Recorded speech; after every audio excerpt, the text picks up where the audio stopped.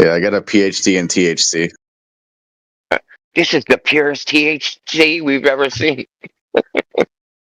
I think some states actually offer that, like as a horticulture concentration.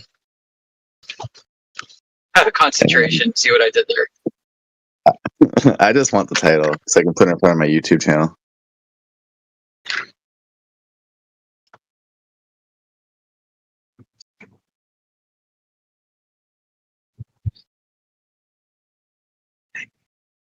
This brings to mind too that this topic engages a part of your brain that you probably never had to use before. Like, so Dr. Shiva is leaning on his academic credentials and his experience through life in order to get through a topic that he's never had to think through so critically before in his life. And he thinks that he's put it in somehow at an advantage. And it's not necessarily the case. This topic bends your brain, man, when you're new to it.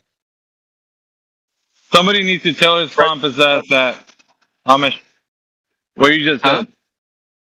Somebody needs to tell his pompous ass that, what you just said. Yep, totally. Totally. Like, we're hyper-specific because of the needs of the discussion requiring us to be hyper-specific. There are too many occasions where people will hide behind generalities and offer them in place of specifics in order to assert points that they haven't really made or proven to be the case. Happens all the time.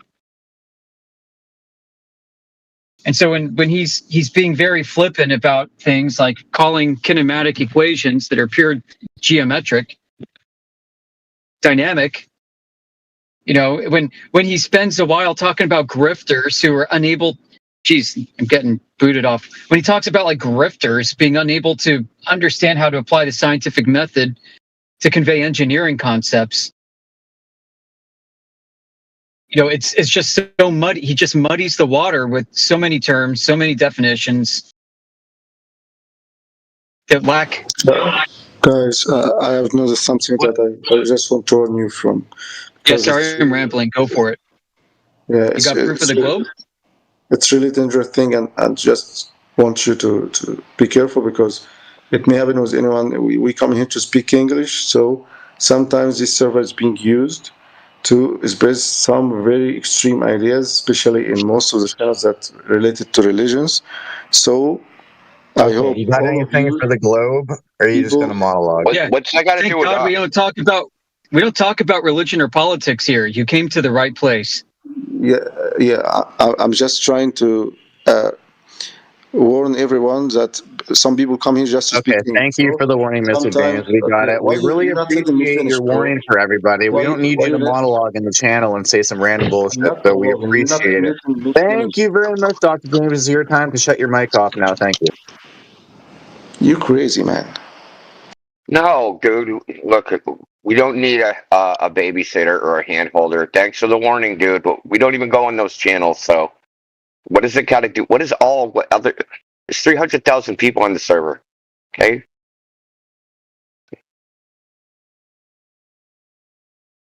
Did you leave? Yeah, just a drive-by. Drive-by trolling on his tricycle.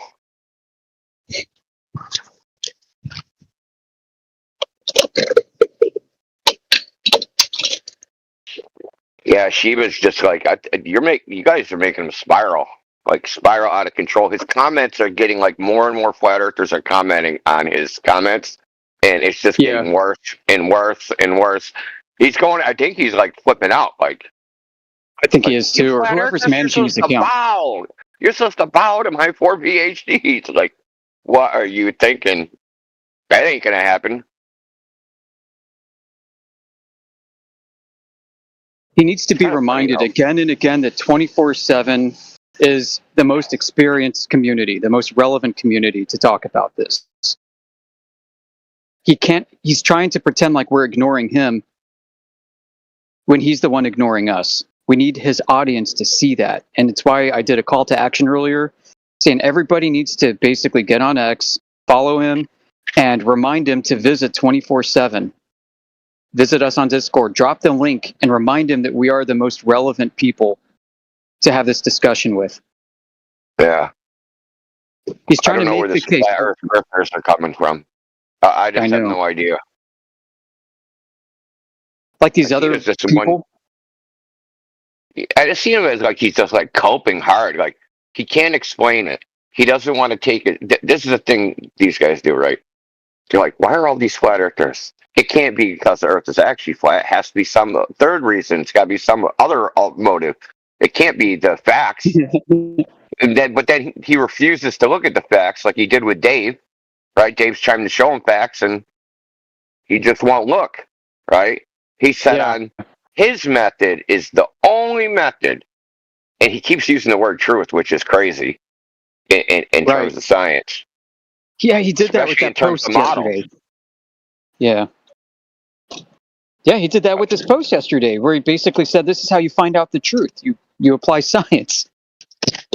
Like, I'm going to ask him if he ever took a philosophy of science course. I almost asked him that last night. shoot, yeah. I mean, they don't even claim they find truth. Obviously, look at Blitz PhD. Yep. Or even a They history said there's of no science such course. thing as truth. Yeah, but they'd say this dude says there's no such thing as truth. And then we got another PhD saying science determines truth. I mean, I know for certain models don't determine truth.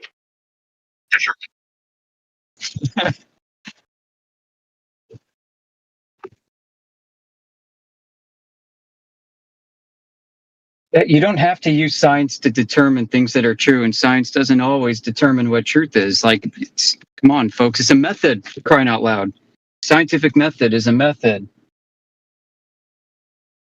Yeah, but it has to have a solid logical foundation, whatever it is. I mean, and he even said it in his he said you have to consider your assumptions. But he's so ass backwards, he didn't even realize the existence of gravity as something that forms things into whatever. That is an assumption.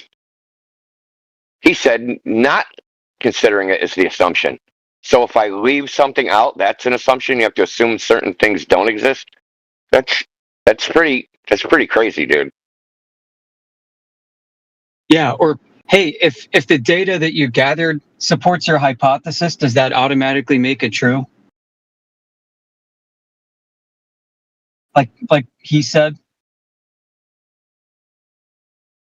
Oh yeah. You know, does that automatically exclude other possibilities?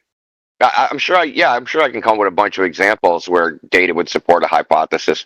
Well, I mean, data has actually supported a lot of hypotheses that taken like in the box of the hypothesis data was true, but it ended up being not true. Okay, like due to incompleteness. Maxwell and his ether theory, right? Right. Maxwell's equations. He probably doesn't know any of this shit. He probably doesn't know about any of the history of science. It seems like he doesn't know jack shit about the history of science. Well, I mean, he actually responded to a tweet about Maxwell's equations with something on quantum electrodynamics. So,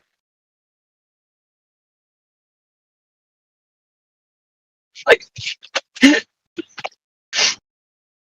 yeah, I mean, Indio, it's underdeterminism at its finest. Okay, you can maybe say the data does fit this hypothesis, but if you continue gathering data, it may not fit that hypothesis, or the data may fit other hypotheses that are countervailing.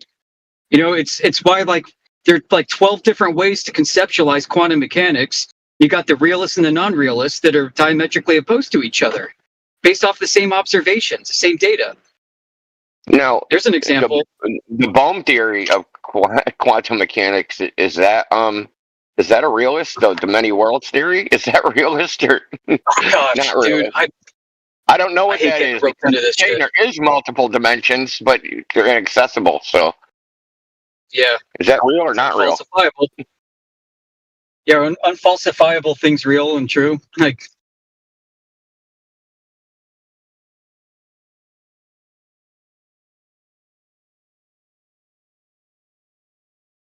Yeah, I never like it. I always get a kick out of the Ben Phelps theory, though, just because it shows that smart and stupid. M theory? You know what I mean? It's just really smart and stupid. Like, oh my god, that is pretty deep. But it's stupid. Like on the space, it's not testable in any way, shape, or form.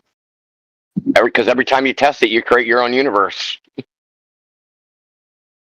Yeah, give me a little bit of that Minkowski space from Einstein, and I can make a flat looping manifold Earth that perfectly describes everything on a globe.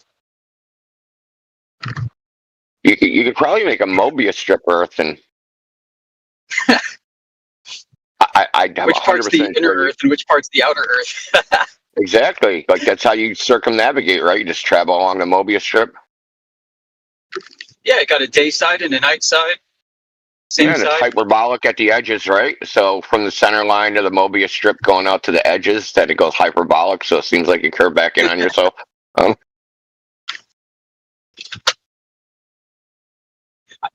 mean, a good question really to ask Globies is, you standing on the globe, does that mean that you are actually in the embedding space for the globe? And the vectors you establish are thus independent of the surface? And the answer has to be yes.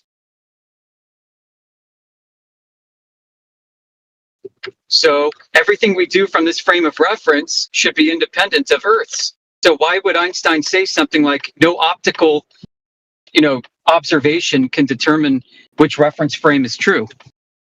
It's contradictory.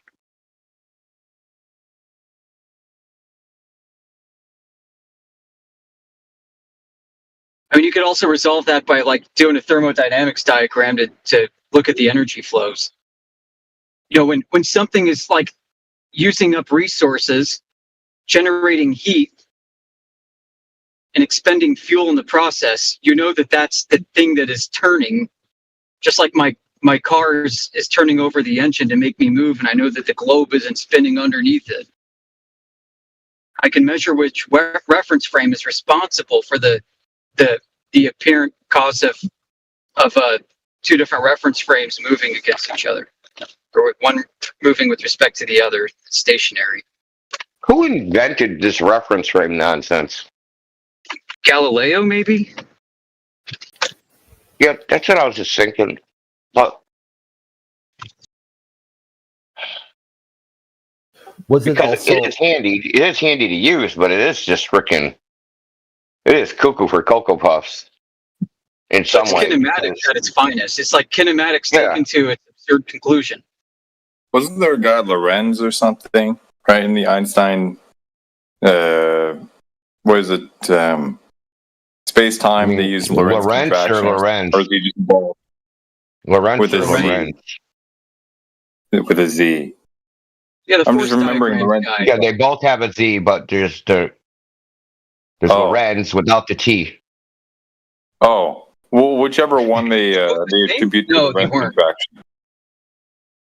Well, that had to come from magnetism, right? Studying magnetic fields and the way that they move and flux. And then they applied that to fictitious gravity, right? Is that the same Lorentz? Okay. Never mind then. So yeah, they're borrowing from his. I don't know. Okay. I don't know either. No, so the way it works is that orbital mechanics is kinematic equation where there's actually no forces, but because the elliptical orbits have the geometric relationship of the inverse square around the foci of the ellipse, they can just say, hey, it's dynamic because we have this inverse square locked in, and just say that the inverse square law is a law of nature, right? But they don't actually say that. They just it's one of these things where they just people just assume it because they named it a law, that it's a law of nature. So they just say, hey, we're doing dynamic equations using the inverse square law and masses and forces and all that stuff. It's just it happens to be like a mathematical equivalence between that particular portion. But when they do the actual calculation, it has nothing to do with forces or anything like that. Right. It's like the equation of time for the sun. It's just kinematic. It's all pure, just observations of motions and using geometry and statistics. And I was talking to Blitz about that, like how they switch from the Ptolemaic model. God, I gotta find that guy, dude. It was on the old server. It irritates me. There was some guy that came after Copernicus that like controlled. I think it was from the University of Padua, or because back then it was like the Florentines, right? Florence and all that was dominating Europe. So they invented kind of like they influenced the entire university system. And there was this one guy that pushed the switch from the Ptolemaic to the Copernican model because they could build hypotheses off that. Whereas, obviously the Ptolemaic model, you can't have any dynamics with that. I don't think they called it that back then. They didn't call it dynamics or kinematics, but you couldn't build any type of, theory off of that because it's just completely kinematic. Like you can't. It would be very convoluted to come up with some dynamic reason that, planets are doing little spirals around the freaking Earth.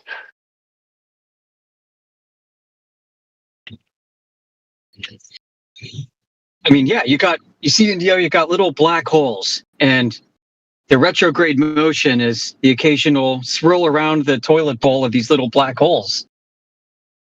Could be ether vortexes. How about that? There you go. Yeah. Stir the spoon in a superfluid. There's.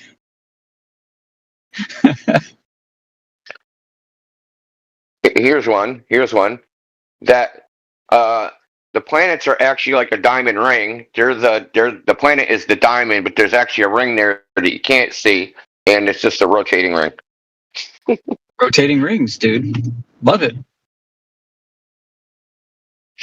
Well, it's just as valid as their bullshit.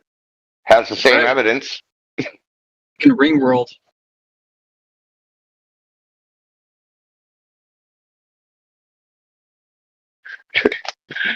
Well, these are all examples, Indio, of the data fitting different hypotheses. To bring it back to our discussion 5 minutes ago with respect to Dr. Shiva.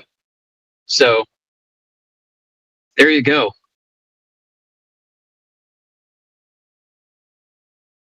Maybe the universe is like Halo. Halo. Ring Worlds. Don't give the concavers any ideas, man. You just don't go there.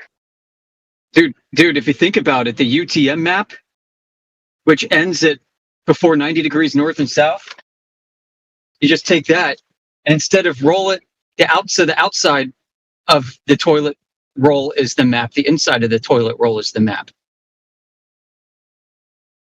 Ring World.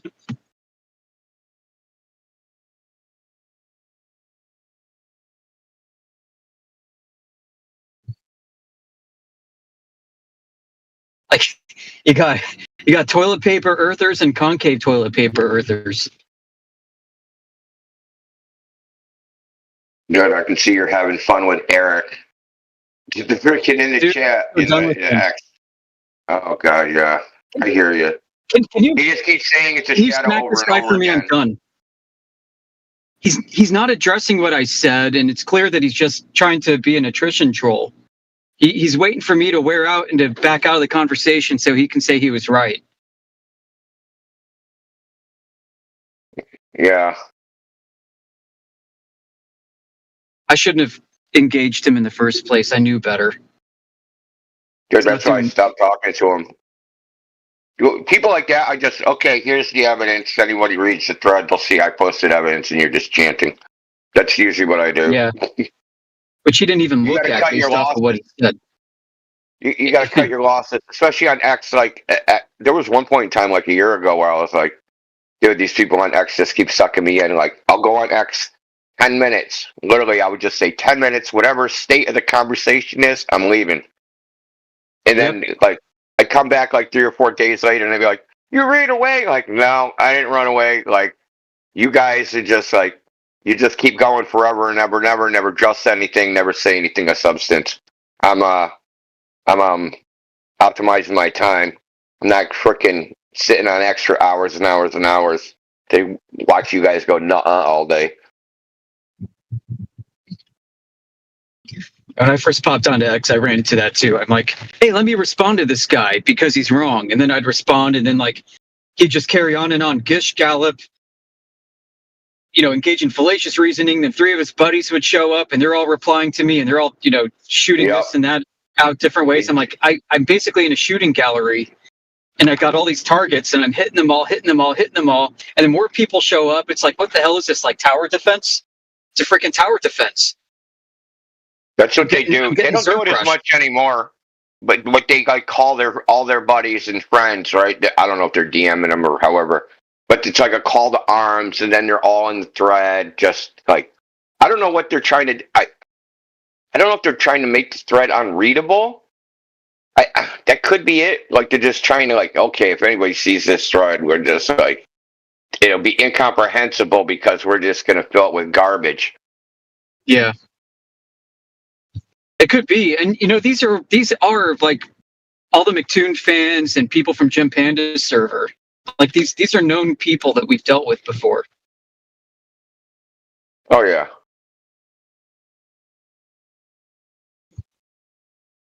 Like Flurfurters everywhere, like literally every.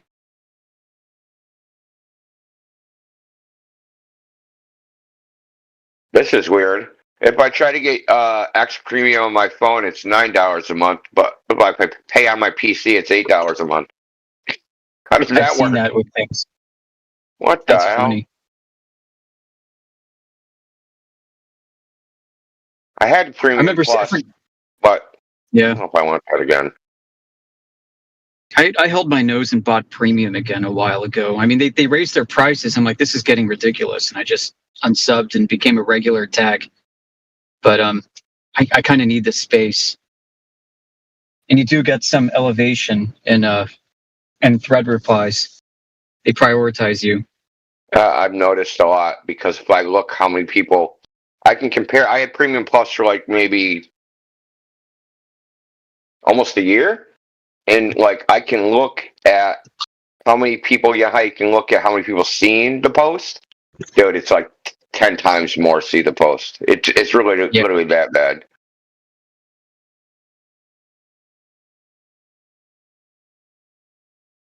Yeah, it sucks, man.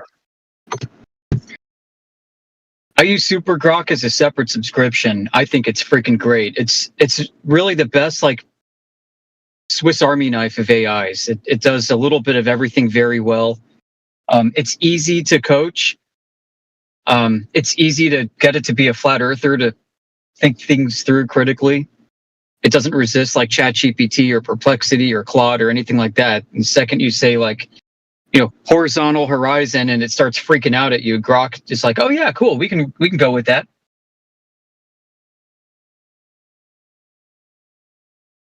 So I've used Notebook LLM a few times too, based off of your recommendation and use. I like it. I'm thinking of getting a sub to that too. I use the AI I use is Gemini. Use Gemini. The 2.5 Pro, it works really good. Especially if you shut off the Google search, you get way better answers. The Google search freaking biases is so hard. Mm-hmm. Have you guys ever tried Lumo? I've seen it. It's a relatively newer one there. Came out from Proton. Like Proton Mail, VPN, shit like that. I haven't tested it, extensively, but I do have it alongside Perplexity. I use those too. Might be worth trying for the whole FE stuff. I'll tell you guys, Grok's reasoning capabilities has been a lot deeper and more consistent than anything else I've used. And that's what keeps me going back to it. It's able to think, or it's able to do things without misleading you or without contradicting itself. Much higher degree of premium. If you get premium, yeah. Really? Yeah, Super Grok. Yep. It almost sounds like it's worth it. It's the best one. I've used so many of these, and it's the best one. Now what it lacks compared to what I think is the other greatest AI is a Gemini or Notebook LLM by Google. What it lacks in comparison is it's got less token usage. It's got up to like 128K at a time, where like Notebook will process 1 million at one chunk. What are you thinking? Like probably a year subscription to premium would probably be the best value, right? Yeah, you gotta. I'd try a month or something first, sub to only a month, and if you like it, then do a year. But well, I like about it, it's easily coached, guys. Like in one of my prompts, I give it a blacklist of websites not to search, and it changes everything. Like, don't give me when I'm looking for scientific research on these topics, avoid nasa.gov. Do search through Harvard, do search through this place and that place, but don't, yeah.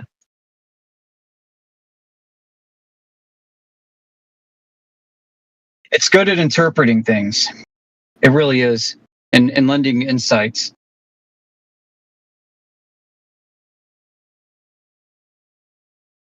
Hey, Jedi, are you there?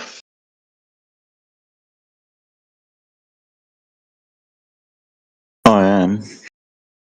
Can you go to Frontline real quick? I want to talk to you about this folks. All right, man. I'll see you in a sec.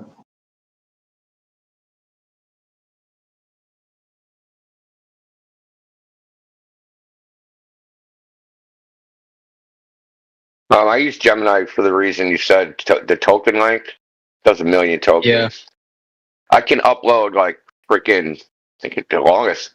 I can upload like 2 hours of audio, and it'll summarize it, timestamp it, transcribe it. So it's like super useful as far as that goes. Yeah, that's where it shines. It does a lot of things Grok does well from a basic utility standpoint, but yeah, that to me, that fat token usage and big context windows. I hate uploading like a 40-page PDF or something to Grok, and then it loses its place, and I have to keep nudging it. It doesn't do needle in a haystack very well, comparatively. So, How do these to me, things? I mean, I'm looking like that's what they thing about the large context text window is. As you get larger and as you get further and further into your token size, your context token, because Gemini will keep. So you got your chat where you start your chat. It just keeps a record of, your token usage, right? So it'd be 1 million, 800,000, or, but it gets dumber and dumber the longer it gets. So it does, because it hasn't been trained on tokens that large. You know what I mean? They're only training it on, even though they'll give you 1 million token context window, when they train it, they're not giving it 1 million token context window. Oh, okay. You know what I mean? So like, yeah, that makes sense. So as you start getting over the 50% of the context window, it starts getting a little bit flakier. Yeah, Grok's the same. How did Yeah, these they're all things like that, right? They got goldfish memory. I mean, they fit right into modern society. So How do they quantify a token? Like, is it just per character type thing?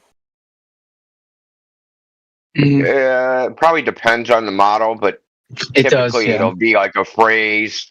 It's a combination. Like, say I have Mary had a little lamb, it'll break that up into like the character string, but then like 3 characters, and then it'll be phrases, and then you know what I mean. It breaks up into a bunch of subsegments as well, right? It'll take that string. Mary had a little lamb, and it'll break up into a whole bunch of different parameters itself, and then it'll tokenize all of those. And so you have a multivariate correlation when you run it through the neural network. Right, that's how it gets context. Right. Okay. Yeah. Because if you have a sentence that has the word "the" or multiple times, then it's not going to reuse. It's not going to duplicate that. Right. It's going to trim it and then build the the connection between the previous word and one sentence. Dude, it doesn't even, it tokenizes everything. It's doing everything is in a vector space. The only reason it's even readable is because they make it readable. Now, this one really interests me is that Meta was working on, it's called Coconut. So they were going to let so every layer, so as it moves through the layers of the neural network, it tokenizes it. It like, you got a token, feeds it into the neural network. It does all the matrix math, and then it has a result, and then it turns that into a token, and then it feeds that token. They were talking about getting rid of the tokenization, having tokenization only on the input and the output, and letting it do everything in the vector space itself without re-tokenizing it, and seeing what it spit out. The only reason they don't want to do this because then they don't know what the fuck is going on inside. You know what I mean? Yeah. You're going to try to decipher a billion parameter fucking vector space? Yeah, good luck, dude. Yeah. The limit of my kind of study into that, I think there was one algorithm. It was abbreviated GLOVE, GLOVE, for global vector. So it takes one giant, data set and tokenizes everything and the relationship between all particular words or sections of words or whatever in one giant matrix, and then runs or builds a model off of that, and then you train your stuff with it, right? But all these other ones where there's layers and layers of these tokens, I mean, forget it. Yeah. Forget it. Typically, as it passes through the layers, as it processes the probability as it passes through the layers, it keeps re-tokenizing it. Now, that's bad for overhead, it's bad for speed, it's bad for a bunch of reasons. But it's also really not native. It's not really a native way that the AI is quote unquote thinking, though it's not actually thinking. It's like it's almost like abstracting the abstract on a layer that makes it for our benefit. There's no actual reason to tokenize it within the neural network itself. The only reason to tokenize it is you put it in as in your whatever English language, whatever gets tokenized.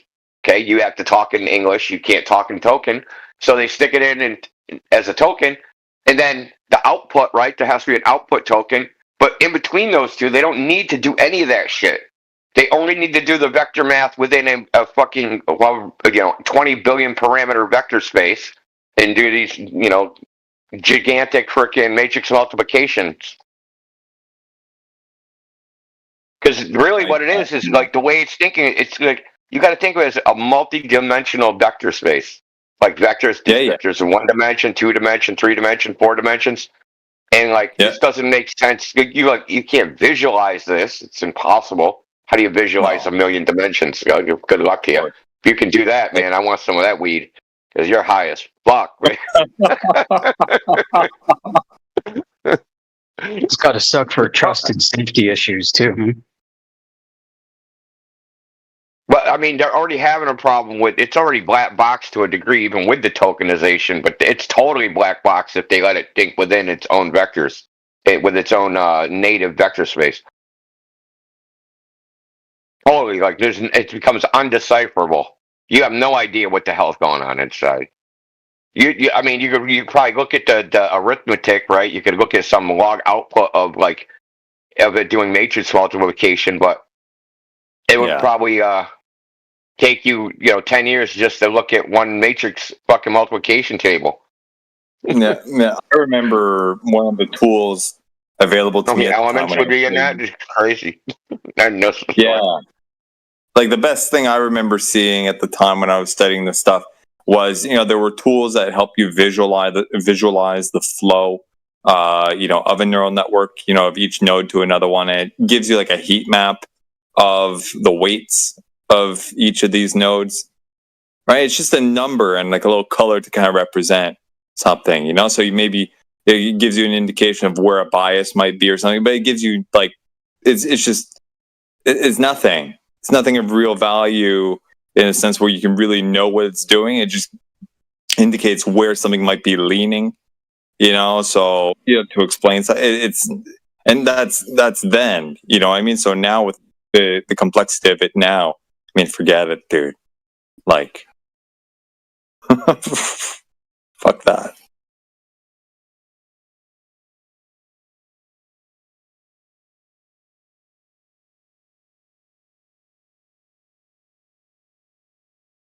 Yeah, basically, I guess what you would call it would be reasoning without words,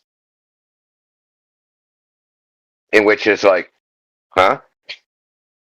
And we kind of do it too, and we don't realize it that we actually do reason without words, but we can't. But we're not cognizant of it, because to be actually like to be cognizant of it, we'd have to put words to it in order to kind of like express it. But we also reason without words. Is that where like the term inside, like, right? You call it the subconscious, right? We reason at some level without words. Yeah, the like words are kind of like the surface layer. Like intuition or something. Yeah, dude. You look like, man, you don't feel your neurons connecting and shit. You know what I mean? Like, yeah, I'll post in the chat, dude, a link to it. It's pretty crazy.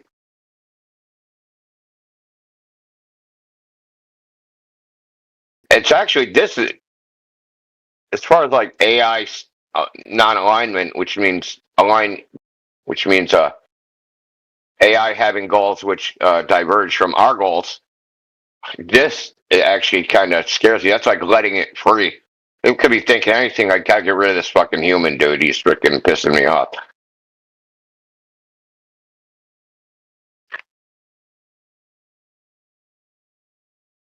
So I posted one video in the chat about it, and here's another one.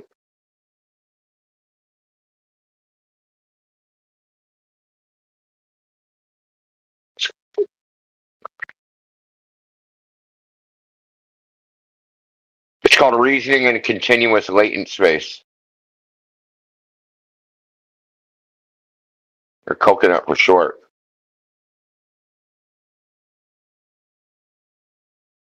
It will be reasoning inside the vector, that's latent vector space, as opposed to within the English language. Should be reasoning, I guess, in freaking vectors. Because each word is technically, each token is technically a vector, right? But it gets rid of the token part and just goes vector. That's it.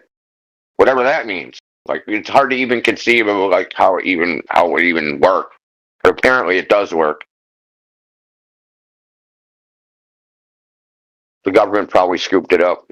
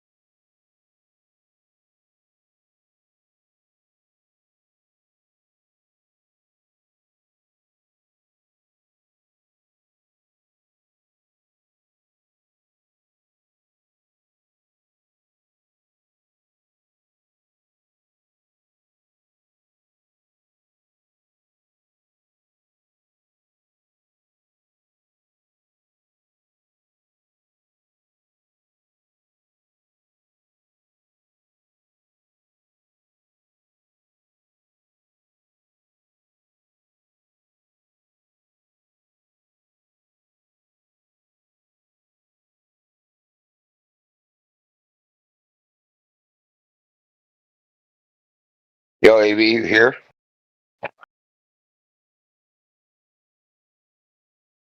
Yeah.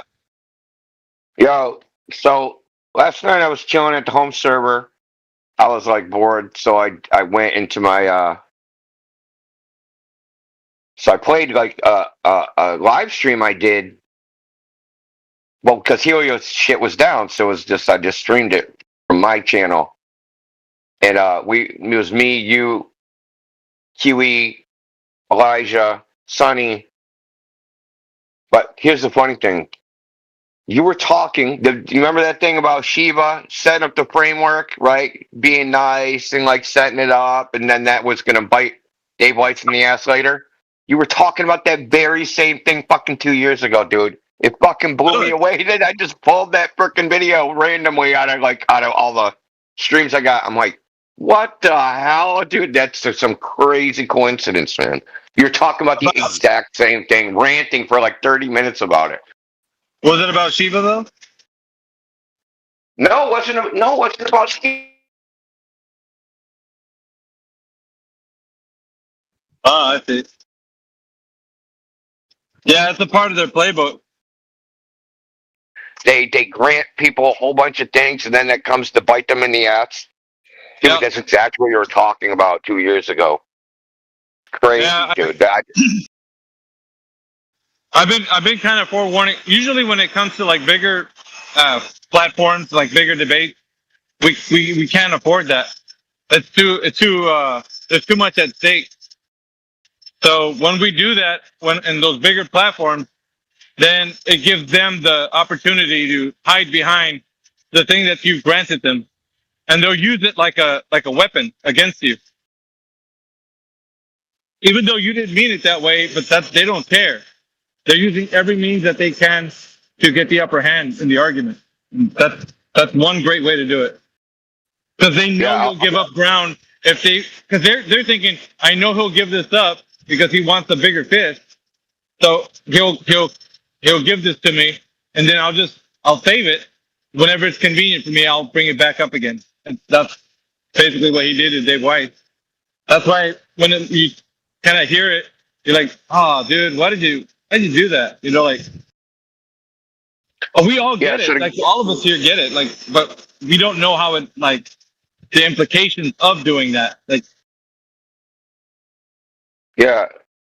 So to give you context, so what had happened is Helio stream died, so I started streaming from my platform, and I think Witsit, Dave Weiss, and somebody else were talking, and the Glober comes in right away and says something like, the first thing we should do is, like, we should just all get along or something like that.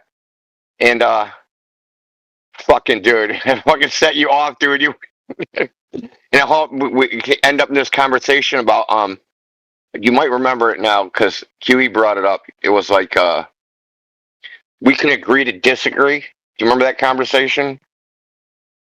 Like people saying, like, yeah, dude. And we're like, agree to disagree? No way. We're not going to agree to disagree.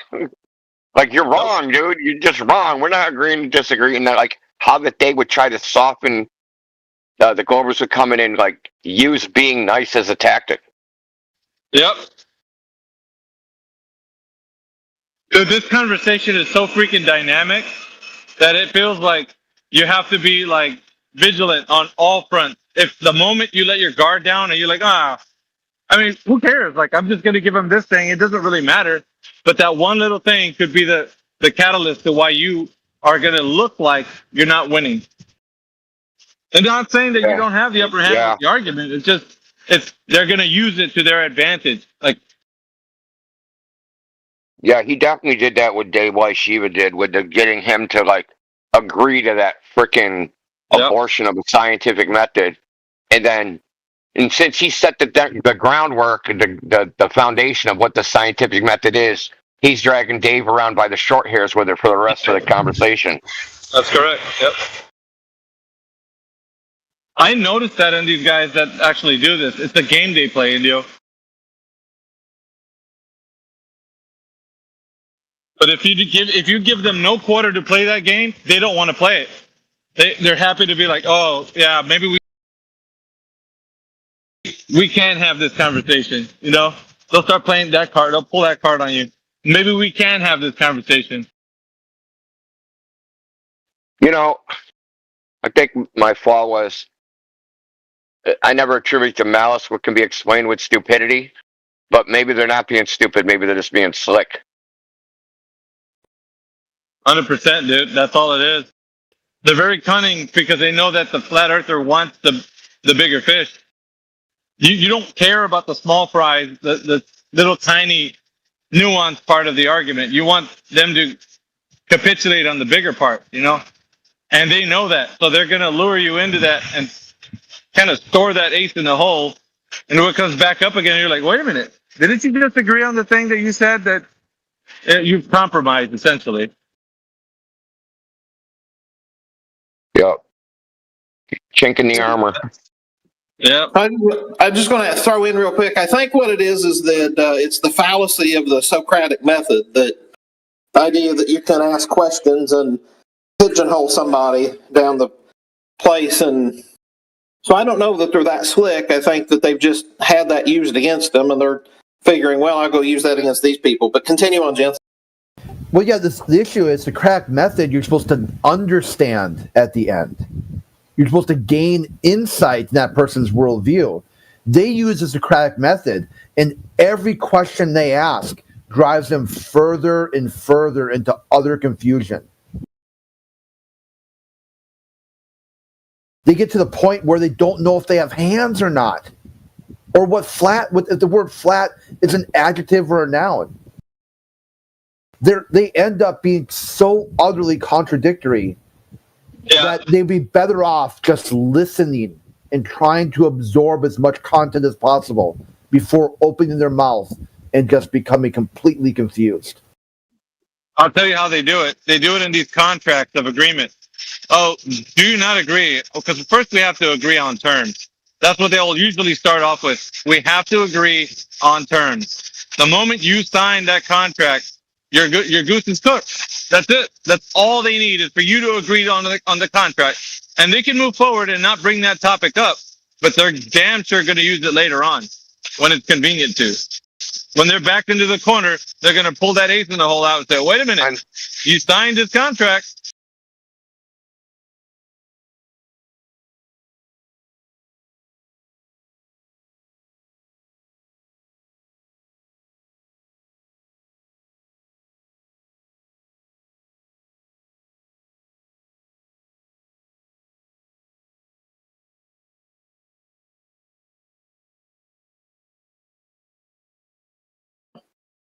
And you have to watch it on even the most simple things. Like last year, there was some idiot that was trying to get me to agree that parallel lines don't cross.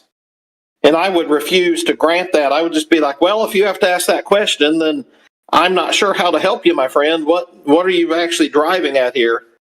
And I think that's what we need to do is anytime that we sense a multi-step question, we have truly got to stop and say, well, that's not your real question. What is your real question?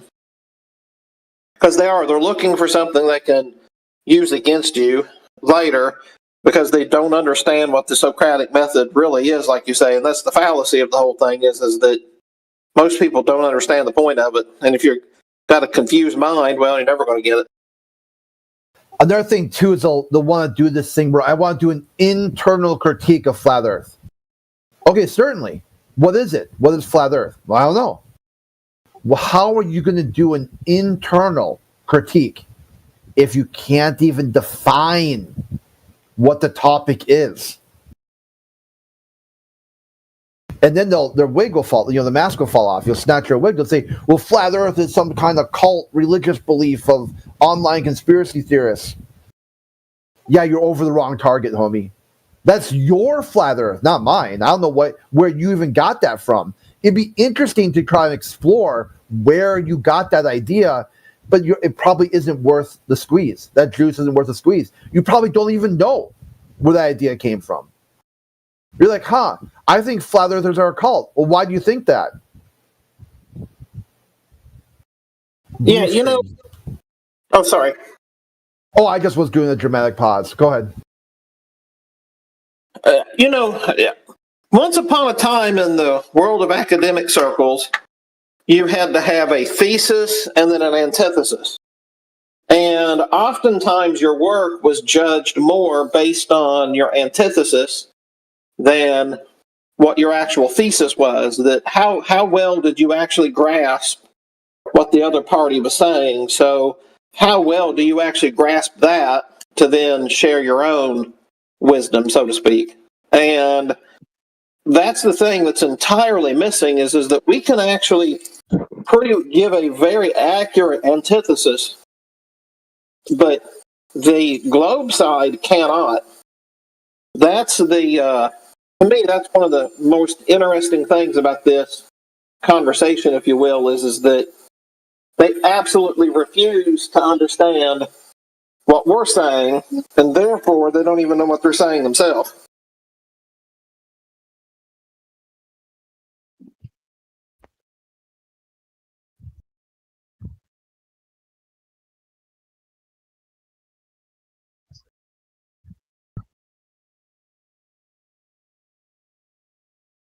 But do you have that picture from last night of that idiot who told us that he took from the airplane and then it was just a stock photo?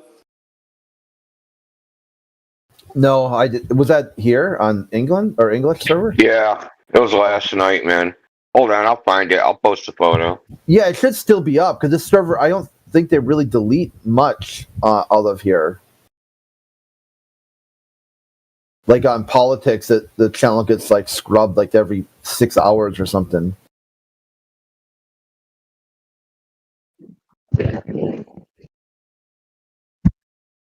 It's some funny shit.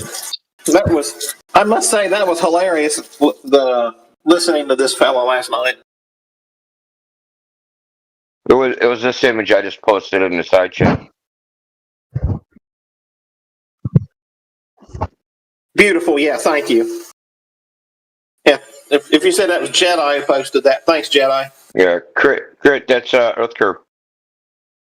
That's hilarious, man. He said he saw that.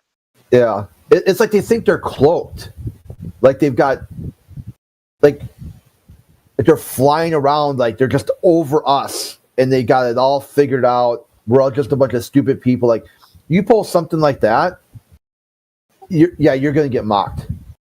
He said he was a physicist too, but then that mask quickly fell off, and then he spiraled in the chat for quite a while.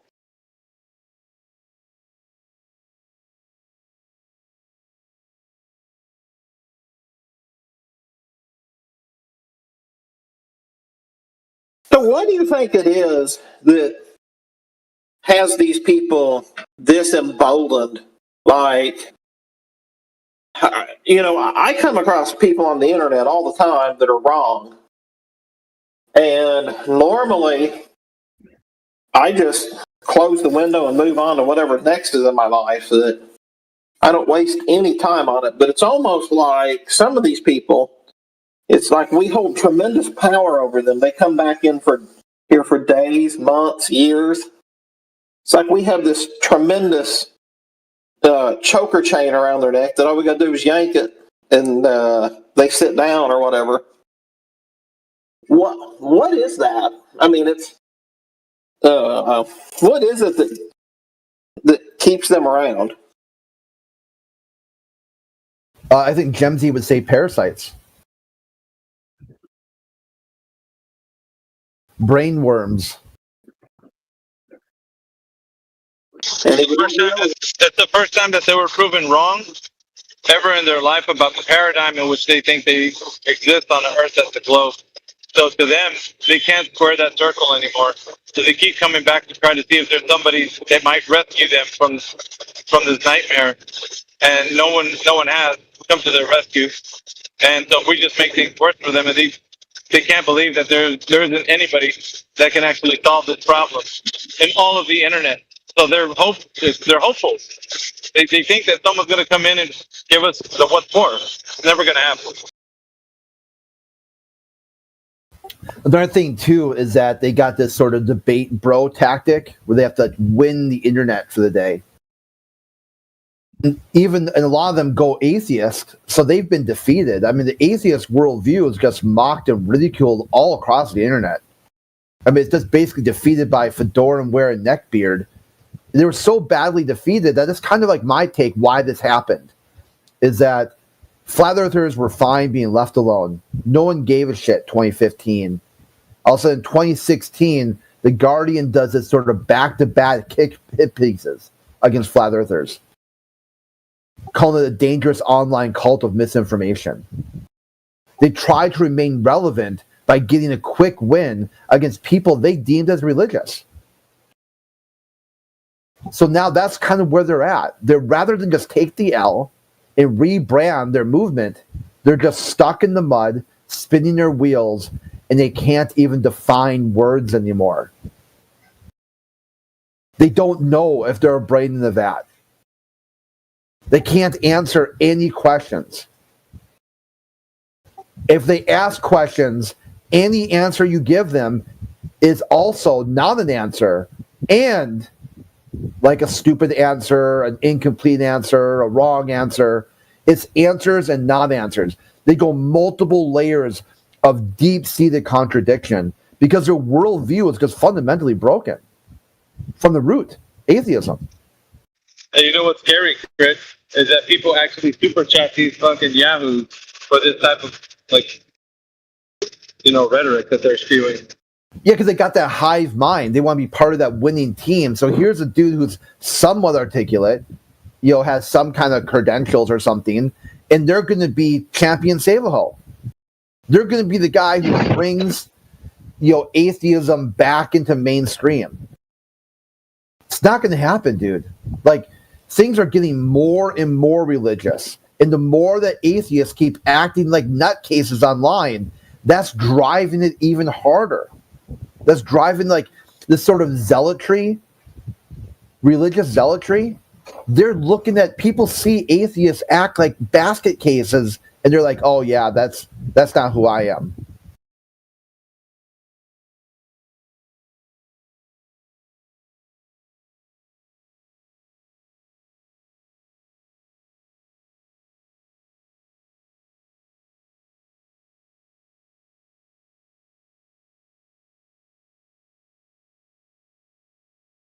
Which is interesting because in 2008, the Flat Earth message was pushed forth mostly by Brazilians and a lot of atheists and a lot of Satanists. And I have found it interesting that when I tell some of these who are trying to argue with this, because they'll start, they'll mix in that religious portion of it, and I'll say, well, the person who first told me that the earth was flat was an atheist. It does put them in a tailspin. So maybe this really is just a misplaced religious debate. And back then they said that the atheists of the crowd were saying that because the heliocentric Copernicus model was all based on various gods and such, that it was religion. That was the best part, because a lot of these atheists don't know, but just basic history. I know I talk about this all the time. But it was the atheists of the 1960s that called out the Apollo program, took the astronauts to court. Prove that shit. Let's see it. Let's see the proof. Demonstrate. Let's see your evidence. And they just kept kicking it around using legal trickery to eventually kick it to a court that just said we offer no jurisdiction in this dispute. And then a lower court said, well, human rights are intrinsic to the person, not the location.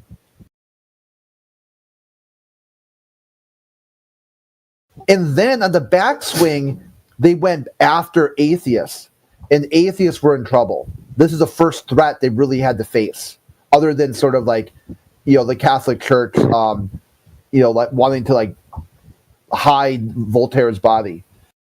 So then they were like, you are not going to be allowed to spew anti-American communist propaganda. This is like aid in the bedding of the enemy. It's treason. It's treasonous to talk about there's no God in America. Then the atheists, they're like, holy shit, we got to come up with a legal strategy or we're done. Free speech won't protect this speech anymore. So their legal strategy was, God grants me free speech, even to deny the creator who grants it. Say nuh-uh. And they're able to maintain, at least for one more generation. It might not last again. I mean, this we're probably seeing the last generation where atheism is even considered a thing. If you do like online searches, you'll see people are just reluctant to call themselves atheists. They'll be like, oh, I'm spiritual. I'm religious. I don't know. I'm agnostic. I'm undecided. Actually, Crit, that's the move. The spiritual move. Yeah. The atheists of yesterday are becoming the spiritualists of today. I'm telling you, man, that's the move.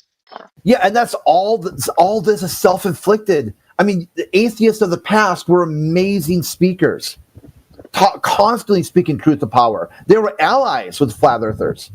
And now you've got these guys who come in here and play really stupid Sophics games, fuck like earlier, like mess up the Socratic method, not understanding anything presented to them, then weaponizing that ignorance and saying it again, over and over and over again, simply demonstrating nothing new under the sun.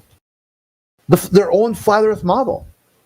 No change, no effect. Nothing changes that. They came in triggered, they stayed triggered, they left triggered, and the same thing tomorrow.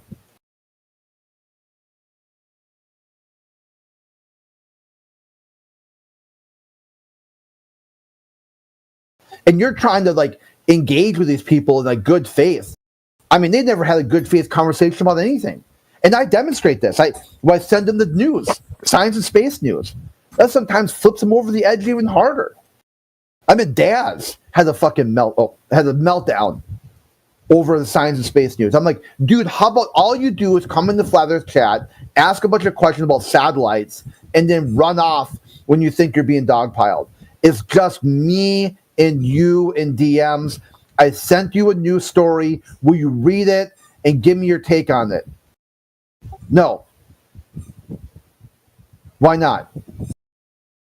Because of something with me. Because I'm a flat earther. Because I DM'd him. They have a very difficult of even taking ownership of their own actions.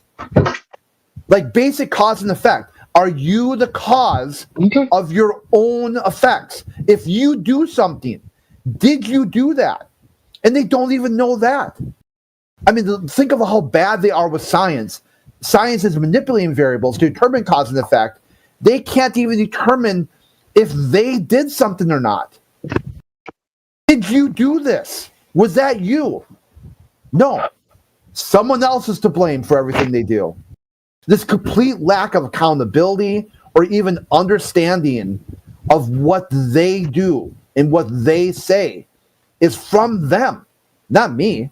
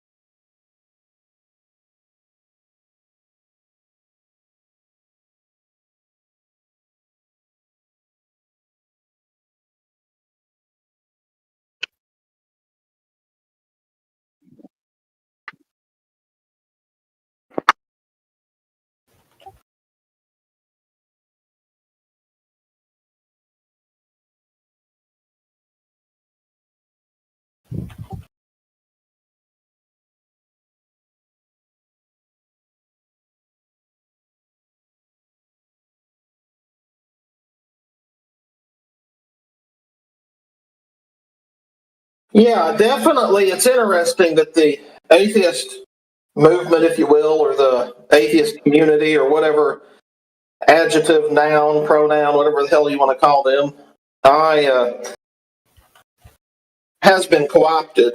It's interesting because I remember the first atheist I met as a kid, I did not agree with. And I was sitting there, frankly, angry that somebody would tell me that they were an atheist. But then the more I listened to them, I still held that anger, but I was just going the whole time, look, I can't disagree with almost anything that they say. I don't agree with the conclusion, but they were, like you say, well-reasoned thinkers. And in my life, I've only met better thinkers that beside, that were better thinkers than atheists, really, in mass, are the Quakers that I've met. Very astute, well-reasoned people. And all my point, having said all that, is it's interesting how it's changed, and the atheists today don't even know what their counterparts of just a few decades ago were saying, a couple decades ago. And I have heard of the spiritualists, but I've never actually met anybody who's told me that they're a spiritualist. I have heard of them, but did I understand that correct? You're saying that the atheists of yore? Yeah, they'll do something like cosmic power or something, or they'll worship the flying spaghetti monster. Like they'll just put a placeholder. They just switch what their supernatural deity is, and somehow they're called universalists. Right? Yeah, like the universe is telling me, giving me a sign, that kind of shit. Yeah, Have like you ever heard of that? They walk out, and then all of a sudden they see like someone's license plate that says like "go" on it, so that meant to go for it. They're trying to read like a Ouija board type shit. Like they look for hidden signs and messages and whatnot. You're like, they kind of they give the universe concept the whole idea that it is like the entity that creates and gives life and all that. So, you've heard it in movies, right? People are being pre-programmed to think that the universe is some sort of entity that you can believe in. Well, wait for the universe to give you a sign. You've heard of people say this, in speech. So it's not like a far concept that you haven't heard. People have been saying it all the time. And it's funny, too, because that's a misrepresentation of what the Apollo astronauts said. When they said that I viewed the Earth from space, and it was a glorious transformation. I saw the universe as a loving, spiritual entity made by God of the Bible. But they leave that last part out. So they can try to maintain, well, the astronauts are right and wrong at the same time. I'm like, well, okay, well, go do your atheist space program. Well, I can't do that. Well, why not? Well, why wouldn't you do that? And then excuses. Well, flat earthers, we'd have flying cars, we'd have like spaceports and all this. You'd have all these things. So flat earthers are this online religious minority group that's a cult that no one listens to or pay attention to. And at exactly the same time, responsible for why you can't go to outer space and conduct your space exploration in the name of atheism and cosmic power supreme. And they're like, yeah, you got it.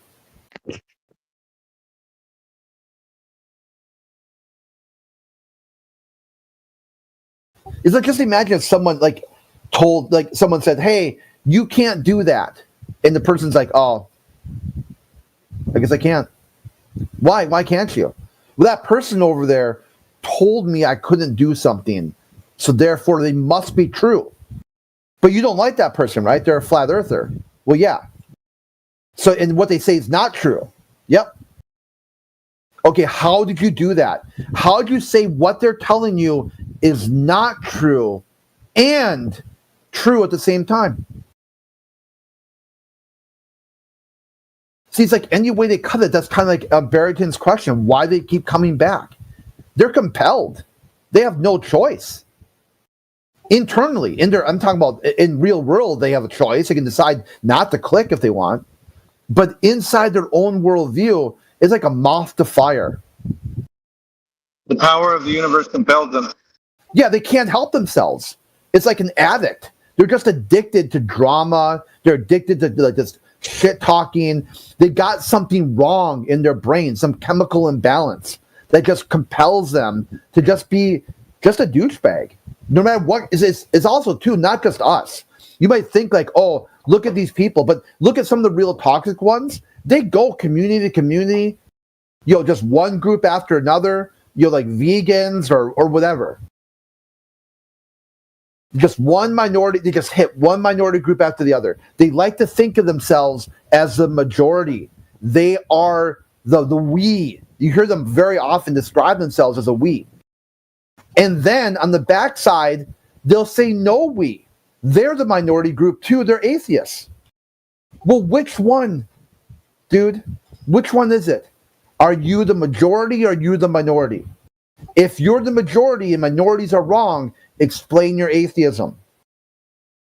Which they won't do. They won't be able to take questions on that. They won't be able to find it. Like QE is really great for that. Just define it. What is it? It's a belief system. Why do you think your beliefs matter? Your belief isn't required.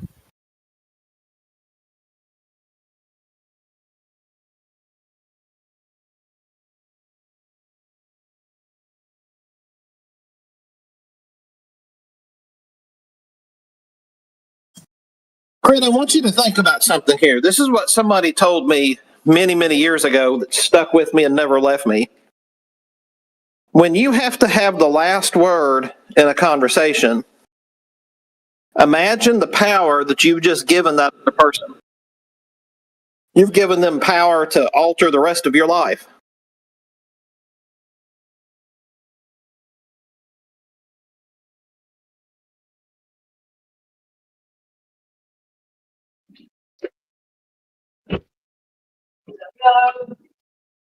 Hello, morning.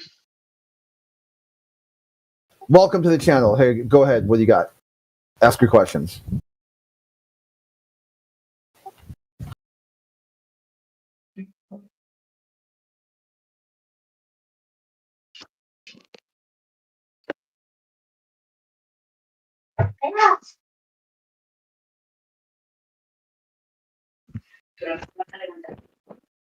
¿Quién? De aquella selecciones. Por el ojo que veía, se me puso bien borroso. No puedo ni verte la cara. No sé. No sé. ¿Seguro? Jimmy, are you hot micing? Que sí estoy seguro. Que sí estoy seguro. Me levanté así. Ayer fue que en la tarde, pues yo cogí un nap. I disconnected him. I don't want him to say things to his loved ones. Oh, yeah, that would be awful to say something embarrassing and not realize you were hot micing. I've actually done that before.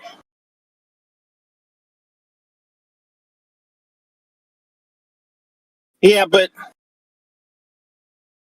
let's see. Crit, did you catch what I was saying last?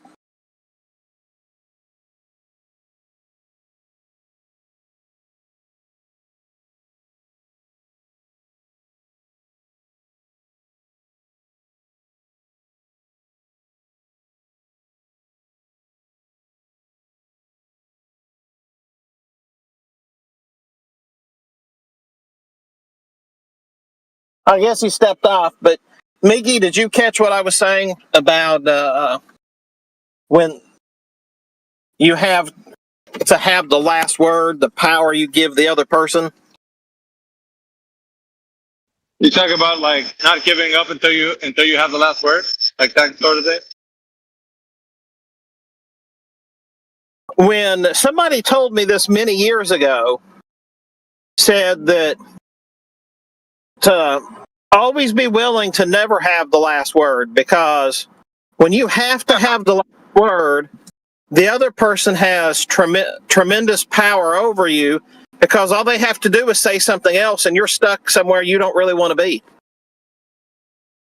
So all of these relationships right there. Oh, yeah. And so when these GTs come in here, they have to have the last word. So they leave, but they still want the last word, so they keep coming back. So imagine the tremendous power that they give us because they have to come back. It's like, I'm going to quit smoking, but I got to get one more drag on this cigarette. Yeah, that's why before they leave, they say, well, okay, I'm going to go, but before I go, I do want to say this. They always do that. And then, you know. Yeah. And, yeah, so if you, that's usually the signal that they're going to be here another 30 or so minutes.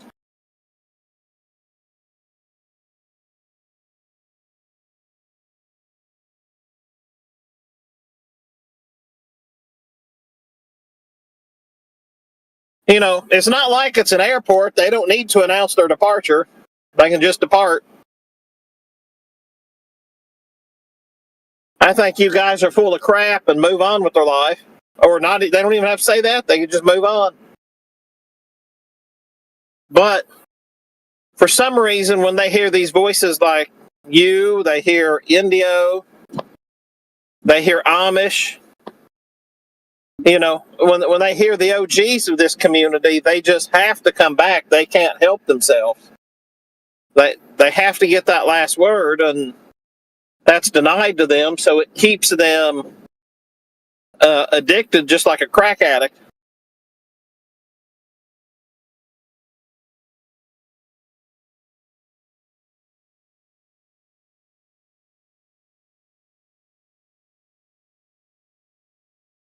And I guess depending on what your definition of spiritual is, this is kind of a spiritual battle. I mean, we know that, but they're the ones that are claiming that they don't have an interest in a deity. But yet, that's all they can talk about. Yeah. And I think it's very clear that this conception of space or outer space is really just nothing more than, say, like a physical codification of a dream or spiritual state. And, you know, with ghosts and goblins and angels and demons free floating to wherever, et cetera, that's my own personal take on the importance of why they have the space theory tale.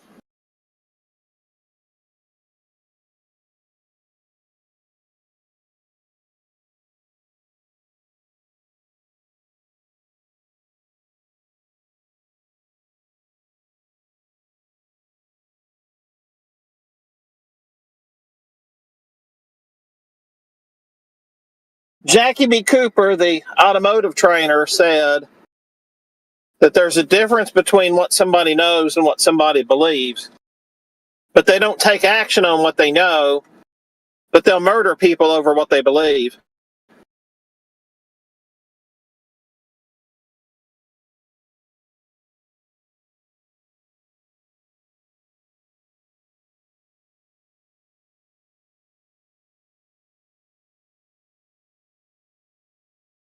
Oh, yeah, that's a good point there. It reminds me of what I think Crit says it all the time. If people believe absurdities, they will commit atrocities.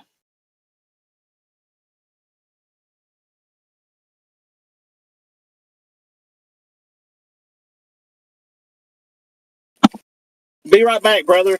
Very good point. Those who believe absurdities will commit atrocities. That's a very damn good point. Isn't he quoting Voltaire? One of the famous atheists?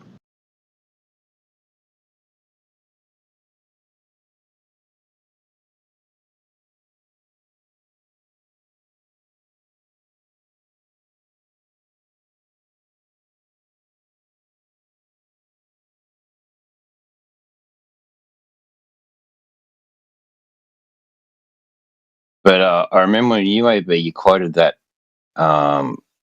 scripture. I think it was from Isaiah, and it was about how Satan puts himself in the place of God in the heavens above the sky and all that. It was Isaiah 14. Yep. Yeah, that's a killer.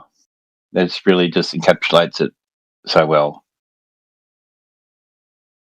It's the aspirations of like these governments to conquer space, which is the same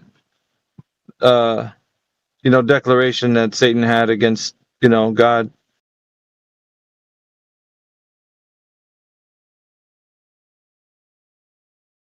I will ascend above the heights of the clouds, above the stars of God. I will be like the Most High.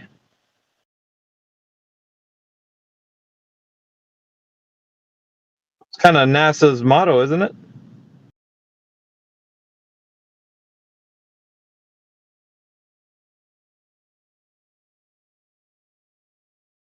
It's what they were all pulling together in the Tower of Babel.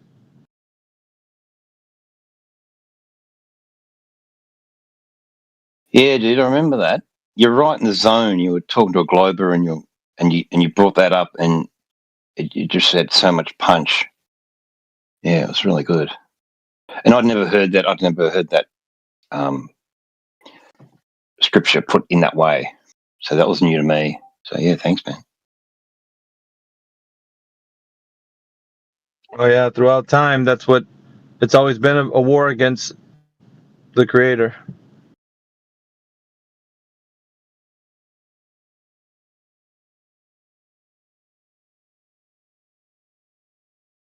They think that if no one worships God, that he will disappear, he will vanish.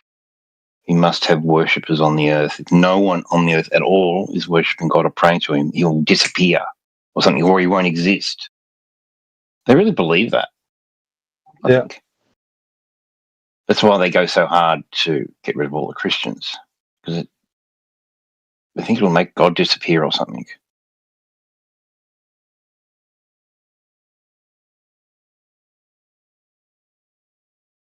It's not the fact that they don't know. It's not the fact that they don't know he exists. It's the fact they reject that he exists.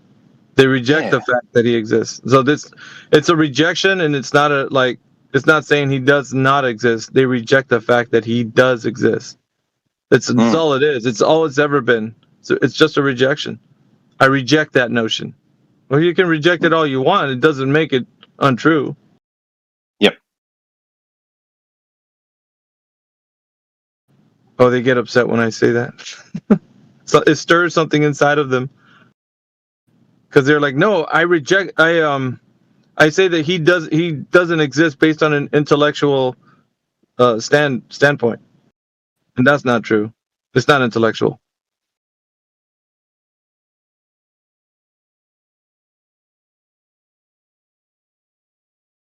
You can't reason your way out of thinking that we were put here just by a random cosmic accident. You'd have to have more faith to believe that we were put here randomly than you do put here intentionally.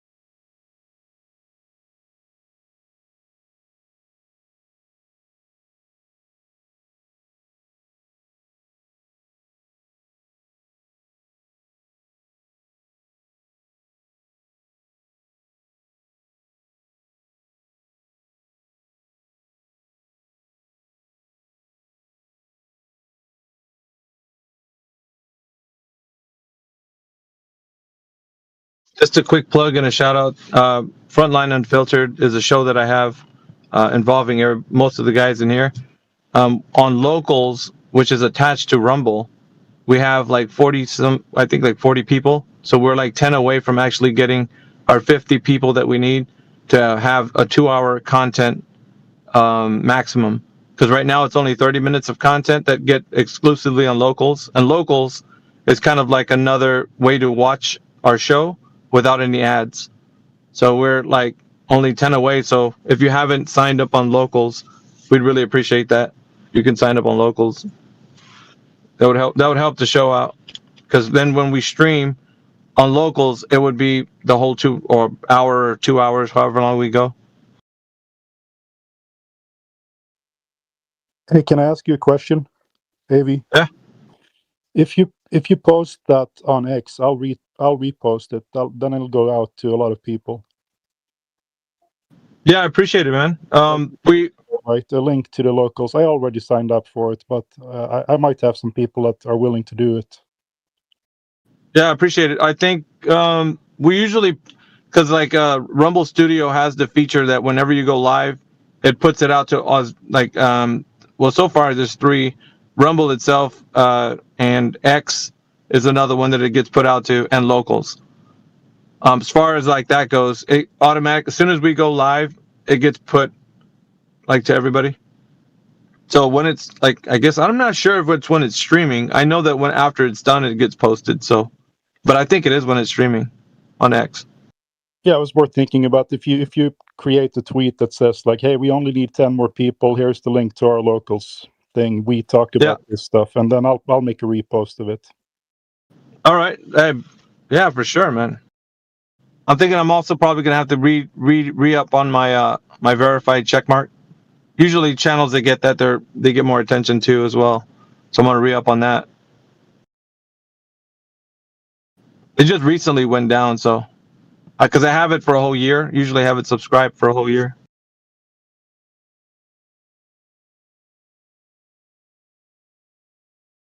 Yeah, we're covering many topics, and I mean, flat Earth is definitely a topic that we'll cover, but we're covering like politics and other topics, controversial topics.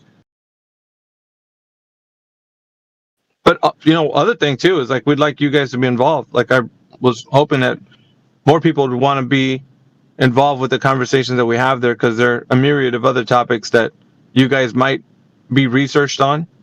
So that's just food for thought for you guys. And we take suggestions too, so.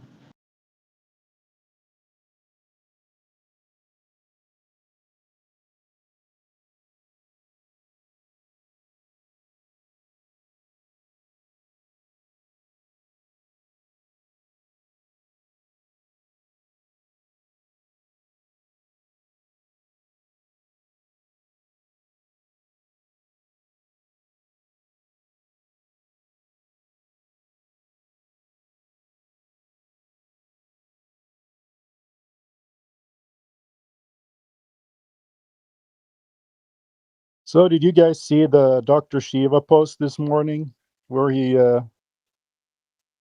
posted a formula? It was kinematics, and he described it as dynamics, and he's all smug and calling people morons and shit. It's so Yoder was having a conversation with him, or Amish. He was having a conversation with him. Here or on X? On X. Oh yeah. Yeah, I've been following that whole thing. I was really curious if they gave us a shot to formulate whatever, some test or whatever it is they're looking for, what kind of test would we propose? Well, first of all, there has to be a few things that we get out of the way. He thinks that we're going to be doing science. That's number one. We have to remove that roadblock, because that's the first thing he comes out the gate with. If it's not something that we're going to run through the scientific method, then we can't be doing an experiment, is what he's saying. And then he gets the scientific method incorrect. So on top of that, so first he thinks we're doing science, which we shouldn't be doing it, because it's not a question for science, right? So what is question? And the second one would be that he's declaring that scientific method is a specific thing that he already told Dave Weiss in a kind of conversation. I don't know if it was a debate. It was a conversation between him and Dave Weiss, and he got the scientific method wrong. So there's a lot of inconsistencies that we need to remove before we get to the part where we say this is what we're going to do. Because if we don't do that, then we're just doing a disservice to anything that we engage with to just be hastily trying to put something together. You know what I mean? Yeah, then we're signing off on we're signing off on a wrong definition of the scientific method and just absolute silliness. Yep. Calling something like measuring something science is ridiculous on its face. He actually said something so absurd as to say that you do tests and then you're going to come up with a law. What are we going to have, the law of the flat earth? Yeah. It's the fucking stupidest thing on earth, dude. Are you kidding me? Yeah, we cannot move forward. I mean, how silly is that? We can't move forward until we remove all of these things, and then we could proceed, because there's no way we're going to go forward. And for this, because, okay, what he's trying to do, he's got a carrot, right, on a stick. He's like, hey, man, I can push this in front of the right eyes. All you need to do is follow what I'm telling you. He was giving Dave Weiss the playbook, right? This is what you need to do, ... This is what you got to, I'm handing you the way to do it. He was basically telling Dave Weiss. And so in order for you to do that, you got to bite on that carrot that's on the stick. Yeah? So if you don't do it this way, then the right eyes aren't going to see you flat earthers out there. So he's in anyone's hasty move to try to get that, okay, let's try to just do what he's saying so we can get our content out. We're going to sabotage our position. It'll be completely sabotaged. So when it does get pushed out, it'll look like this half-hearted attempt to put something out to, you know what I mean? We don't want that. You don't want that. He's trying to lead us down the primrose path, dude. We ain't going for it. We're not dumb. Yeah. His methodology that he proposed, he's never done, and no one's ever done. Well, when you have two parties that disagree on something, they all collaborate and design an experiment and get together. Then they sign an ethics statement and then put the paper together. Then they get it published. No one has ever done that in the fucking history of science. He's never done that. It's not how it works. He even talks about how he published stuff, and because he had data that went against other people, he didn't collaborate with those other people for his fucking design of his freaking experiment, right? He didn't collaborate with them, right? So why is he saying we have to do that? He said, oh, you can't argue with, you disagree with me? I go do the test, and the results of the test speak for itself. But he's saying we got to collaborate, right? Saying that this is how it's done in science when he didn't do that himself. He's just full of shit.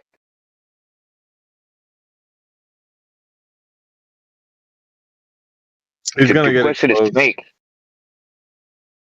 There's going to be attempts from our side to have the communication lines open, but every attempt looks like it's going to be met with this poisoning of the well, He's talking mad shit, bro. Yep.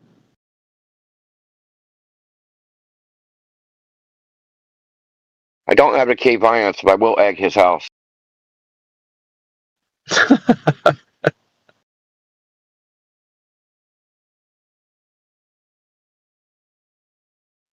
Yeah, it's a little bit weird that he's asking for people to dox themselves as well. I don't understand what that has to do with anything.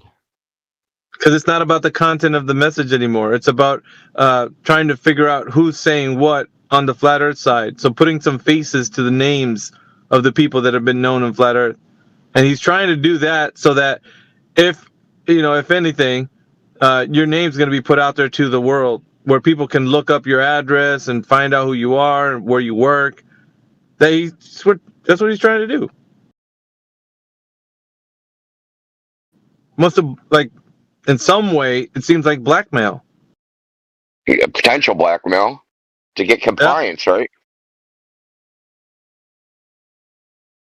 I'm not going to interact with you unless I have leverage.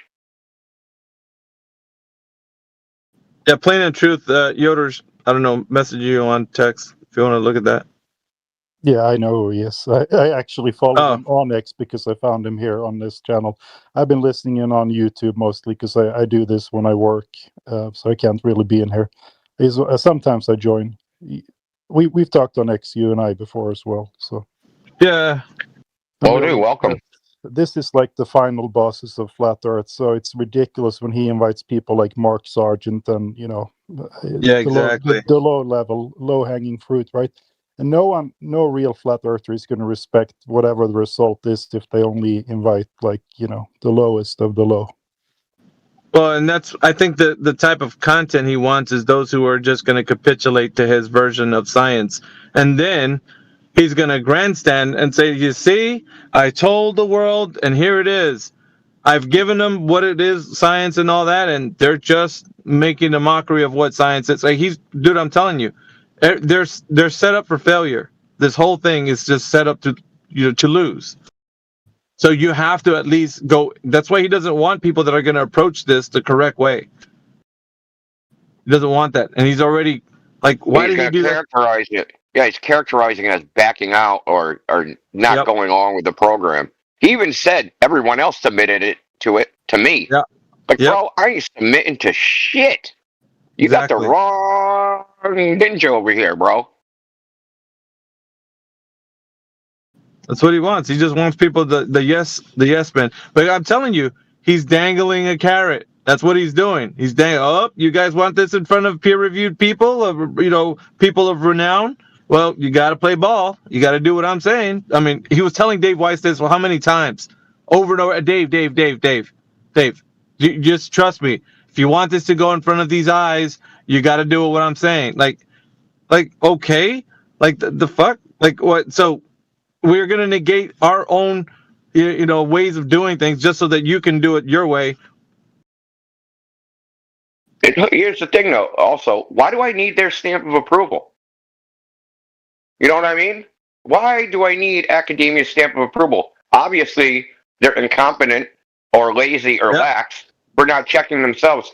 You know how many freaking goddamn so-called scientists we've talked to that have done no tests, zero, don't know what the empirical evidence for the globe is, if there is any. They don't know anything.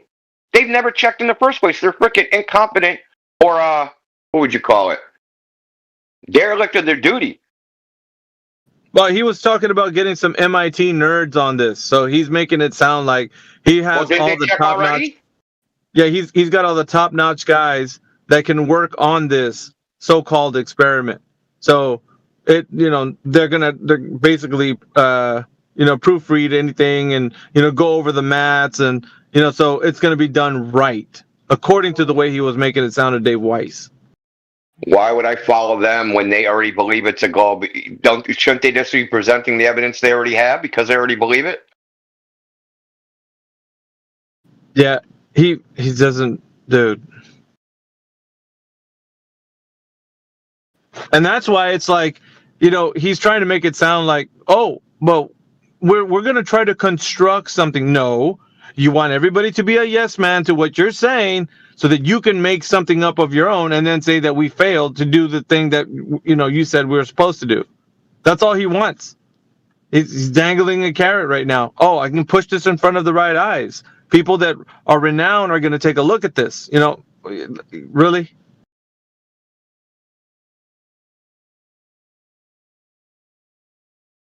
So yeah, he kind of was doing that whole song and dance with Dave Weiss, and of course Dave, because I don't think Dave doesn't really surround himself with a group of people that he bounces back and forth with, so he's just doing his own content, and his stuff is kind of outdated if you ask me, really outdated.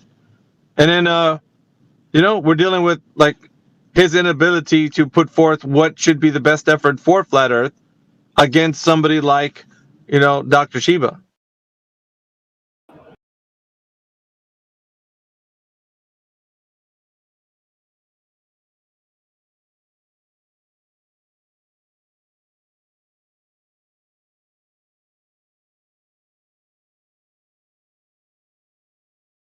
It's the same thing. It's the same thing with the Antarctic trip. None of us oh, we're taking flat earthers. Nobody over there that you took were flat earthers. at least admittedly, they don't claim themselves to be flat earthers. They're true earthers, or whatever that is, or whatever. What this nigga's talking about? Welcome to the platform.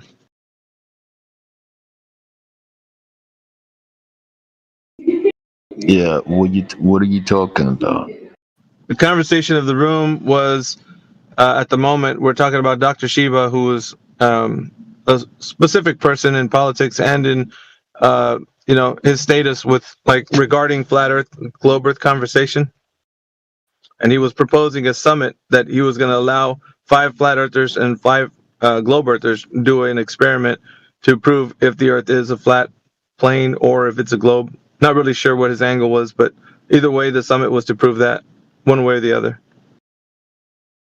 But since you're here, we can ask you the question: do you know if the Earth is a globe?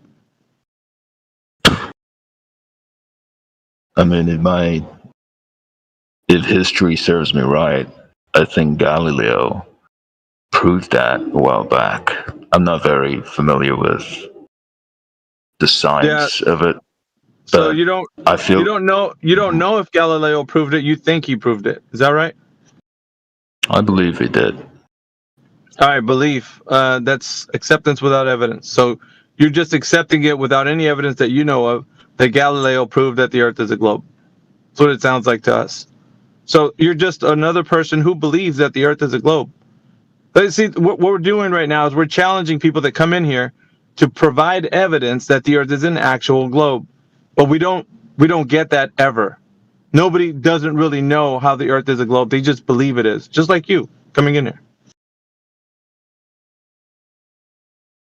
I mean, there's pictorial evidence. Like, I've seen a lot of images. Right. So if you were submitting, that's fine. If you were submitting evidence to a court, right, and saying, hey, I have these pictures. And if they asked you, right, if they were asking you, how can you provide any validation that these images are truly what the Earth is represented as, what would you say? I'd say I trust the scientists and the astronauts and whoever the hell made it. You just proved this point. You said you just believe the Earth is a globe. That was his point. Yeah. You just said, I trust in faith. So you have faith in complete strangers that they're telling you the truth. But it won't be hearsay in that court. It wouldn't be first-hand knowledge. How do you It wouldn't be validate the books first-hand you knowledge. It will be read? hearsay. How do you know they're true or not? You don't, and you can't. That's right. Yeah, so there's no way you can validate. They'll throw them out. Hey, there's no way you can validate that. So the evidence that you provided would be thrown out. So in every way that people talk about evidence, it needs to be submitted to at least a body or at least a council, somebody that can take a look at it and people can investigate whether or not the person who's making the claim and saying these images are true about the Earth.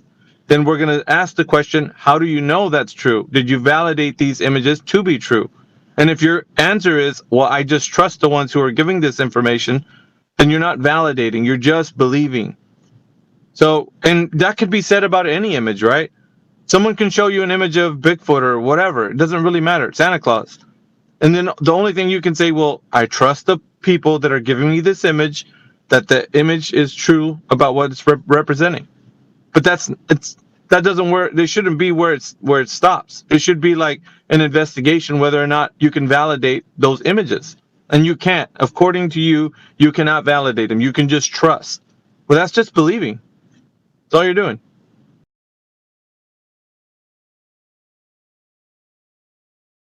What happened? Did we do this? Did he leave? Yeah, he don't want you destroying his face. I guess. I don't know if you left him. Wouldn't it be hearsay in a court setting that he's saying, look, these images that I didn't took, someone else did. I trust that they're telling the truth. Though it's not first-hand knowledge that he's in a court case. He will be like a third, fourth party, just hearsay, basically. Yeah, I mean, he didn't do anything to even attempt to validate those images. Whether by photo forensics or anything like the sort. Like, not even attempting to. I'm not saying even that would be something that would have to go under like scrutiny as well, but he didn't even attempt. He's just like, well, I just trust the people who are giving me these images. And I wanted to say, AV, you said that the images will be representing, but of the Earth, it wouldn't be representation. It would be a misrepresentation, which is a little different.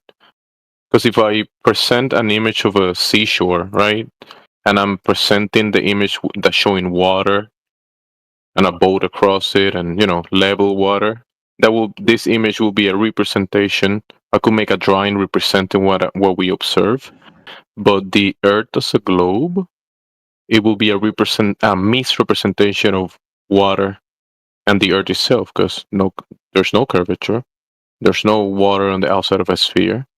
Water doesn't behave that way, so the globe is a misrepresentation when presented as an image. Go ahead. Yeah, fair point. I mean, I think I lost you guys. For a minute there, had a little connection problem. I was gonna say, like, the truest outside of the images, pictures and stuff, representing like the shape of the Earth.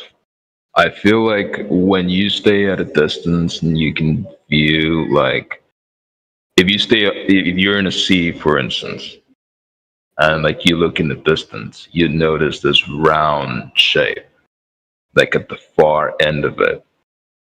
I feel like that is the truest representation of like the shape of the Earth. Because if it were flat, you just see a rectangular line, or rather, a horizontal line at the far end. But instead, you see a curve. And for me, that's like proof that the Earth is indeed circular. Where do you see this curve, Roman? Wherever you are, if you're on a horizontal plane, if you're in a plateau, like you look over the distance, like you can just see like a curve. And even if you're at sea, like whether it's sea or like the land surface, but far off in the distance, a flat surface, you see a curve. A flat surface, you see it curve? Like, that doesn't make any sense, bro. Like, so if you're saying that you see it curve, how do we all know that you're not just seeing things? What's the evidence that it actually is curving? I could just easily say that you're just seeing things. Of what? Yeah, you're saying it's curving. I mean, you see the same thing, right? Yeah, no, I don't. I don't see the curve that you're seeing. I'm being honest with you. There is no curve that can be like visually represented as a curve. You don't see that. Like, and if you do see that, I think that's an issue, and you'd have to provide evidence of that. So how would you go about doing that?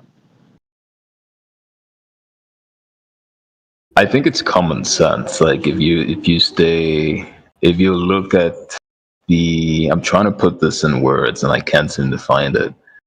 But if you're in a sea, if you're at sea on a ship and you look into the distance, you notice a curve at the end. Like, there's no end. Like where the sky meets the water, you notice a curve, and everybody sees this.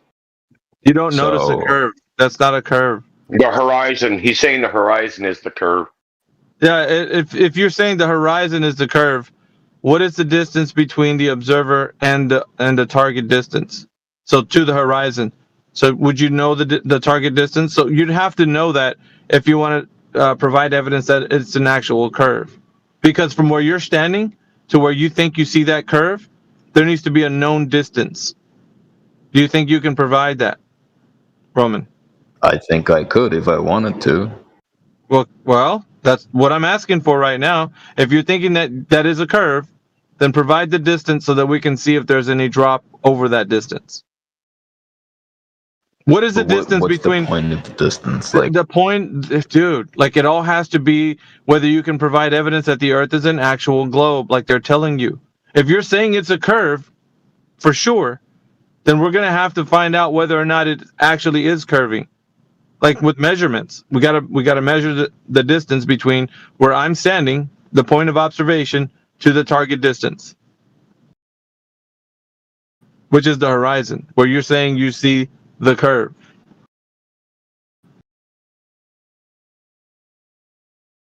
Right, but that's not a curve, that's a straight line.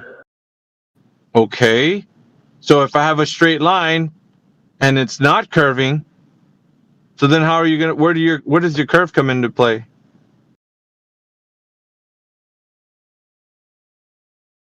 This is ridiculous. Like the whole point of evidence is there's things that don't need to be. There's things you don't need like to prove. Like you need to prove everything. It's a point of science. Yes, I get. But there's other things that you can just. You broke up there. What did you say?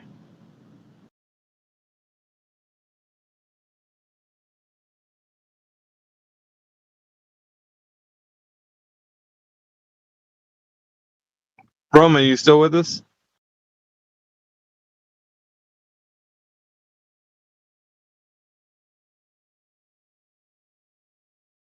I think his internet went cattywampus. It sounded like he said we don't need to prove that the Earth is a globe.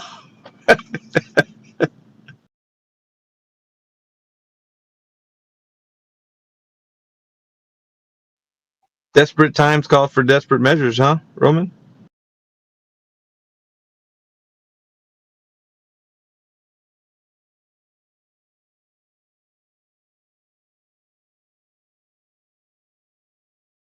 There's some things we just don't need to look into. We don't need to see it's an actual globe.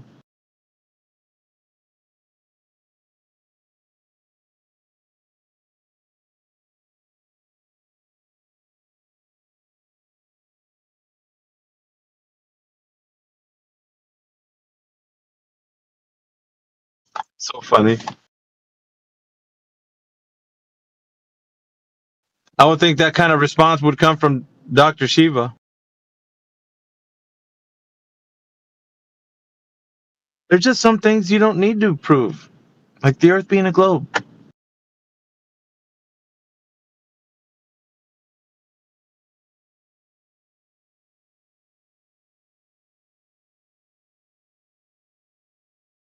Are you back now, Roman?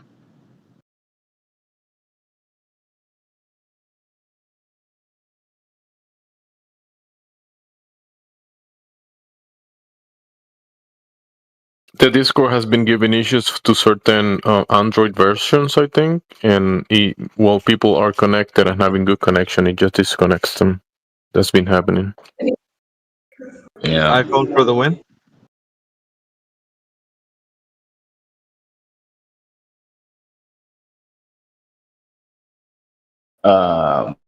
Where was I? You're about to tell me how you don't need to prove that the Earth is a globe. Some things you don't need to prove, and the globe is one of them. Exactly.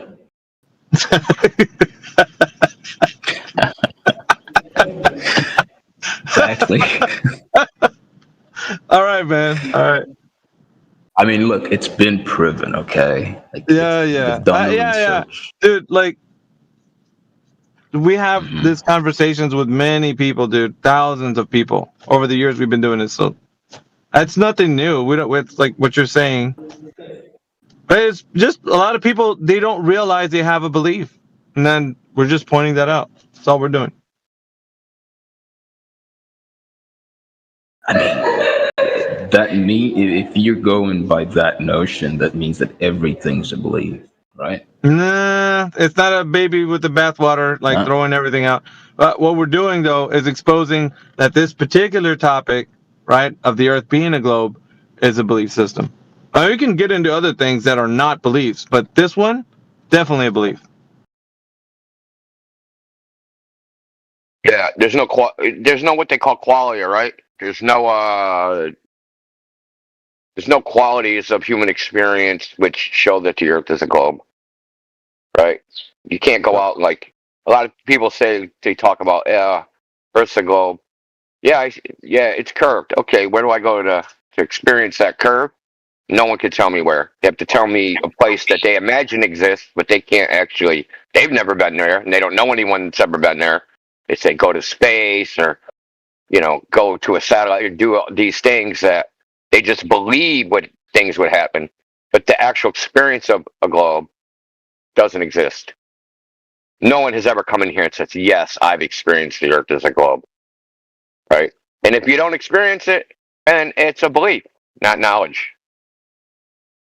Especially if you're appealing to what you think other people are doing.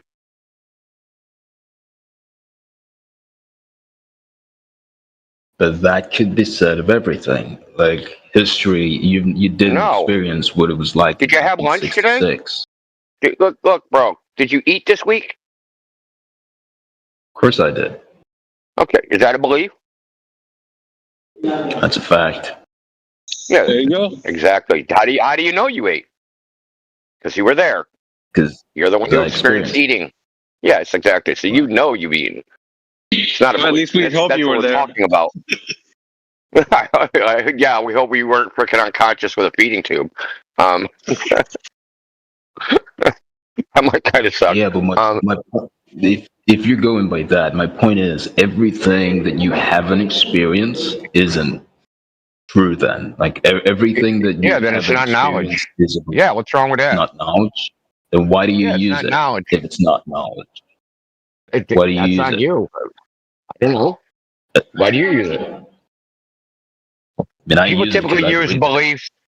People typically use beliefs to do things for pragmatic reasons. Just utility, no other reason. Right.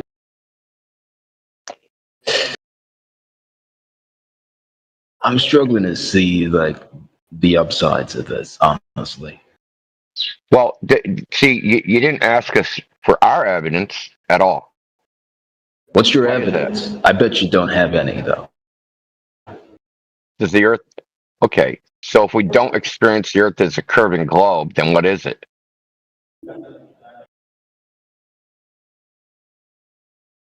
Wait, why didn't the ancient people used to think it... Hold on. Why didn't the ancient people... He said he wanted to bet. I want to take that bet. How much? Like, you said a bet? Like, there's no evidence? I mean, you said you want to bet. I'll take it. Okay, so what's your evidence? That anyways, go ahead, Indy. Go ahead. Yeah. What's the evidence the Earth is flat? Well, why don't you think about it for 2 seconds? Why did people used to think it was flat? 1,000 years ago. Why did they think it was flat? I don't fucking know. You have no clue. No idea, no.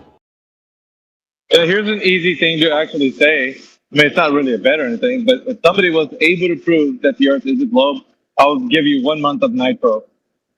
Like, I would gift it to you. On my word. On my word, I would do that. You could hold me to that, too. And everybody here is my witness. Okay. I would gift you 1 month of Nitro if you prove the Earth is a globe. Oh, that ain't never going to happen. You're safe in that bet. So, Rowan, I'm going to give you evidence, but this isn't proof the Earth is flat. This is evidence the Earth is flat. Got it? The distinction there? So, the evidence the Earth is flat is that it looks flat. Okay? So that's the primary evidence. That's what we all experience. We go to the ocean, beach, climb a mountain, fly in an airplane, it looks flat. Right? So that's evidence it's flat. Wait a minute. The Earth looks flat from what point of view? Everyone you've ever had. But I just spoke about a different, from the horizon. Like if you're in the sea and you look at the water at the far end of the water, you think the horizon surface. No, you don't notice the curved surface.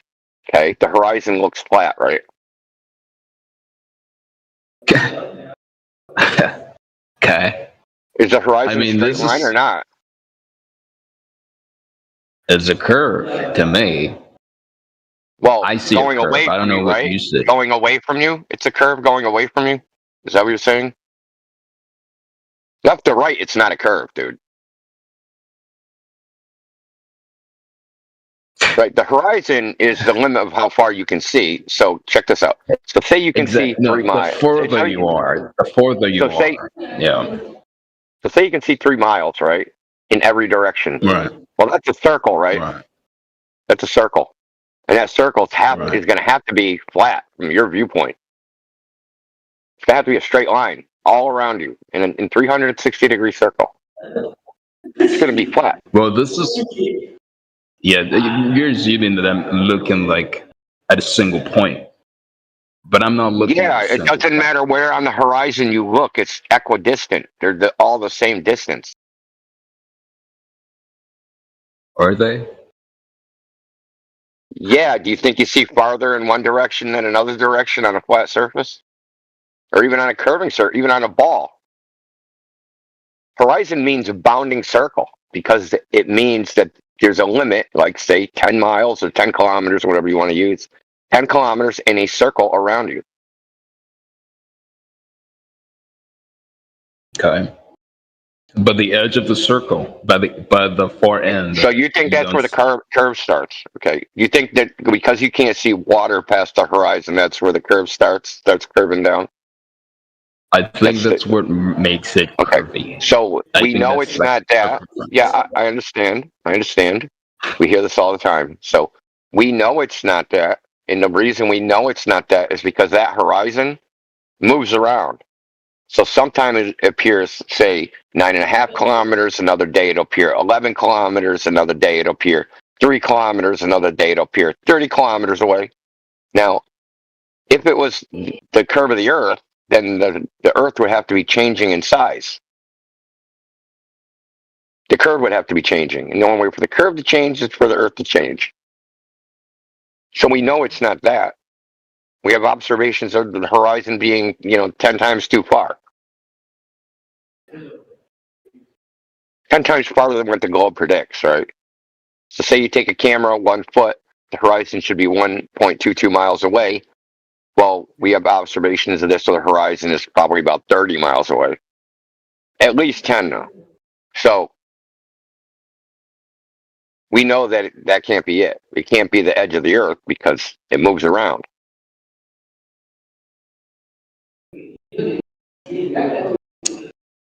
Right? I strongly disagree with you on that point. Well, how about I show? Well, I mean, I'll show you the evidence this is the case. Here's the thing. I might have to do a You don't care about evidence? study. No. I might have to do. I will admit I'm not really vast with I'm not familiar with this as I would love to be. Dude. But yeah, nobody is. I might have to do a little research. And when I return, I think I'd have a little bit more to work with. Okay. Because I definitely think that the Earth is circular. Or, circular and not flat. Yeah, I know. You believe that for the same reasons every other person that comes in here believes it. Because someone told them it was true, and they just chose to believe what that person said. But they never actually went out and tested it. See, that's the problem here. Is that what about the rainbow? What about rainbow? How do you explain that? Why is a rainbow circular? Because it's a certain angle. So light enters the water droplet, it reflects inside, and then when it comes out, it refracts a certain wavelength, right? So certain angles, you have to be a certain angle from the raindrop relative to the light source, right? And that angle is a circle, right?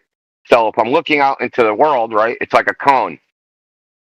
You're looking at it like through the cross section of a cone, which would be a circle. Like if I took a plane and sliced the cone sideways, it would make a circle, right? So that angle, it's something like 42 degrees.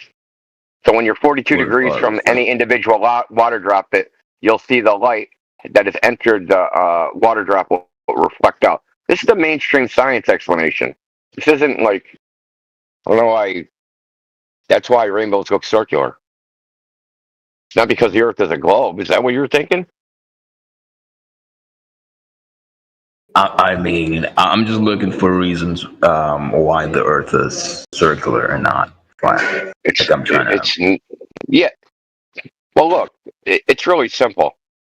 Of how this idea came about is that they looked in the sky, they saw a bunch of circles, and some people were like, "What if everything in the sky?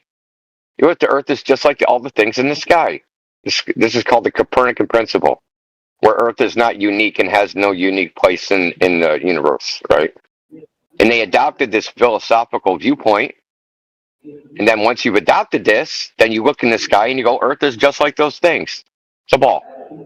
And then they went on for the next hundreds of years to cherry pick and confirmation bias all data to confirm their bias, while ignoring the things which contradict that, such as we can see too far. We see way farther than what the globe geometry predicts.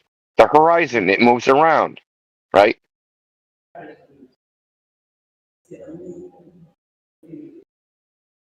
So just to show you, like, you probably think the Earth is like super big. So check this out. If I take a laser from 2 meters off the ground and shine it 40 kilometers, that laser, now the laser's level, that laser should be 127 meters off the ground, 40 kilometers away. Now we've done this test. This test has been done. Okay?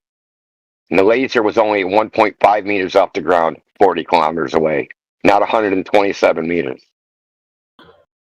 And this test has been repeated.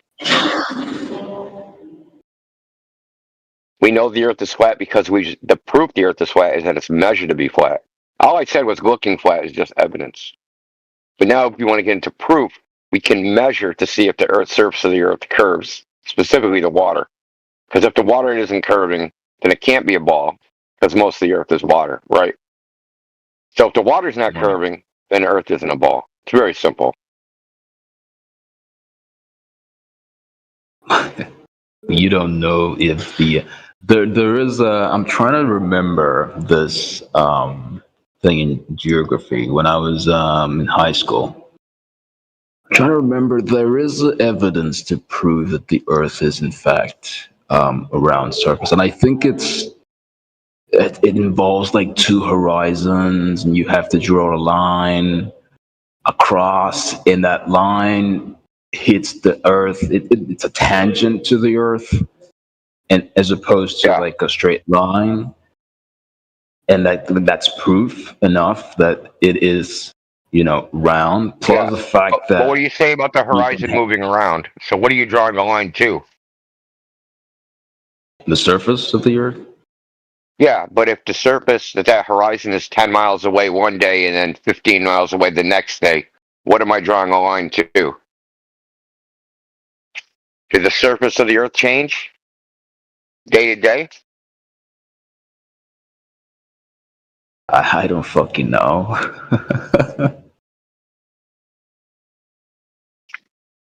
Look, obviously there is a lot that I just have to. Look, I'm stuck on evidence, right? This is where, like, the way we do it, okay? There's a claim on the table. And then what's the actual physical evidence for the claim as shown to us by the physical and natural world? Okay? So we go out, we observe the horizon. Is the horizon a geometric edge of a ball that ships go behind, that the sun sets behind? Okay, if that was true, the horizon would be in a fixed position and wouldn't move. Well, you go out one day, moves. Go out another day, it's a different place. Go out another day, different place. Another day, different place. It even changes the same place in the same day as the weather changes. What do you mean changes? Like if you're in the same spot. Changes distance away from you. Yeah. Okay. So say you had a buoy floating in the water out there somewhere. One day you go out there, it looks like it's floating right on the horizon.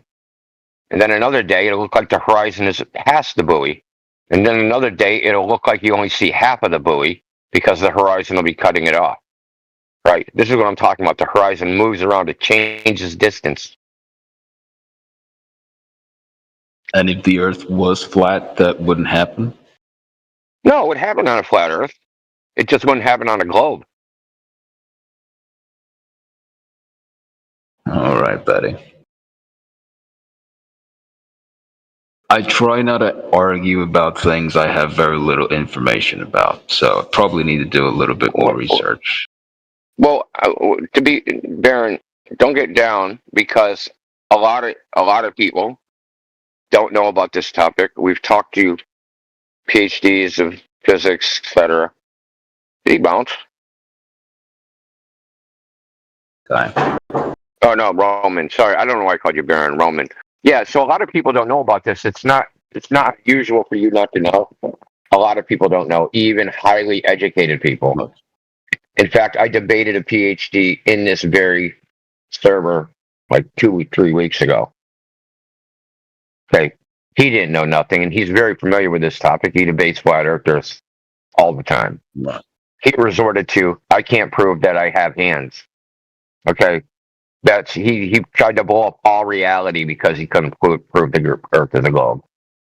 Saying, I don't know, nothing is real, and I could be a brain in a jar, and all that shit. So, this is a PhD in mathematical physics, had to resort to these arguments to say the Earth is not flat. Right? I'm just telling you, don't feel bad that maybe you don't know something. It's just poor education generally among pretty much everybody. The reason we know about it is because we. What? You're black? What the hell does that matter?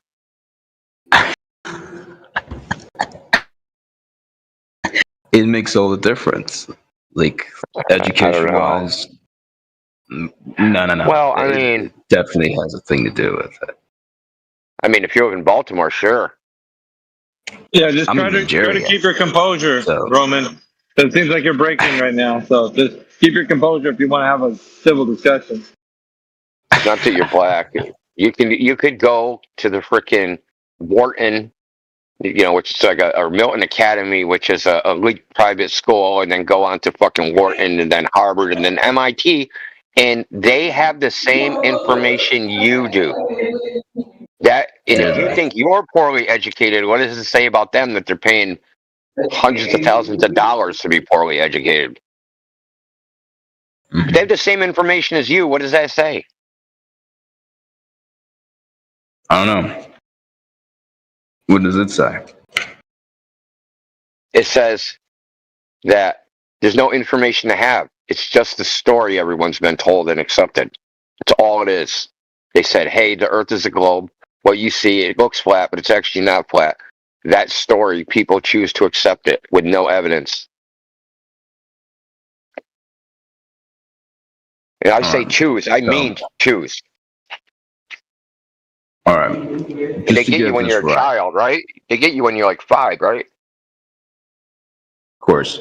You're just to get this right, okay? You're standing by the notion that the Earth is in fact a flat surface as opposed to a round surface, right? This is what I stand by. I'll tell you what I stand by. I stand by the Earth is exactly the way it appears to be. Everything is exactly the way it appears to be. It looks flat because it is flat. The sun appears to be moving because it is moving. We're not moving. The sun's moving. You understand? My contention is it's just the way we see it is the way it is, and it's not some other way. Which isn't a very bold claim, I hate to tell you.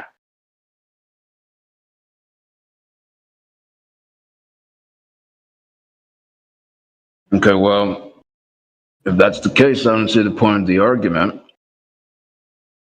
People telling you that's not true. What's not true?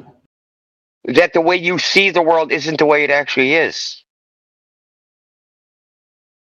And the way you see the world is the way it is? You see the world like I do, buddy.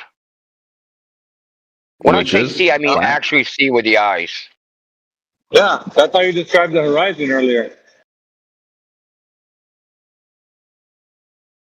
You've been seeing it this way. You just now are learning that that's just the way it is. It's nothing more than that. The other thing that Indio can do is like, ta-da! I mean, if you wanted to. What? What are you talking about? Ta-da!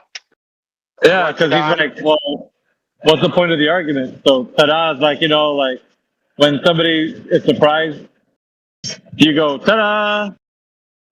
Yeah, the point is that people trying to bamboozle you.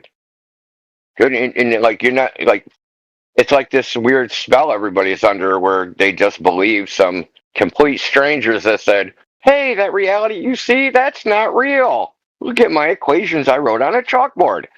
Everybody's like, "Wow, look at the esoteric symbols. You must be really smart. I'm gonna follow you." See where that's gotten everybody? Fucking nowhere.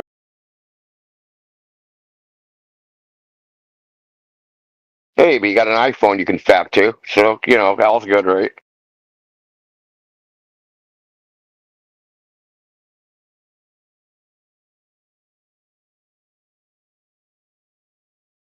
You're at least reasonable, Roman. So don't lose that, man. You were slipping a little with that whole black thing, so and you don't have to. Man. Just try to keep your composure.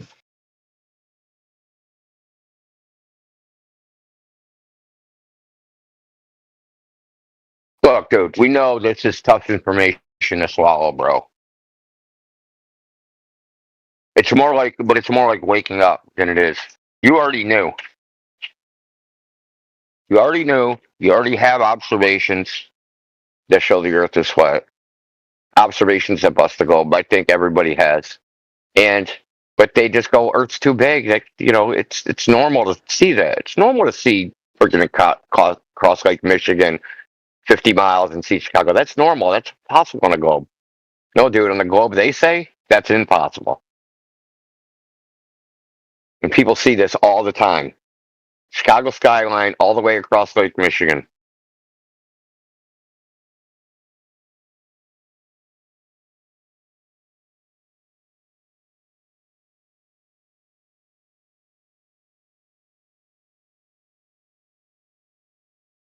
Yeah, Indio, but what you're seeing there is a mirage. The TV guy said that, remember? Oh, right. I forgot. Well, shut it down then. TV guy said he's a meteorologist, so we just gotta shut it down. Yeah, the funny thing is, Dave came in here at the right time when Roman's leaving, so it's kind of like he's shutting it down. Sorry, Dave. You got some kind of juju that's behind you, man. Every time you come in here, like the conversation just already ended, so it just seems like you're called dead air, but you don't. Like, you don't. That's why they call me Dead Air Dave. That's what I'm here for. Dave is the human outro. Okay, show's over. Dave's here.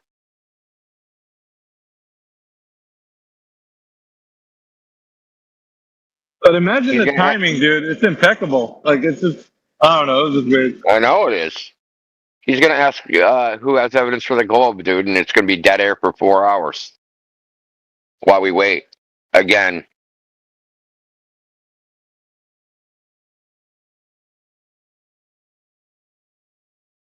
It's like that one guy on the ship. Like, they were at a dead calm. And, I forget, what movie is that? Master and Commander? I'm not really sure. But they weren't able to go anywhere because it was like a still calm. Their sails wouldn't fill with air. And so they threw that one guy off overboard, and then like the wind picked up.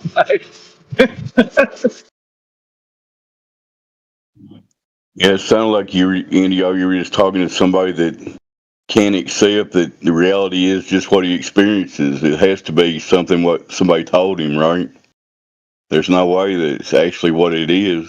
Come on, man. I know. So crazy. Yeah, that's why I said India was going to be like, ta-da, like revealing something he already knew, or we all know.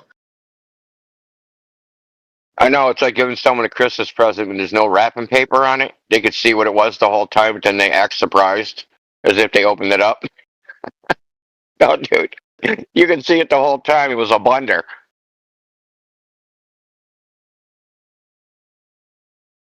That's probably one of the hardest things for people to accept, that they've been bamboozled like that. That reality is actually just what you experience. You know, I mean, what's so hard about that? I don't know.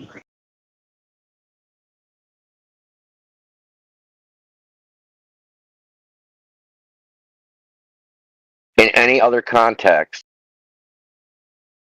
if they thought reality wasn't what they'd experienced, they would consider themselves mentally ill and check themselves in some place. Doctor, my thoughts, they're all scrambled.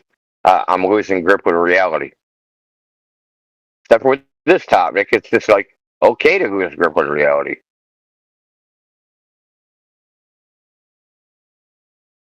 Yeah, it's like you're required to go into fantasy land for this to accept the globe and everything, right?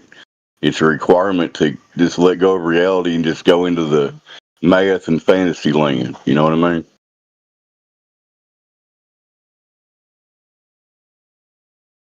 Well, Dave, I was bringing this up last week, right? To a couple of Golders, maybe it wasn't, it was a couple of weeks ago. I just asked him, like, okay, think of the Earth. Okay, now, considering there's only 3 ways we can think about something. We experience it directly, we remember, or we imagine it. If I say think of the Earth, which one of those 3 are you doing when you think of the Earth? And it's always imagination, if it's a globe. Always. They don't remember it being a globe. They're like, oh yeah, remember that time I saw the globe? No, that's never happened. There's no memory of such a thing. There's no experience of such a thing. It's all completely locked in the imagination. Yeah, you don't remember surfing over the curvature on the beach at one time? And that was cool, wasn't it? Oh yeah, I surfed right over the horizon, dude. I was going downhill on the other side so fast, as that exponential curve. I hit light speed.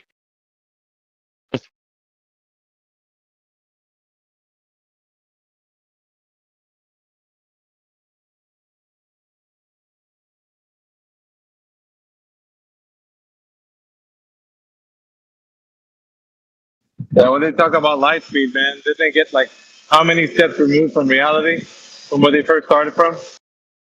Like the other guy the other day was talking about gravity. He went into like how they know gravity is real, like Einstein, because of the speed of light. And it's like, dude, you've dug yourself into like a trench, bro. You can't even get yourself out of it. Like layers of like information that you can't verify.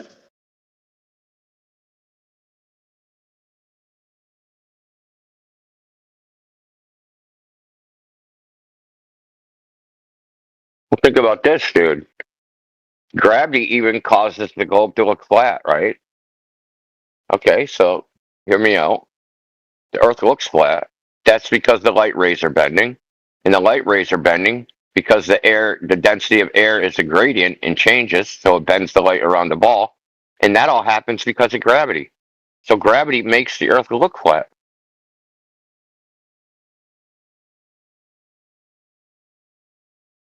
Talk about 7 degrees of Kevin Bacon right there.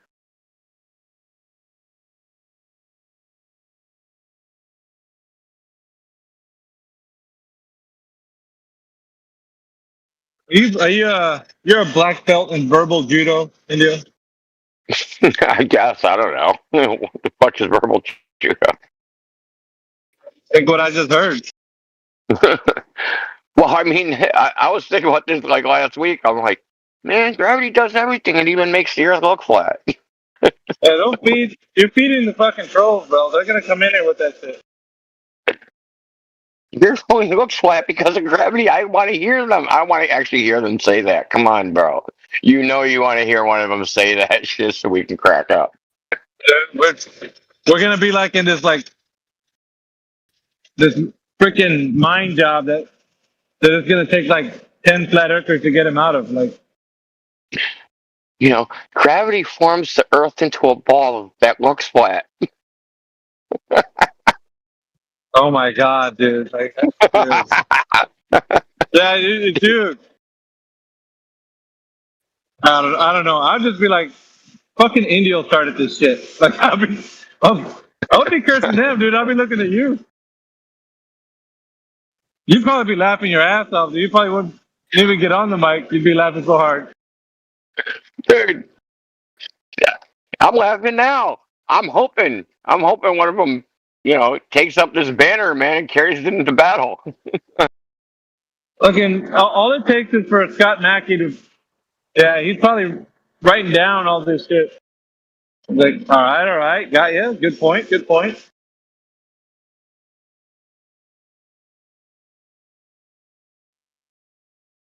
He might even give you the credit. Be like, you can thank Indio for that. Like, Yeah, dude. Refraction is actually gravity, dude. The primary cause is gravity. It has to be. But changes the density of air, makes it layered, so the light goes down toward the greater density medium and curves around the ball, making it look flat. you're trying to manifest destiny, bro. That's what you're doing.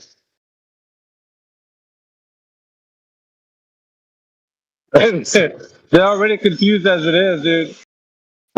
Dude, I'm so glad I'm not the one that has to make these arguments. Man, it's like a Rube Goldberg device, man.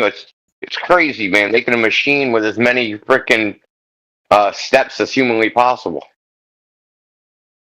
to like basically light a match.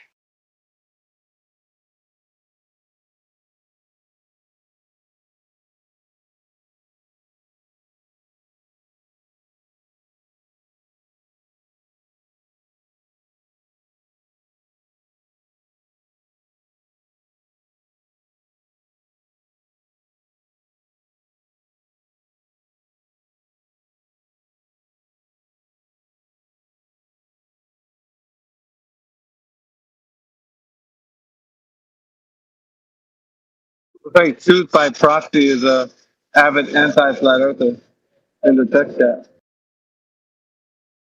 Oh, why ain't he in here? He's in the voice call, but he's not spamming it. He's just arguing in the text. Truth by Proxy, dude. That's a trippy name, dude. Really. Shameful, but trippy.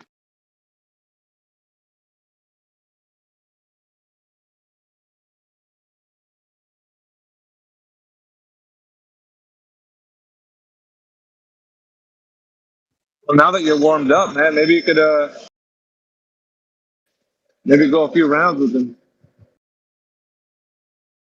He said he's at work and can only text.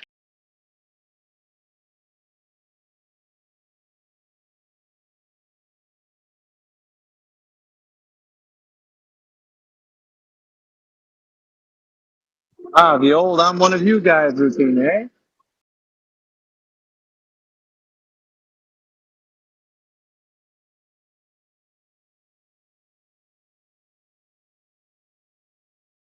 So you think Indio just fell off the turnip truck yesterday, or what?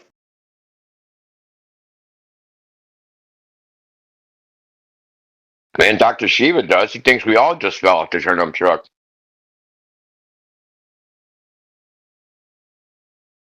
It always amazes me is that there's some like intellectuals, they have blind spots that are so large, right? They're so convinced by their own, 4 degrees or whatever, that they don't even do you even hear yourself what you're saying? He's literally making up his own definitions of words. It's like Dr. Shiva's scientific method. Yeah, he's playing the game. It's called I Win. The game called I Win. What are the rules? I win. Doesn't matter the outcome.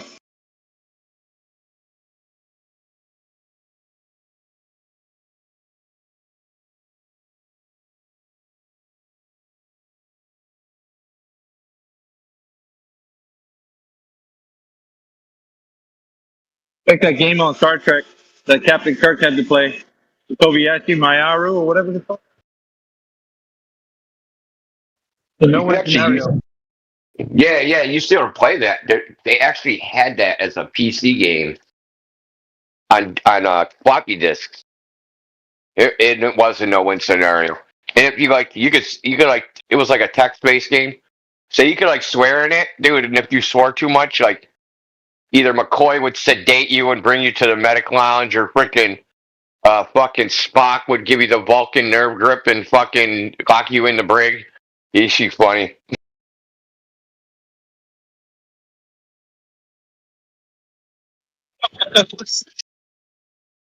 Dude, you know your nerd showing, right? Dude, that was a fun game, man. I wonder if it's still the Komiyashi Maru. It's supposed to be a simulation of an unwinnable situation. I think the scenario is you have to save. You can either save your ship or destroy the other ship, and either way, you end up fucking doing neither.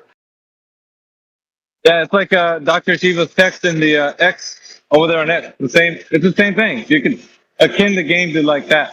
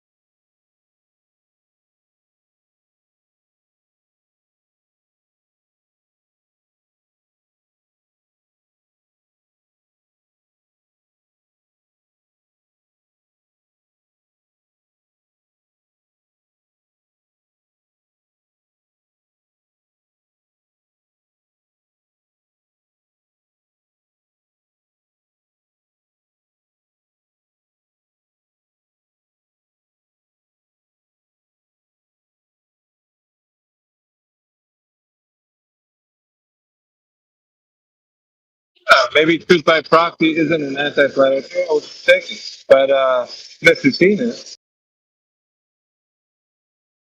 I went over the text. My bad, truth. We retract that.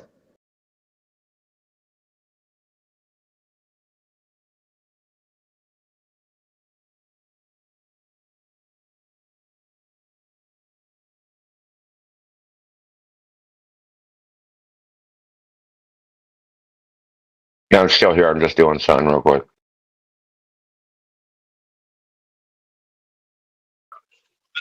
If you're there, you can open up your mic.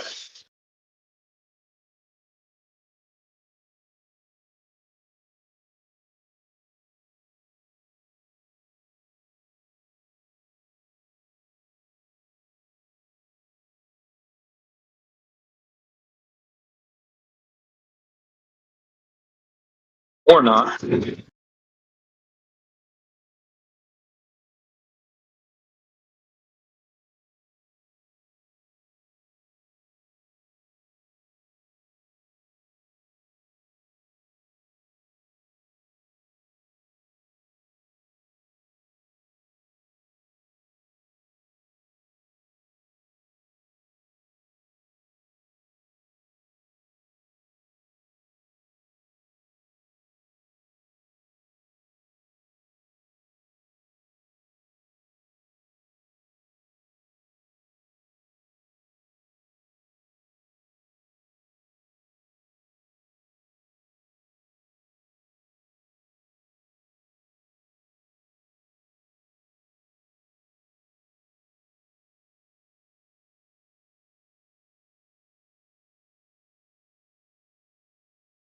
gonna look into that, Amish.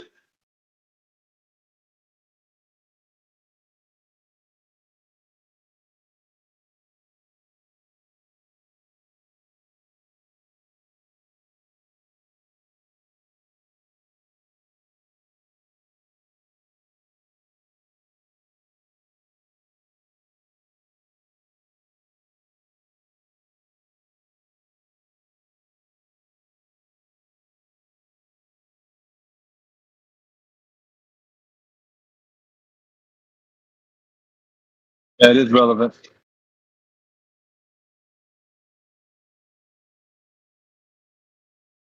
Go ahead, George. I've unmuted you.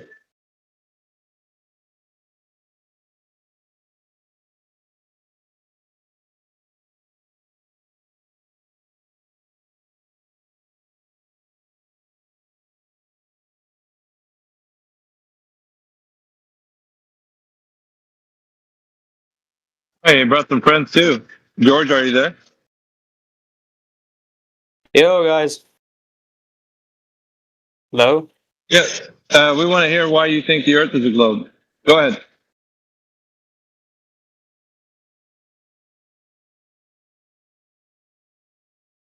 Who?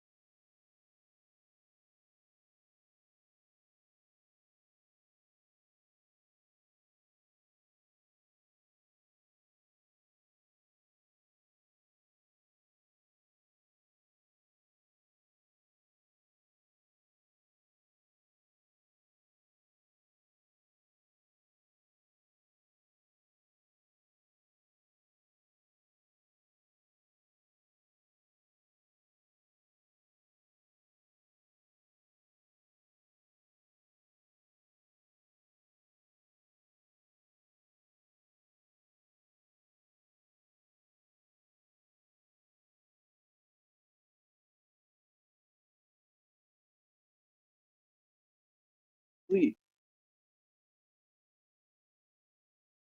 It's in the DM.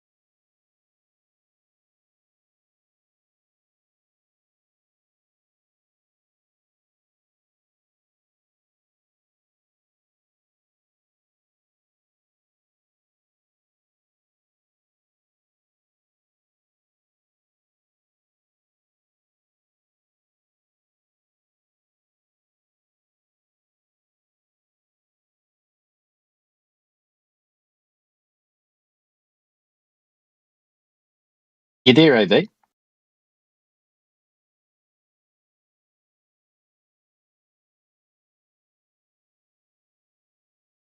Yeah, what's up? I just signed up to the locals. So you need 50 followers to. Is that right? Yeah. Yep. Okay, gotcha. So you need 7 more. Yeah, 7 more. Thanks to people. Thanks to you guys' help, man. Whoever signed up for locals, if we get 7 more people, we'll be able to live stream 2 hours of our content. So I appreciated that. No worries. I had a look at locals. It's really neat little app. It's very cool. It works really smooth. It's a very neat little app. So yeah, it'd be cool to watch your show there ad free. The ads are really trippy on Rumble. Yeah. They're kind of informative a little bit, but yeah, check out locals. It's a cool little app. I appreciate you, man.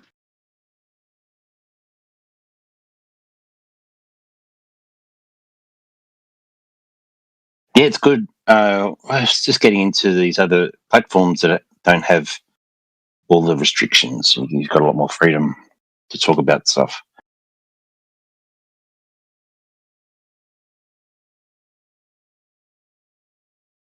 And don't forget, everybody has a voice there from our group. So if you want to go on, let us know, and we'll have you on. Vitaly Z's been on one of our shows, as you can see.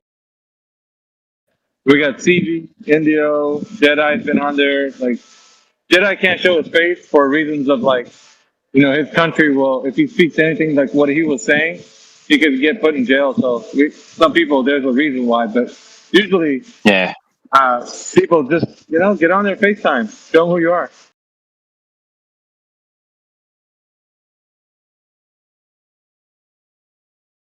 Yeah, I'm cool with that. I've been doing live streaming and showing my face everywhere. It's all good. But yeah, things aren't the same in the UK. Yeah, unfortunately, yeah.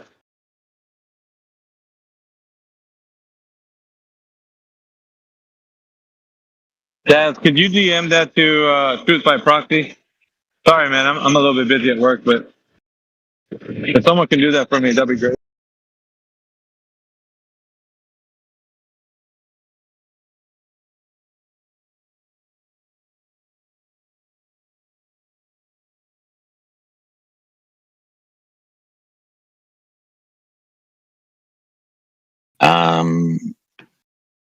Sorry, DM what there?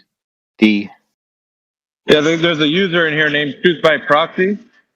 Oh yeah. Just send him the info to locals. Because we only need 7 cool. people. Yeah, cool. He would be if he signs up for locals for Frontline Unfiltered, then we'd only need 6 more. Yeah, sweet. Yeah, we'll do.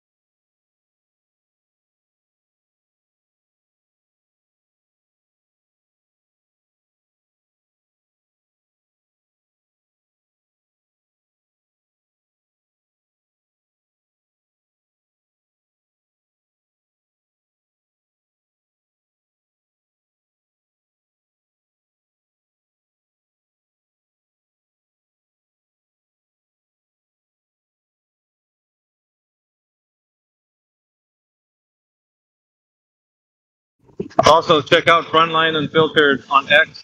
That's the main account that I have there. So if you want to look for it with the @ symbol, it'd be @Frontline and UF. Frontline UF is the @ symbol handle.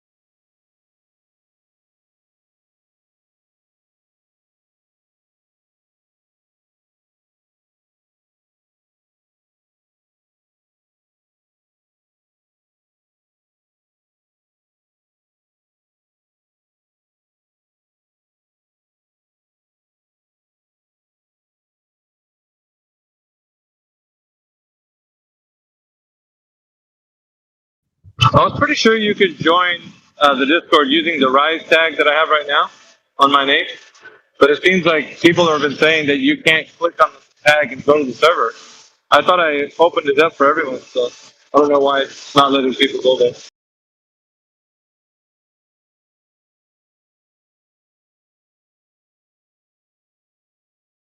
And it's also an acronym too: resist, inform, stand against, and expose.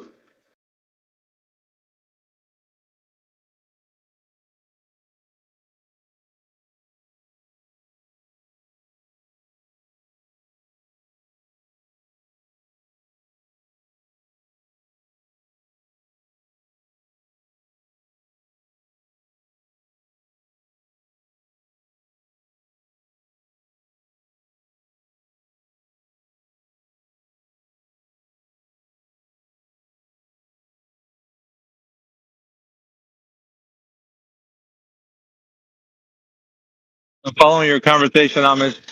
But I'm wondering who that could be.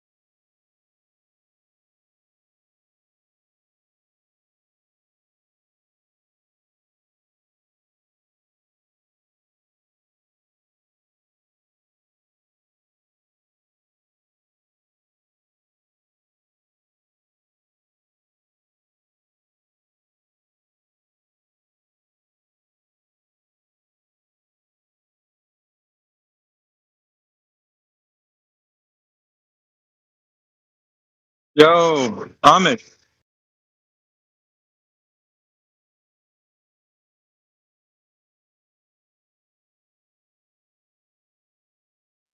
Dude, did you see the post by Google? I don't know if it was released today or not, but it's all over X right now. But they want the content creators to come back that they recently censored through history, through the time that they started the censorship. I think it was even said through the Biden administration. Like, I'm looking at what they're posting there on X, and there's a couple of notable postings there. Hold on, let me see if I can scrounge one up.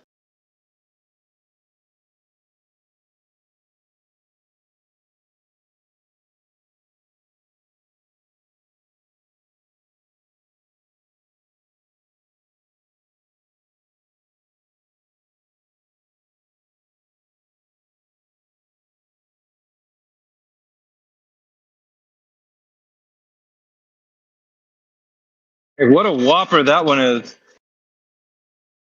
So what are they saying? Is Google or YouTube going to be like Rumble, or what? What's this? Because if they are, then like OMG, bro. I was waiting. Like, I don't know. I didn't want to post on YouTube because of that, but if they're going that way, they have one of the biggest algorithms, dude. Like there isn't anything that compares to their algorithm. So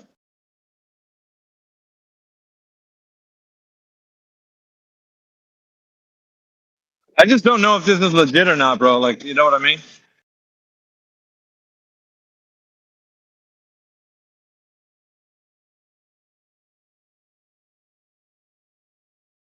Yeah, that's what it seems like to me.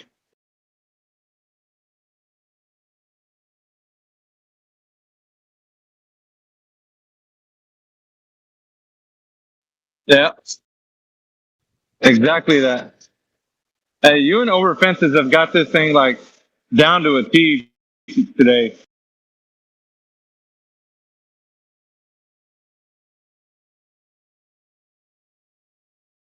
Yeah, can someone say honeypot?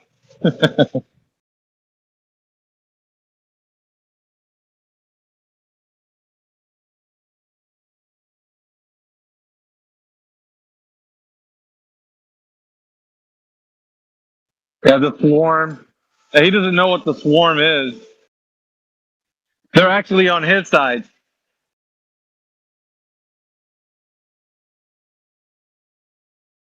He's a part of the swarm.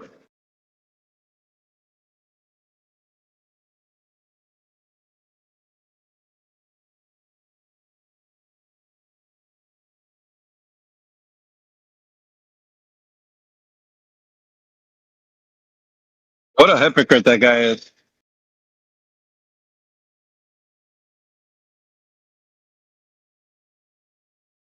I agree with that statement too, Adam.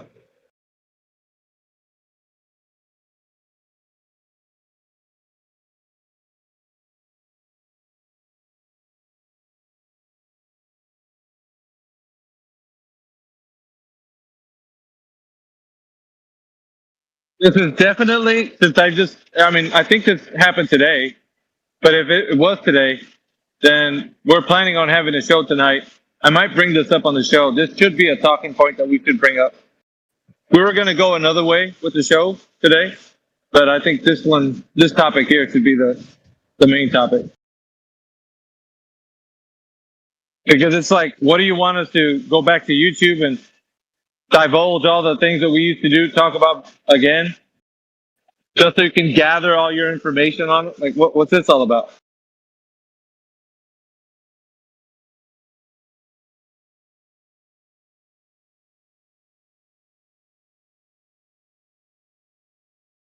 Yeah, wait till I tell the boys about this one. Yeah, this is pretty crazy, bro. Like, honestly.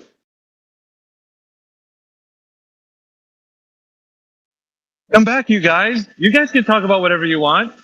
Those other guys were censoring you. We won't. Yeah, right. Right.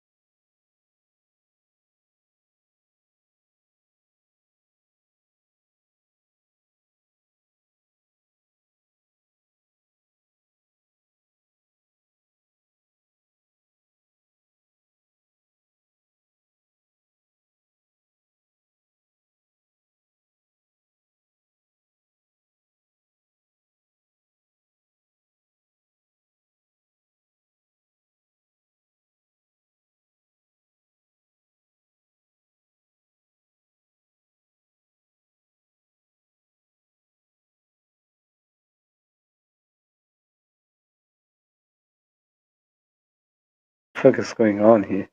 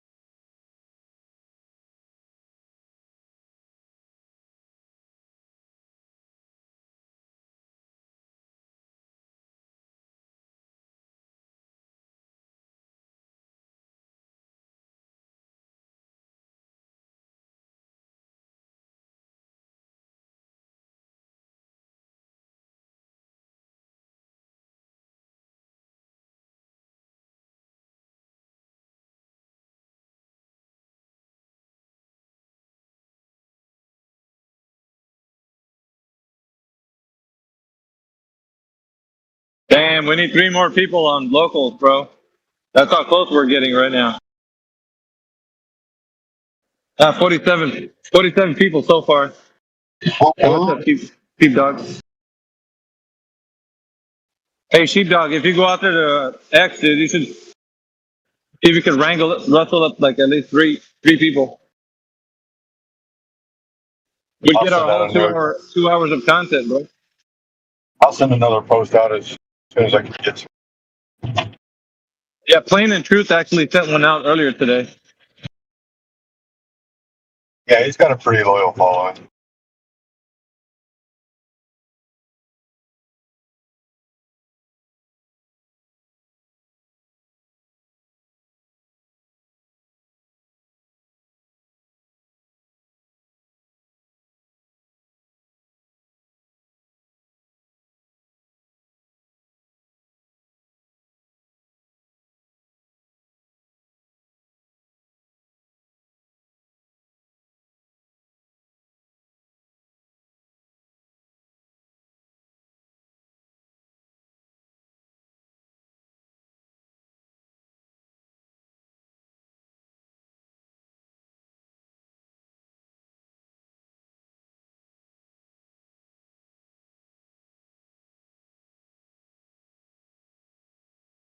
Oh, yeah, for sure, Oversenses. 1 second.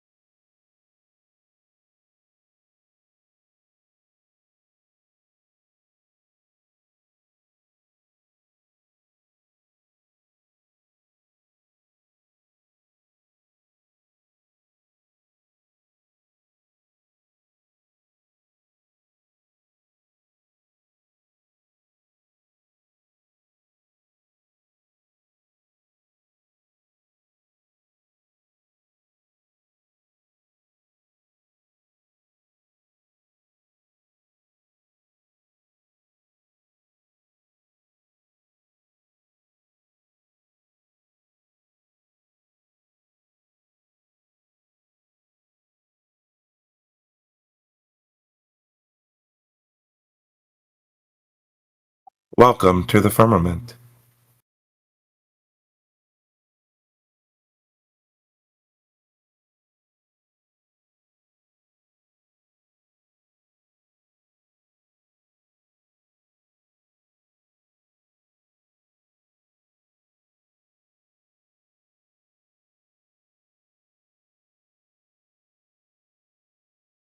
Firmament, is that you, Antichrist? Welcome to the firmament, sir. Hello. Nice to see you.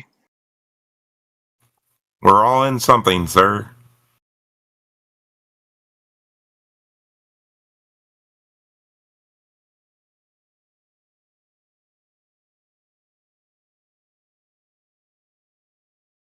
You sure Think the you're Earth's a globe, Antichrist?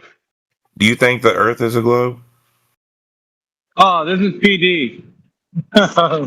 Do you think the Earth is a globe? Are you Yeah, stupid? this is. Yeah, you guys might not know him. We have a history with this guy.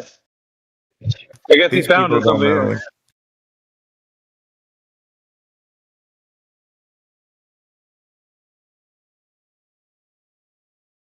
Is that Tracksuit Timmy or someone else? It's PD. Tea drinker.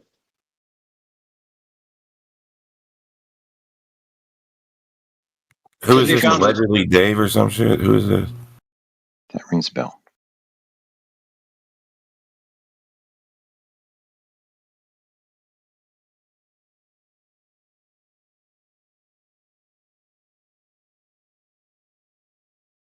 So you got any evidence that it's a globe there, Antichrist? Or Why do you think it's a globe? Why would you look for globe evidence? Well, because because Earth is flat, and we're looking for people who believe it is a globe to challenge that. I mean, I have hard evidence that it's a globe, so. Great. Let's hear it.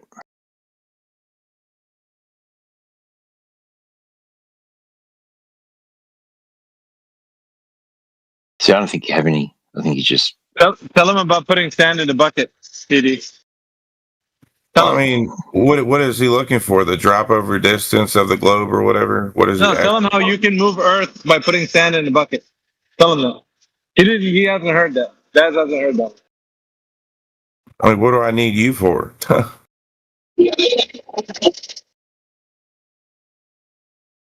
So, how to send a bucket prove that it's a globe? The Antichrist? I never said anything about that. I was asking about drop distance. Just something? Do you have something like to drop over distance or any measurements of curvature? Yeah, there's plenty of drop over distance. What do you mean? There's plenty. Can we have some? Can you show us some? The hill right over there is drop over distance. Okay. Hands up. I mean, it is, right? Yo, is your phone still down there? The hill right over there is drop over distance, right? Like. And the You can't ban this guy. He'll just make like 1,000 soccer accounts to join us. Oh yeah.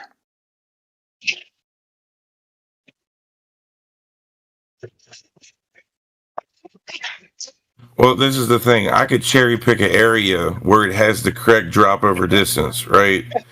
But then you could cherry pick an area where that drop over distance is not consistent, right? So I can't really defend the globe. It's never going to happen. You know, it's not a globe. Okay. Yeah, we know. We know you can't defend it, and it's not. But there is drop over distance. The biggest issue. The biggest issue is the rise over distance, right? Because there's no rise over distance on a sphere, right? Now, talking about over water, long distance, not just icy hill over there. Well, what about a wave? A wave is drop over distance, right? So, looking for drop over distance when viewing water at rest, or shooting a laser over water at rest, like a lake. Oh, you think water is at rest? Why would you think waves are at rest? No, we're looking for water at rest. Waves don't. A wave would be height above sea level. Sea level. So waves Isn't don't that the really do sea? anything Isn't for the you. sea not level? Sea is level, and the waves are measured. The height of the waves are measured in relation to sea level. How is the sea level if it has waves? I'm confused. Oh, its base is all in. Oh shit! See, I don't think the seas are level. I think they're pretty I didn't wavy. notice that. Yeah. No, they're basically level. So they're measured level. Well, they're basically. Water's level, right? What do you mean basically? They're either level or they're not. What do you mean basically? Is this Well, yeah, water lies flat, doesn't it? The waves aren't flat though. See, that's the thing. The seas aren't level because there's waves. Yeah, this is level and it has waves on it. You can't. So it can't be level with waves. That doesn't work. I know. So, but we measure the height of the waves above sea level. So we have waves on the level sea. Does that But make they sense? aren't level. They were never level. The sea is level. No, it's not. There's wavy. Yeah, I know. You're just like a The height parrot. of the You're just a wave. parrot. You don't even know the arguments. I'm trying to get you to understand. So the height of the wave is measured in relation to. If it was level, there would be no waves, Dow's. That's the point.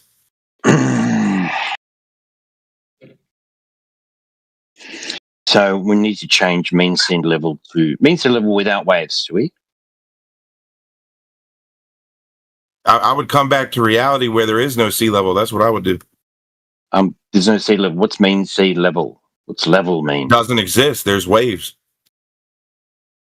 You're not too smart, dude. You're supposed to be the Antichrist. You know, you're going to come to take over the world and everything. It doesn't sound like I'm against dumb people that like you that think that the seas are level when they're wavy, right? I'm against people like you. Are you? Against people who said sea is level, like mean sea level. Idiots that think the seas that are wavy are level, like idiots like you. Who you calling idiot, man? You drink your own weed, bro. And you don't take showers. And you don't take showers either. Yeah, I'm not a glober. I don't shower. There you go. So, man, you can't be calling somebody an idiot. What's wrong with you, bro? He thinks waves are level. Are you crazy? Yeah, you're the one saying that. Did he say that specifically?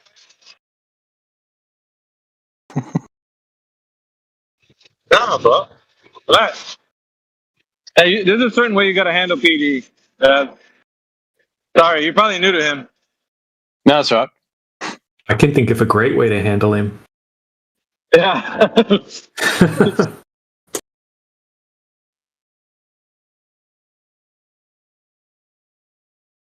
Yeah, I don't care either way, man. He's just like a bad dream. You have it every now and again.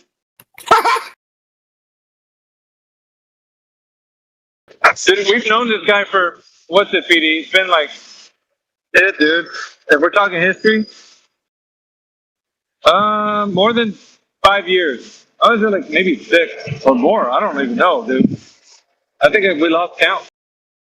He's one of the earliest trolls on that came to our channel. Oh, come on, dude. I'm a fucking OG, dude. Yeah, you are, actually. Dude, you've rivaled some of the Globers even. I'm anti-globe. I'm anti-flat Earth. Yeah, you're. I'm a I don't know what you are. DJ, however, is hovering over a button right now. Nobody cares. This is God's server. I don't give a fuck. Okay. My Felipe. For the 150,000 times.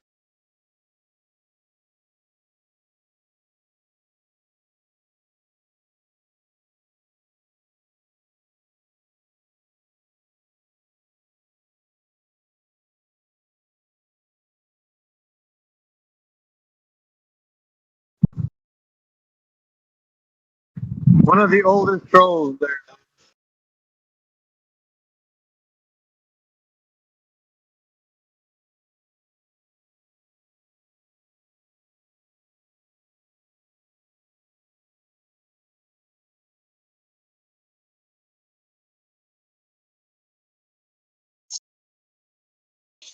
Anyway, meanwhile, back at the band.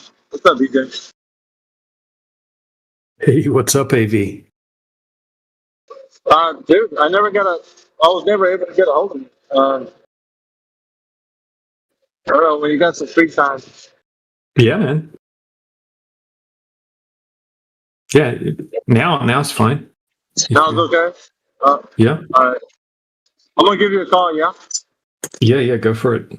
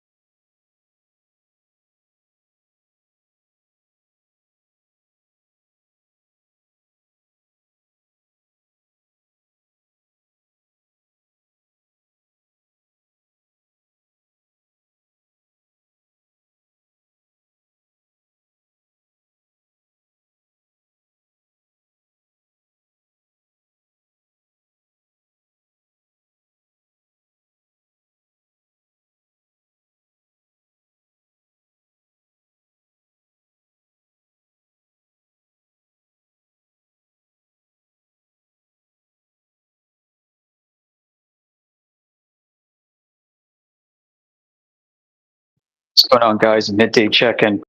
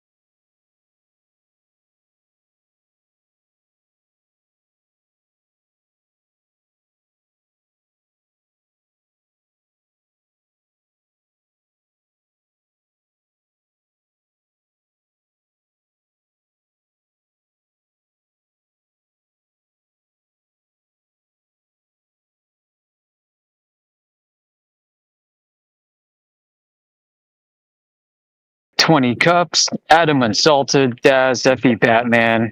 So far, the usual suspects.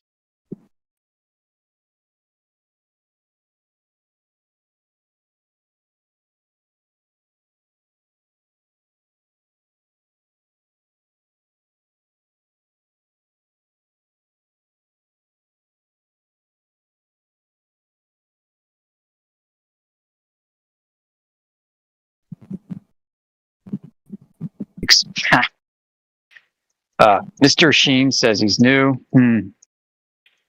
Doubtful. Over fences, plain and truth. Yep, man, welcome. Truth by proxy.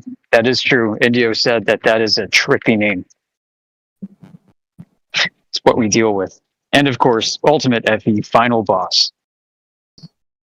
Well, thank you, Amish. I'm just working at the moment, so I'll just be listening. That's cool. I'm taking a quick stretch from my work. Thought I'd walk around. It's a nice day. Yeah, it's a quiet morning so far, man.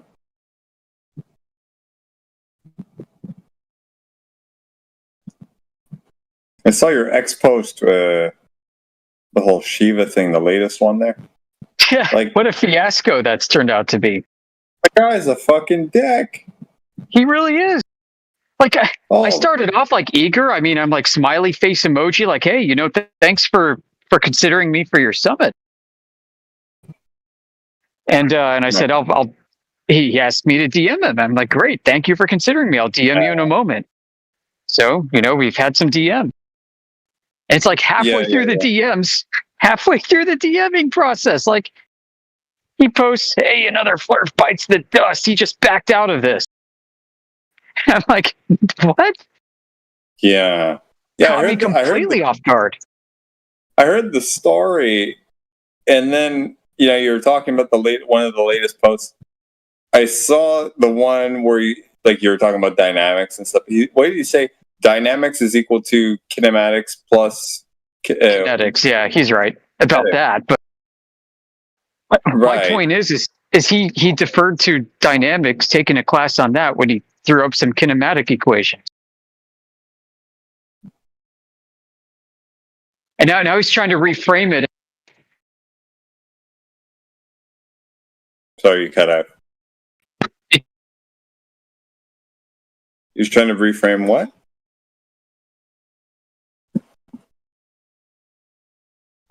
Oh no.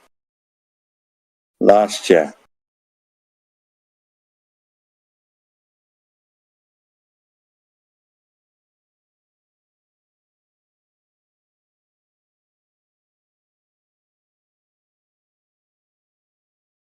I think I lost you, man. Or is it me? I'm not sure. No, we lost him. Oh. Yeah, that Dr. Shiva guy, he's weird.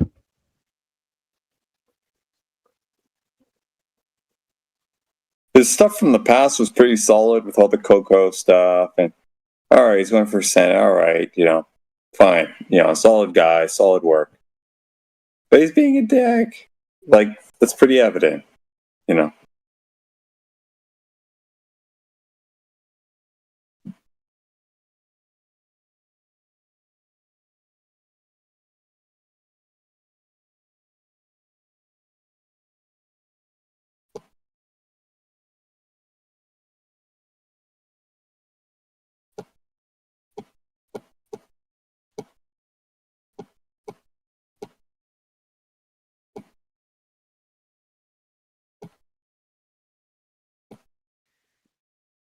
What was all that? Did you guys hear any of that? No. I was going to say, we lost you about a minute and a half ago. Shoot, okay. Maybe I'm lying. Seems okay now. Yeah. Dynamics equals kinematics plus kinetics. Last thing we heard, Yoda, was you said he trying to reframe it. Yeah. Right. It's like, no, I'm not arguing that I'm not arguing that he's claiming kinematics as a part of dynamics. You know, like of course you're going to use kinematic expressions to explain dynamic motion. But the difference is you're using like actual forces that have been measured by, you're using stuff in reality. You're taking variables that have actual real world measurements that you can refer to. You know, and where they get lost is they try to say, well, we can derive the real forces of the heavens through Keplerian ratios, and we back into the masses of the planets and the stars based off the cosmic distance ladder. And all of that is predicated and rested on there being a radius to Earth in the first instance, which hasn't been measured, and that's the whole point of this conversation, so we can get that freaking curvature measurement. Mm-hmm. Without it, there is no cosmic distance ladder, period. The other thing we need to measure is like an actual torque value of the rotation of the Earth. And every time they look up at the stars and measure angular displacement in the sky, they meet that with a presumed sphere Earth and a presumed mass and volume. And then they'll falsely refer to Cavendish's test as if that was some kind of measurement of gravity when that wasn't even as such either. Like, it's just insane. Like, and perhaps Dr. Shiva's smart enough to know where this is all leading. I would like to think. And that's why he's reacting this way. But if he's not, then he is even more emotional than it seems. And more in bad faith than it seems, potentially. So,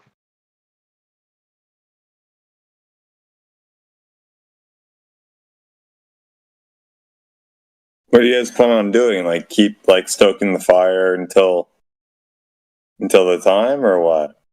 yeah, that's it. Like, there's a lot of time between now and November 8th. How many more flat earthers is he going to block all over social media? Yeah. I was just gonna say the same thing. Yeah, so I think I'm one post away from being blocked by him. Are you pushing his buttons? Yeah, I think so. yeah. I know Yoder is, but I'm not familiar with the whole all-inclusive, you know. So here's what's funny, right? They're going to claim like the orbit of Earth is actually kinematically derived from dynamic forces. And they're going to have to say Newton's gravity. Right? They're going to have to invoke Newtonian mechanics because relativity does not put gravitation within the realm of a force. So they're going to have to then like switch over to Newton, okay, and say, yeah, it's all based off of Newton's G. And then you point out, okay, well, if Newton's G is true, then how come Einstein had to come in from the other direction and say, no, it's not good enough? Exactly as you said. Right, because Newton's gravity couldn't explain like the motion of Mercury and other things in Mars. And yeah, you are right. So now he's stuck, right? Now he's like, oh crap, okay, what am I going to continue to say here? He called me out on Newton. He called me out on these kinematics not being dynamic. What do I do here? I can't use relativity because that's not real forces. That's all just reference frame and warpy, bendy, spacey time stuff. What does that leave me with? Oh crap! I better block this guy. Like, I want to think he's thinking 3 moves ahead, and he's blocking me because he doesn't want to go down this route.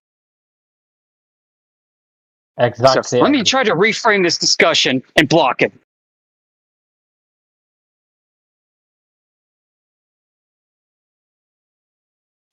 All right, so, you're going to say Earth is rotating too? You're going to need, like, maybe a torque measurement. Like I was saying earlier, I don't know if you heard that part, but you're going to look at the sky, imagine a rotation of Earth. Let's measure that in torque. Let's, how many joules is this, dude? Let's go. How would you even quantify that? Wouldn't you have to know the mass and then, the angular velocity? Yeah. And... It's dog chasing its tail again and again. Exactly right. It is. What the fuck? Actually, you can find dogs chasing their tails in nature, but the Earth motion or spinning, you cannot find that in nature.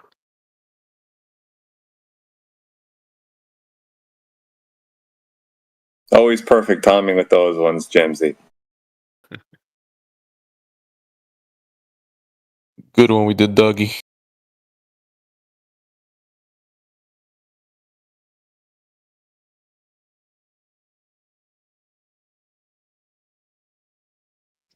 This is the second or third time, too, that he has mischaracterized, plainly, deliberately, it seems, to have mischaracterized something that I wrote.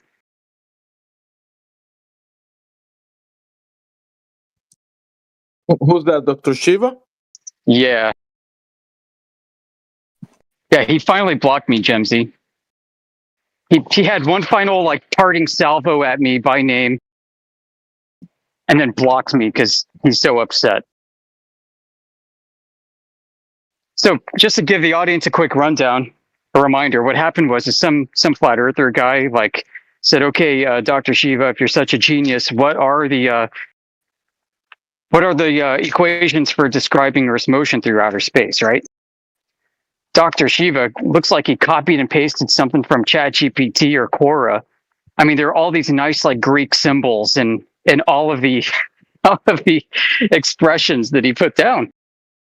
It's like, okay, well, clearly he didn't know that if he had to like look it up. But okay, let's see what else he says.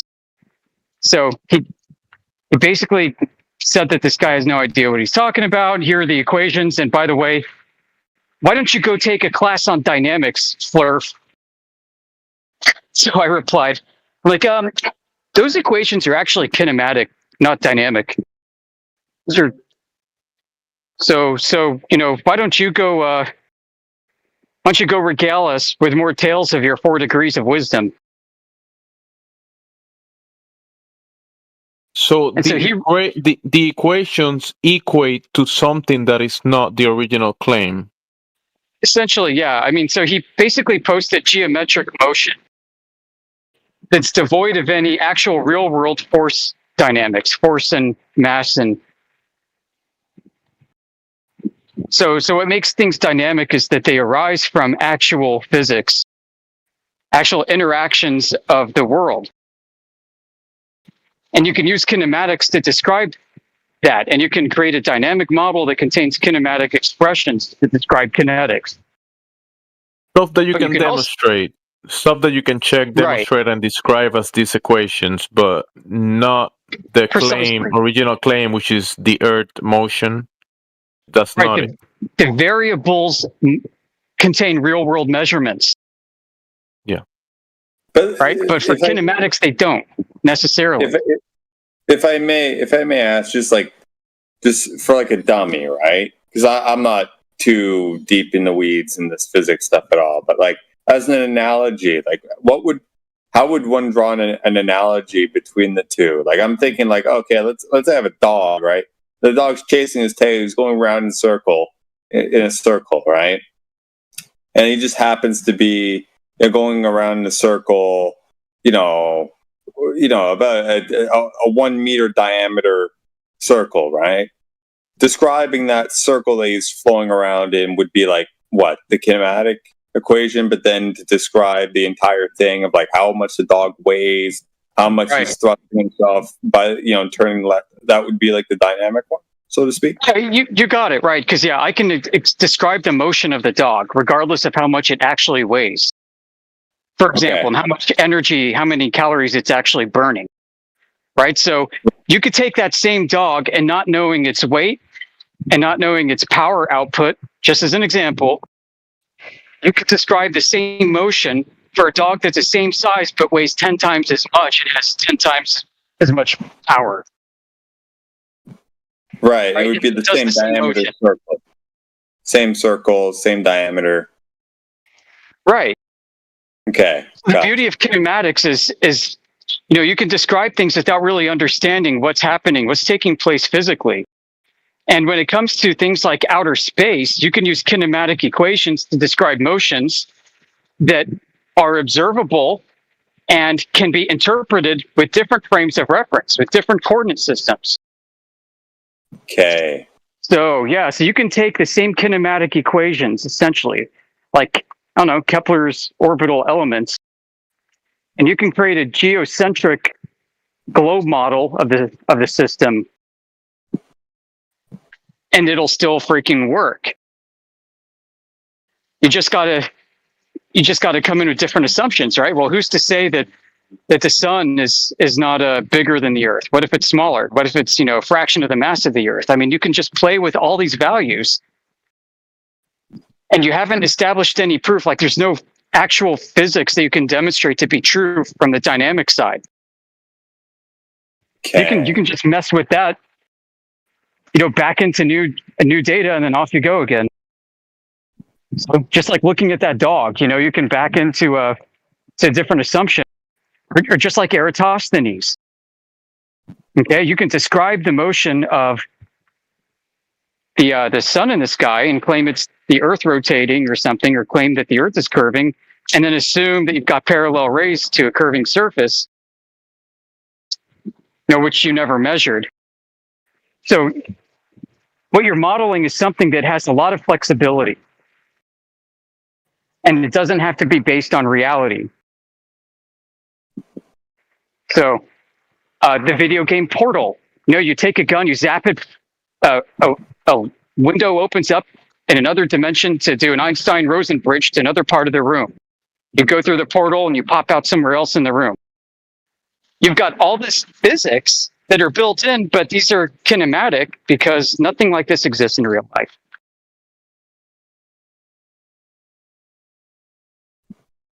So you could take like a baseball, right? And you can throw it and you can plot its trajectory. You can create a kinematic model that describes its motion. Okay. But you don't have to know its weight. You don't have to know how much power was put behind it. And you can use statistics to determine where with different kinds of assumptions. Right. So if you just draw a simple parabolic trajectory, that's effectively a kinematic model. Yeah. Yeah. What makes it dynamic are real world forces, measurements of actual real world variables. To me, that is more of a dynamic expression. And then you use kinematics within the context of those real world physical measurements to create dynamic models. Yeah. Right. Okay.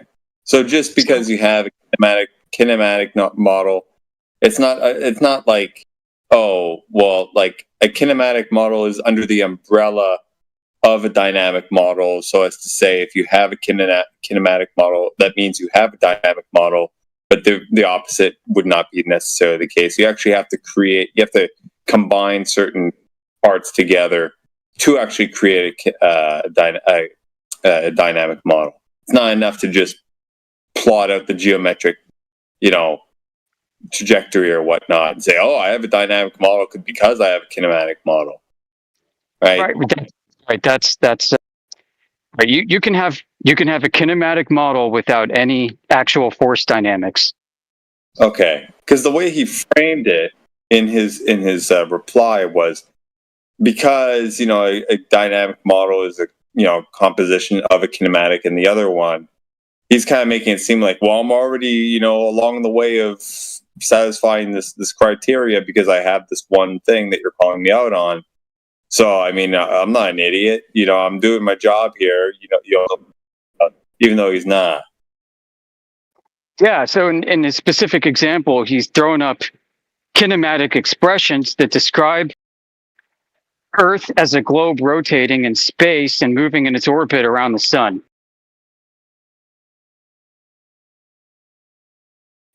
So what are your real world variables, right? If he wants to claim dynamics, then I'm going to need some measurements. Where's your measurement of the mass of the Earth? Where's your measurement of its curvature so that it has this rotation? Where's your measurement of the rotating Earth itself? You've got like pound-feet of torque.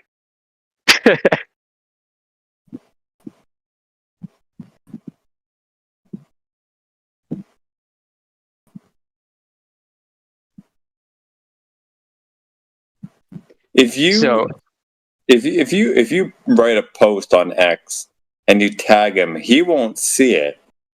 But does that mean that it won't show up in search results that people make of him? I can't tag him. Oh, it doesn't even allow you to? No. Really? Yeah, I can't tag him. It wouldn't even just show up. Okay, but if you write the text, right? If you write the text, whatever his handle is, it doesn't go blue, it doesn't highlight, you can't click on it. If other people search his handle, would it still show up? Because it's plain text. I don't know. I'm wondering, because just because you can't address him directly, he wouldn't be able to see it, or he won't get pinged by it. If other people are searching his name, might it still come up? It might still be worth kind of like fussing. Yeah, well, listen, if people search for him with the @ it probably won't show up. So. Okay. it's going to prioritize all the ats, and there are like a million Dr. Shivas on Twitter. Oh.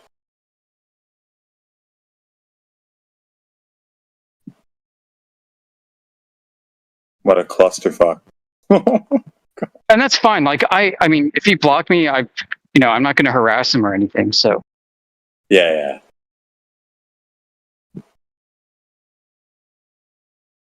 but I just find all this so ridiculous. Like, I called him out on a nuance, and he couldn't humbly accept the correction.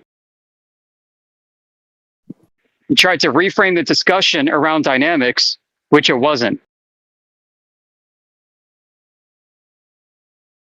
He tried to make it seem as if I didn't know what dynamics was, even though I was the one that made the distinction between what he posted and what he claimed it to be.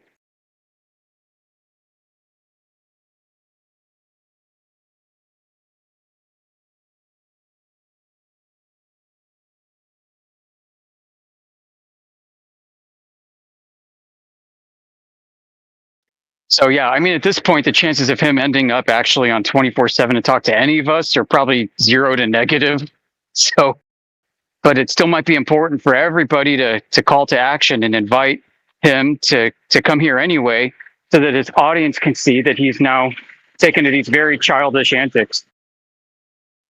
Because he's been trying to frame, for the past week or so, he's been trying to frame the FE community as being too scared to debate him, too scared to engage him, unwilling to go to the summit.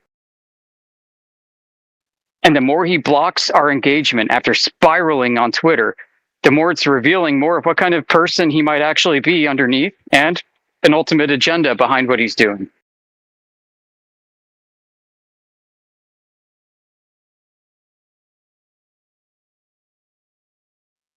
I mean, if he is clever, he should just come in here anonymous, listen in on the conversation for a while, and maybe see what he's up against. Yep. I mean, I'd be fine with that too. I hope he does.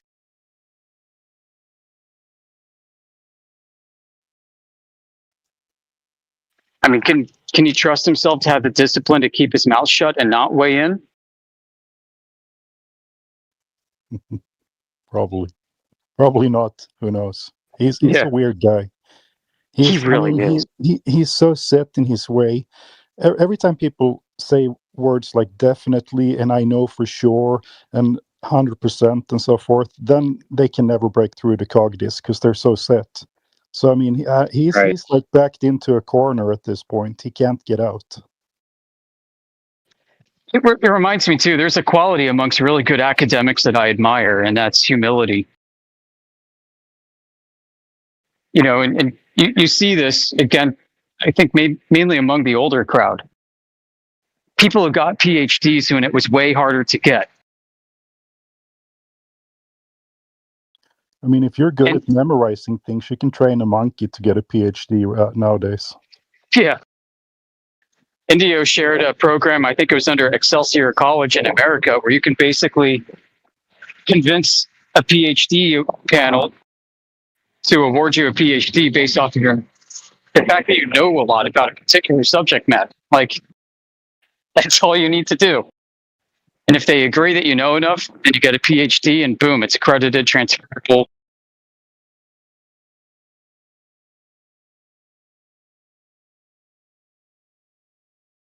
But it's kind of curious that this guy, Dr. Shiva, has kind of like turned against the Jibby Jabby's religion. So at least he can think that the status quo is not correct in that kind of topic. But the shape of the earth and this kind of stuff, he's like triggered in a way that he cannot break that wall. I mean, he should be capable of making sense out of the whole thing. I don't see how he couldn't, unless the spell is too unwilling to be strong on wrong. this one. Yeah, he's too proud. I mean, he thinks he's got it all figured out. I have 4 MIT degrees, therefore I can never be wrong. He keeps saying that, doesn't he? Like Yeah, he says that in so his weird. interviews with people online, on TV.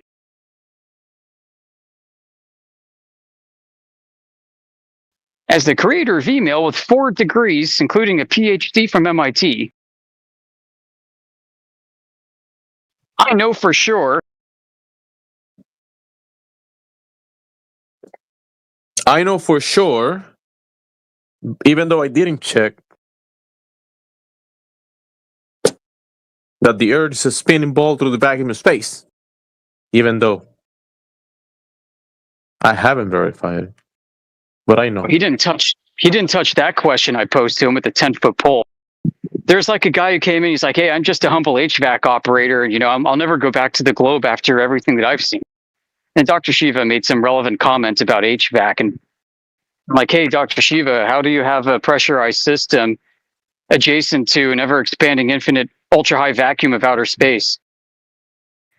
Can you demonstrate that for us? He didn't touch that at all.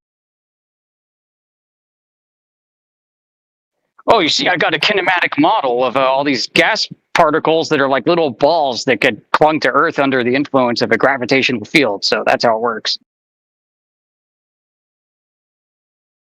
I mean, you can be a genius and still a complete idiot. You're only one thought away from cutting your own ear off at any point in time. I wonder what experiment whoever is going to be on that summit are going to suggest. Like, what are they going to agree on? What do you think, Yoder? I can't even speculate, because they seem to think that the scientific method via a scientific experiment is going to resolve this issue. I mean, so what does he mean by scientific experiment? If he's meaning that in the colloquial sense, fine. But if he was being colloquial, then why is he foot stomping how important the scientific method actually is in order to provide a logical framework of truth and to provide a means of testing and experimenting? And he seems keenly focused on wanting to build a data set somehow to fit a hypothesis or to falsify.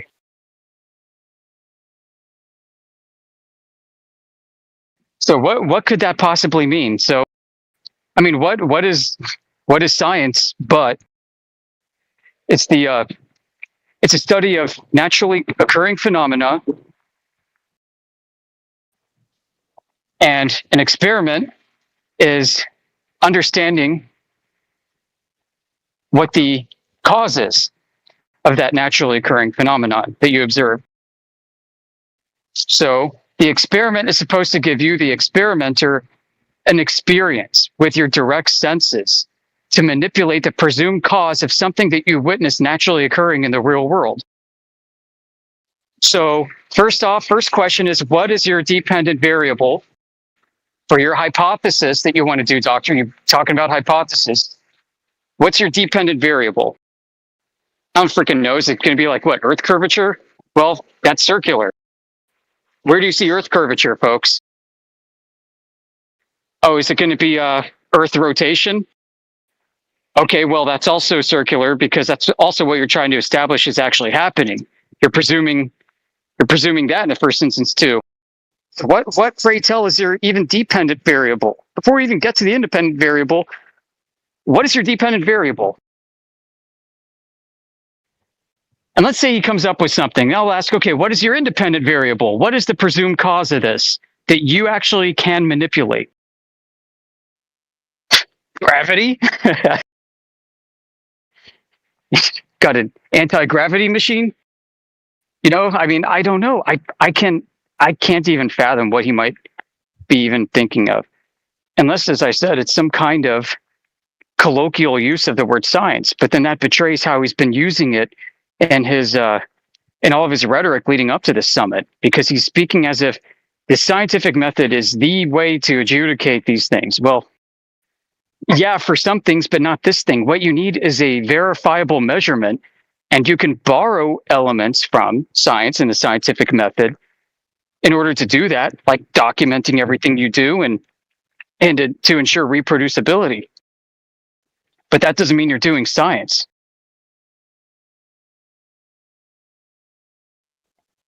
tried to step into his frame and formulate something, even though it's impossible because it is a geometrical problem.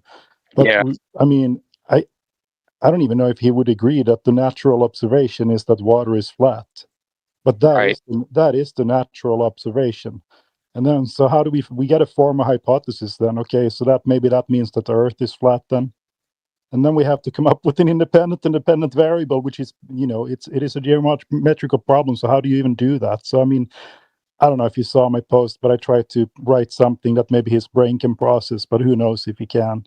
And it doesn't even make sense from, in the scientific method, but maybe to him it does. So I don't know. What kind of bothers me is what I've seen go down is how scientific experiments, so-called experiments, are given in place of the actual evidence that we need to substantiate the geometric problem before us and the answer to it. So an unsophisticated audience is going to hear all of this bloviation about multiple degrees and, panel of experts, of engineers, of this, that, and the other. And Lord only knows what they can cook up, but they can cook up something. And it almost seems like the route they could take this is to do something that the unsuspecting, unsophisticated audience will just have to accept based on faith or based off of ignorance. Yeah, that's what they always do. That's what that guy, Doctor, what the hell was his name that India was talking to? I can't remember, whatever. He tried to bring up stuff that 99.99% of all the listeners didn't even understand, so it was pointless. And India told him that too, right? And this is exactly what this Shiva guy, if you look at that thread where he posted a math, do you think more than like a couple of people even understood that math and could even, process it? And still, they go in there and they comment, "Great job, Dr. Shiva. This is the math that's going to prove those flat earthers wrong because they're so stupid. And haha, you showed them." Yep, that's exactly it. You can see that by the cheerleaders. They have no idea what that math does. No, they don't. No, and I know what those expressions are, but I hate looking at that because it's in that terrible format. Yeah, and I commented also that even if that math is correct, it doesn't matter if you can't show it in reality. I can create math that shows that the Earth is a triangle, pyramid form or whatever, right? It doesn't matter if I can't show it in reality. So what's the point? Right. So what they'll do is affirm the consequent.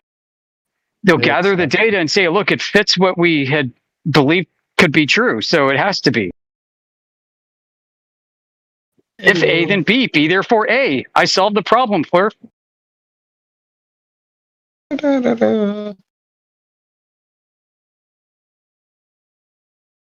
It almost looked like he was setting himself up to affirm the consequent with one of his tweets earlier, too, about the scientific method.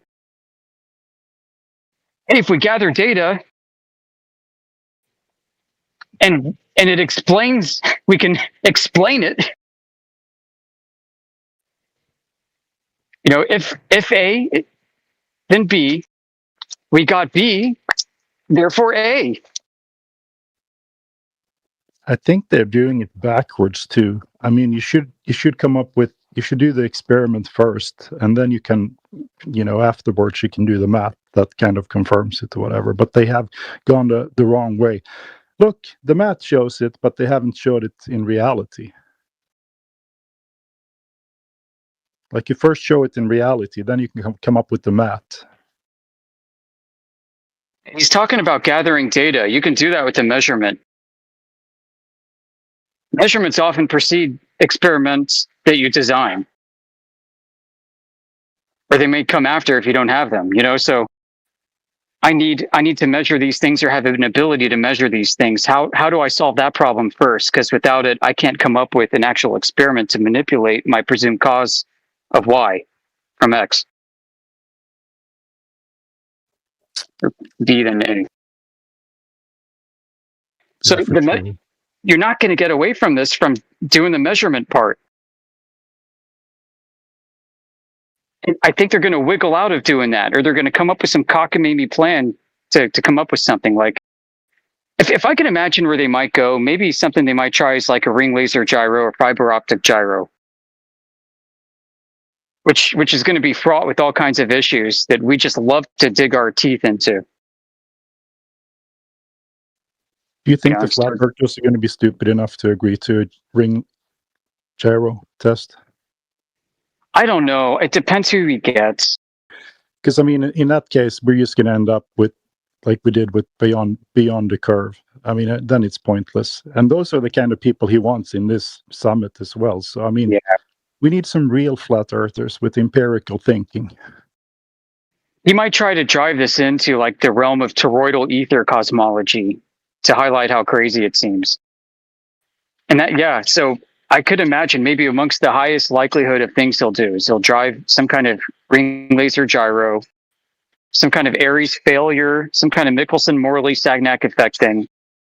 And it will spark a debate of whether or not the reference frame is dragging of like an ether or if the Earth is rotating through it. You know, and then they'll go on and then use some kind of modern explanation to try to debunk it, and claim that they declared victory for the globe. That seems very likely. And I know these crazy flat earthers believe in the ether.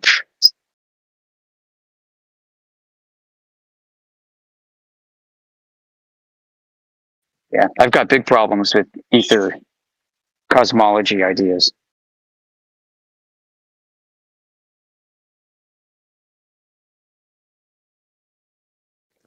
I stopped talking about the ether after I realized that I can't prove it exists. So precisely. And yeah, and attempts to do so are fraught with issues. So yeah, if they do the gyro test, that is going to be the explanations from the flat earther side. It didn't measure Earth rotation; it measured sky rotation, and then we're at the same place where we are at right now. It doesn't, neither side can win that one. They should just do a laser test. Can you guys still man the ether real quick or anything with that? Because you're saying they might use that. You're saying. Yeah, I think so. I think they'll set up. I think at the top of the list of potential projects that they'll propose at the summit might be a ring laser gyroscope and looking at some kind of fringe shift when they move it around. Didn't they already do this on different elevations, and they came up with 14.7 versus 15.3 or something like that, depending on how high up you are above the sea level or if you're below sea level. And the data was so widely dispersed, it was meaningless to begin with. Right, and even if it did show 15, as I said, both sides could claim it's the sky and the other side could claim it's the ground. Right, so to me, something like that would be the best way for them to hedge their loss on the globe side. Yeah, that's their best way out. I think they're going to shy away from the actual laser testing.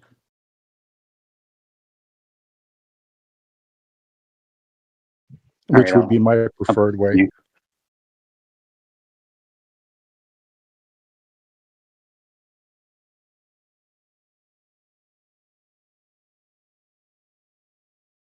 He's in Boston too. I wonder what kind of bodies of water we have around these parts that could be a good place to do the test.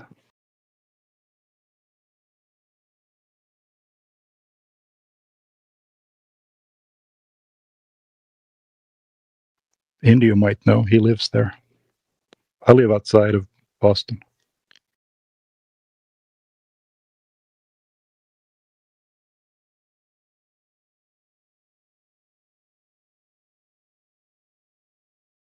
I'm also in the Boston area. Nice.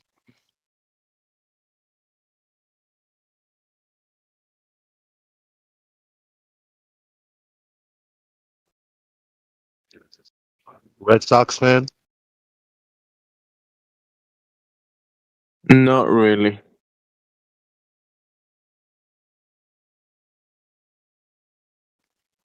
Well, you can probably hear it on my accent, but I'm originally from Sweden, and I wanted to get away from that place because it's cold, and I ended up in fucking Boston, and it's just as cold here.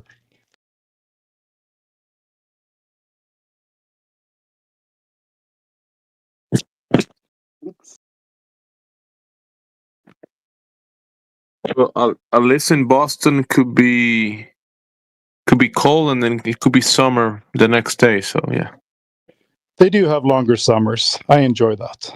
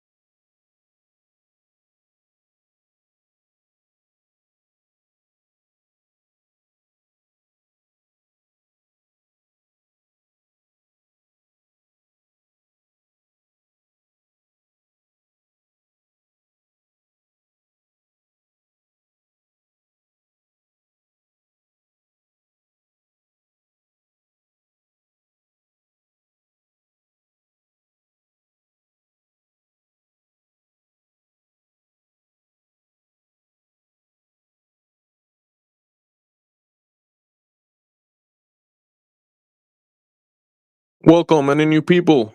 You got any questions? You can ask the Bostonians.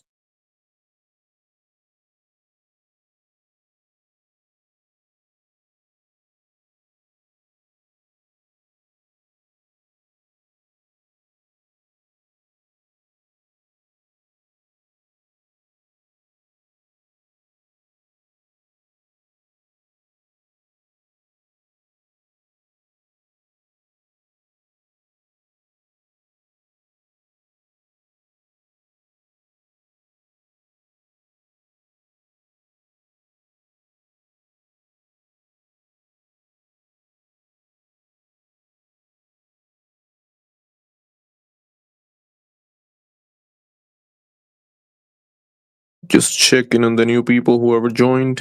If you got any questions about the topic, you're welcome to open your mic and ask.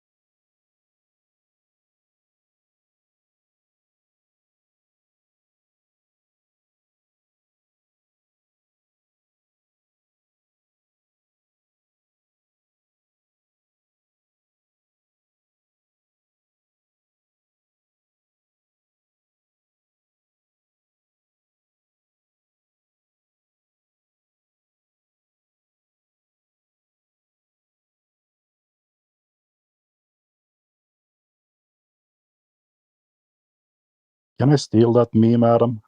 That's funny.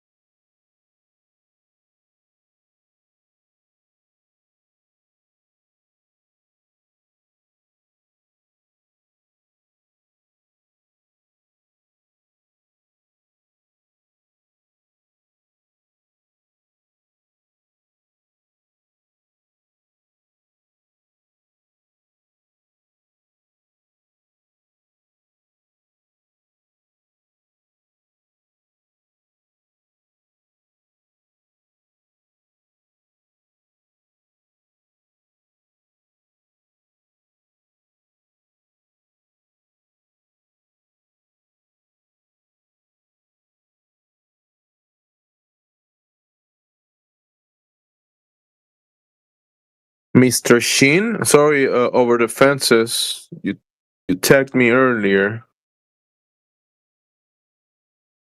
I mean, a few minutes ago.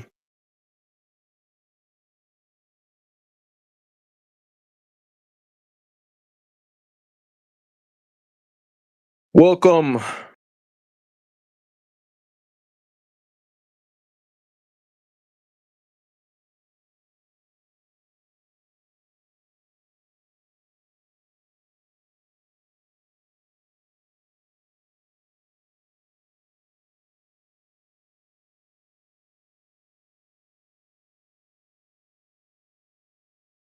Well, I don't know what that means. Over fences. Mr. Sheen is in an alt. Mr. Sheen, I see your username, but are you in the VC?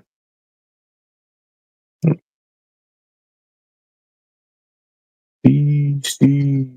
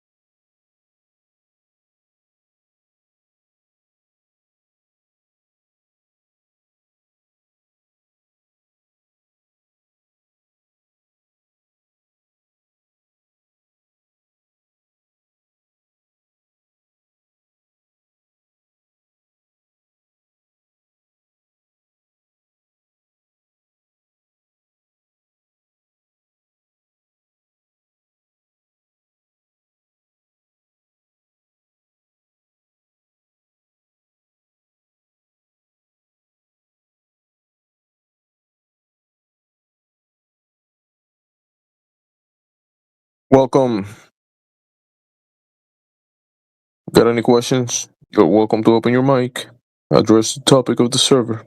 Flat Earth versus Globe Earth.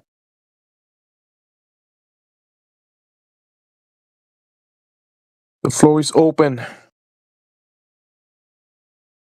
for conversations.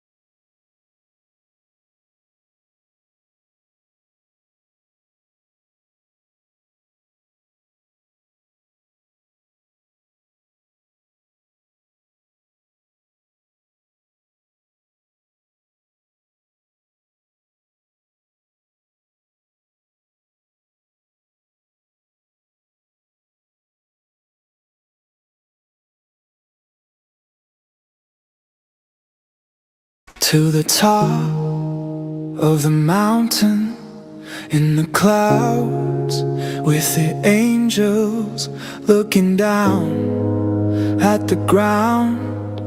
There are cities all around, and they're playing with the people, with their pieces, mile by mile. There's a game that's being played that's not ever gonna fade. And the earth is so humongous, they are giants, they're among us. From a town that's made of stone, that's about the size of Rome. And the map is so humongous, they are giants with a compass and a pen that's drawing on to chart their way to Babylon. A land so grand and full of stone and full of life and full of gold and full of dark and with no soul. A land so grand and full of stone and full of life and full of gold and full of dark and with no soul.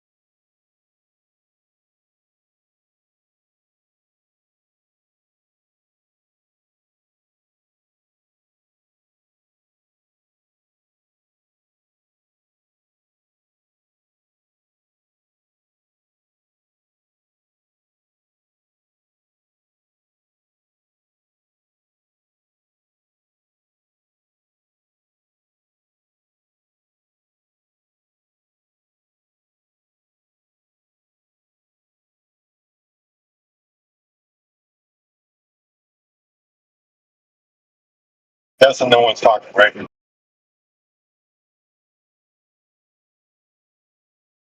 You are. No, I'm going to put on trace logical fallacies and then maybe a few others. Sounds good. Sounds good to me.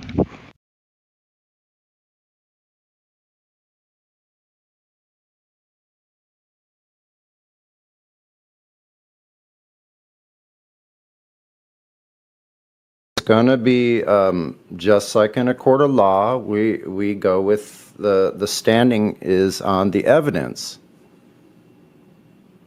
It doesn't go away from that. So. Mhm.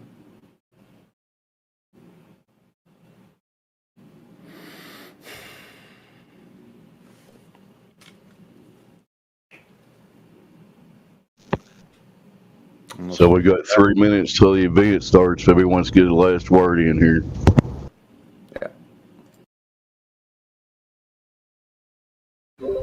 Word. Word. Does Anik leave? He should learn about these logical fallacies. He never uses any of them, does he? He can still listen. He can still listen. He just can't speak right now. He's taking a timeout. He's got a little time out in the corners, Anik. He'll be okay. Keep on believing. Whatever you want to do, man. Keep rubbing that globe. Maybe someday it'll come true. I don't know.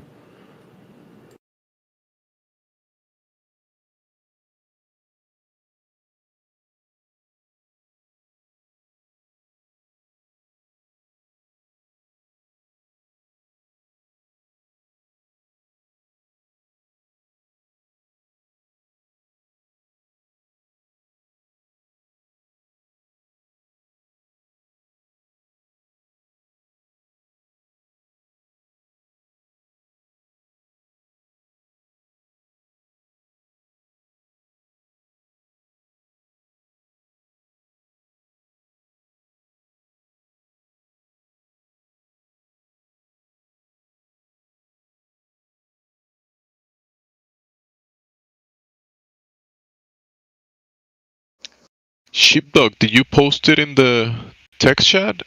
Can you DM it to me if it's not posted there? I'm not looking at the chat at the moment. What's that? The playlist? I think you said this is Dre's logical fallacies presentation. Is that what you said? The bot is has a green light around it. Has a what? It has a green light around it.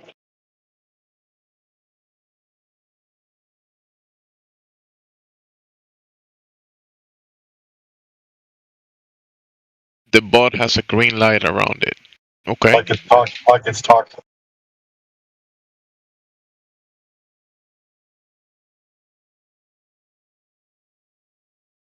Don't worry, bro.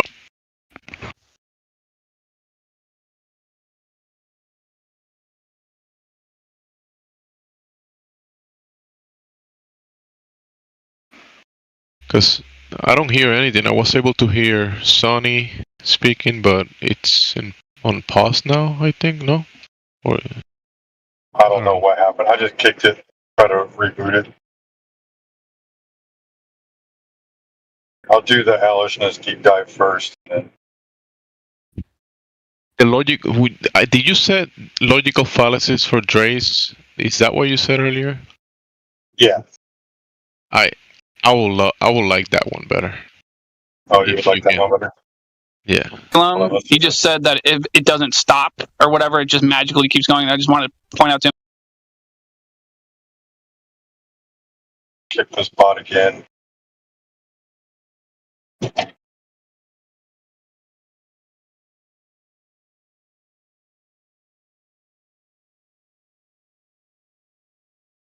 This traffic out here is wild. You're driving and managing the bot? Come on, bro. No. Not at all, dude.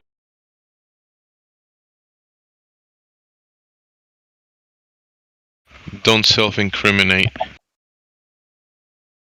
It's gonna be just like in a court of law. We go with the standing is on the evidence. It doesn't go away from that. So.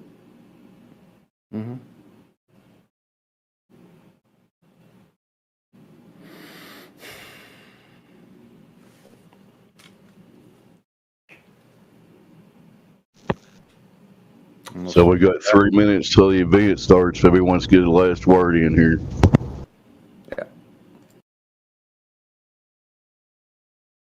Also, he said 3 minutes. That's probably what it was. Word. It was.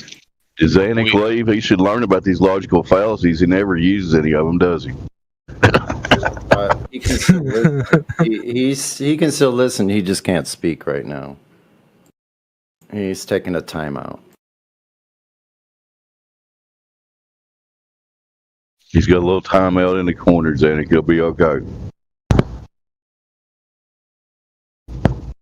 Keep on believing. Whatever you want to do, man. Keep rubbing that globe. Maybe someday it'll come true. I don't know.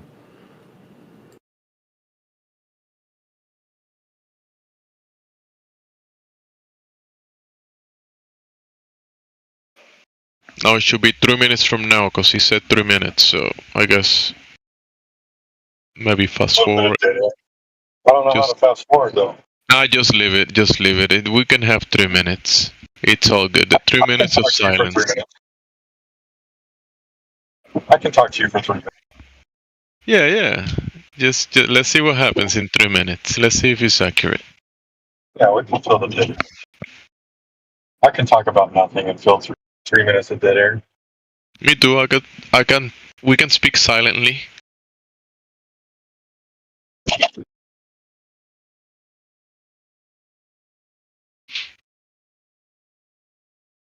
I'm trying to decide which ladies' night to post.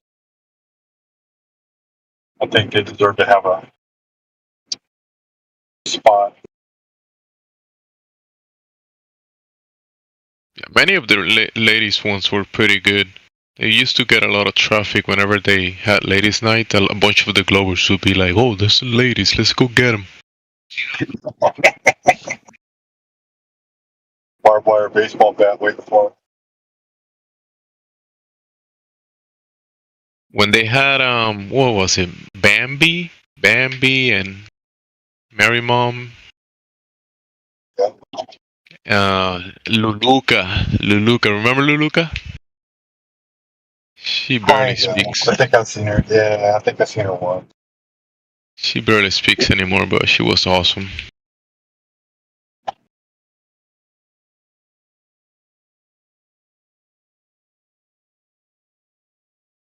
She joins the VC often, but she doesn't speak.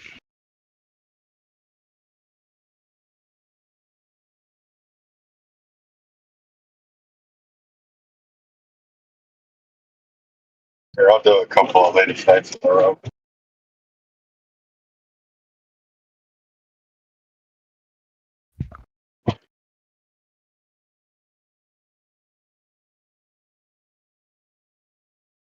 Let's check on the new people. If there's anyone new, you're welcome to open your mic and ask. You can direct your questions. Oh, go ahead. Thing. I posted this link to the wiki where we have our fallacy stuff. And, that's crazy. At the bottom of the fallacies, if you open the ones that are finished, there is rough rulings, which would make pretty easy for a judge to have things on hand, like a resource for the judge.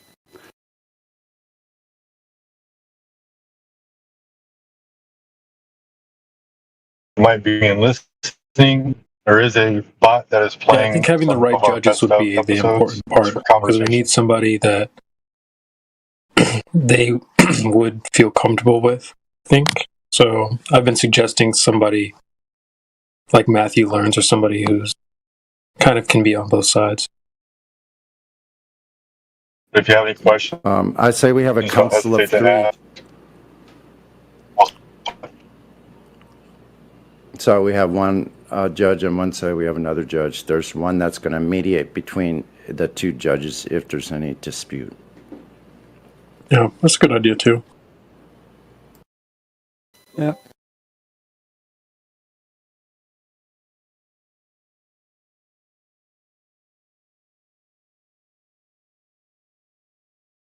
We could possibly repackage the arena. Instead of Coliseum, you have the jury. Yeah.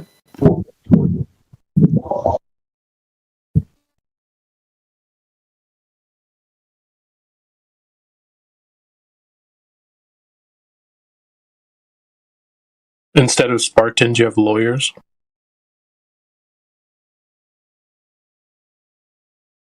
Prosecutors and defendants. Yeah, right. Yeah, this is a good idea. It's cooking up nicely.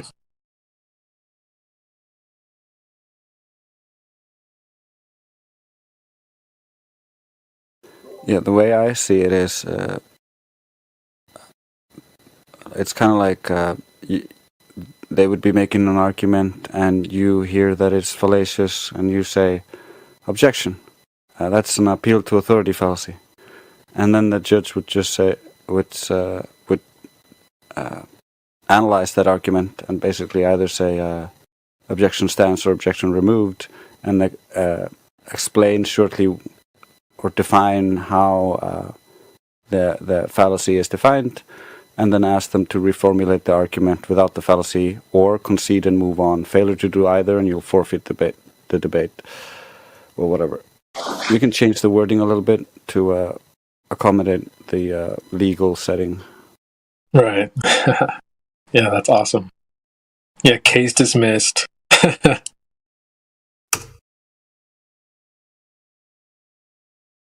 Oh man, how's everybody doing today? Good. I've been looking forward to the show. Oh yeah, so we're running a little bit late. I don't know how to use the this Craig bot. I was trying to stop it and then restart it to, for the show, but I don't know how to use the commands. Hey, Dandelion, do you mind starting the event for me as well? It won't let me on my phone. Or can somebody start it for me? I'll start it. I just started it. She's still in the gold VC. She'll be right up.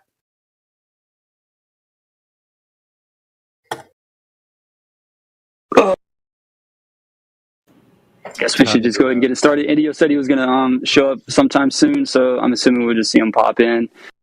Hey everybody, my name is Brad. I've got Redford Bear here with us. How's it going, Redford? It's going well. How are you? I'm doing well.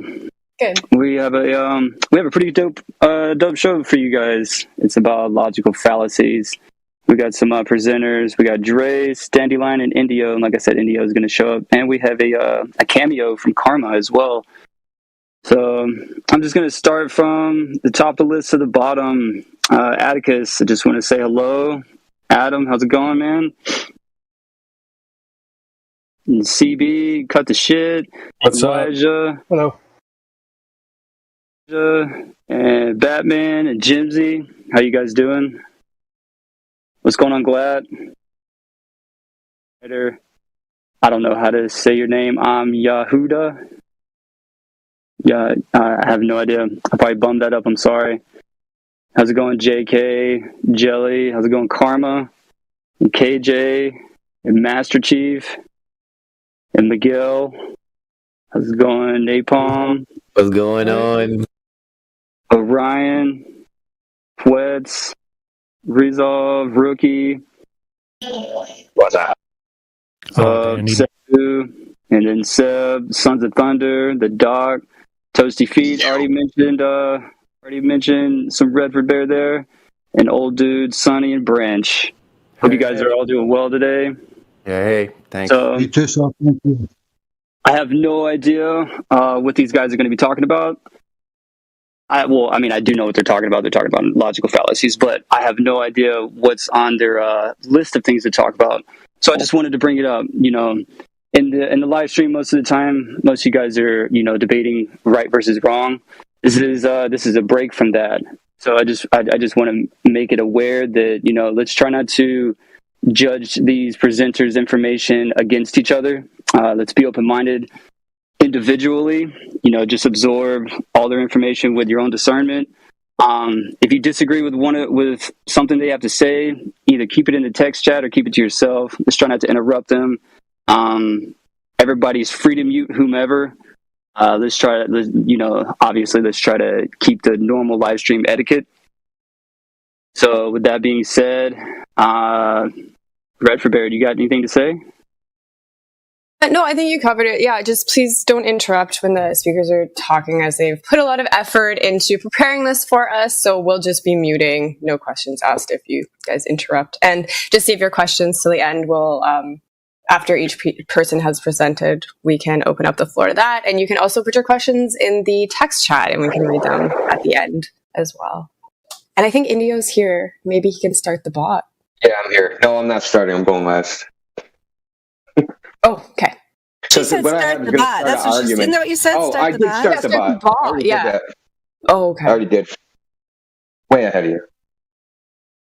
Oh, the bot's not there though, bro. We're just saying we can't see the bot. Is it? Greg bot. Greg bot, the recording thing. Yeah. Yeah, it's not there. I said it was. Hold on a second. Oh, it was in there and then it left, and I'm not sure. Hold on a second. Okay. I'm not receiving any audio disconnecting. I wonder if someone deafened it. Hold on a second. I'm going to redo it. Yeah, it'll send you a DM like its status.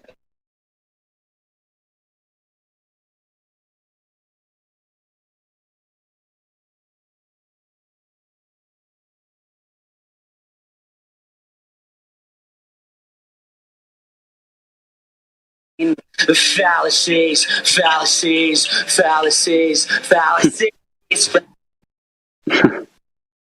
was that? Was that CV? Yeah, that's Jesse Pinkman. Breaking Bad reference.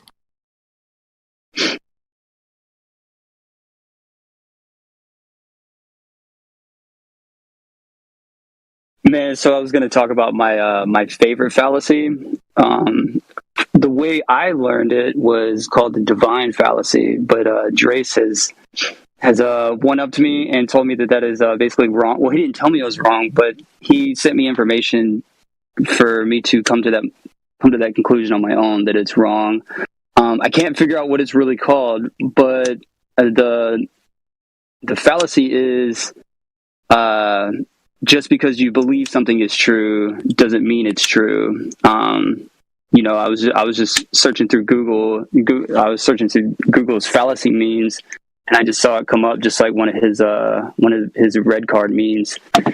And I kind of just took it from there, kind of like the meme with Abraham Lincoln saying that everything you see on the internet is true. Yeah, I was shown up by Drace.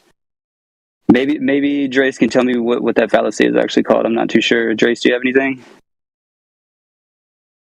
Yeah, it's argument from incredulity or argument from personal astonishment. It has many names. Argument from personal incredulity or personal incredulity. It's also called some places online the divine fallacy. So I think that's fine. Yeah, but when I went to go back and like actually research it for myself after you told me, I couldn't find anything to validate the divine fallacy of what I thought it was. So that's why I kind of just was like, all right, well, I guess Drace is correct. So I thought I read it somewhere online as well. So maybe they change stuff online all the time. So I don't know. Yeah, there's tons of lists too. It's almost information overload. Redford Bear, do you have a favorite fallacy? Yeah, actually, it's from the list that Drace had put together when he went over the fallacies for us in a silver meeting. So I'm going to pick this one. It's called an ad nauseum. So refer to the fact that something has been done or repeated so often that it has become sickening or excessive.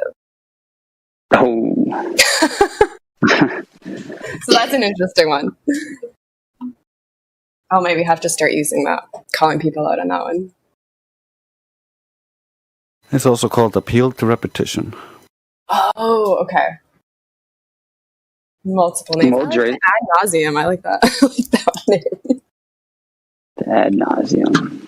Trace, on that note, do you want to go ahead and kick it off? Argument by nagging. That's another one.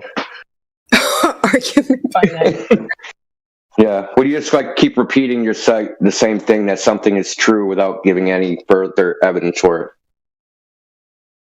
Like X is true, X is true, X is true, X is true. Mm-hmm. And you just keep saying it, and that's your argument?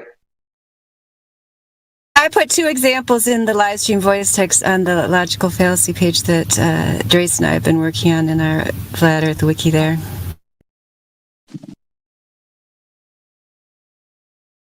Well, before we kick it off, does anybody have any questions, comments? Anybody have any concerns they want to bring up?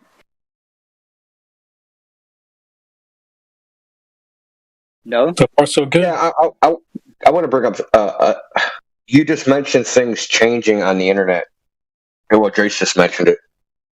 So one that was changed, I don't know, maybe about 8 years ago, 10 years ago, was an appeal to authority argument. They used to just say it was a logical fallacy, but a lot of the definitions of it now have this little caveat that says something like, unless it's an expert in the field. Right? Which is actually pretty ridiculous, right? So it's not proof of a fact because an expert says it, right? That's silly.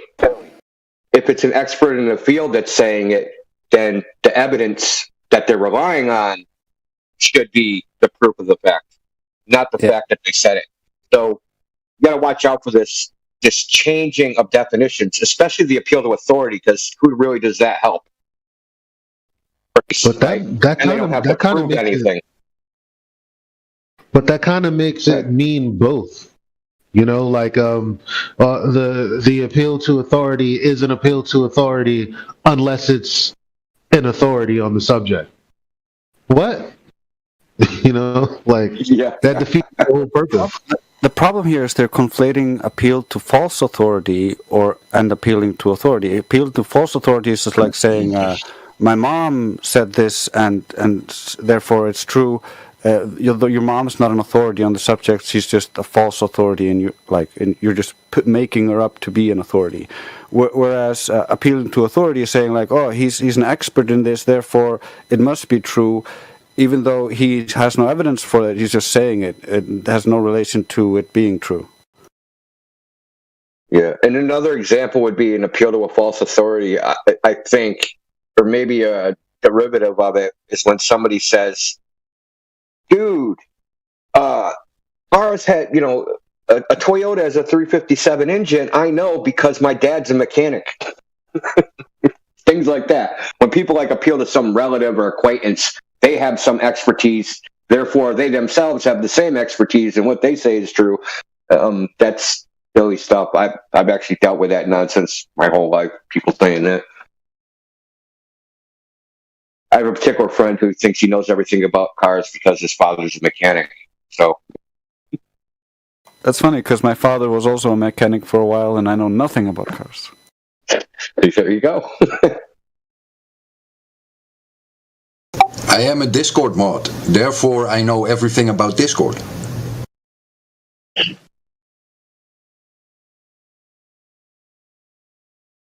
Hello? You only need to know where the important button is. Leave server. Hello, if someone says something, we're just listening to the bot. It's a topic about logical fallacies. If you got any questions, you can post them in the text chat, and we might pause it for you. The shitty part about leaving the server is, once you leave and you come back, it starts your counter all over. Oh, yeah, Brad. Oh, you messed up. Yeah, instead of being I think I was 12,000 something, I'm right back down to 25,000. It's no big deal. But it is disappointing, I know, because I joined day one, and then when I left the server and came back, now it looks like I joined in November 2020. But you know what? We all know the truth. All good. Yeah. Yeah, but the important people know the truth. That's what's, good way to look at it. But on that note, Drace, man, go ahead and kick it off for us. What you got for us? Okay, so I wrote you a little presentation and I collected some materials together. I will stop from time to time to give you a chance to ask any questions if you have any. But I will essentially cover 2 informal fallacies, the non sequitur and the begging the question fallacies, 2 formal fallacies, the denying the antecedent and affirming the consequent fallacies, and 2 logical proofs, the modus tollens and the modus ponens. But I will start with the basics and defining some terms to avoid confusion. I will also briefly mention the fallacy and the fallacy variation at the end of this presentation, so that will round everything up. I recorded it, so it will take about 15 minutes to do this. Do you have any questions before I begin? No, man, I don't have any questions. Redford Bear, do you got any questions for him? No, I don't have any questions. Take it away. Okay. Thanks, Drace. Moving on. Fallacies, the basics. Most of you probably already know this, but a quick overview for people new to this. A fallacy is a defect in an argument that involves mistaken reasoning. Sometimes fallacies are committed purposefully to influence or mislead the reader or listener, and sometimes unconsciously, as an ego defense mechanism. There are 2 main types of fallacies, the formal and informal.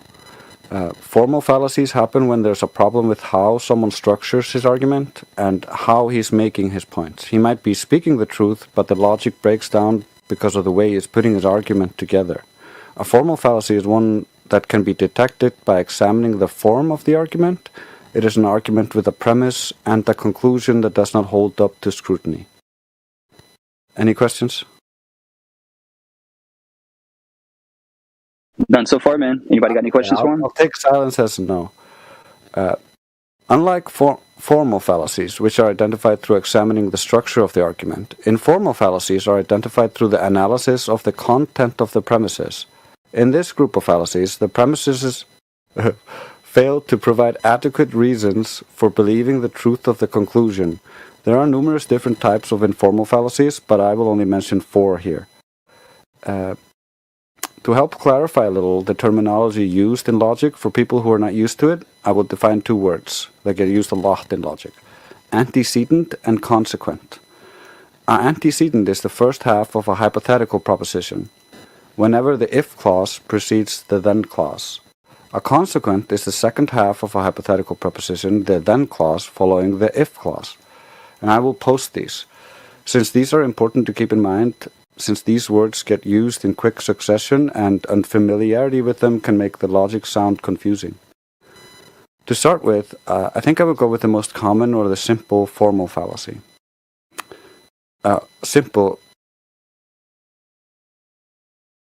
This is badly written. Or the simple informal fallacy, the good old non sequitur.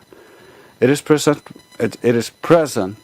within most fallacious argumentation, so it's a great start. It literally means it does not follow. It means there's a divide between the premise and the conclusion. A non sequitur is all about making a giant logical leap that is totally unreasonable. Non sequiturs can also just be assumptions that are not necessarily true. All the following statements still take that giant leap which defies basic reason. Marilyn drives a Mercedes. Marilyn must be wealthy. She might be, she might not be. His apartment building is huge. His apartment must also be huge. It could be many small apartments within a huge building. You don't know.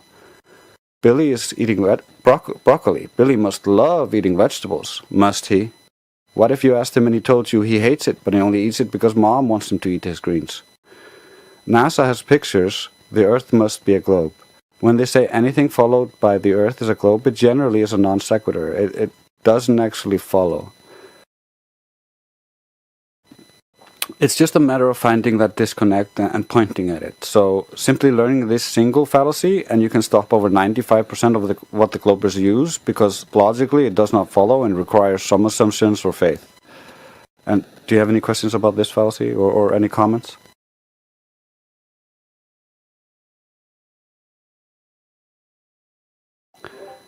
Moving on. Now, because how closely related the other fallacies I want to cover are and how it gets weaved together with them, I feel it's important to mention this informal fallacy or the begging the question fallacy. It is probably my favorite fallacy since it is very common for the Globers to use, and it is any form of argument where the conclusion is assumed in one of the premises. Begging the question is a form of circular reasoning. The fallacy of begging the question occurs when an argument's premise assumes the truth of the conclusion instead of supporting it. In other words, you assume without proof the stand position or a significant part of the stand that is in question. Begging the question is also called arguing in a circle. For example, gravity is proven by experiment. I learned in school that Cavendish is an experiment, therefore gravity is proven by experiment. This assumes schools taught you the truth, then using that assumption as proof while not understanding what defines an experiment, and how Cavendish does not qualify to be one, regardless of how many people believe it to be an experiment. Here's another example. If the Earth is a globe, there would be thousands of scientists saying it isn't. There are not thousands of scientists saying it isn't. Therefore, the Earth is a globe. Whenever they start with if, like if the Earth is a globe, or they assume an aspect of the globe to try to justify the globe, it is very likely a begging the question fallacy. As long as they end with a conclusion of any of their premises without having any valid logical format of either modus ponens or modus tollens mentioned later, they automatically are begging the question. The savvy among you probably noticed the previous example was also a different fallacy, and that is the fallacy we will talk about next. Anyone care to point at it?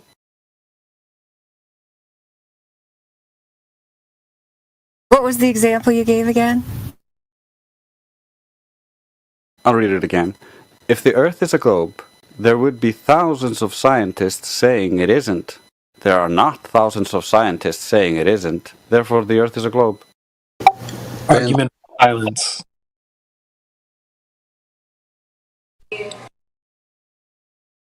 That's actually a very good, astute observation, because that fallacy is also hidden in there, but that was not the fallacy I was talking about. Good job.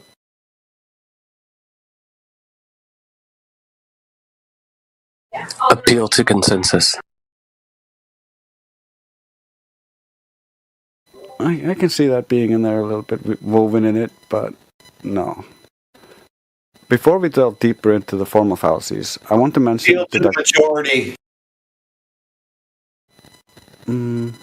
That's also woven in there, but that's not what I was talking about. I want to mention deductive reasoning or logical proofs, known as modus ponens or modus tollens, since the fallacies I will cover next are invalid or defective forms of those valid arguments. And that's essentially what that was.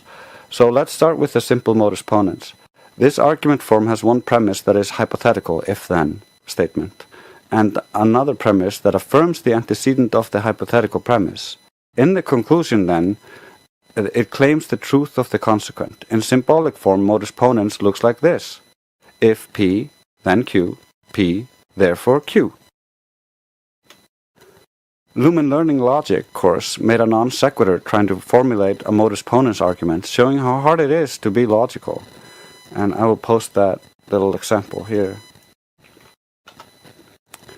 While formulated correctly as a modus ponens, if we get up before sunrise, then we have time for a run does not follow necessarily emergency or other reasons, and therefore makes a leap in logic, showcasing our first fallacy, the non sequitur. Here is a less fallacious example of a modus ponens argument. Premise 1. If something is more dense than the medium it is in, if P, then it falls, then Q. Premise 2. Something is more dense than the medium it is in, P. Therefore it falls, therefore Q. Next we will go over the fallacy mentioned before, and that is the defective version of modus ponens. And that's how I phrased that earlier example. It's called affirming the consequent. Recall that in one of the premises in modus ponens, affirming the antecedent, which is essentially what modus ponens is, it's affirming the antecedent of the hypothetical premise, the antecedent necessitates the consequent. That's the important bit. If it doesn't necessitate the consequent, it doesn't work. If the antecedent does not necessitate the consequent, it's a non sequitur fallacy. In the fallacious examples I will present next, however, the consequent is affirmed instead of the antecedent like this. If Earth is a sphere, if A, then we see boats disappear bottom up, then B. We see boats disappear bottom up, B, therefore the Earth is a sphere, therefore A. The antecedent is claimed to be true because the consequent is true. But that does not mean it is. That was never confirmed. It was just the consequent that was affirmed. So we can't affirm the consequent to prove the antecedent. Does that make sense? Yep, taking notes. Here's one more example of this fallacy. If the Earth is a sphere, if A, then we would see shadows like Aristophanes saw, then B. We saw shadows like Aristophanes saw, B, therefore the Earth is a sphere, therefore A. This argument assumes the truth of the conclusion, so there's also the begging the question and non sequitur fallacies hidden within this, but this form is specifically denying the antecedent, so it's illogical in the form as well. These arguments are highly logical and can be dismantled via understanding any of these fallacies or the correct logical argument structure which they're trying to do but failing at. So onto our second logical argument, or modus tollens, a favorite of ours because we use it a lot with the Black Swan. This argument form also has one premise that is a hypothetical if-then statement, and then another premise that denies or indicates the untruth of the consequent or of the hypothetical premise. The conclusion then claims that the antecedent is not the case, that is, denies it. In symbolic form, modus tollens looks like this: if P, then Q, not Q, therefore P. And I will give you an example of that as well. We are all familiar with the Black Swan, so I will go over this very quickly, and with new examples I made just for this. Starting with this fact: Taylor columns form in rotated fluids. If Earth is rotating the fluid air, Fp, then Taylor columns would form in all fluids on Earth, then Q. Taylor columns don't form in all fluids on Earth, not Q. Therefore, the Earth is not rotating the fluid air, therefore not P. This next one I was not sure about until I read more about it from different sources. I wonder if you guys will have similar issues, so I will ask you a question after this. If imagined gravity can prevent greater gas pressure from equalizing with less pressure, if P, then we would not be able to exhale while upright against the imagined vector of gravity, then Q. We are able to exhale while upright against the imagined vector of gravity, not Q. Therefore, imagined gravity cannot prevent gas pressure from equalizing with less pressure, therefore not P. And I will give you a moment now to see if you see my issue when I was trying to make this. Can you repeat that, Trace? No problem. I'll post it so it's easier.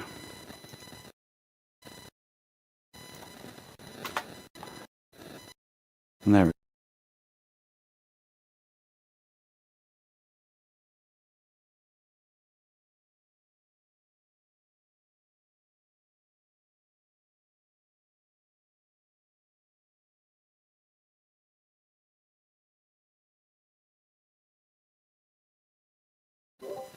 To give you an example, what bugged me was I used a negative in the then Q, and then I denied the negative with a positive in not Q. And that in the beginning I didn't understand how that worked until I further read more logic courses and found different examples showing it. To help clarify the context, not Q simply means the denial of Q. So using a negative claim and denying it using a positive claim feels very counterintuitive, but I have more examples of this to follow. Does it make sense?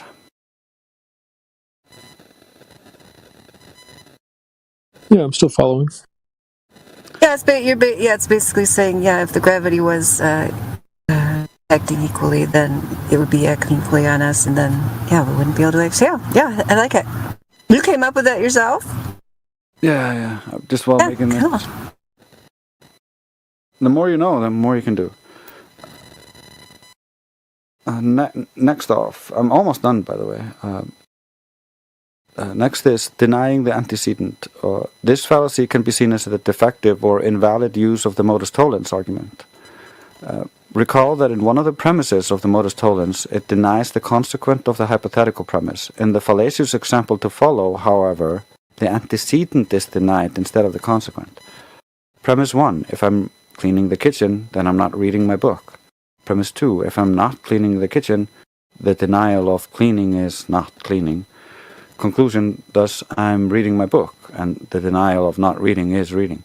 So there it gives you an example of how a negative claim is then denied with a positive claim. The premise here is valid. It's not a non sequitur, but this too is defective reasoning if you think about it.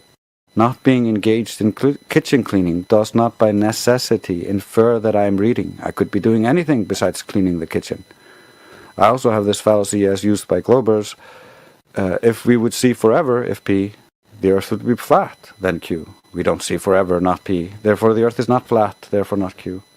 This is a logical leap here between the antecedent and the consequent, so a non sequitur. We can also easily show how you would not see forever through a medium like air, so this is invalid and defective just on the face of it.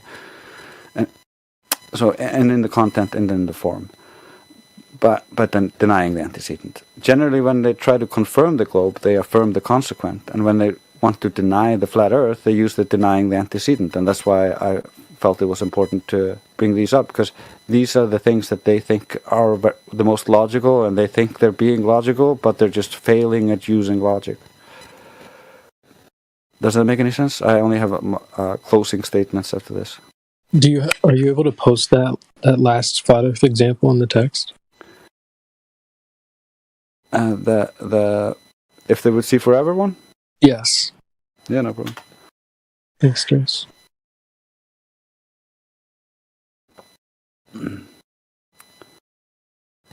And my closing words would be, the movies teach them these fallacies and more as logical deductive reasoning, so people use them unconsciously thinking they're being logical. I would class them as level 0 in logic because they don't know any logic. A level 1 hears at least the irrationality, but he can't name the logical fallacies being used, but he at least knows it's wrong. Level 2 can name the fallacies, but struggles to help others understand how they're being fallacious. They can be like, oh, that's a fallacy, it's this fallacy, but I can't really help you understand how you're being fallacious. And I would say level 3 uses the weaknesses of their fallacious argumentation to show others how it is fallacious and doesn't work. And that's, I think, the level we all want to be at. And some here are at that. I'm not at that level yet. I'm like level 2, crawling my way to level 3 by learning this stuff. Application is far harder than the book learning. And so this goes into the 2 last fallacies I want to mention in the end, because knowing the name alone of a fallacy can create an issue with the fallacy-fallacy variation, where the fallacies are called out but not shown, and it's important to not fall into the trap of the fallacy-fallacy, where you assume whatever is argued for is wrong because they argue with a fallacy. However, they should attempt to reformulate an argument without a fallacy, since that specific argument can't be dismissed on the ground of being fallacious, regardless if they are arguing for the truth. This is the end of my presentation, so I hope you guys enjoyed it. Well done, Drace. That was for real, Drace. Yes, agreed. I'll have to go back and study it and take notes, and yeah. Yeah, that was a lot of awesome information, though. I'm going to have to do that as well. Drace, you're all over it, buddy. Thanks for doing all that work. And also, is there a section where Drace can just kind of have all this stuff to? And Drace, have you posted this anywhere else on the server? I guess. Yeah, it's on our wiki. It's on the wiki. Okay. What I mean is a channel within this specific Discord server. You know, like down the additional information stuff like that. Is there a spot there where you can just label it, you know, fallacy fiasco or whatever? Yeah. Logical fallacies, yeah, something like that. Is that a good idea or what? I mean, the easiest way to do it is exactly what he just said. I mean, he posted the wiki. Cool. Okay. Word. Yeah, yeah. That's we do have a page down there for fallacies. I'm not sure if it's specifically like labeled as fallacies for people to find it. But yeah, it's pretty much just information copied and pasted from the wiki page and other fallacy web pages online. Cool. Okay, thank you. What I would like is screenshots of Globers using every single type of fallacy from within here.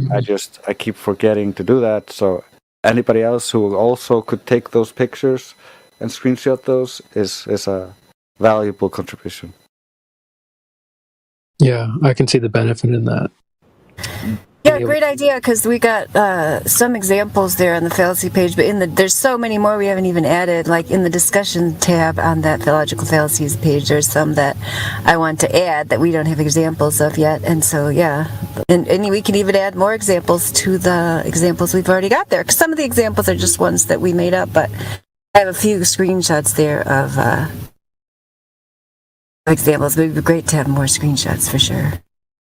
Yeah, and the more you have, the more we just put into that individual fallacy page, and you can see all the different Globers saying all this dumb stuff.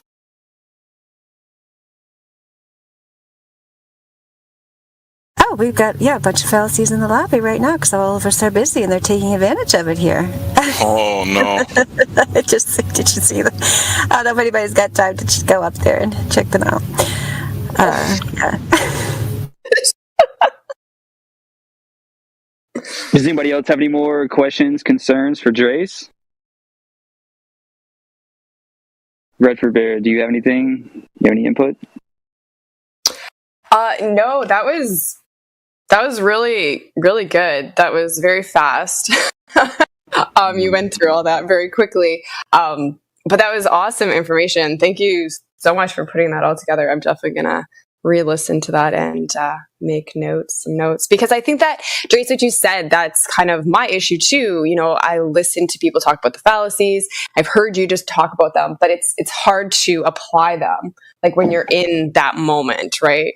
So I think that's a good point. Yeah, that's definitely a big shift from being able to apply the knowledge of the fallacies and the weaknesses of that specific fallacy to show him how his argument is wrong, and just feeling and or knowing which specific fallacy he's using. There's a big gap between there. That's why I really like Elijah and Crypto and Indio, because they're good at doing that. They're at that level where they can they grasp the weakness of that argumentation and just present it to them in a simile or a different way of looking at it, so that they can realize that they're wrong.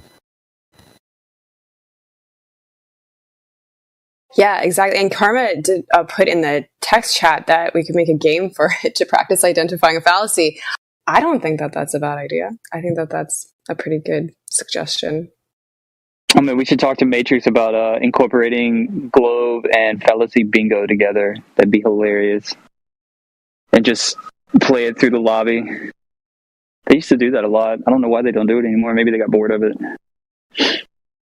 Yeah, I remember somebody pinging about the Globe Bingo once, but I wasn't around, so I'm not even sure how that all works. But yeah. Globe Bingo is fun. Yeah. Well, let's get the games going again, you guys. Yeah, for sure. But no, Drace, that was fantastic. I don't think I have any questions. Does anybody else have any questions for Drace before we move on? We could turn these into slides, like a presentation slide, so we could have it access to it while we're having a conversation. Pull it up, and that we just have that as a reference. So I like that idea. I may just go ahead and make presentation slides with all of that you presented today, but I would like to see this as an ongoing series, and it kind of sounds like that's where you're headed. Well, oh, sorry. Yeah. No, go ahead. Well, I was going to say, even just for the break time, too, because there is like Crypto and Elijah as well, we can see if they would like to join us one time, and we can continue with the fallacies as well. But, Sunny, I think Drace had a bunch of slides already. Drace, do you have? Does. Yeah. It's in probably what he's talking about. It's probably already in the wiki. Yeah, I made what you just heard was Logic 102. I made Logic 101 after that just to add to it. Well, out of the frying pan into the fire for us then, huh?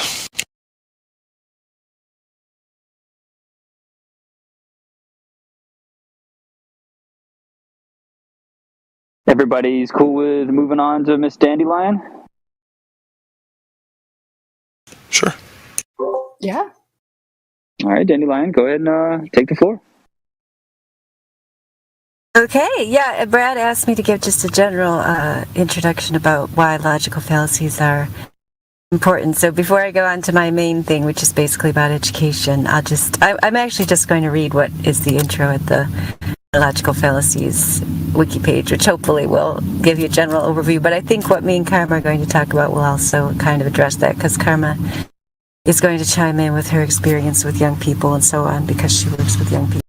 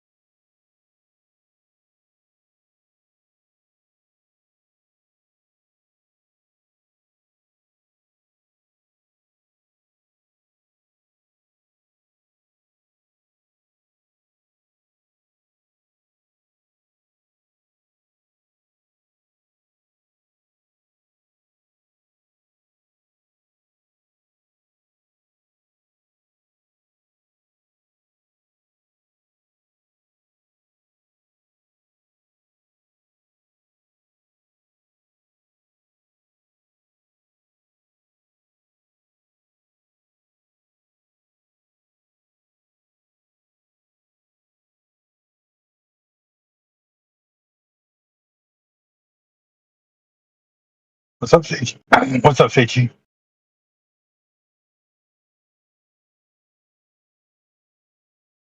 Seichi.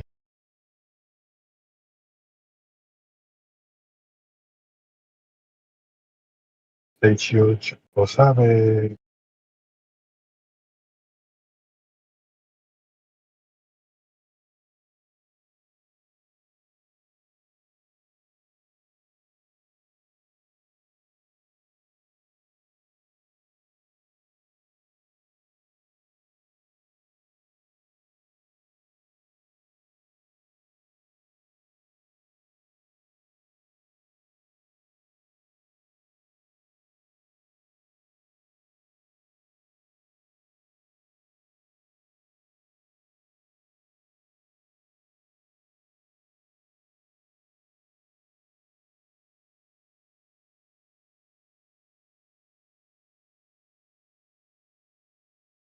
No worries, Seichi.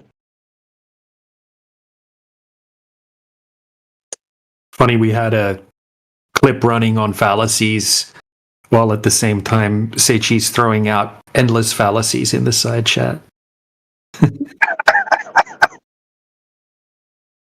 That's why I ran it. Some straw man arguments, some appeal to credentials, appeal to authority, appeal to consensus. Non sequitur. Yeah. Lots of nothing. Fallacy Master Seichi. That would be a cool nickname.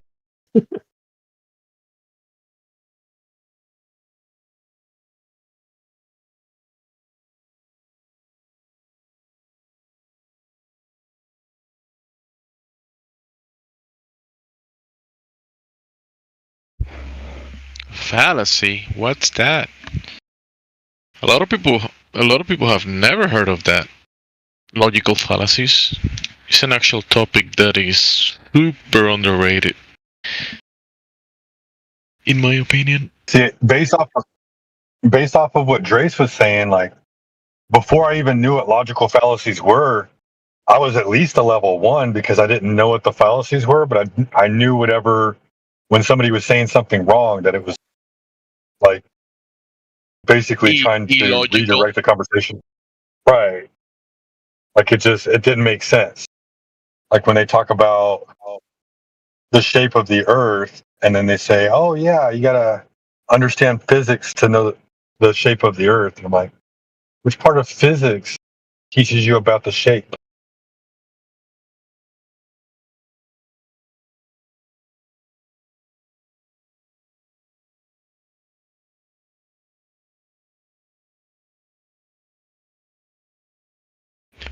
What part of physics teaches you about the shape?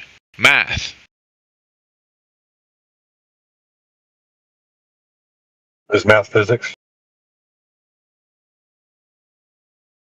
As that smart man will say, math is reality.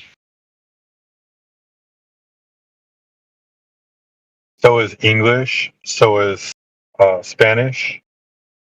So is Japanese. Wouldn't you agree? Yeah. You got it.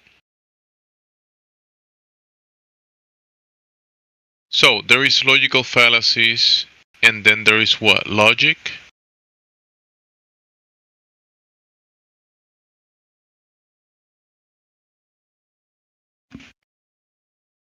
What will be the opposite of logical fallacies?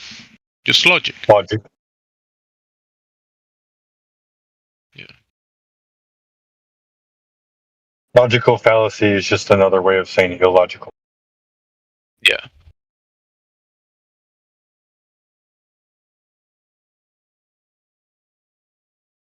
That makes sense.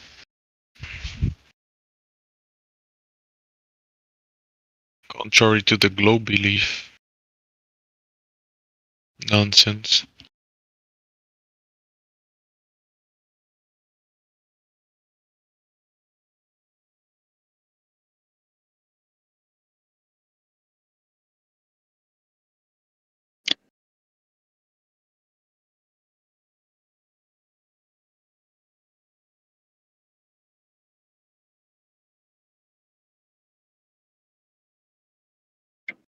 What's up, Christian?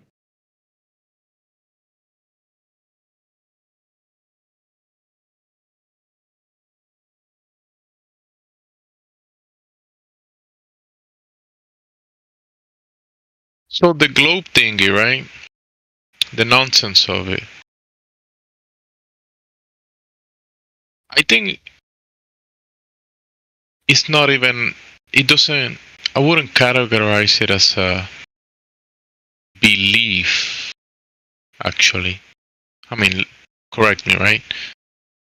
Because you can. I mean, you can use belief in. Let's scratch that.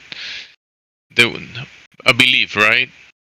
When I woke up today, I said I'm gonna go to the store and I'm gonna buy rebuy. But there was no rebuy. I had to buy Shuck, which is the cheap, the poor man rebuy. I believe there was rebuy, but there's nothing illogical of me believing that. You're so explicit.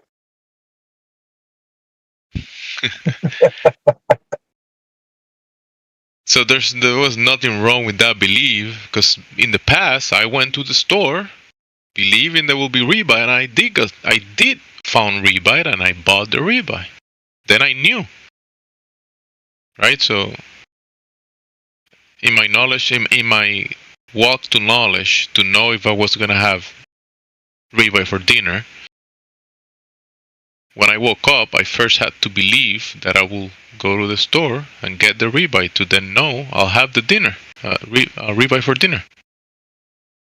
So that will be logically, that will logically follow.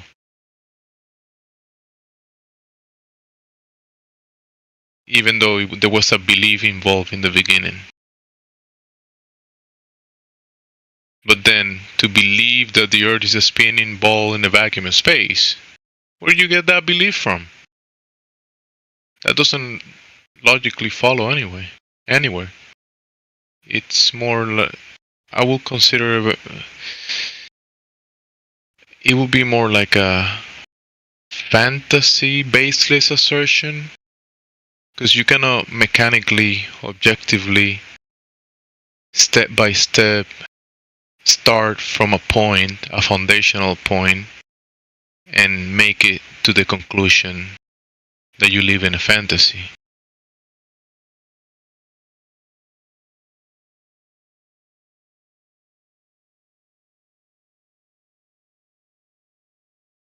I don't know. Thinking too much of it, maybe, but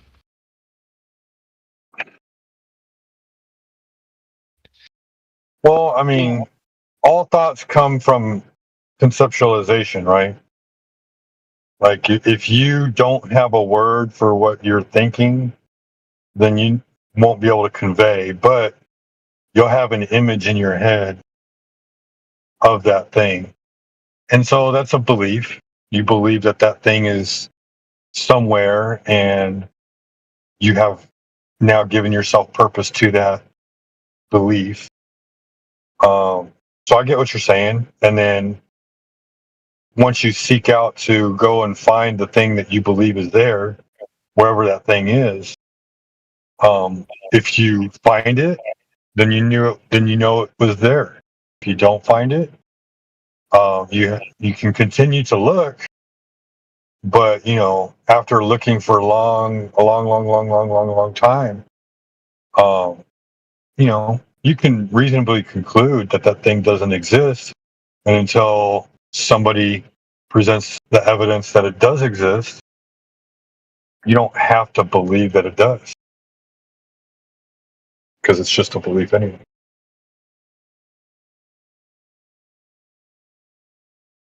So I think there might be illogical beliefs and then logical beliefs. Like, it will be logical for me to believe that I'll go to the store and find rebuy, because last week I did that and I found the rebuy. But this week, my belief was wrong because there was no rebuy. But it's still a logical belief. Right. But then the illogical belief will be, The Earth is a spinning globe in the back of space, even though I've never seen that in my life, and I've never can demonstrate it, and nobody has shown it to me. I just believe it because I saw it in the TV. That's an illogical belief, in my opinion.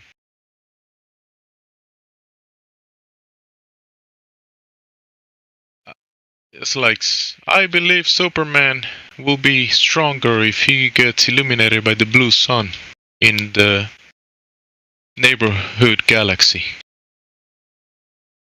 That's fantasy, illogical belief that has no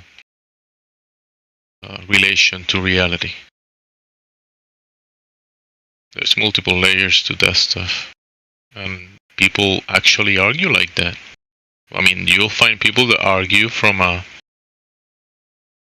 logical standpoint, even though they might be wrong about their belief, it was still logical. There's a possibility that their belief might be the case. You could either confirm it or show that that wasn't the case. But then there is certain conclusion, certain illogical belief that no matter how much you believe it or how much you repeat it with your words or write it on paper, you will never, that belief will never come true.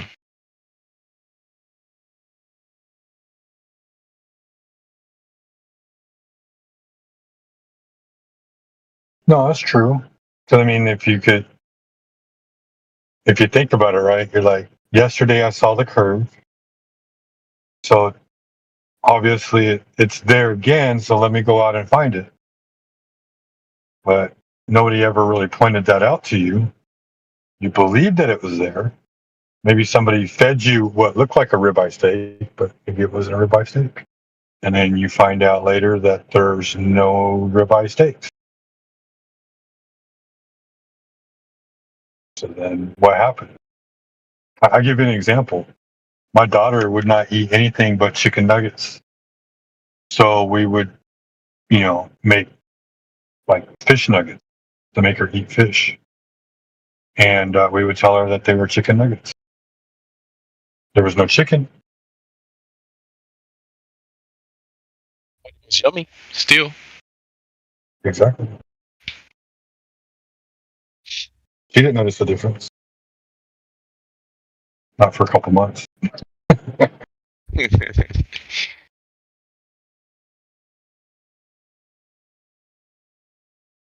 But the thing is that had we never fed her chicken nuggets before and only fed her fish sticks, she wouldn't know what a chicken was.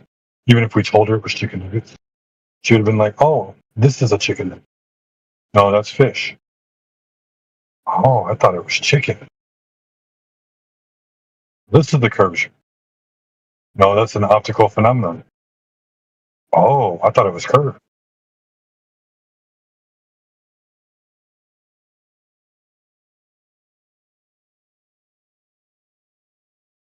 Check on the new people. Anybody that wants to open their mics and speak or got any questions, you're welcome to. If not, Sheepdog will keep talking about chicken, fish, ribeye nuggets. Ribeye nuggets. That sounds different. Never had those. I believe they could be made, even though I never had them and don't have the ingredients. But in my mind, I believe that someone could make them. Ribeye nuggets. Well, yeah, out of chuck steak. That will be for the poor man. I want the Wagyu Australian Wagyu Japanese ribeye nuggets.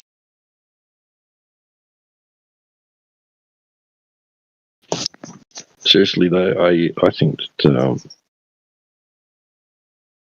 that's off topic. Yeah, I think that my supermarket's meats are not from a cow. I think they're lab grown. that a belief? Yeah, it's a belief. I can't prove it because like it just looks and tastes so much different to like a butcher. Like where you could go to one of the butchers in town here, and I could say like, "Could I see you cut it off the carcass?" Right, and they'd be happy to show you. Yeah. Here you go. Yeah. And then you're gonna say, "Is that carcass an actual cow? Can you take me to the farm and kill it in front of me?" Yeah. If you don't do that, I don't believe it's an actual ribeye from a cow.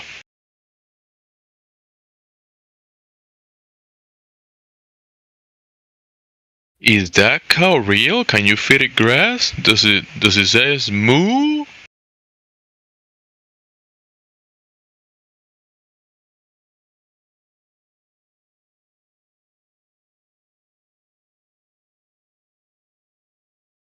It's crazy though.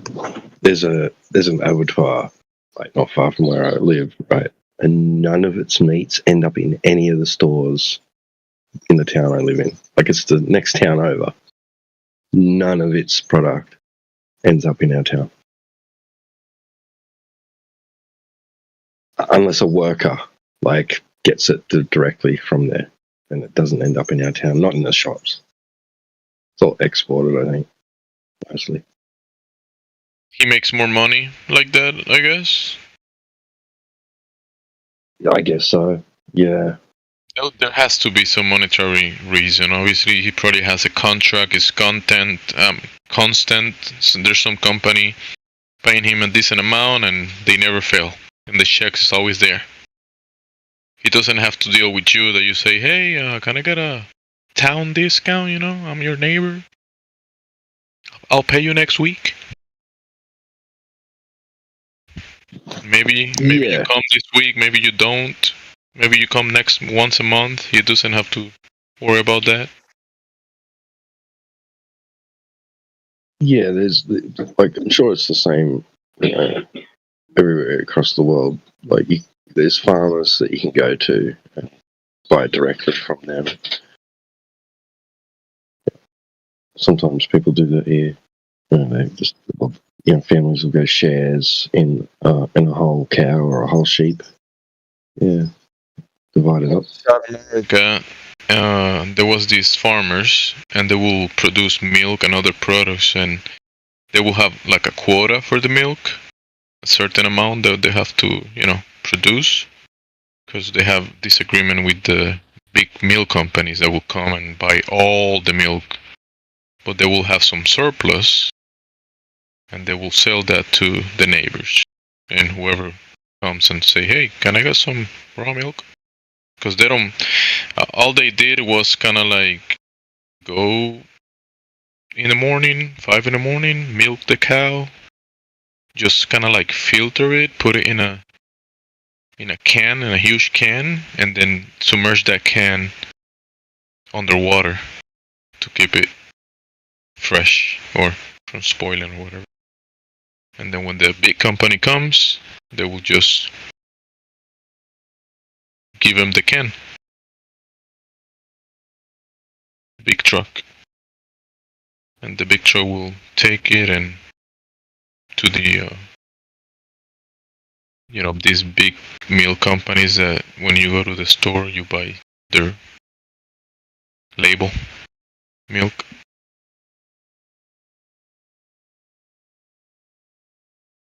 So they obviously they make more money selling to these big companies than waiting for the neighbors to come and buy the fresh milk.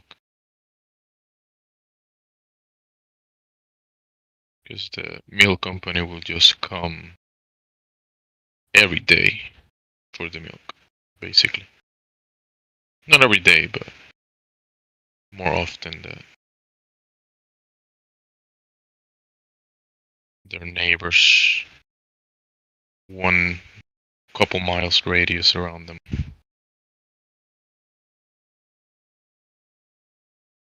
So yeah, it makes sense that your local guy is selling to exporters or whatever, someone else besides the local people.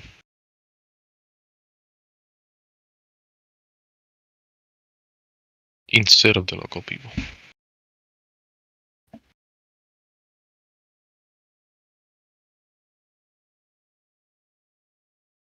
It's constant cash flow.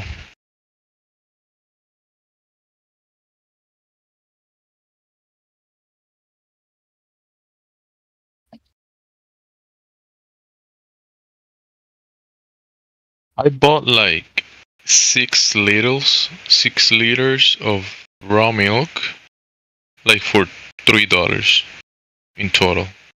Probably less. It was like $2. It was like a decent amount of milk. 6 liters is a lot. And it was like 2 something, less than $3.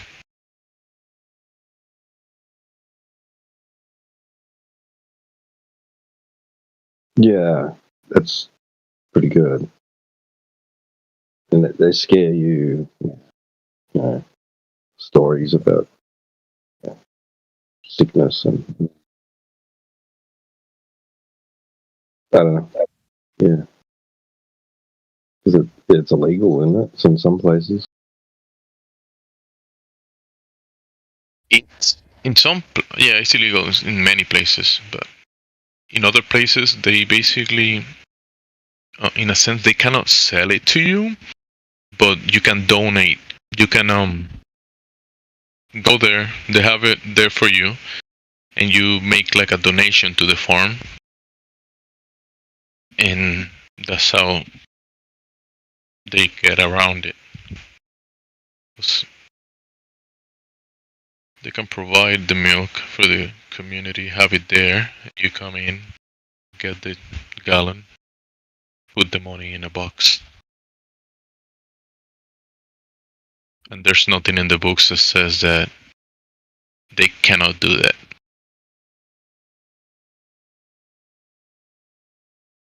And there's nothing in the books that says that you cannot go to the farm and take your money out of your pocket, put it in that box, and take the milk in with you.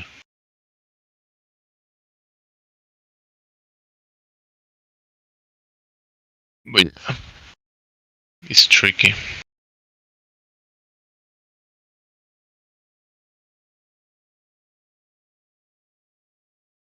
Raw milk is delicious.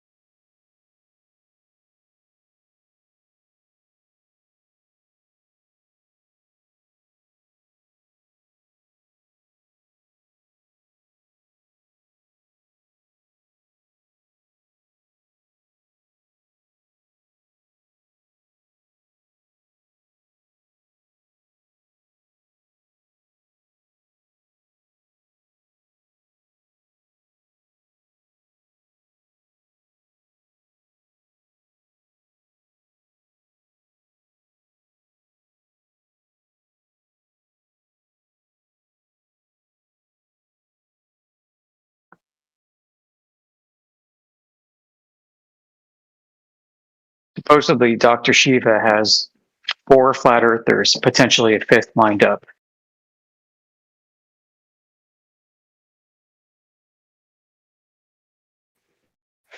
Nobody seems to know who they are. Yeah, you just found some randos on TikTok or something. Carefully selected them, like you would if you were picking a jury. Somebody who's going to give you exactly what you're looking for. Right.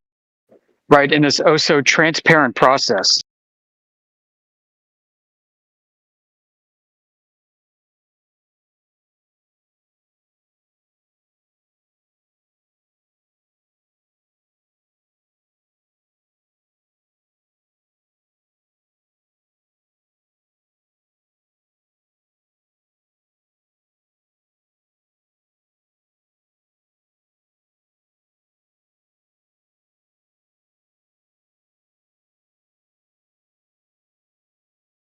Now, it's clear that he considers those of us from 24/7 FE that have recently interacted with him on his social media. He considers us to be the dregs or the dross of the FE community.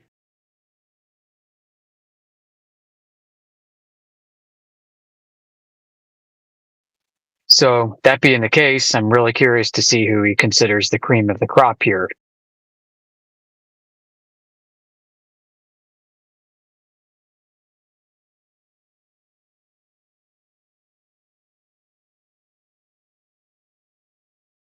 It's funny, like in this context, he is indirectly referring to us as grifters and intelligence agents.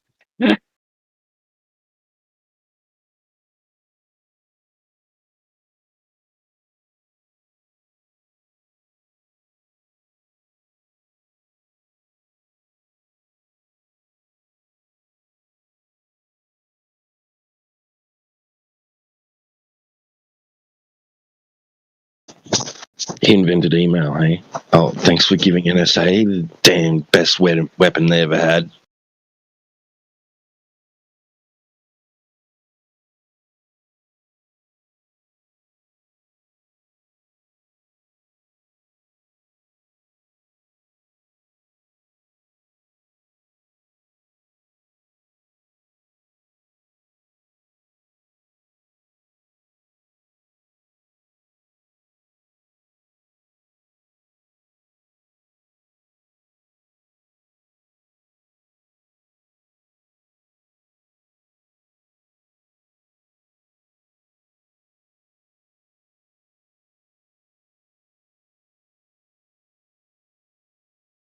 Oh, shit, that's a quote from that site? Whoa.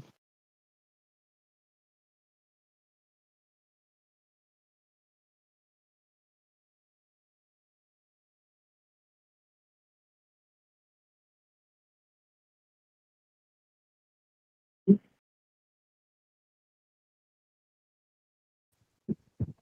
know, it's funny, given all the flip-flopping projections and everything going on, I'm probably going to make a bet here that the flat earthers that he does have so far lined up are the grifters and the fake deep space spooks, deep state spooks.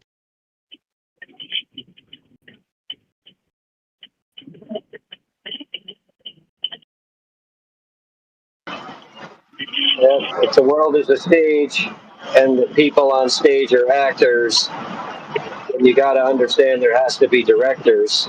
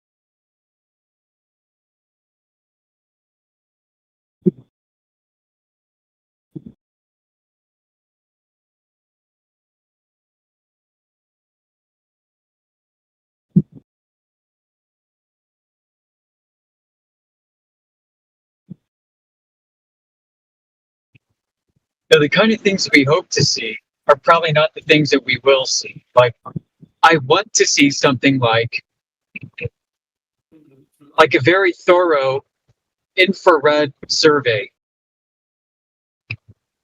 infrared lasers, infrared optics.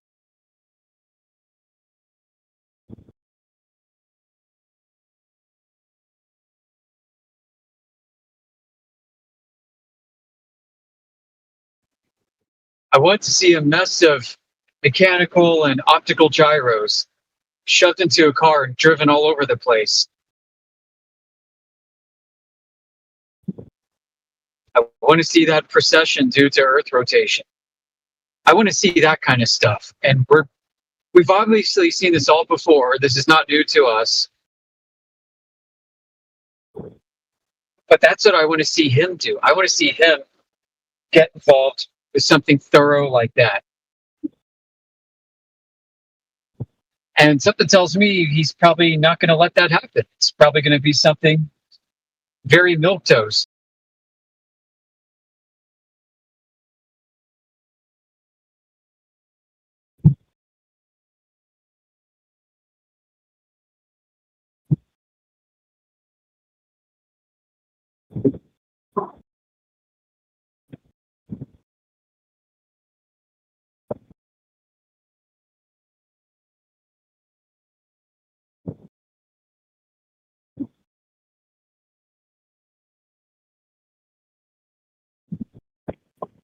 I wonder how many flat earther resumes he got from those that did DM him in good faith and decided to immediately, without negotiating anything, immediately submit their personal bio, their photograph. I mean, one such individual, Man of Stone, he hangs out with the ether cosmology people. He's a pretty sharp guy, you know. And I was actually surprised to hear that Shiva rejected him from the stack or claimed that he backed out or something.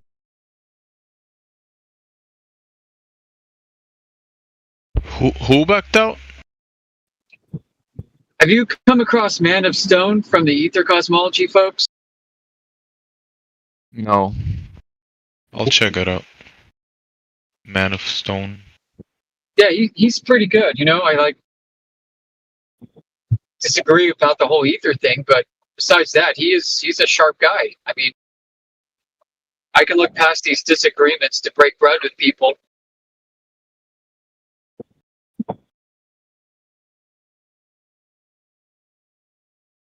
Can you steel man the ether? Whatever you got from it? Yeah, it's something that electromagnetic waves need to move around in order to manifest as waves. Something like that. It's a substrate to everything that has to exist in order for the propagation of electromagnetic waves to exist. That's how I'd steel man it. Okay. Think about this, right? No, I don't see waves though, like electromagnetism. I don't see the waves being like a physical thing that they do. More like the probability of where they ought to go.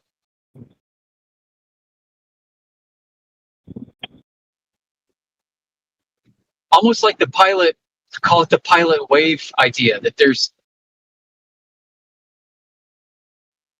a certain tendency for these to do certain things within a specific range-bound condition, and the wave itself is just a way to capture what that is. It doesn't exist in reality.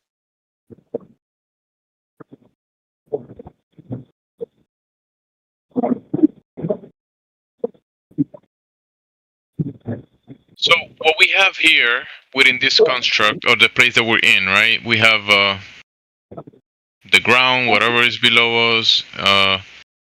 Let's say this construct, this contained environment, and the container, whatever is inside the gases, and this medium that is in all of them. Popping sunglasses, dude. Wait, what was that? Someone said something? Wasn't clear?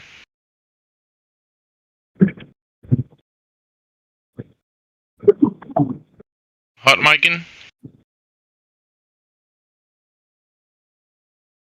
Well, anyways.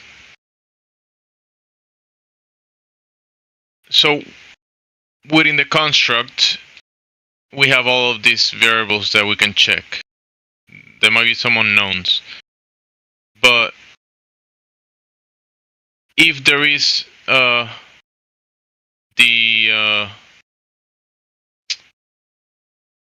realm of the creator or an outside agent that made this construct, and he's making an input, or there is some input into this construct, into this system, into this environment, that outside input, wouldn't that be like something that it couldn't be manipulated? Like, we know we manipulate gases and we, you know what I'm saying? Like, from outside of there is an input into the system that is having this effect that cannot be Well, I mean, how I just think of it, Jemsy, there's an oscillation of power, an oscillation of polarity. And you can plot that oscillation as a wave on a graph, but that doesn't mean it's actually what it's doing.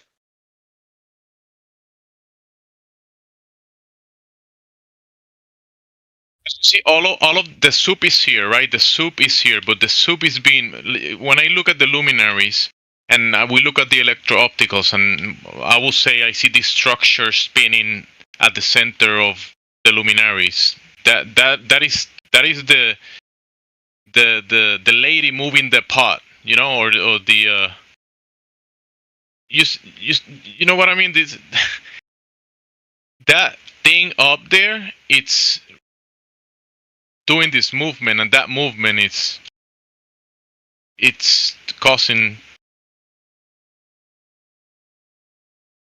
some drag down here, or like when people say, you know, this, I don't know, I don't even know how to put it, but I know there's people that say that there is this kind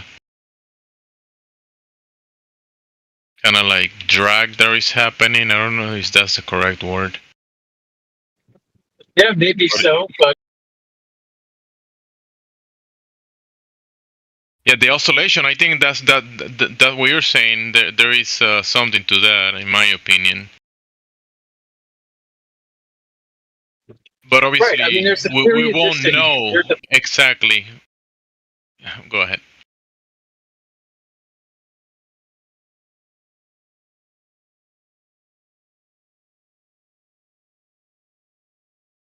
There might be a delay because I guess you're driving.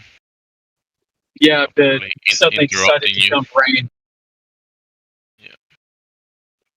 No, I mean, what I think is studied, you could call it observed, is an oscillation. You know, there's a periodicity to it. Just like you have a sunrise and sunset. You've got like an equation of time, which I guess you could make a wave function out of that, but that doesn't mean the sun is a wave.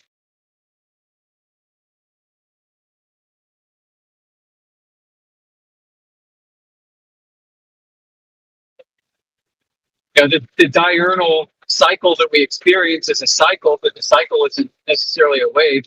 The wave is just a way to show an oscillation or a change over time, really, that repeats.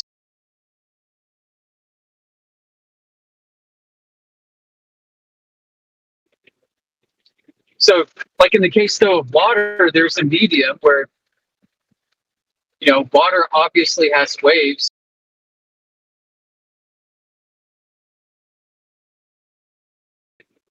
You can see the oscillation manifest.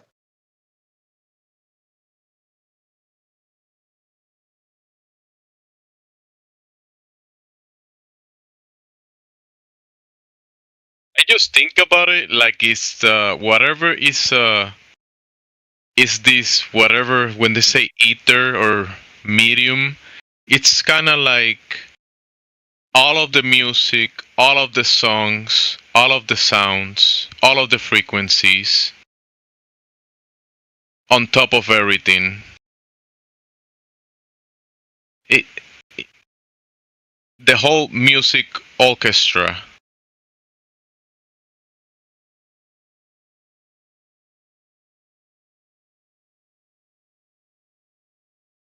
Like when my neighbor puts his I'm inside my apartment and the neighbors put their music and I don't see it because of the walls, but I can still feel the vibration. I can still kind of like hear the music in a sense. You will pick it up if I open my mic. There is something. But nobody picks up an ether, though. What was that? Yeah, but what is the ether? Like, what is being picked up? It's nothingness. So.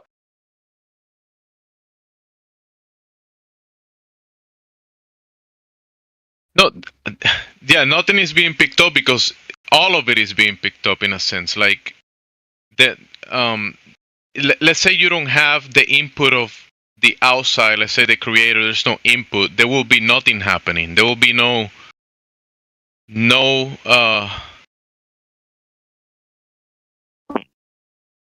activity in the construct without it.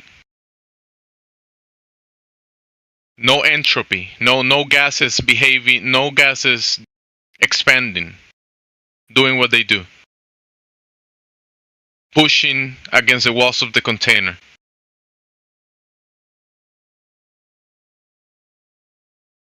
Or exerting the force. I don't know, I'm just maybe overthinking it, but... I mean, heat excites gas.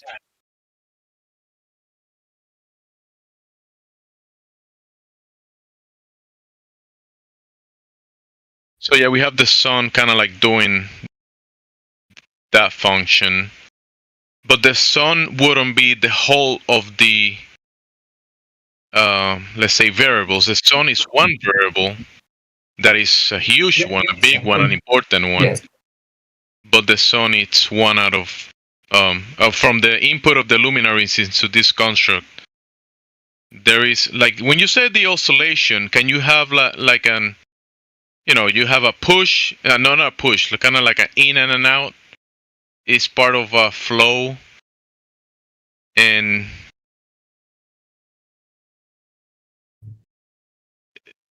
you know the sun is part of that.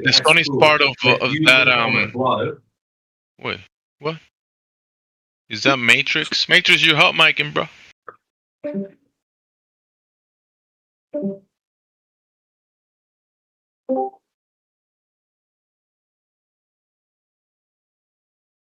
Was he?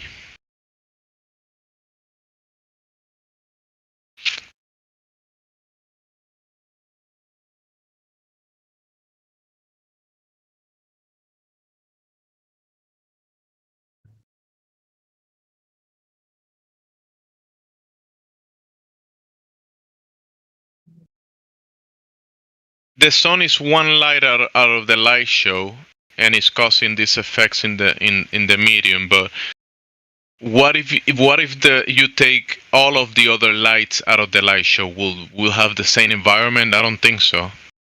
Like it, you see, what we have seen within the the electro-opticals observations and these, like I was saying, all of the gears. The sun is in one gear, but there's more gears doing what they do. So the sun is causing one effect, doing one job, but there is a lot of other pieces to the puzzle that are multi-layered. And on top of that,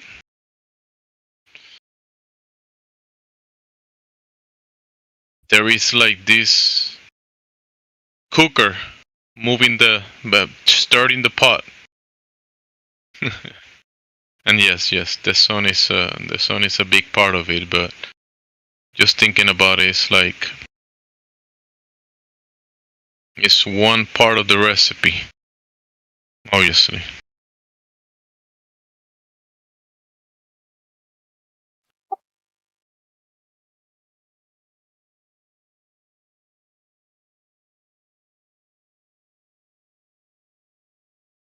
One gear of the machine is the sun, but the machine is obviously has many other gears. And the sun, I will think about it like an effect that is causing an effect that is causing an effects down here, but the sun is an effect that has a cause. It's not the sole effect. It's not the cause without the it's not the effect without the cause. I'm sorry, I said that wrong. It's gonna go back to, I guess, the creator being the source of the whole of the show. Yeah, God made this dumpster pile. Wait, what was that? God what?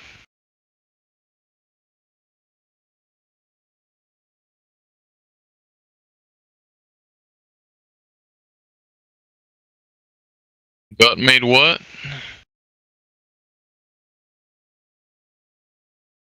God made the sun. God made the stars. God made the earth. Obviously. God made people like you, unfortunately. Obviously. Nobody's... Who will deny that, right? Only crazy people would. I thought the earth is down. Why are they looking up? Oh, because your neck can look down. You know, when you move your neck, your head, your eyes. I mean, you could look down. You can look left, right. You can also look up. So yes, within the design. Why is the earth between you and the sun? Why? Oh my goodness, why? You're gonna have to get on your knees and ask the creator about that. Maybe you'll get revelation and get the why. They can't explain it. Come in. Yeah. If it's a sphere, it should never be between you and the sun, ever. If it's a sphere.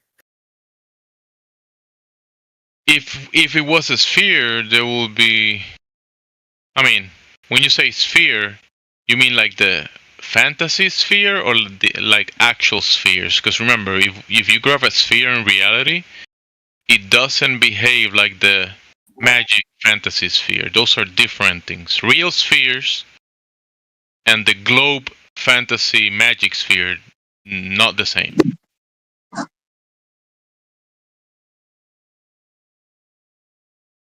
Spheres in reality don't behave like the globe. They don't exist. Sphere.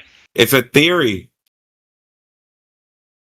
No, we do have sphere. You can go to the retail store and buy a sphere, right?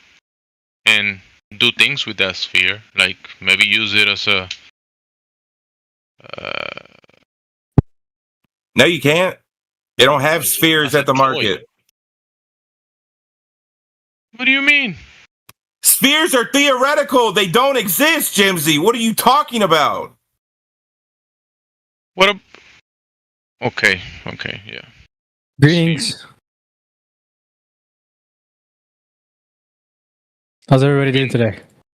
Good. You mean there's no balls there's no balls? I mean, I didn't say that. I said spheres don't exist. They're theoretical. Based. Okay, can you actually define sphere so I can actually get it completely? Because I'm going with it, but can you define sphere? It's a 3D object where the distance from the center to the surface is equal across the entire surface. Okay, yeah, got it. Those are theoretical and they do not exist. Are you saying all abstractions don't exist? Did I say that? I said spheres are theoretical and don't exist in nature. That's what I said. I'm sorry, are you not familiar with the concept of what you're implying? That's the key word, concept. Yes, theoretical. Thank you. Right. So anything that is an abstraction doesn't exist? Is that your implication? It's theoretical. Are circles also theoretical? Yes, they don't exist. Okay, so the common thing between circles and spheres is that they're an abstraction, right? So would it be far-fetched for me to say that you don't believe any abstractions exist? A sphere is a sphere. A circle is a circle. It is what it is. They don't exist. All right, I mean, are you not going to engage me with a question? It doesn't really seem like that complicated a concept. You can't even repeat what I'm telling you. I guess it's a circular thing, right? I mean, are you familiar with the concept of like when somebody says X, they're also implying something from it? And please tell me what moon is. Like, what shape is the moon? Who are you asking? That one who is arguing that sphere doesn't exist.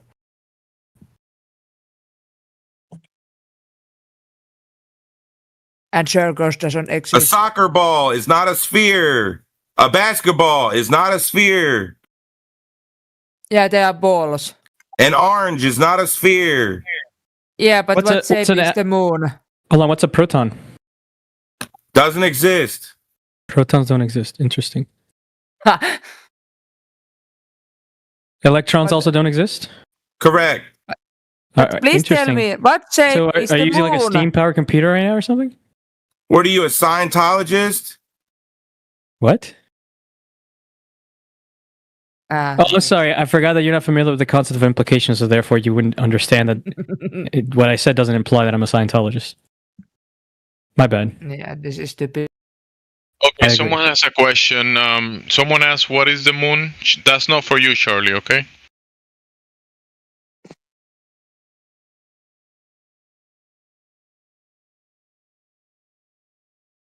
What are you trying to say about the moon, though? Like, is there any point you want to make about the moon?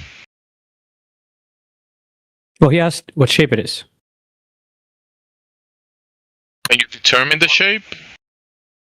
Can that be determined? No, Charlie, it's okay. It's okay, Charlie. I get it. I know he has a question. Yeah, he has a question. Pretty obvious. Yes. Yeah, everybody heard he asked a question. We got that part, but he's not replying now. So never mind.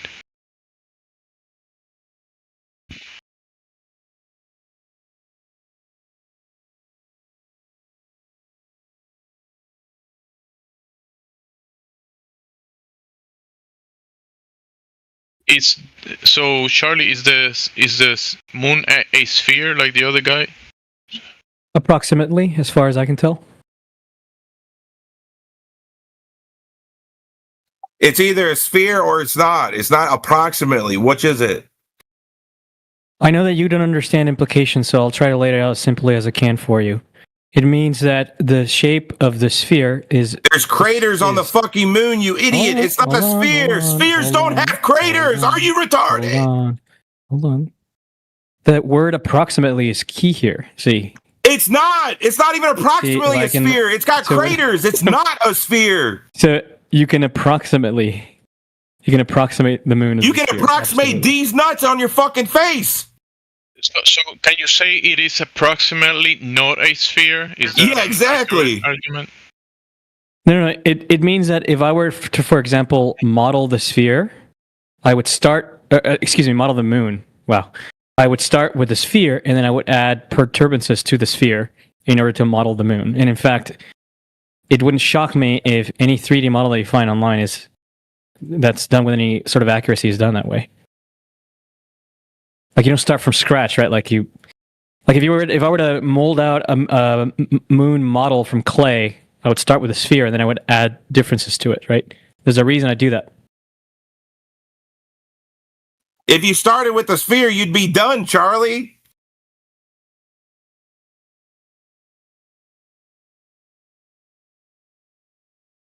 You don't have to add craters to a sphere. If you do, it's no longer a sphere. Did I say the moon was a sphere?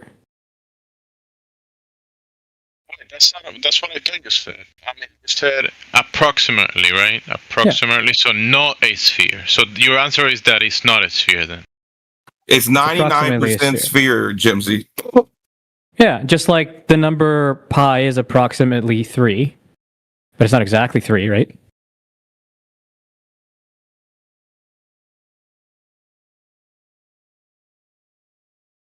Is that? Do I need to connect the dots there for you? How many footprints does a sphere have, Charlie?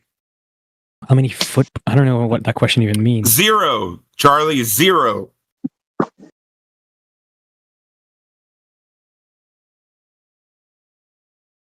I mean, do you not? Could you address my question that I had earlier? Do you know what equidistance is? Of course I do. Okay, footprints are not equidistant. I really don't see how you get from A to B there. The dots are not connecting there for me. Are you curvy or are you flat, Charlie? I don't know, man. I think I'm pretty buff at the moment. Yeah, you're pretty fucking curvy. I mean, I wouldn't say too curvy. My wife is pretty curvy. In a good way, you know what I mean? You gotta calm down, bro. Is the Earth curving like a sphere, Charlie? More or less. Sarah, just real quick, Sarah. It's all good. Keep having the conversation, no issues. But the only thing, I mean, there is a little issue. There is certain rules about cursing in this server. I know other servers allow it, but in this one, they kind of like want to keep it clean in that sense. Can you kindly not say the effing? Sure, kind of stuff? No problem. Please, thank you. Appreciate it. What shape is Play-Doh, Charlie, after I step on it? What shape is Play-Doh? Yeah, what shape is Play-Doh before and after I step on it? Oh, Play-Doh? I don't know, some kind of amorphous blob. Is it a solid? Is it semi-solid? Is it a liquid? What is it? I don't know. I think semi-solid is an appropriate label. Welcome to semi-solid Earth, Charlie, where when I step on it, the shape is not the same. Mm-hmm. I'm sorry, I'm still waiting for a quote when I said that the moon was a sphere. I never said you said it was a sphere. I said it's not. Okay, then why are you so mad, bro? I'm not mad. This is how I am every day. So you're ephemeral. You're Did you meet me before today, Charlie? I don't know. I don't know who you are. Have we talked before? Right, exactly. So you don't know if this is how I am every day, right, Charlie? Have we talked before? No, I mean, you're the one that said that you're this way every day. Semi-solid Earth, Charlie. Welcome to semi-solid Earth. That's fine, bro. You can call it whatever you want. Yeah, welcome to reality, where when I step on it, it goes down, Charlie. That's reality. Is this guy the flat Earth intellectual here, or is there somebody else? No, I'm not a flat earther. I'm not stupid, Charlie. When I step on it, is it flat or is it curvy? Oh, is this guy trolling? You got me. If you did, if you are. Very nice.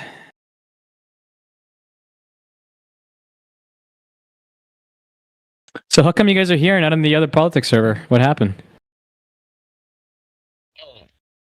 Like, people get invited to different servers, so they can be only at one, speaking one, like, at a time. So at this moment, people are here, and other moments, people go there. Okay, it just feels like there was a big exodus, but it sounds like you're saying that there wasn't. No, there was people in politics yesterday, and also in a different server. All right, apologies. I haven't been around for a while. Yeah, so. Politics was conquered already in a sense, but people go back and forth. It's all over, right? No, it continues. I don't think it's over until the creator says it's game over. No. We're just on. Hey, Jimsy, we're on the wall, and they're running into it. My bad. What shape is a wall, brother? It's shapeless, just like the Earth. Shapeless? Yeah. Why would you think walls have a shape? Can't they be eroded? Hey, can the Great Wall of China be eroded, Einstein? Can it be eroded? Yeah, the shape changes every year. Doesn't it get eroded every year? Are you unaware that shapes can change over time? Are you unaware of what erosion is? I think I know what it is. Okay, well, welcome to Shapeless Walls. This guy's great.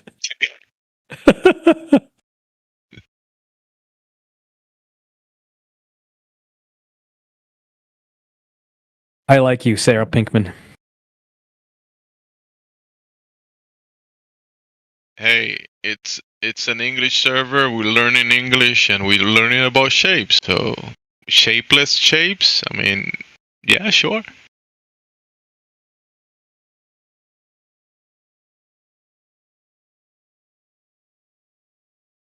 I want to learn more English. Go ahead. Keep talking, Charlie and English? Sarah. Sure. Yeah, the same thing you guys are doing. Just go at it. Just keep it clean. And if there's any questions, we can address the questions. But just pick a topic, guys. Jimsy, Come on, Sarah, pick a topic. Jimsy, what is your native language? Español. Ah, yo también. ¿De dónde eres? De América. Ah, pinche joto. Muy loco. Globe es muy loco. El globo es para locos, sí. Yo soy de Tijuana. Pollo con queso muy caliente, por favor. ¡Viva México! Sí, brones. I don't want to say ca, because, Give me a quesadilla. I mean, are you allowed to curse in other languages? I mean, I would think it'd be allowed, right? No. If this is an English server, then how would they be able to know? Because it's a multi-language server. Some people will comprehend what you're saying, and some people will just ban you, and I don't want you to get banned, you know? All right, I get it. Just saying. Ah, yes, the point cloud moon model. Charlie, how do I separate the earth from the water, Charlie?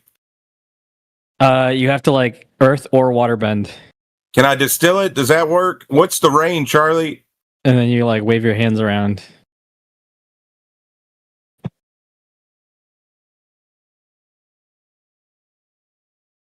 How do you separate the earth from the water? You put it in a vacuum. No, you just distill it, idiot. Yeah, you can distill it. I mean, He's known for not taking showers. All right, are we just memeing here? Because I'm not interested in memeing. I thought I was going to come here for a Charlie. real... I'm not interested in the memes, bro. If I'm meme with somebody else. And I've got muddy water, how do I get that water separated from that earth, Charlie? I don't know. I run my hands through water. Distill it, Charlie. Okay. Does that work, Charlie, or no? It wouldn't work, or it will work? Yes. Welcome to the chocolate factory, Charlie. All right. I don't want to meme. Meme's boring. So what's the topic, Charlie? What topic? I don't know. I thought we were gonna do the usual. Oh, you can't have pressure without a container, or I don't know. Why would you think that, Charlie? Gravity's not real, or I don't know. You think you need a container for gas pressure? Of course you don't. Okay, perfect.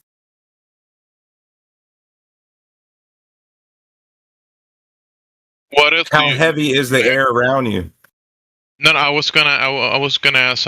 What else do you need? Can you get? So let's say, can you get gas pressure within a container? What do you mean within it? Yeah, you can definitely. Container, I could definitely. Can you get gas pressure? Yeah, of course. I mean, if you decrease the volume without letting any of the gas out, right, you increase the pressure. Okay, so what will be the other way of getting the gas pressure? So if you get the gas under movement, for example, and hitting against a force field, it will impart a force onto that force field. If you have that over an area, if you have that over an area, then that's pressure, right? I can give you an example. Yes, please. You can get a leaf blower, right? And you can blow it against a bathroom scale, and it'll register a weight, right? That's just a force distributed over the area of the scale. That's air being blown out of the leaf blower. Isn't the leaf blower using some type of containment thing to create a low pressure to high pressure or high pressure to low pressure thingy? Depends on the implementation, but that's outside the system of the leaf blower. I mean, that's just an example. I don't even have to use that one, right? I could go with I don't know. I'm brain farting here. Use a container to demonstrate no container. Sorry, what? The leaf blower having a container. I don't accept that the leaf blower has a container. Oh, okay. So within the schematics, you don't accept? That's weird. within the schematics or the design of the leaf blower, there will be a no container leaf blower. That's not what I'm saying. I'm saying I don't accept that it does. I don't know. I didn't know this thing was about accepting. So, like, I mean, another way to do it is like you just heat up gas, right? If you start fire, So, okay, real quick. just start a fire, right? Like that gas will heat up. An example of the gas pressure without the container, or is it an example of a gas pressure? Hold on. I'm sidestepping the question to avoid the nuance here. Just start a fire. If you have a fire, it's going to heat up the gas. That gas will not be under pressure, right? It'll go up into the sky. Right? You could put a little candle, right, or a little parachute for a candle, and I mean that's how a hot air balloon works, right? Like it'll impart the force on the surface of the sail, right, and it'll push it up. So Boom, can you start a fire in a container? Can you start a fire in a container? I mean, sure. I mean that's how engines work. You've invented the internal combustion engine, my friend. Okay. So we still are within the parameters that you get the gas pressure and the fire and the changes of pressure by the fire within the container. The fact that you can come up with a container with a fire in it with pressure doesn't mean that you can't have a fire without a container emitting pressure. Right? I mean, you agree with me? You have the conditions that are demonstrated within the contained environment, and you get the opposite will happen. Like, can you have the gas pressure? I'm not making the opposite claim. I'm saying it's possible to have gas pressure without a container. Period. I'm not saying that the opposite isn't possible. Like, just because I'm saying A implies B, that doesn't mean that not A necessarily implies not B. Yes, but we already established that we can have the gas pressure. We can demonstrate that we have the gas pressure within the container. Mm-hmm. And now we're trying to demonstrate it without the container. But every example you're giving happened within. No.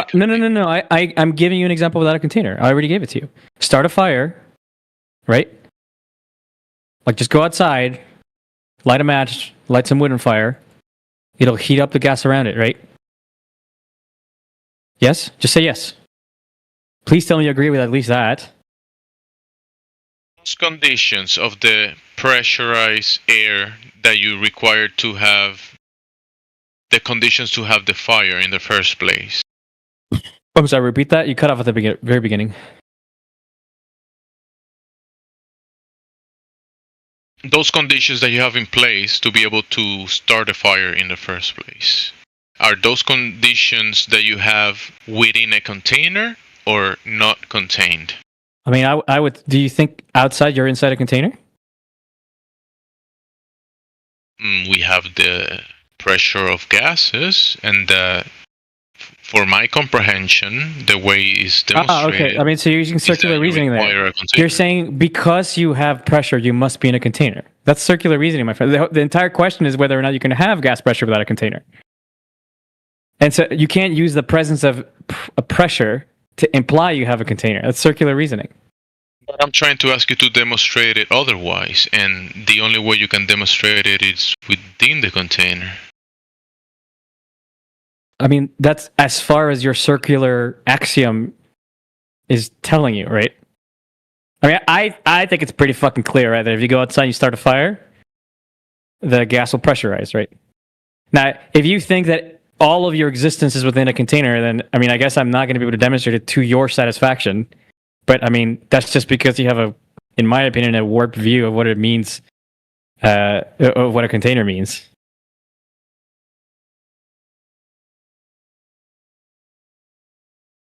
He can't show you the container anyways, Charlie. Don't worry about it. It's all good.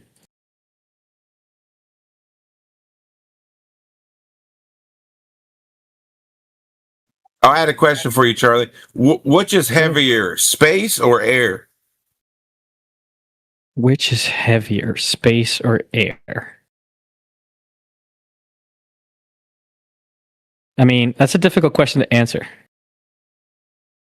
I could tell you which one has more mass. As far as I can tell, air. Okay, who weighed space? Who was the first one that ever weighed space? I'm not even sure space can be weighed. Oh, that's interesting. Like, it would be news to me if somebody did it. You could estimate how much mass it has. How are you going to put it on a scale? You can't. I mean, it's all theoretical, right? There's no, as far as I can tell, there's no real way to measure. I mean, I guess cosmological constant measurements would give you an estimate of that. But did you just say space is theoretical? No. The fact of a specific measurement of mass for space is theoretical. But why can't you weigh it if it's not theoretical? Do you think you can weigh anything?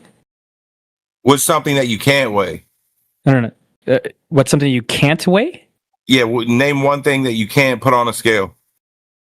Love. Okay, but can I buy love at the market?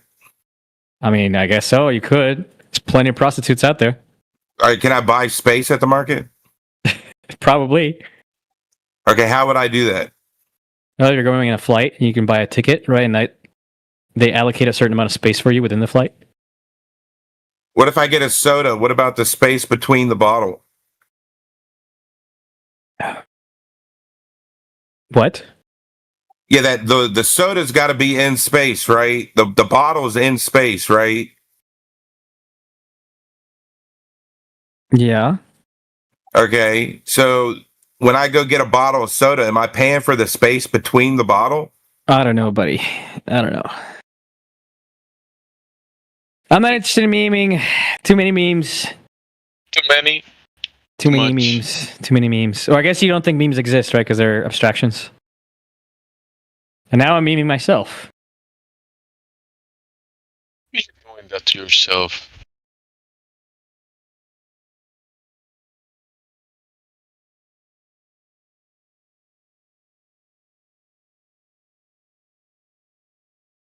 Charlie, aren't you like an astrophysicist or something like that? I'm an engineer for SATCOM company. I develop software for ground systems to be able to detect the positions of various satellites.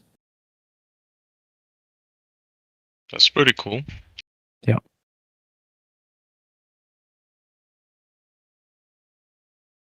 Good for you, Charlie. That's pretty awesome. Sounds like a fun job. Is it a fun job? You enjoy it? To be honest, there's a lot of... Can I say the R word? Retarded or something? Yes. Retarded what? Co-workers. People? Yes. Oh. So in that sense, I hate it, but otherwise it's fun. There's just a lot of people that are incompetent. That's it.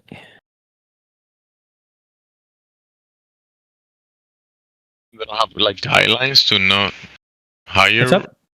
They don't have like guidelines. They just hire anybody. No, I mean the problem is, the incompetent people also hire other incompetent people, and a lot of it is also laziness. It's not just like pure incompetence. So what will be? Why is that the result? Like, is there any? There's no competition, or what's happening? That I mean, there's nothing to do, or what do you mean? What's your question? You get like why is it? There's no innovation. You're saying that they should be doing something else, and they're doing some. No, it's just like they like to dump their problems on me. Is what I'm saying. Right? Like, there's a lot of work to do. Whenever an issue pops up, instead of trying the obvious steps, a lot of people just directly come to me and they're like, "It's not working," and I'm like, "Okay, well, what have you tried?"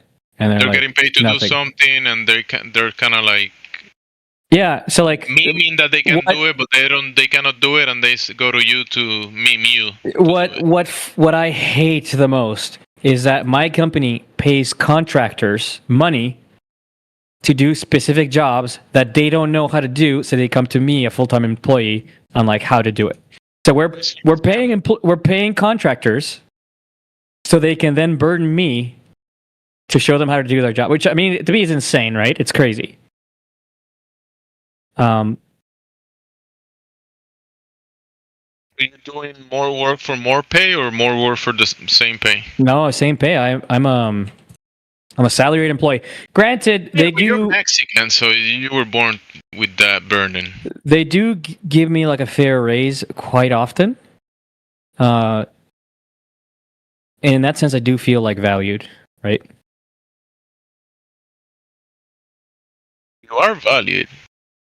That's why they come to you to fix their problems.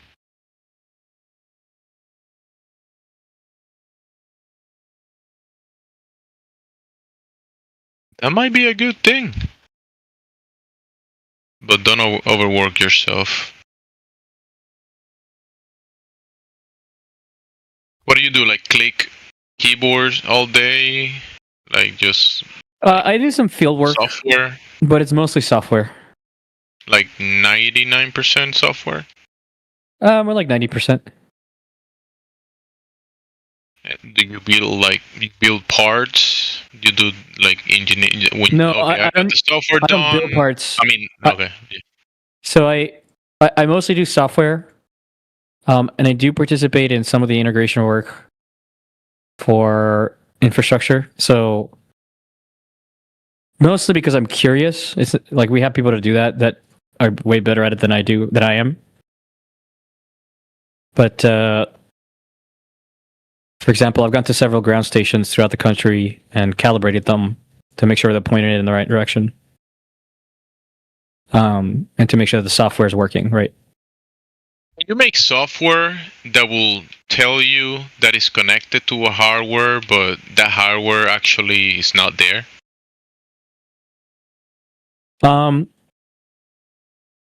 Can you make? I mean, it depends on the problem you're trying to solve. In theory, yes, but depending on the problems, in practice, no. Right? Like, could I make software that will, in theory, crack everybody's big? Yeah, like a pretender clown, like a pretender. I mean, I'll ask you a question to see what kind of answer you will comprehend. Right? Is it possible to make software that will crack Bitcoin so I can give myself infinite money? Infinite money? Bitcoin doesn't have infinite money. Okay, but you know what I'm saying. Like, is it possible for me to like crack the what do you call it? What they call the chain? Get infinite money with Bitcoin. The answer is no. Why not? Because there's no, that doesn't exist. That's not something that you can. Okay. I mean, I think the essence of my question was clear, but I will clarify it. Can I crack Bitcoin so that I can give myself $10 billion? Like, sure, it's possible. It's. There's nothing theoretically that's saying you can't do it. It's just practically not possible. Okay. Like, do you understand what I mean? Like, the difference between the practical and the theoretical?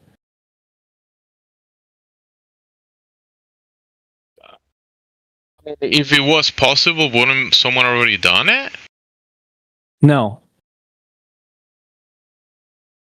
So they haven't done it.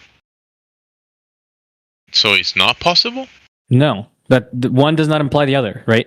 It could very well be that it's hard, very hard to write that software, but it's possible. And just nobody has done it yet.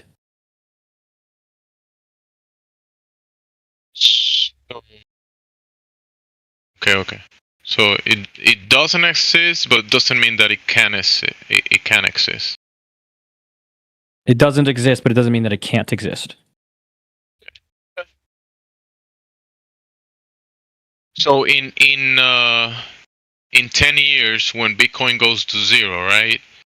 You could write a software that will get you 20 million Bitcoins.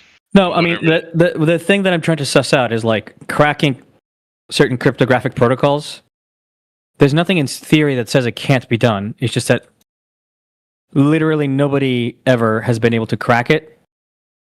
And so we build out all of this infrastructure that relies on it being practically impossible to do it, but it's not theoretically impossible. Right? So like all these fucking cryptographic protocols that we use like around the internet, for example, like if you visit google.com on your browser, right, and you see that little lock icon on your browser that says, "Oh, the connection is secure. You're actually connecting to Google," right? That relies on the assumption. It's called the one-way function assumption in cryptography, which is like a foundational theory in cryptography, which says there are functions which are easy to calculate in one direction, but are practically impossible in the other direction. But there's nothing theoretically saying that somebody one day won't be able to do it, right? So if it became true that like somebody one day actually was able to reverse those functions, then they'd be able to do all sorts of crazy things like give themselves practically infinite money on like Bitcoin. They'd be able to crack bank accounts. They'd be able to spoof websites, et cetera, et cetera, et cetera.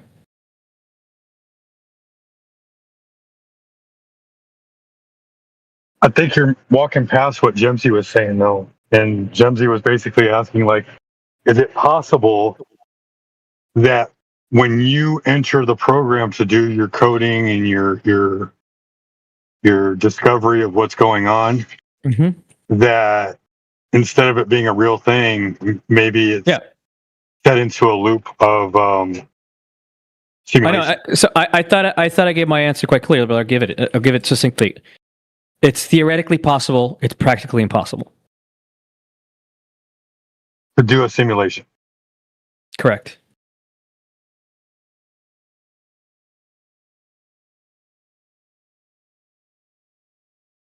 I mean, and on top of that, I mean, I've had the dishes next to me while I point them and I send and receive signals. So like, sure, it's theoretically possible that, for example, for that one station, there was like, I mean, I guess what you're getting at is that there would be like some sort of stationary, either weather balloon or something out there, right, that would mimic a satellite. The problem is, for the particular system that I've worked on, is that I've done this over many hundreds of ground stations concurrently. So you can actually trilaterate the position of the satellite, right? And that is, again, theoretically possibly spoofed, practically impossible.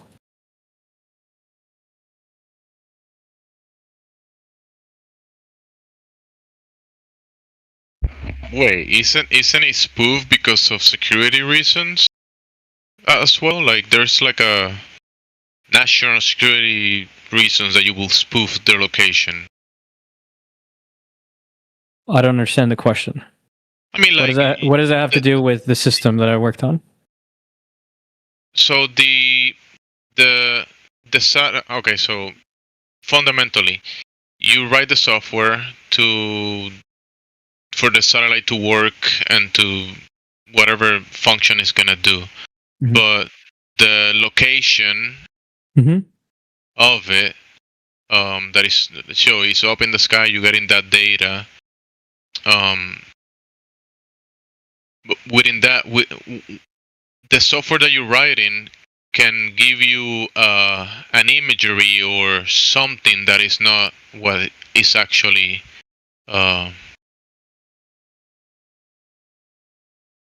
No, I mean the location is what the software derives, right? It's not like the satellite's telling us its location. No. The satellite emits a signal. It's picked up on multiple places.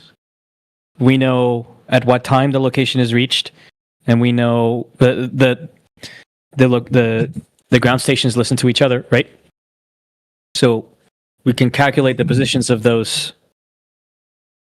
Yeah. You got the ground stations from 3 different positions. You can, like you said, trilaterate and say the thing is up there. But then the data, it can say this object is 100,000 kilometers away. Which data? Whatever you're reading on the screen. Well, I need you to be more precise. Like the numbers, when you get the data that I'm receiving, right, is a location and a time at which the signal was heard. If you spoof one of them, it wouldn't work for the other stations. You would have to independently spoof them per station, which again is possible, not theoretical, not practically possible.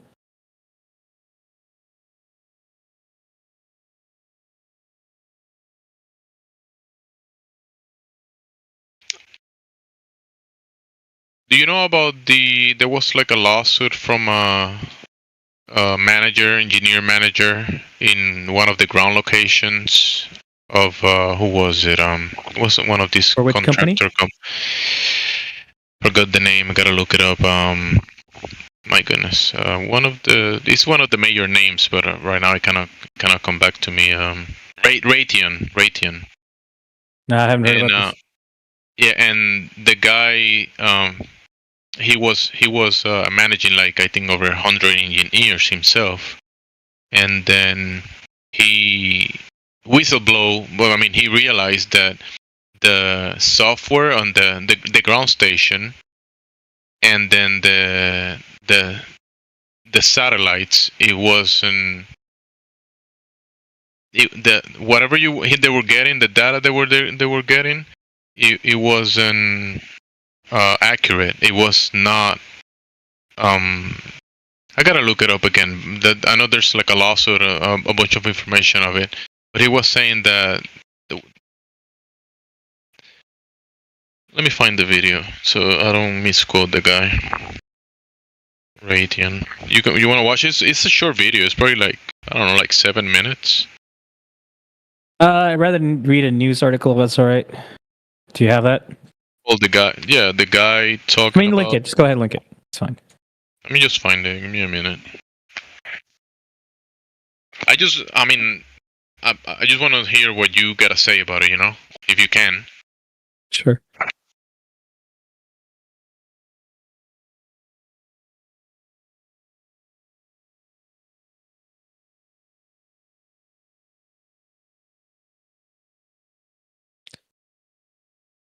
So I guess the rapture is supposed to be today? The who? No, The not rapture? yet. Not yet. It's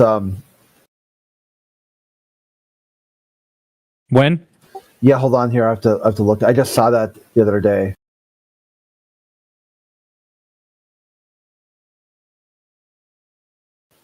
It just had to publish about. So it's a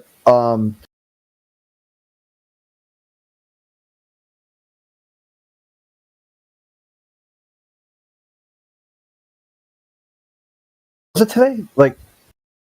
Yeah. So Isaac Newton predicts the end of the world, and it was.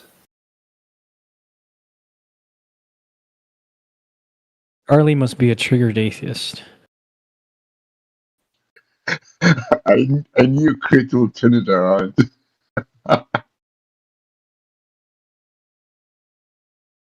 Oh no, it was a long time. It was 22 February 2033. No, this can't be right. That's how I was like, why is it in the news again? If it's such, I don't know. They predicted it every couple of years. Yeah, but this is Newton. This is inside the space lore. This is taken their guy, the Newtonian physics, and here's a guy who said, "Yep, this is it."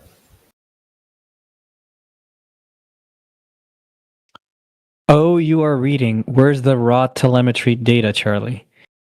I mean, if you're under the assumption that I'm going to post company private information online so that I can win an internet argument, so that I can give up my, what is it, my salary right now? $186K salary? You're crazy. So you're willing to lie for it? What's up? So you're willing to not tell the truth for it, right? Because you don't want to lose it. You're willing to not say the truth. Hold on. Do you think not telling the truth is the same thing as lying? Do you think the fact that I've signed an NDA means I'm lying?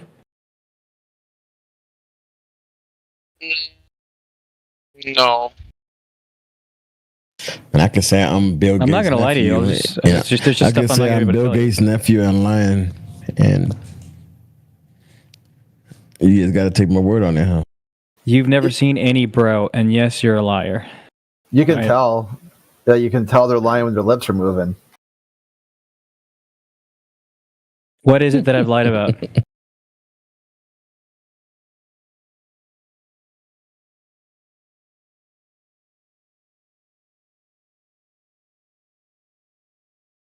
I'm waiting. No, I'm not saying you're lying. I was. You said No, something. I'm not saying about you're accusing me of it, but Over Fences has. Oh, okay. I found the video for you. I'm gonna watch it again. I'm gonna post it. All right, so you can't give out telemetry data. Can you speak about the what language you used to write? Sure, The, Golang. Say it again. Golang. Golang. Mm-hmm. All right, describe the language. It's a statically typed language made by Google that has like excellent support for built-in concurrency. The mascot is a little gopher. It's kind of cute.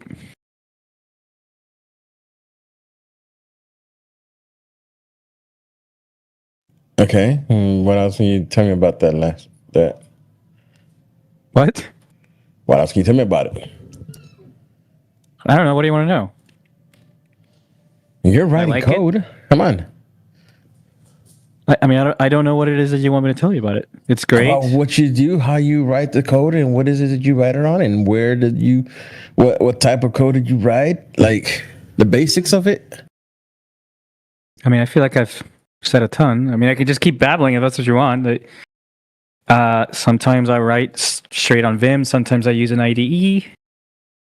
I don't know what else you want me to tell you about it. Sometimes I write applications in Go specific to be deployed to like a Kubernetes cluster. Sometimes not. Sometimes I use it to write CLI tools. Oh, I see raw telemetry data. In fact, I didn't write the software that processes the telemetry, but I maintain it for sure. Not telemetry from the satellite, though. Just from the ground systems.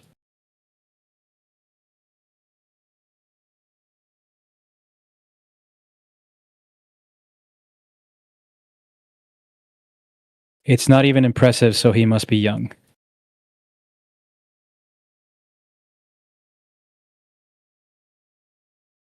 Oh man, have I hurt your ego, buddy? Hey, I posted the video for you, Charlie. If you wanna watch it real quick, it was in relation to what we were talking about the software giving you the wrong information about the hardware. Sure. So, yeah.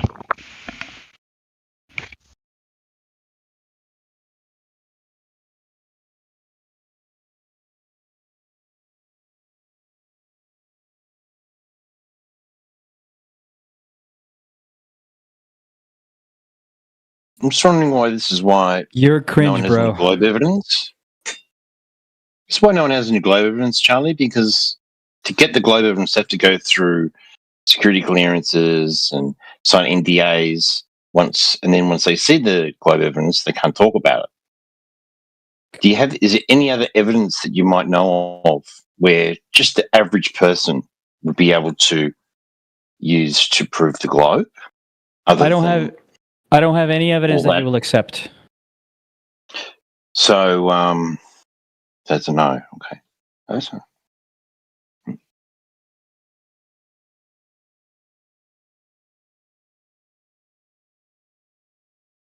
Oh, hold on. Someone's at my door. I'll be right back.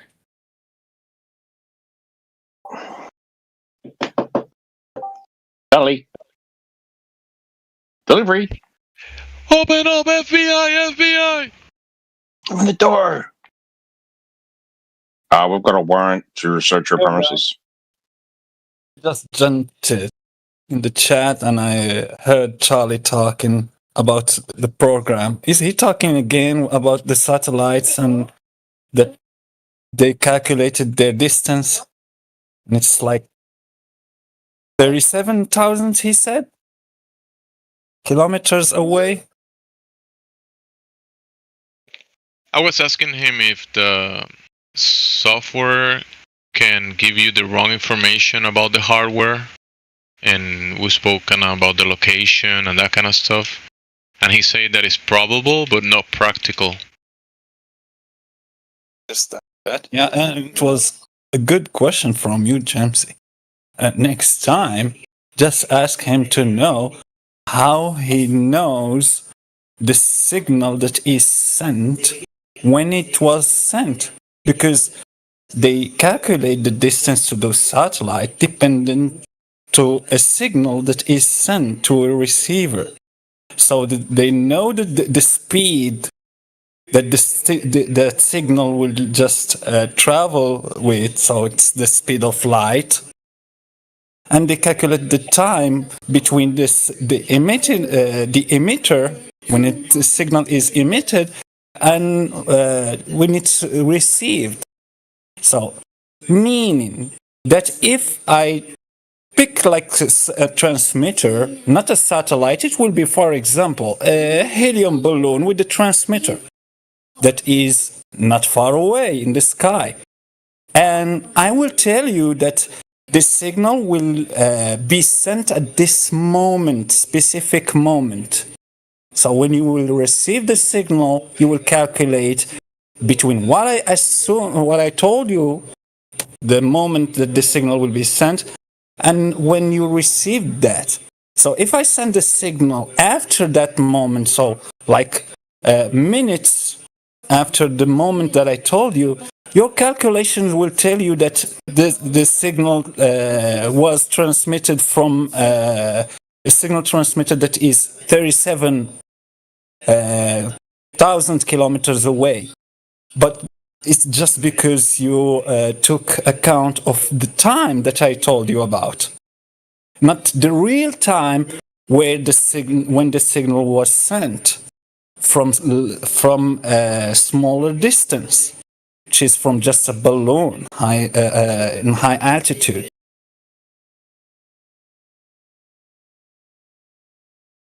So the problem is not on the software. It can be, and the software can have flaws, but the problem is the signal. When the signal is sent, they don't have any information about that. They take that what they told them as being a fact. So because they take account of the time, they need the time when the signal is transmitted. So they can calculate how much time it took from the transmitter to the receiver. Using the speed of light, you will know the distance between the transmitter and the receiver.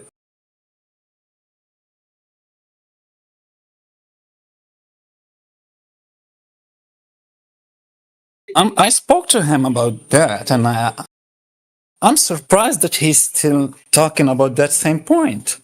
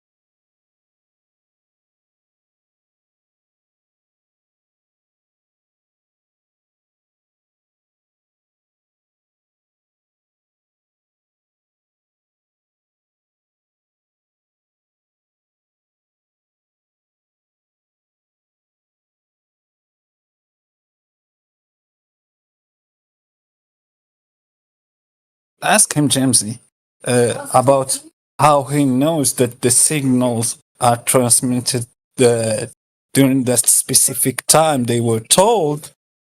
He won't respond to that. He will tell you that, oh, but there is more than one signal transmitter. There is like 3. It's not the response to the question. I can manage to manually transmit the signal from 3 points, 3 signal transmitters that are separated or even linked together, different distance from each other, and I can send the signals with different times manually. Or even I can write a program to send the signal at different times.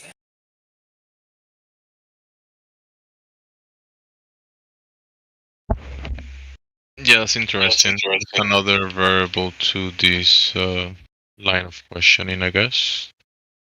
But he said he was gonna come back, so we'll see.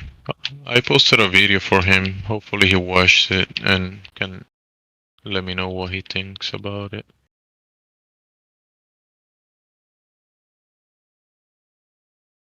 Just imagine the trick. You will understand that.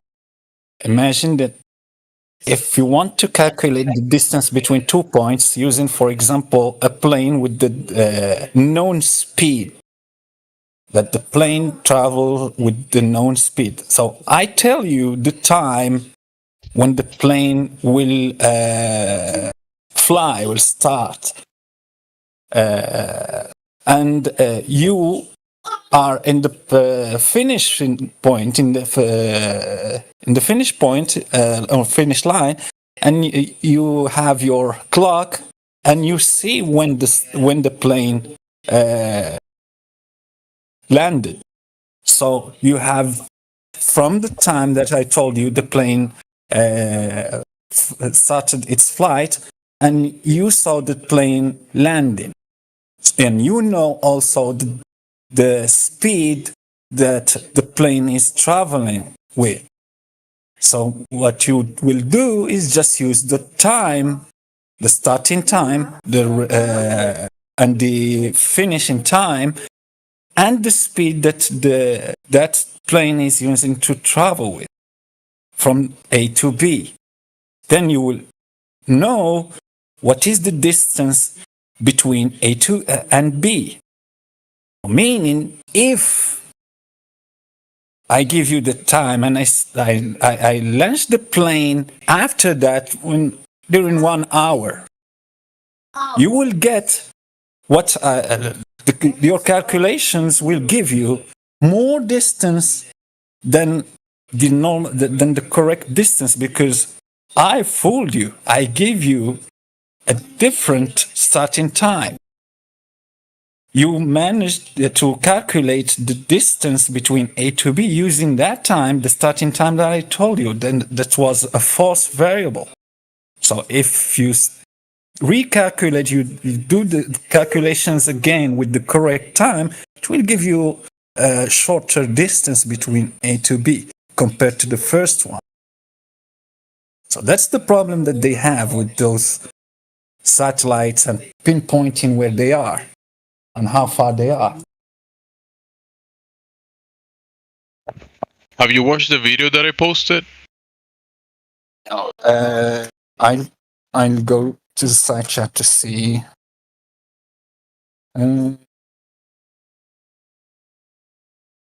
Okay, 37 minutes after the hour. Yeah, it's a short video. Go ahead.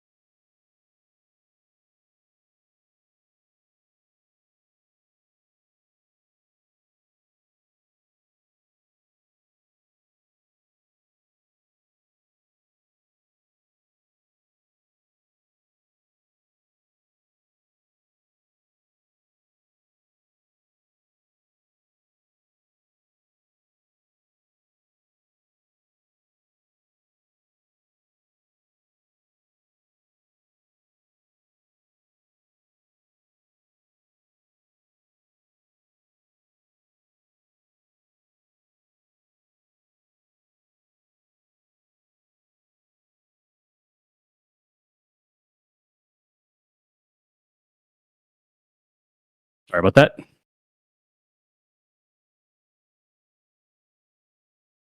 Hey, Charlie, welcome back. Hey. Bienvenido. Gracias. ¿Viste el video que posteé? No, I haven't seen it. I'm looking for an article because I'd rather just read it. You can even find a court case. They were like $1 billion over budget as well. Yeah, I see that now. I did pull it up here.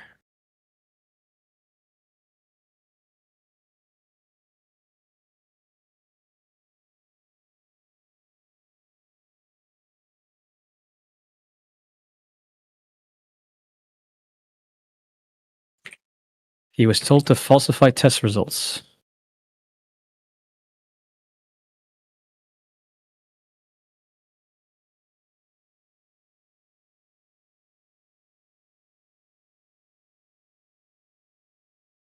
So the software and the location of the hardware wasn't adding up.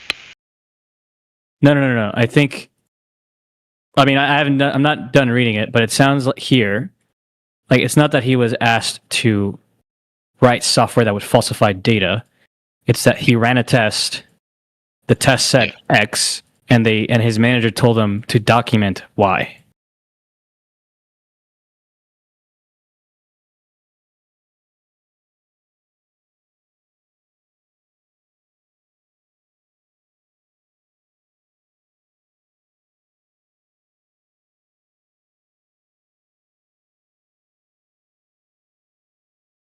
So what does that mean exactly? Like practically? Yeah. So, like, can I give you an analogy? Like, let's say you take your car to the mechanic because I don't know, the engine is not performing well, right? And they work on it, and they run a test on it to like stress the engine, and the results come back, and it's not performing well. But the mechanic says, fuck it, I'll just say on a piece of paper that it actually performed better than it did. That's what happened here. I just watched the video. He said clearly that they can't guarantee the locations of the hardware, meaning that you can't know for a fact that the distance to the hardware, to the satellite. Easy. Well, I don't know about the video, but what I'm reading here says that he was asked to 2-minute video, falsify man. test data. It's just 2 minutes. Like, just watch it and come back. It's not 2 minutes. It's 2 minutes and 22 seconds. And 20 seconds, dude. Oh, that one. Okay, I thought it was 7. Sure, I'll watch it. Okay.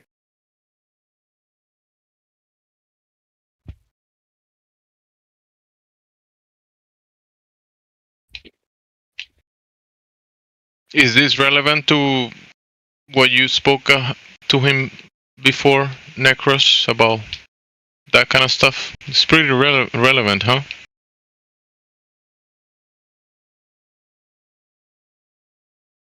It's a nice one, Jamsy. I'm going to add this to my server.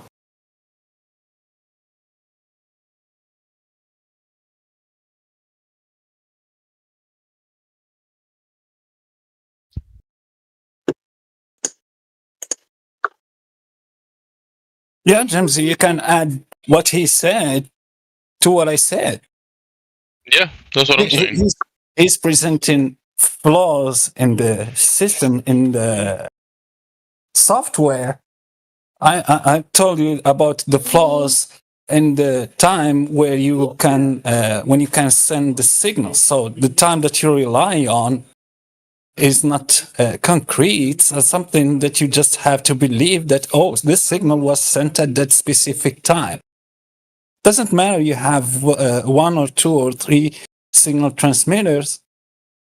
If they told you that the signal will be sent at this specific time, you just blindly believe that, and you put that as a variable. So you can calculate the distance between the hardware and the signal. All right, I watched it. What do you think, Charlie? I mean, my point stands. It's still the same.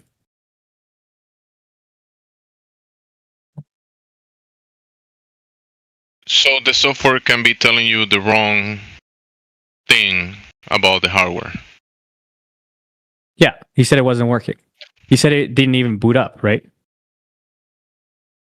The software wasn't working at all, and he was told to falsify test results, saying that it was working. It wasn't. It wasn't that. The location of the hardware. No. It wasn't that the software was spoofing locations. It was the software was not working. No, he didn't say that the software isn't working at all. He said that they can barely get the software to boot up and start running it off. No, not the satellite. The software. Yeah, the software.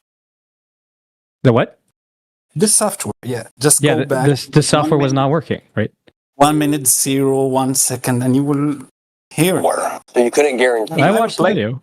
Airplane, we're sending So just listen. missiles to other places. We want to make sure they hit the right place. The software wasn't working like it was supposed to with the hardware. So you couldn't guarantee where the satellite was in a given location? No, we could barely get it to boot up and run it all. He filed an ethics complaint with Raytheon that he's... Yeah, I don't understand where the contention is coming here, right? He's clearly stating it wasn't working correctly.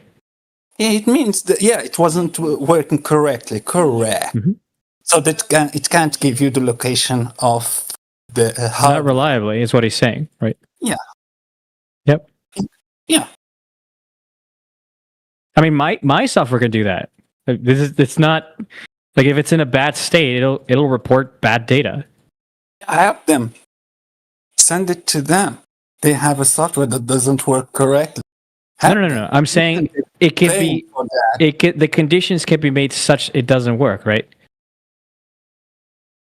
But I mean, that's no surprise. If your car doesn't have wheels, it's not going to work. You can make your car not work. There are certain conditions on which it won't work. Yeah. I'm guessing what happened here, right, is that the software was not in a state ready enough to declare it to be quote unquote golden, and that he was told to falsify test data. I mean, to me, that's clear, and I think it would be clear to anyone that writes software for a living. But I mean, we can agree, disagree, I guess. But you have the correct one, I believe. You have the correct one. And give you the it is funny that you guys have managed to find an engineer that seems to do exactly what I do, but for a different company. Yeah, nice. So that's pretty funny. Like I wanted to know, you have the software that can give you the distance, the correct distance to the hardware. Mm-hmm. That's what you claim. It's not just distance; it gives you the position. Position to the hardware. So at the end of the day, you and him are clueless about the actual place of the hardware. I mean, I wouldn't interpret it that way. No, not at all. But you can think of it that way if you want. I'm not interested in convincing you otherwise, guys. I'm just here to answer questions that you have for me, and I'll try to answer them to the best of my ability. It's not about convincing. Yeah. There is something to prove. You will prove it already. It's just about talking about that point, that your claim. It's still just a claim till this moment. Sure. I have nothing that will convince you of any delusions that you already hold. Yeah, don't try. I'm not trying to. People, we are not talking about religion now. I'm not trying to. Nice. So, let's get. I don't know what's this delusion coming from that you think I'm trying to convince you otherwise. No one is telling you that you are trying to convince. You just did. No, you just told me to stop trying to convince you. No, I just asked you to even not try. I'm not asking you to stop. Why would you tell somebody to stop trying to do a thing that they're not doing?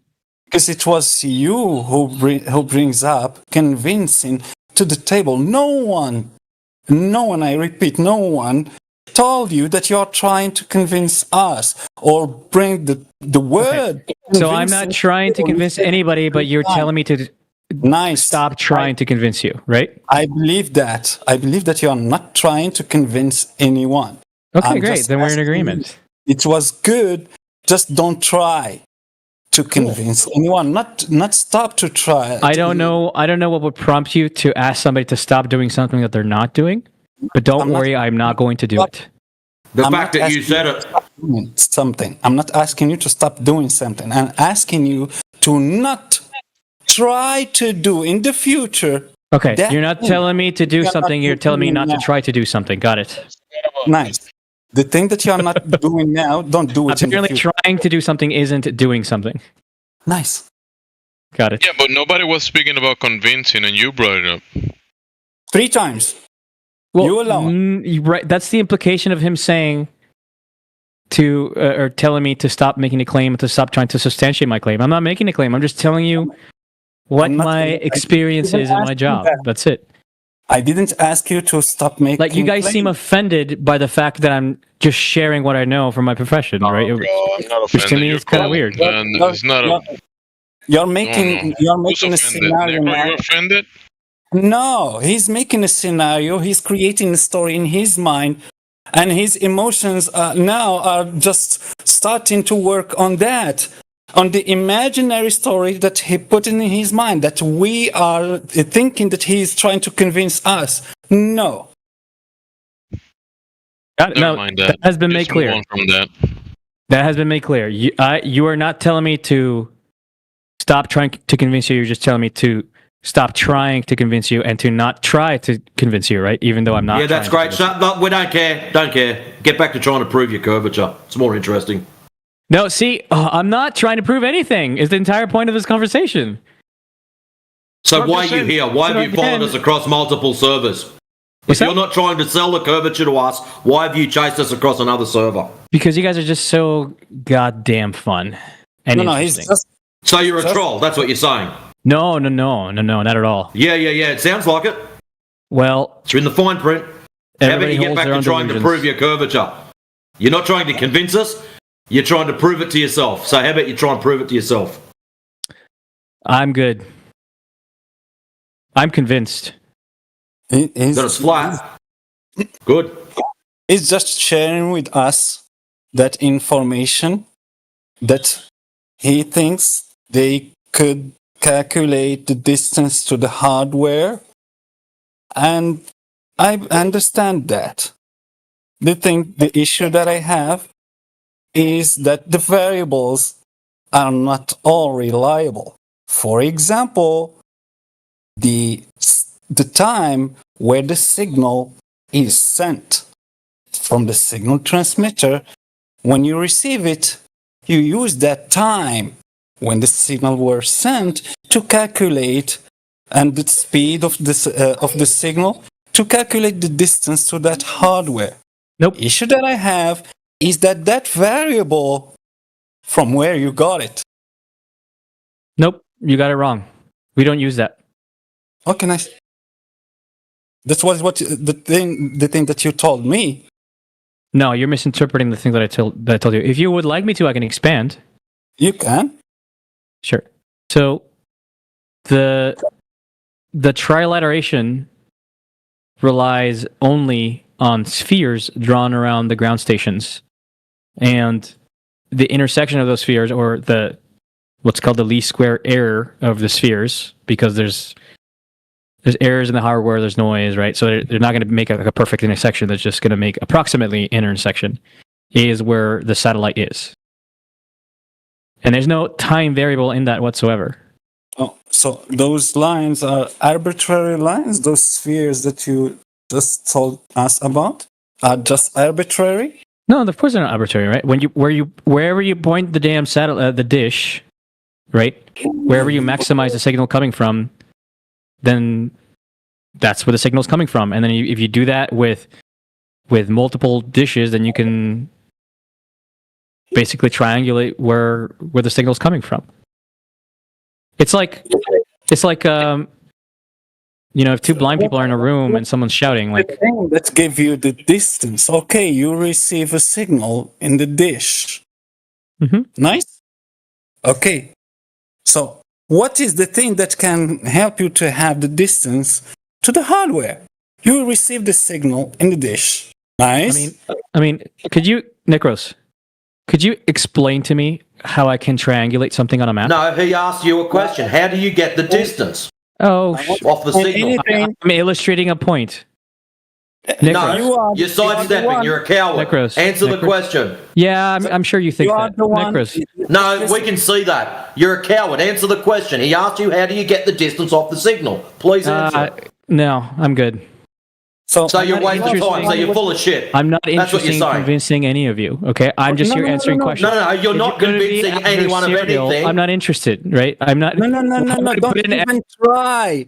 No one is asking you now to convince us. We're asking how you got the distance. I've been talking to him. So I remember, Charlie, one of the first time I've ever heard you made a claim that you knew that the satellites were like 30,000 kilometers. You said something like that. 35,000 kilometers. I don't remember exactly what geostationary. Well, how do you know that? Yes, because I wrote the algorithm that detects the position of these satellites within like 5 meters, right? And I've run it, and I've seen it, and I've verified it, and I've troubleshooted it, and I've set up ground stations that use it. Right? No. It's not an answer. And I've seen the data myself. Not an answer. When That's not something that's going to convince you, though. Wait, sorry. Not an answer. When you say that you programmed the game, a phone application or a phone application, and that tells you the distance. Is it a prediction? The tool or the software that you wrote, is that software just predicting or putting a distance just from its ass? It's bringing a distance. No. I wanted to follow. I don't want to discard what he said.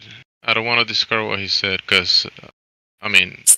So I understand that you wrote a software. What does what that software is doing? So I want to understand, how can you know the distance to the satellite? Did you wrote a software where you will just click on a button, it will write a number? There's inputs to the program, right?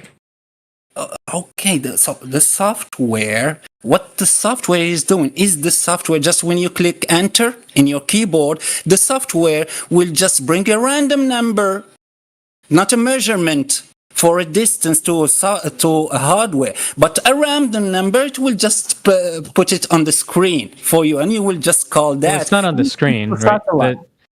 It's not on the screen, but there's inputs to the program, right? Just like how there's inputs to any triangulation that you do, like on a piece of paper. The inputs are the directions that that the two vertices are, right, and which way they point, and then you just draw lines of arbitrary length until they intersect. The algorithm at a high level is basically the same.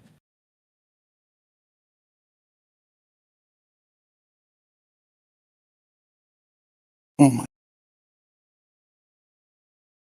So the program, is it drawing those lines in your imagination or in no, it's solving a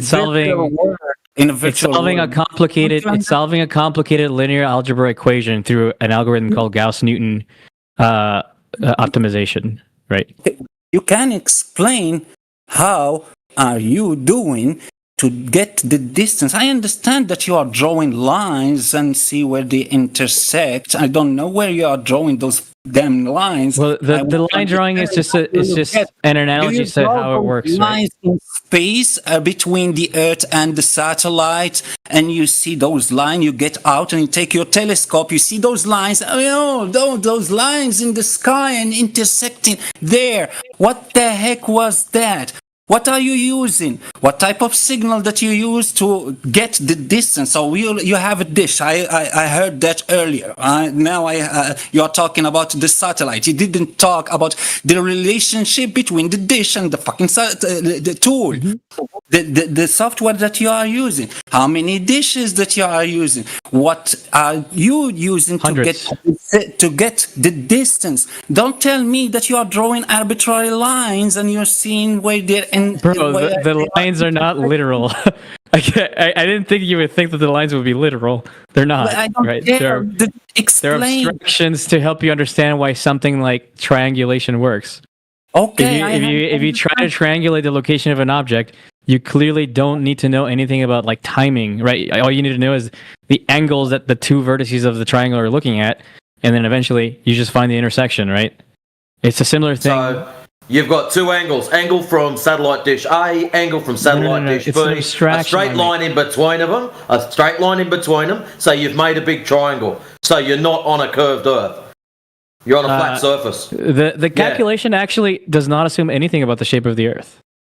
It'll assume a triangle, so it assumes a flat baseline. Well, the calculation is the triangle, right? That's just the illustration that I'm trying to. So what you've done is you've just sold yourself flat Earth. You don't need any timing information to be able to try to locate something, right?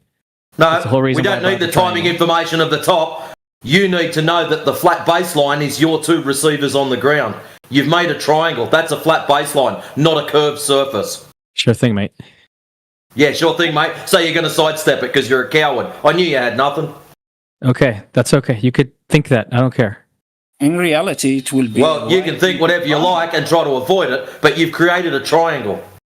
Sure. Yeah? What's wrong, Charlie? You're a bit quiet. All your satellite expertise, and you've realised that a simple triangle has just bent you over. Yeah, awesome. That's exactly It's exactly what's happened. What's wrong? You feel a bit hurt now? You're going a bit sheepish. I'm very hurt. I'm going to start crying now. You should. Yeah. All right. Anybody else? Yeah. So the 30-something thousand kilometers could it be? You're saying that is how do you say? 35,000 kilometers. Yep. 35,000 kilometers. Is that a distance from point A to point B, and can it be across horizontal? Like, you are in this side of the world, and then 35,000 kilometers at the other side of the world. That's where the device 35,000 kilometers from the average altitude, right? So, like, if you want to move to a model that doesn't assume the shape of the Earth at all, then you would just get distances relative to each of the dishes, and on average, it's the same number. On average, it's like 35,000 kilometers. I think it's something like 35,700 kilometers.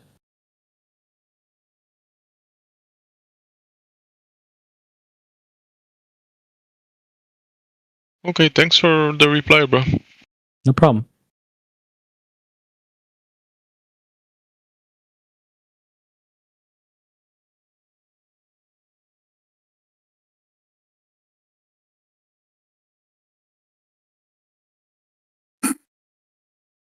I have to understand that he said that he got the distance to that satellite using a dish and like elevation angle to the satellite using the dish, and no.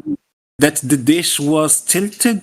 I was trying to illustrate that you don't need timing information, right? That's what you said earlier, a couple days ago. It was like a month ago. Listen to me. Listen. If you stop interrupting me and just listen for 2 minutes, I promise you this will be cleared up, but you have to stop interrupting, all right? Yeah, just have it back and forth. Don't interrupt. Go ahead. Okay. So the timing information only comes in at the time when the ground stations are estimating distances across each other. And I'm talking about the hundreds of ground stations that are out there, right? You do not need that timing information when it comes time to do the trilateration algorithm.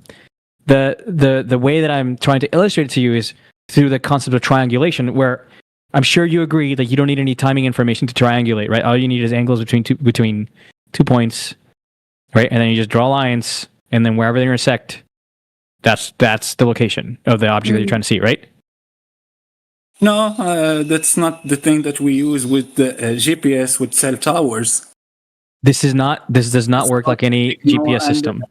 And the signal and distance between the signal and the receiver, so the one with the guy with the phone and yes, that's wonderful. That's how GPS work. This is not GPS though.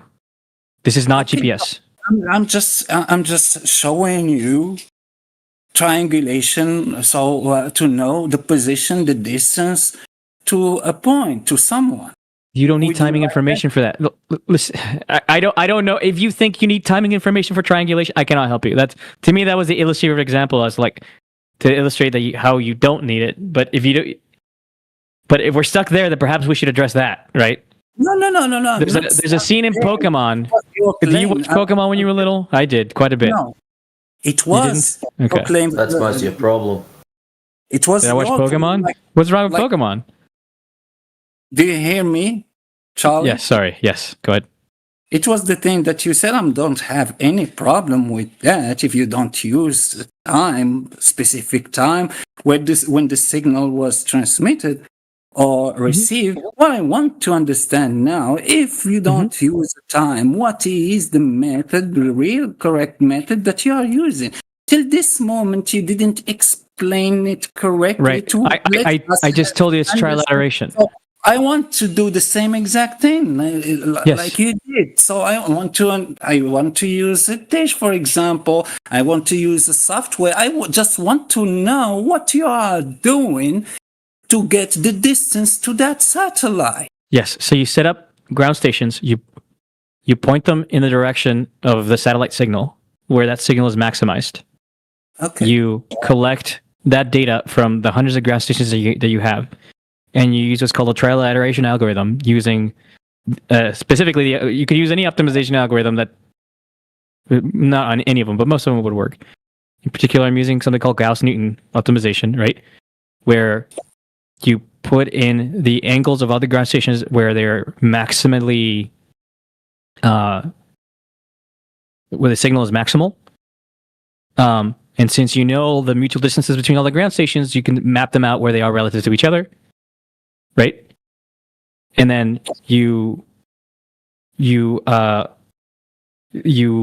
run what's called least squares optimization on where the intersection point, the best solution for an intersection point between all those directions that the dishes are looking at. That's your estimate. Yeah.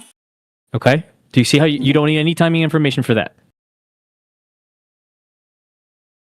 Okay, so it's an elevation angle to that hardware in the sky, comparing the angle of those dishes or ground stations, like you call them. Isn't it? I mean, I guess another way in which you can visualize it, right? Imagine each of them had a laser pointer that was somehow visible throughout its entire length, throughout its entire path, right? And then just, where is the point where all the laser pointers would intersect? Right? Yes, I understand that. Yes. And it gave that's a math, but you agree that's a math problem at that point, that you just throw it at a math calculator software and then it would give you a position. I agree that it is possible to get the elevation angle to that thing in the sky. No, you're not getting the elevation angle. You're getting a distance. And you can calculate the height.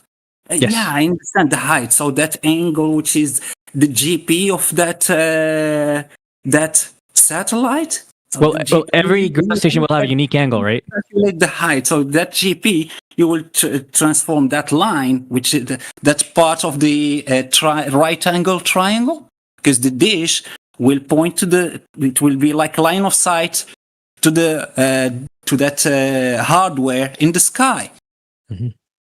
The GP of you have a baseline between the dish and the GP of that hardware on the ground, and you will use that GP line, so that vertical line, 90-degree line to the surface, that vertical line. I don't know what you're talking about. We'll call it H. It will be the height between the surface and the hardware in the sky. I understand that. So can you share that? I didn't understand what you just said. I don't know where the 90 degrees is coming from. So the distance to the satellite. There is no distance to the satellite. Jesus. There is no distance to the satellite. There's a position, so right? The 35,000 kilometers. What is that? Distance from sea level, right? But that's not the output of the algorithm. The algorithm gives you. It is distance the from algorithm us gives you satellite. The algorithm gives you a position. Isn't it the distance from here, Earth? The algorithm gives you. Okay. I'm gonna have to reiterate. Like, all of your questions will be cleared up if you just give me like a minute, right? Okay. The output of the algorithm is the position of all the ground stations relative to each other, and the position of the satellite relative to that. You can imagine like a point cloud of the ground system hardware.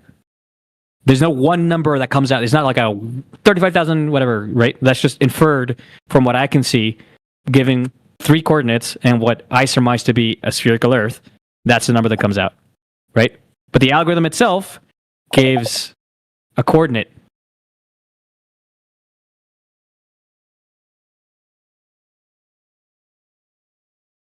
I'm done. I have a phone call. Just give me 1 minute. Yeah. I mean, I'll hang out as much as I can, but my kids are going to show up any second now. Good for you. Getting the children. Enjoy that. Awesome.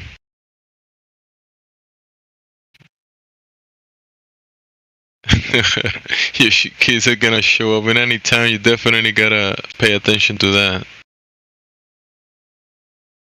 Well, it's not so much that, it's that there's literally no way I can pay attention to anything else. Yeah. Yeah, that's basically what I said. How old are they? You don't mind me asking? They're toddlers. Toddlers, yeah. They need the attention, yeah. Daddy's attention. That's awesome. Good for you, dude. Thanks.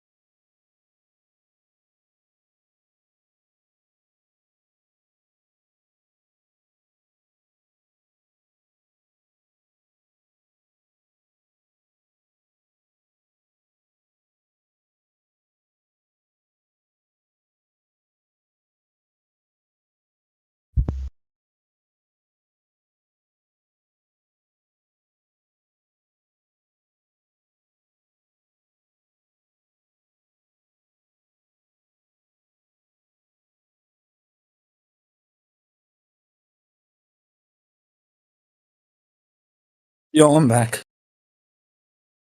Hey. So, can you share those angles and the data that you have? No. Is it something? Okay.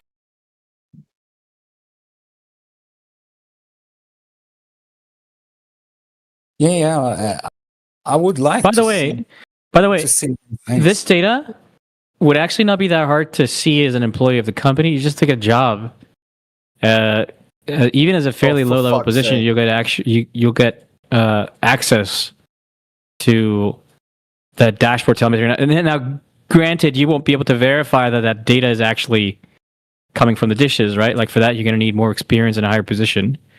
But the dashboards themselves, you could get access to it as long as you're an employee. I understand. I just find it interesting to see those results and those the variables that you had and that you got to the distance to those hardwares in the sky, and just compare them to the triangulation that people have done to the sun. And by the way, I bet you could probably do this. I bet you could probably do this at home with a friend. If you get a friend and you buy 2 big enough dishes, which wouldn't be that expensive, I mean, it'd be a couple of grand. Get 2 of them set up. You have to separate them by long enough distances, like from one side of the United States to the other, and then just compare the angles at which they maximize the received signal. And as long as you know the distance between you, your house, and your friend's house, you should be able to do the same thing. I mean, obviously it won't be as accurate. You're not going to get like a distance of 5 meters. But you would certainly calculate, 30K kilometers up. Easy. Can you shut up 1 second? I tried that. I promise. Can you shut up 1 second? It's too easy to do that. Shut up. ثانية واحدة يا زلمة. Shut up. It's Shut up. TEWQZ1. Yeah, cut it Bro, out. shut up. No, dude, cut it out. I muted him.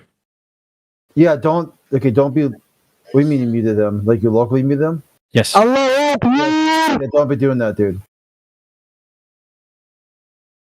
It's gonna create more audio chaos just because you'll be talking over them and whatnot. Okay, well, what Valley is... Whatever. I just muted him. So, Anyway, but you see how it's fairly straightforward, right? Like, there's no magic going on. Like, it's fair. It's easy, like basic trigonometry, right? I'll try it. It's too easy. I can use now. I just have to call some friends in other countries and compare, like, for example, Arabsat angle, the Arabsat that I have, or Nightsat, or Starberg, or any TV satellite, and the dish, the angle that we have from the dish, you got that angle exact degree in the program. I will see if it will give us those numbers. I promise. I try that. I just want to see how it will manage to make those things in the sky appear higher than the sun. When you triangulate the sun from different countries, you get 3,000 to 4,000 miles in the sky. And news to me. tell me that those things will be so much higher than the sun when you're triangulating the sun. Okay, I want to do that. All right. Anyway, I gotta run. My kids are here. Yeah, Good talking take to you. care. Have a good one. It was nice. Later, Charlie.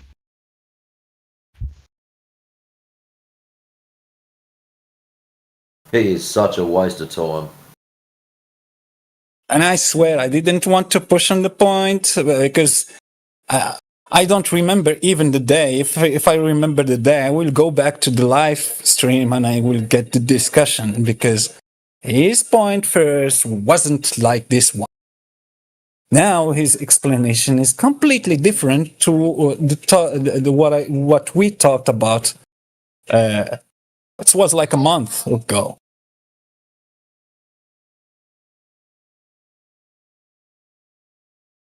But of course, any of the information he can't give you. So it's just, you've got to trust me, bro. That's all it is. I like purple crayons. Trust me, bro. Unlike he said, we can try to see the results. It won't be that accurate. But yeah, he said it true. So The thing is, Necros, let's just look at what he's told us. He's told us you input the data from the timings of the satellites to the position. Okay. So that means the receivers must be a known distance in order to calculate this. So what are these known distances? What are they based off? What model? WGS84. So they're assuming a ball in the first place. They're putting in this data. It's spitting out ball data. Of course he thinks he lives on a freaking ball. All the data he's put in has assumed a ball in the first place. He can't see that for the life of him.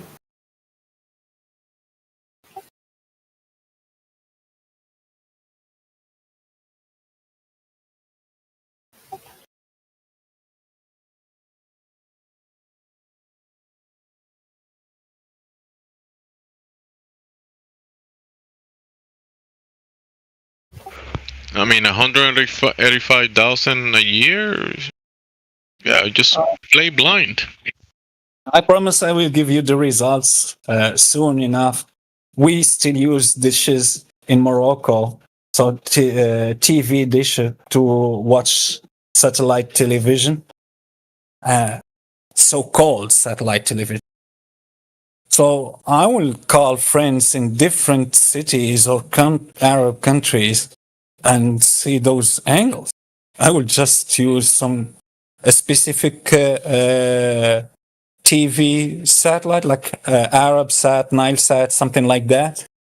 And we will gather the angles and we will see if it will give us those numbers. 30K. What the heck? The satellite Necros, if you really want to do it the easy way, just jump online and question to set up my satellite dish for Foxtel, and it will give you the angles based off your latitude, longitude. Oh yeah. Oh yeah. Oh yeah. That one also. Oh yeah. That's so easy. I try.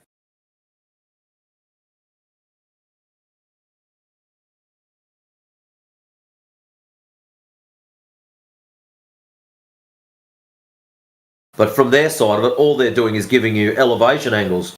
They're not assuming it's on a ball. They're not pre-feeding a model into it to say, hey, this is the model we're on. You go to Foxtel or any of those pages, it'll just give you, from horizontal, this angle up. 40 degrees, 20 degrees, 80 degrees, depending on your latitude, longitude. That's all they do. It seems everyone points to the, at some degree, to the, where I am, to the middle of the circle.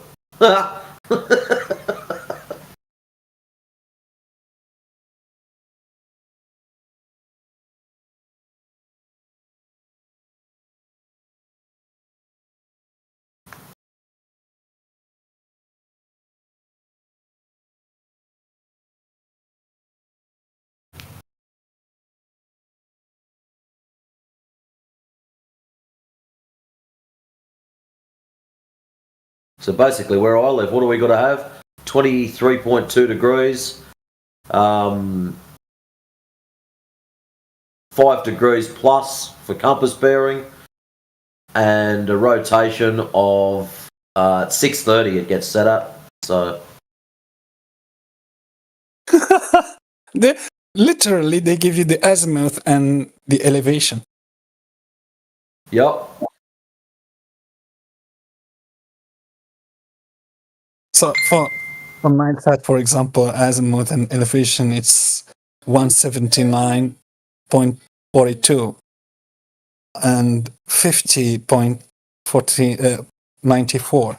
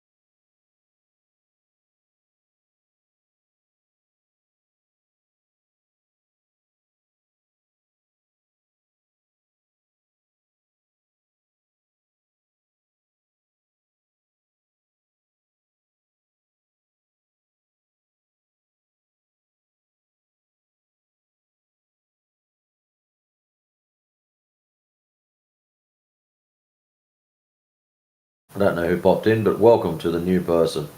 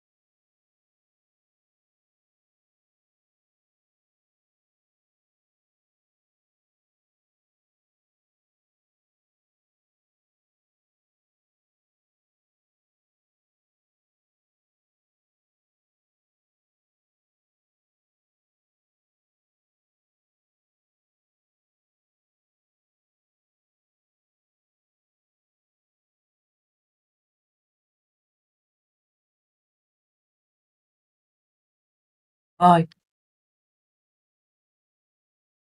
Hey, what's up? Good. And you? Yeah, I'm good, man. Welcome to the channel. Did you have any questions or anything like that about the topic? No. I don't have a question. Okay. Nothing at all? What? Huh? Not one question. You can't think of one question. Oh, one question? No. Yeah, just one. Come up with, like, what's one question you would ask a flat earther if you could? I think one question.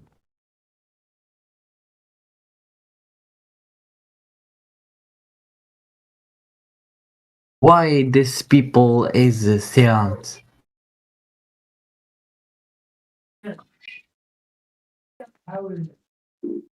They wouldn't catch that? You said what? Why is what? Why are these people is silent? Being filmed? Filmed? Which Yes. people? These people in the Discord. Oh, the conversation. Why is it being Yes. recorded? Yeah. Because we have a lot of interesting conversations and we like to record them. We've been recording our conversations for the last 5 years. Yes.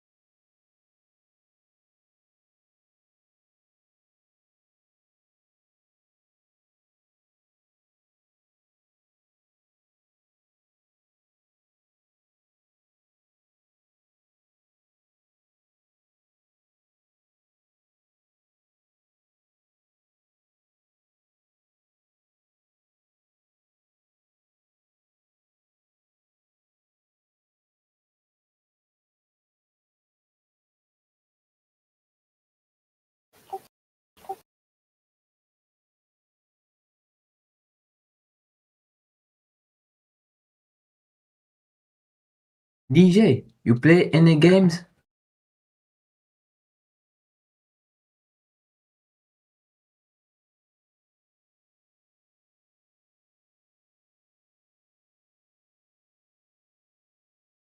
DJ.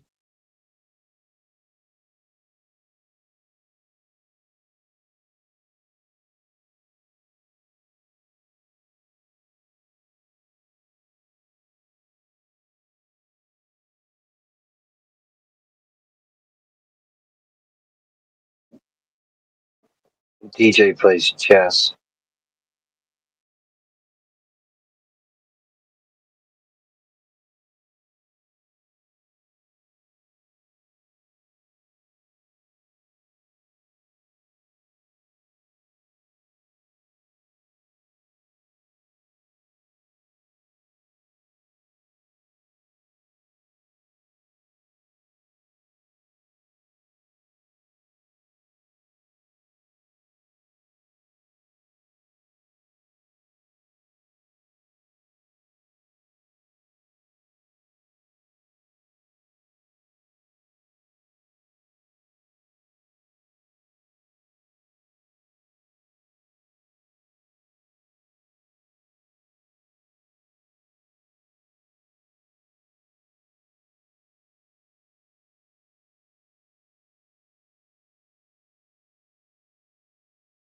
Yo, DJ. You there, brother?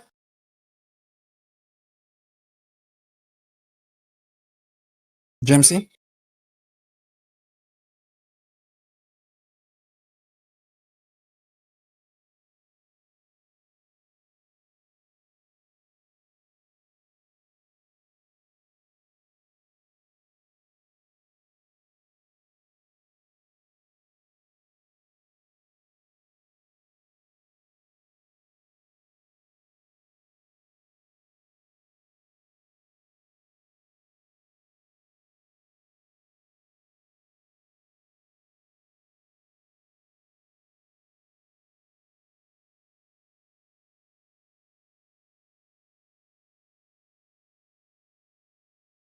Jamesy? You there, brother?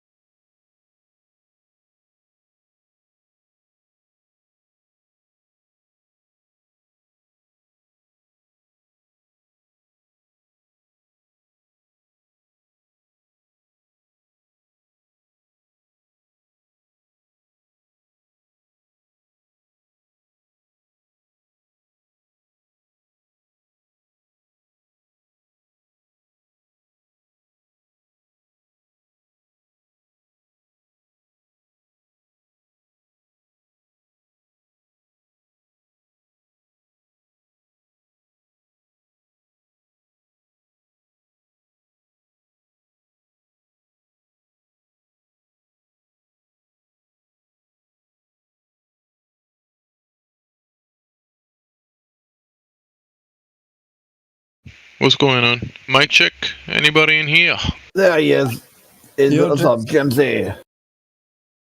Hey. Yeah, I got some news. What's going on?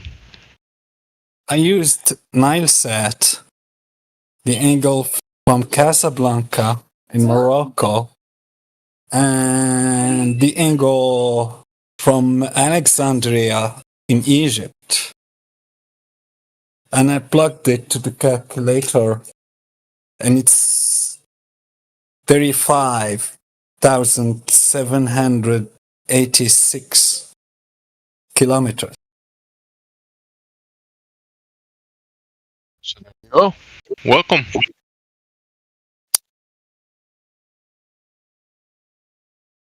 Welcome to Satellite TV. I translated again that using AE projection, and it gave 39,000.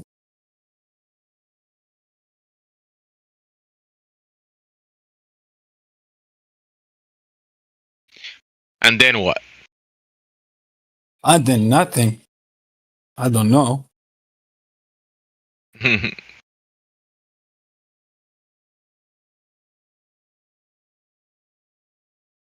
Are you a Globerter now? Nah. Satellites at 35,000 kilometers. Okay, nice. Welcome to the satellites on above that. 35,000 kilometers. Not against that. Yeah, satellites work. Yeah, TV work. Antennas work. Yeah. Good job. Globes don't work. I'm not sure about the thing. It's just the calculations. It's not a measurement in reality. I don't know. I'm not sure about even the variables that I used.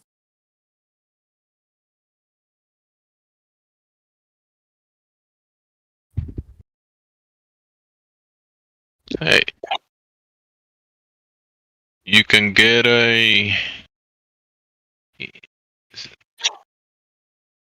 engineering, aerospace, satellite engineering degree, and you can make 185,000 a year, bro. Come on.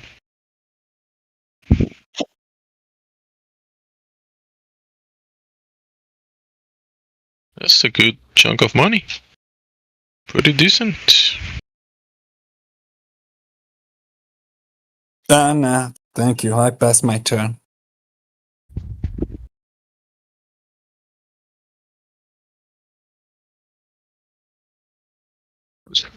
How else people are gonna get TV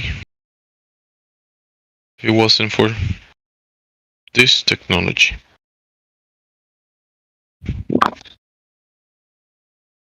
I'm not even sure about that. I still think that those are ground stations transmitting like spherical signal. It's not like horizontal circle that horizontal propagation. It will be like a spherical propagation, like when a bomb explodes in the sky. So it explodes like a sphere. So who knows? I don't know what type of signal is used there.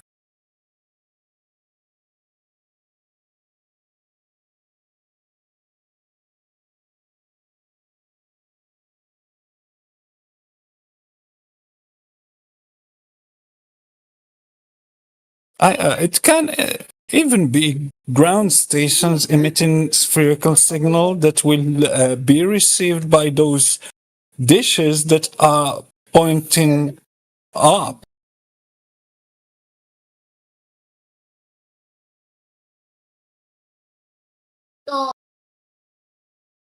Radial one using suspended antennas.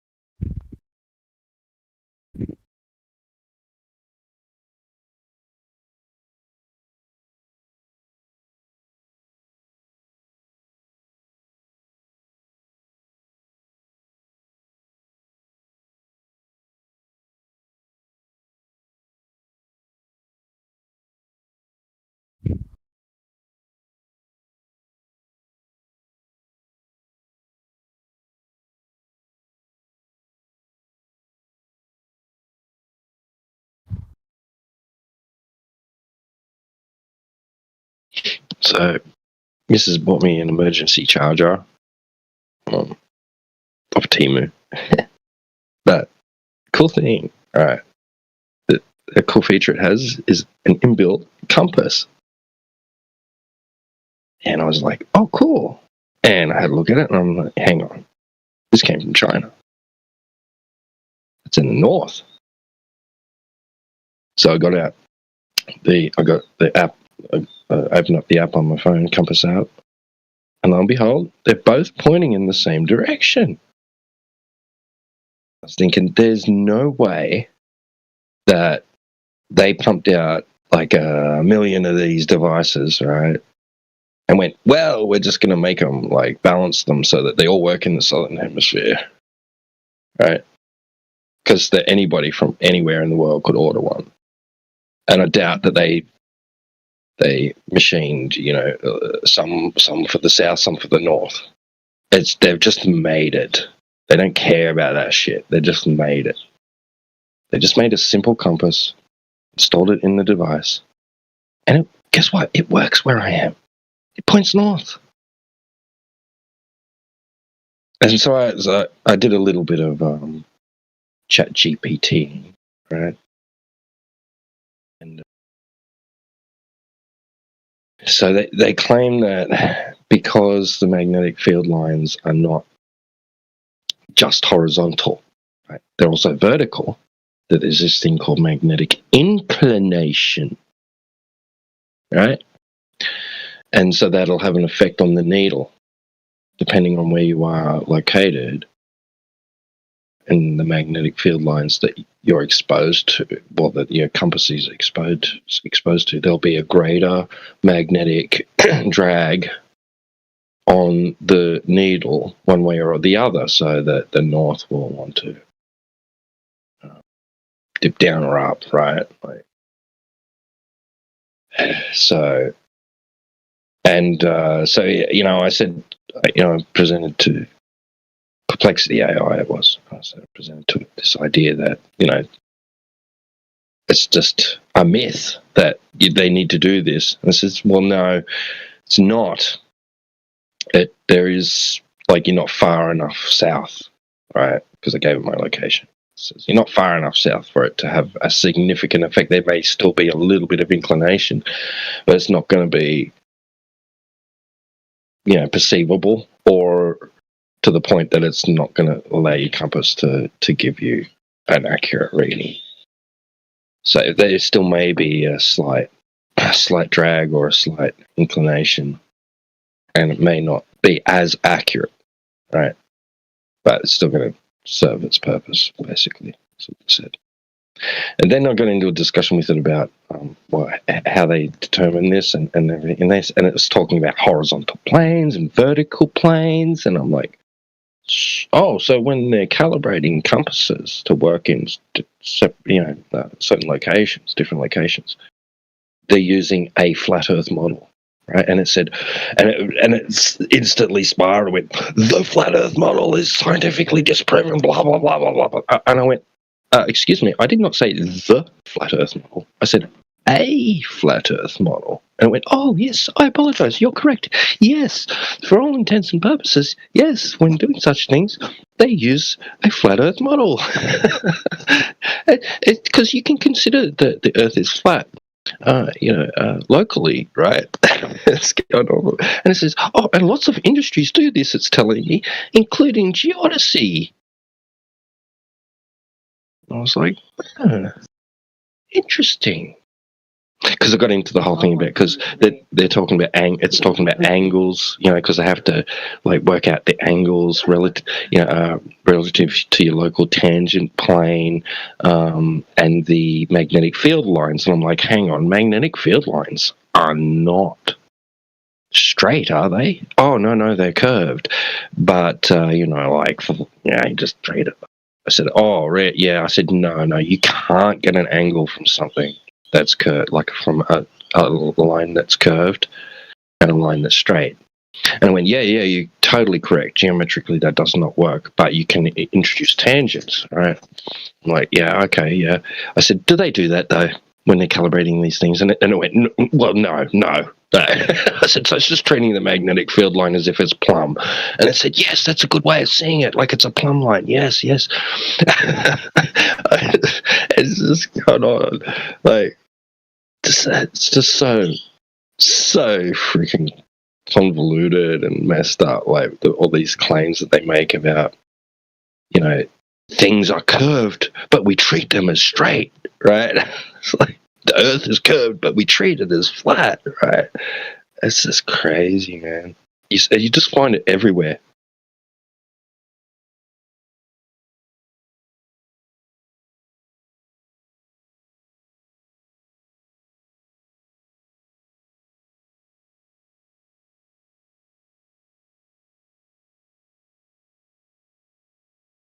Yeah, even in people's heads. Yeah, man. It's a ball, but I treat it as flat.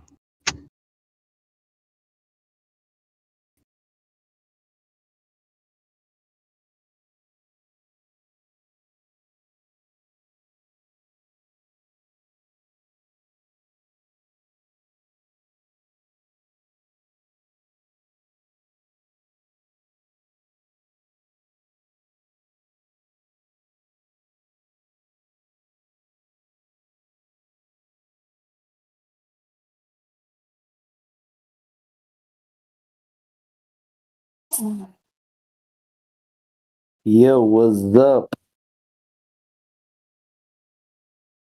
The mic on, I think. Right? Yes, how are you? Welcome. Oh, okay. Yeah, how are you doing?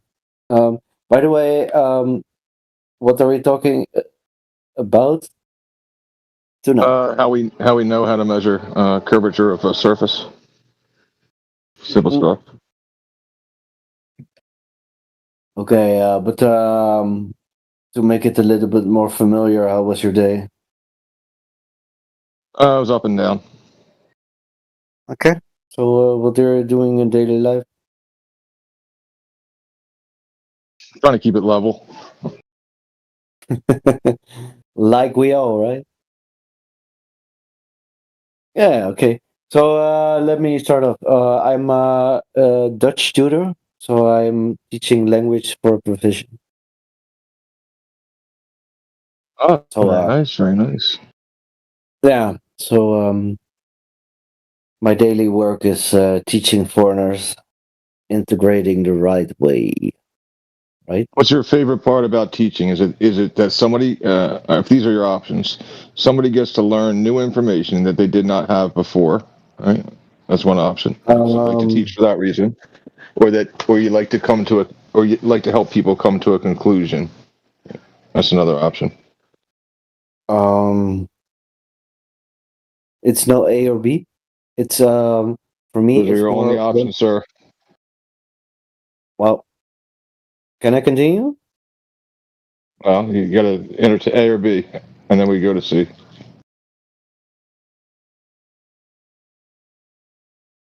Okay. Please give me some time to respond, okay? All right. So when I teach, it's more about learning the person. And when they are coming to me, they have a different set of values. So if I would answer in your A, B, or C, it doesn't. It does apply. Yeah. Do you like that they come to the conclusion that your values ought to be followed, or do you like just that they learn that there's another set of values It was directly A or B. Well, Just they answer the want. question. No. It's not about answer the question. It's very dominant that way. This is like, is this an interview or something? It is. You're not doing well. You're not doing well. No. You're like interviewing me, but you're asking me questions, and it's sounding very dominant. I don't like it. How does that make you? And how does that make you feel? Disengage. Then follow your own logic.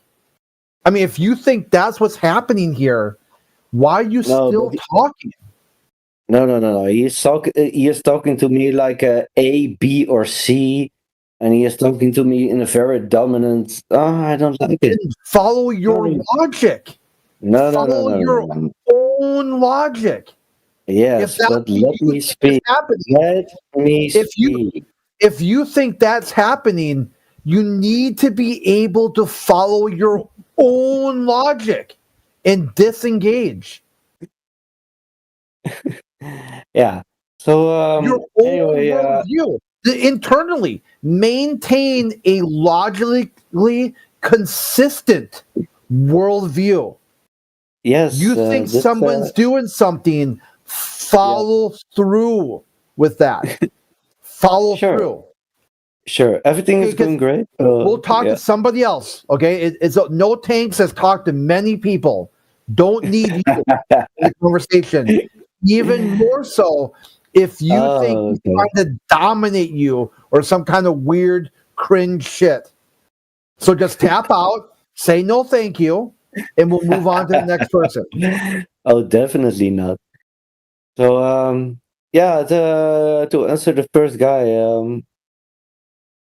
let me say overall I like to teach my students the right way, and everybody is different. So there's no A, B, or C. It's every person is different. You're consistently contradicting yourself. You're saying things like, "I don't like to do. I don't like to them to come to a conclusion. Man, I don't like I to am a tutor.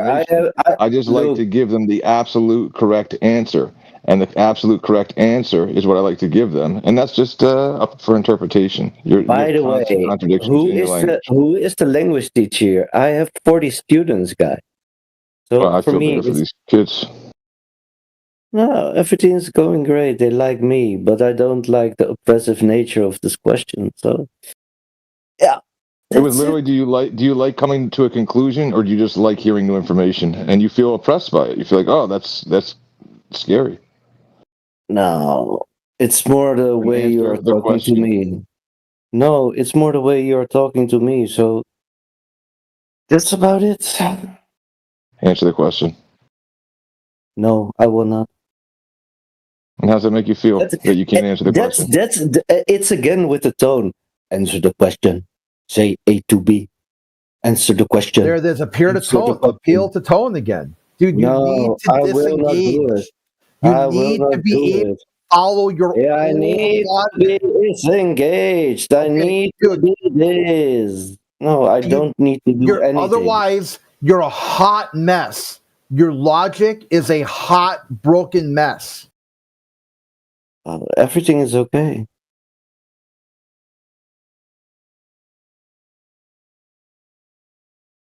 Anyway, but let's stay here. You can mute me if you want, but I will stay here till the end. It's no problem. Yeah, good. So now you know that even you can't follow your own ideas. Wow, are you from Brazil? Are you from Brazil?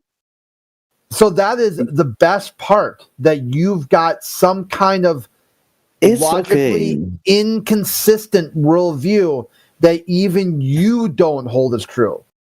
It's okay, man. Hey, how are you doing today?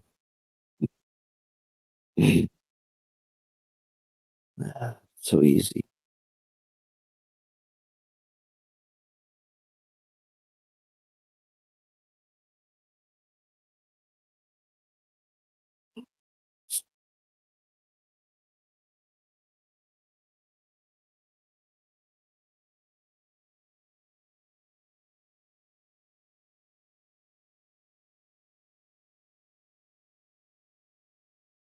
I wonder if that's what he does with the students.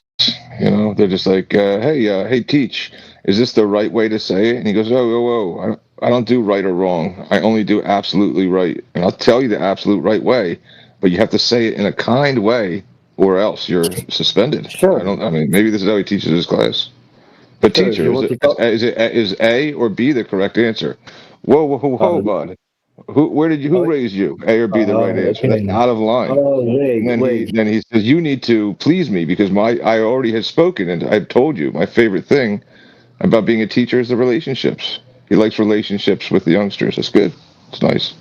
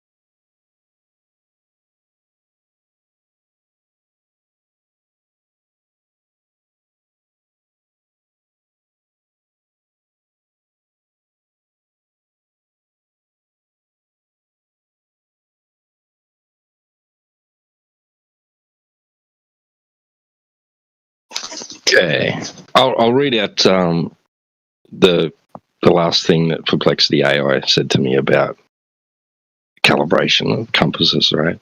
So it says, yes, that is a very accurate way to put it.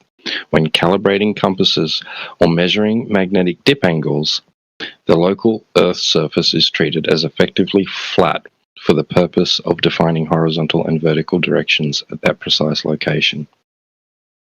This means that the angle of inclination, or dip, is measured relative to a flat Earth, in quotation marks, a flat Earth surface. Locally flat plane tangent to the curved Earth's surface. It throws that in as a caveat. A flat Earth model is a standard scientific approximation used in geography, navigation, and physics to simplify measurements at a small scale. It does not imply the entire Earth is flat, but rather that for practical local calibration and angle measurement, a flat tangent plane is used, much like how maps locally approximate Earth's curved surface as flat in small regions. So anyone using compass calibration based on inclination angles is indeed using a flat Earth model in the strict geometric sense of a locally flat plane for angle reference, which is standard practice in geodesy and navigation.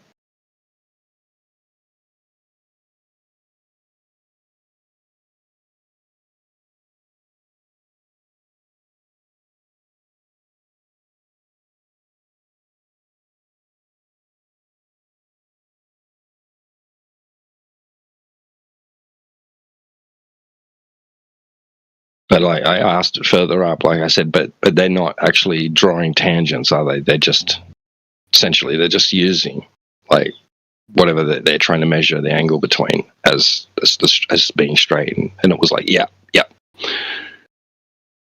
So it's basically saying that what they're using is a tangent to itself. This is crazy. They're just like imagining it's curved. Right, and treating it as flat or straight, whether it be in the horizontal or the vertical. Because remember Sheepdog, they think they have a curved line of sight, right?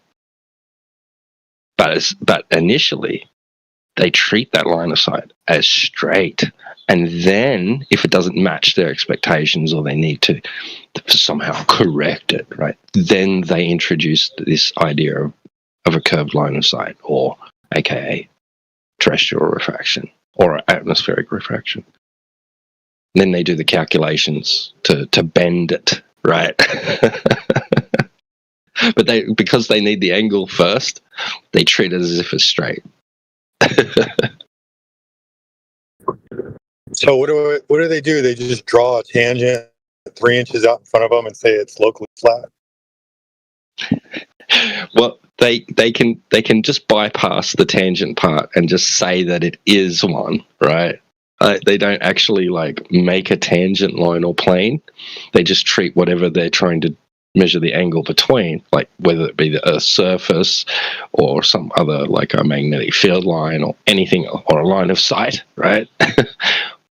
They don't draw any tangents to it. They just essentially just treat it as if it's straight. And then if they need to do so, they'll back engineer and just go, well, it wasn't straight, and here's how we could mathematically correct that, right? And justify having treated it as straight in the first instance. We'll just draw these tangent lines on a diagram, right? But that's not what they did practically. They just took the angle. That's it.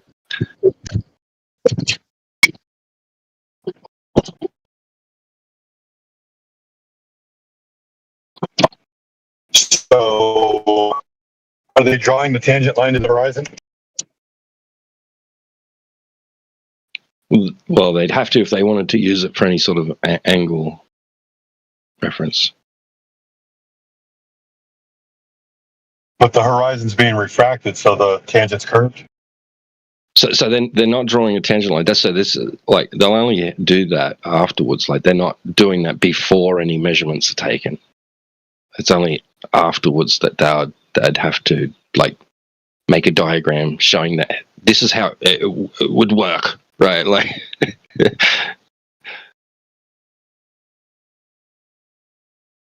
But you get what I was saying, right? I'm just mocking the tangent line to the horizon. Because if the tangent line to the horizon is what they're doing, and then the horizon is being refracted because that's why we see too far. So therefore, the tangent line's curved.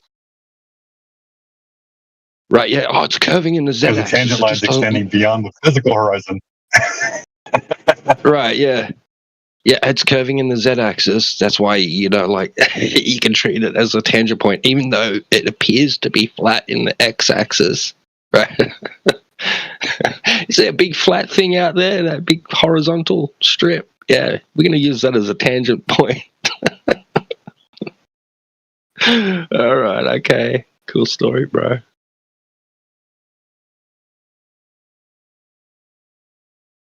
Because like it's kind of doublespeak and contradiction, because like they're saying that, like, so they're treating the Earth, right, as flat in a lot of instances, well, in every instance basically, right, and then saying it's a local tangent plane, right? Mathematically, you can justify it mathematically, like in a diagram or whatever, as being a tangent plane. Oh, we'll just imagine that. But no, that's not what they're doing in practicality, right? Essentially, they're saying that the Earth's surface is tangent to itself. How can it be? Doesn't make any sense. So it's parallel.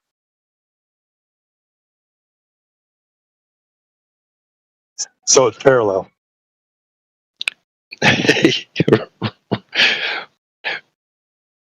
They'll say no, it's not. There is no parallel. They're just using the surface. Like that's it. Like it's just flat.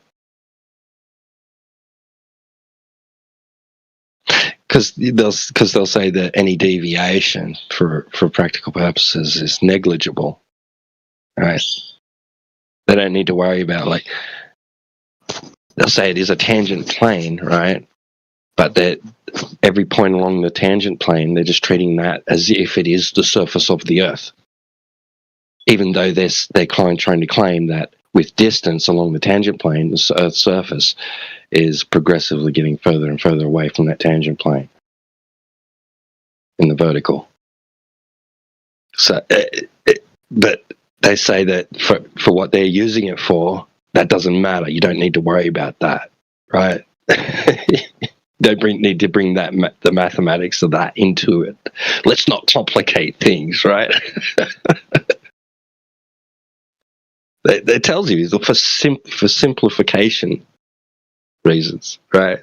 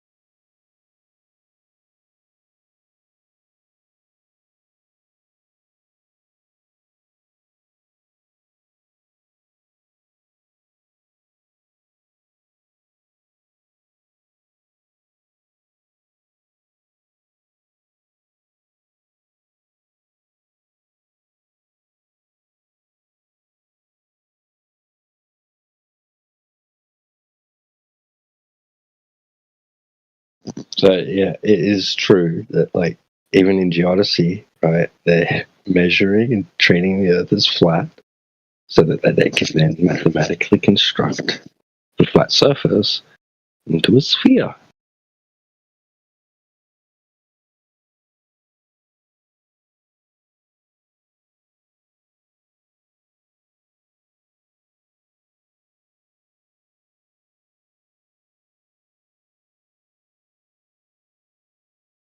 Or an ellipsoid or a spheroid, whatever they want to call it, pear-shaped. Freaking idiots.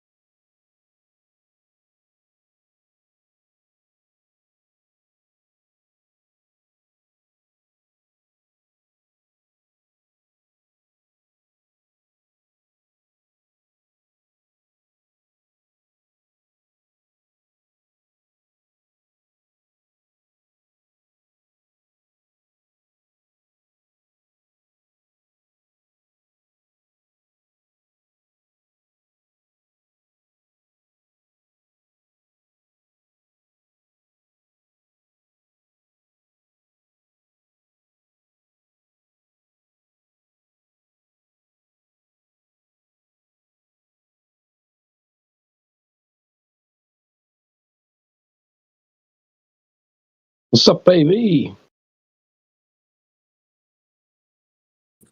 What up, T-Dub?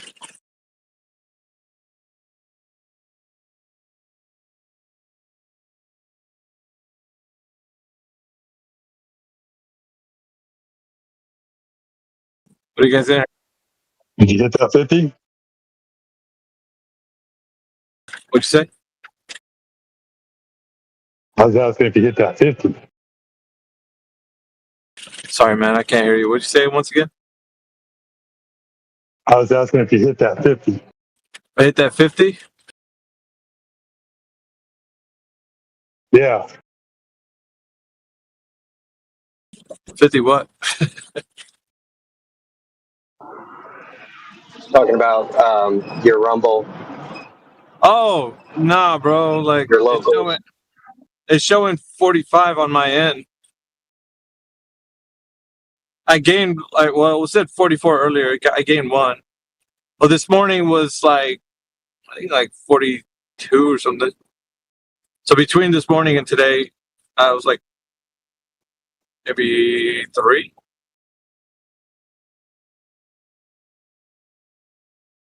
Daz was one of them. That's not too bad. I think two of my friends gave you a follow today. Yeah, appreciate it, man. Thank you very much.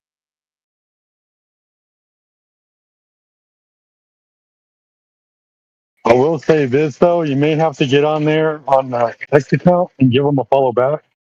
Just out of courtesy, but that's up to you if you want to do that. They're pretty big accounts. They have like 5,000 plus followers each.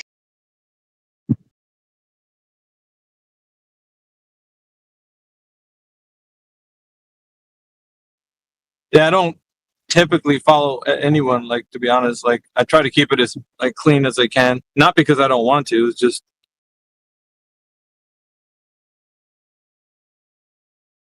for affiliation. No, I understand. It's affiliation. Like, you know, whoever I'm following is going to be, like, if we grow this channel, it'll be affiliated with whoever I'm following.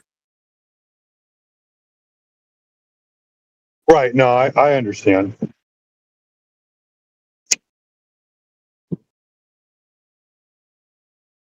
I will thank them though. Like, I won't be not grateful for that. Like, shoot.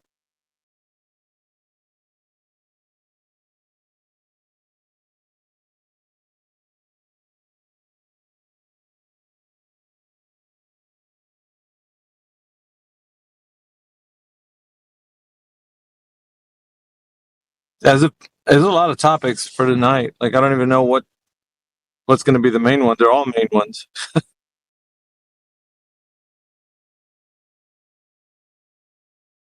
I'd try to go through some of the ones that are fairly linked. Maybe, I don't know. You're right. You do have a lot. I saw the general chat. It's like there's a lot in there. That's good though, because that means you got a few days worth of stuff, and then whatever you don't get to, you can put on the back burner and link it to something else later on, like a developing story. Yeah, the thing about like these topics, they're like really hot to talk about at the moment. They're happening because it gets stale really fast, like, especially when there's new developments.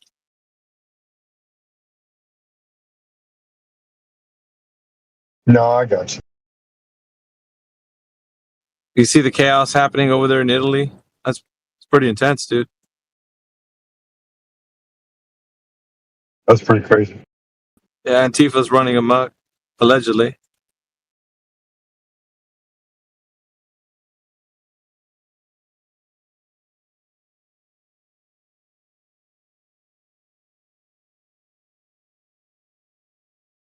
Google's going to cut down on the censoring of political speech, like those that they censored before.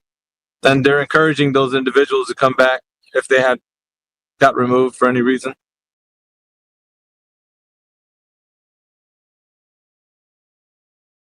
Which opens up a whole new doorway for anybody that is advocating for free speech on their platform, which is an angle that I was thinking about working for Flat Earth.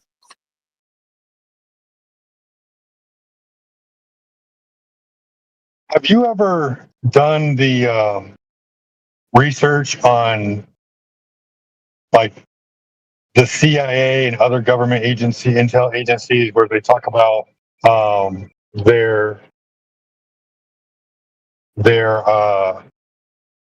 how they keep an eye out for like these messiah people, these people that like look like they might be actually trying to like change something, and they'll do it in such a good way, right? Like they're an advocate for free speech, but their voice is so powerful that they're transcending borders between people, not nations, but like, you know, the division that we have amongst ourselves. And what they'll do is they'll infiltrate these groups and, you know, kind of like with Antifa, right? We're like, we call it Antifa, but really it's like there's a subgroup that's guiding Antifa into the direction that they're going.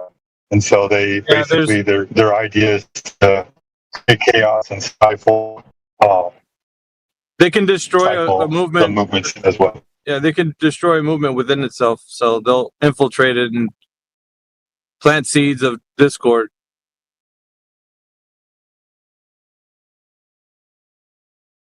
You don't have to confront the movement like head on. You can do it with other means to dismantle it.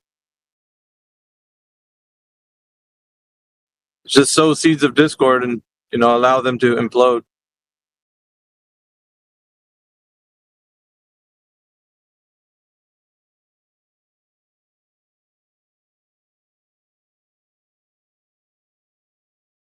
That's why it's up to people. I missed that last part. I was on a business call. Yeah, they sowed seeds of discord from within and allowed the community to implode. So people that are a part of like a specific group or whatever, they have the movement, and then, you know, you get like somebody who's in there that's a provocateur that will incite some sort of like, you know, scandal or something, and then gets everybody rallying behind that cause. And then, you know, the specific leader, the mouthpiece that was speaking loudly, gets silenced because now there's a scandal, you know. Right. It's diabolical, man, but it's the way they operate. There was like an actual CIA document or an FBI document on how they did this. They were doing this like pre Martin Luther King, and then like he was really one of the first ones that they implemented it on. It's a threshold. If somebody passes a specific threshold, like of people that follow them, because that's the other thing too, right? The popularity of the message. There's a lot of things that tie into it. How many people are swayed by what a person is saying? All that ties into like whether or not they become someone on the radar for them to do something about. They don't care about the small fries that are on a Rumble chat that only gets like 20 views.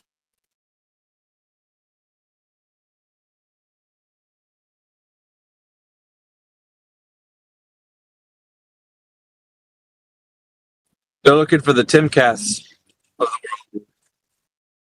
Joe Rogan's. Yeah, the ODD TVs. You know. Russell Brand. Pretty soon it'll be the FUs.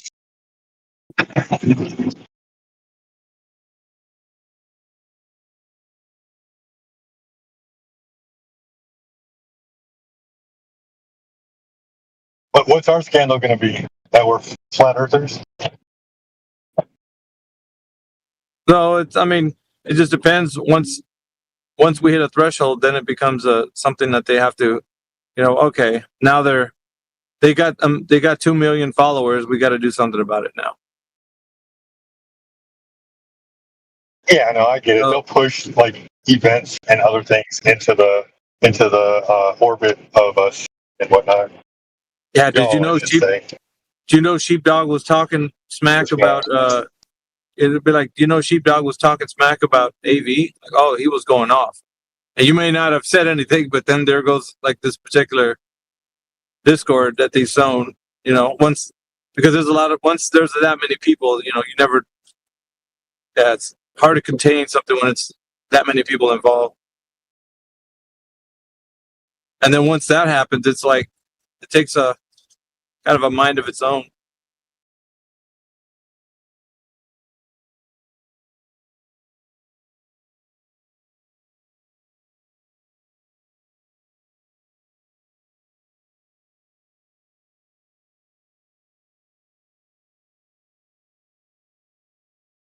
They've been doing it to celebrities all the time that speak out. They create this scandals around them, make them look like they're crazies.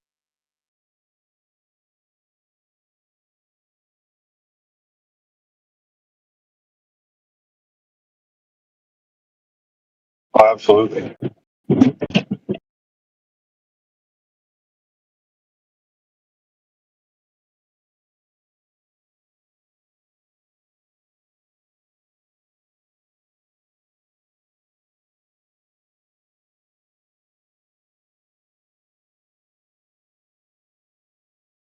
I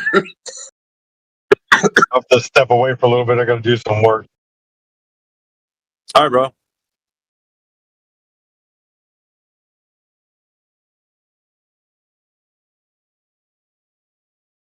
Hello, guys. What are you talking about? This and that. But the main topic of the room is, do you think that the Earth is a globe? You think the Earth is what? Yeah, do you?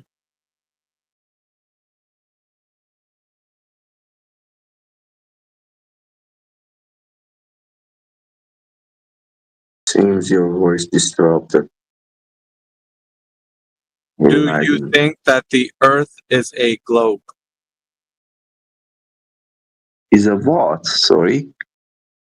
A ball, a sphere, a globe. No, it is not. It is like it's like oval. You know oval. Yeah, I know what oval is. It is like oval, not ball.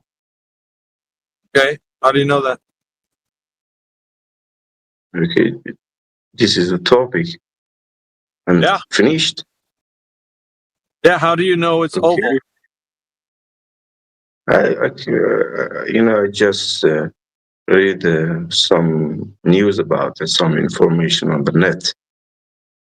It says that the Earth's diameters in one side is less than the other side. So because of that, you can get it is a wall. Yeah, that's fine, but most people just believe this information. They don't ever know how they validated it. So it goes to say that you just have a belief that the Earth is oval. You don't know. You know, I don't have meters that to go to measure the size of the diameter of one angle and try to go to measure the another side. We should believe what scientists of a field say, you know. Okay. Why do we have to believe them? Why shouldn't we believe them? Yeah. The question, you know, you ask, why should we believe them? Because they are scientists and most of their words are correct. And we should accept whatever they say. If we shouldn't, we shouldn't study. Why should we study? Because some other scientists try to gather, to collect some information that they could gain. And they are trying to share it with us. Shouldn't we accept their words? No, we don't. We don't have to. It's a choice you make. The choice is you can accept that they tell you that the Earth is a globe or oval or whatever you think it is. But the other challenge would have to be how you verify that what they're saying is true. And if you can't, then you're just accepting whatever they say based on that you think that they're smart enough to figure it out and you won't question them. You know, you can find anyone to question them. When you will see that there's so many resources on the net says that the Earth is like oval, so you can get it. It is oval. It is same as you are trying to find a word in a dictionary. Do you accept what the dictionary return to you or not? You will accept it and you will enjoy your conversation. The dictionary word is something that we all agree upon. But if we don't agree upon that word, like, for instance, if you say that's a dog, right? And the qualities of what the word says of the description in the dictionary that say a dog, and then you look it up in the dictionary and it describes it, then you can agree that's what a dog is. But if they're telling you the earth is a globe and you don't know if it's one or not, then you can't agree that that's what it is. So you can disagree with what they're telling you. You said I won't accept the word in a dictionary. You will check another dictionary. So same as what I said. You will go and throw in the net and you will try to check out so many resources to get the reality. And you will get it even with those satellites. They try to make some photos of the Earth. And because of that, they are trying to share it with you. And you can get it visual.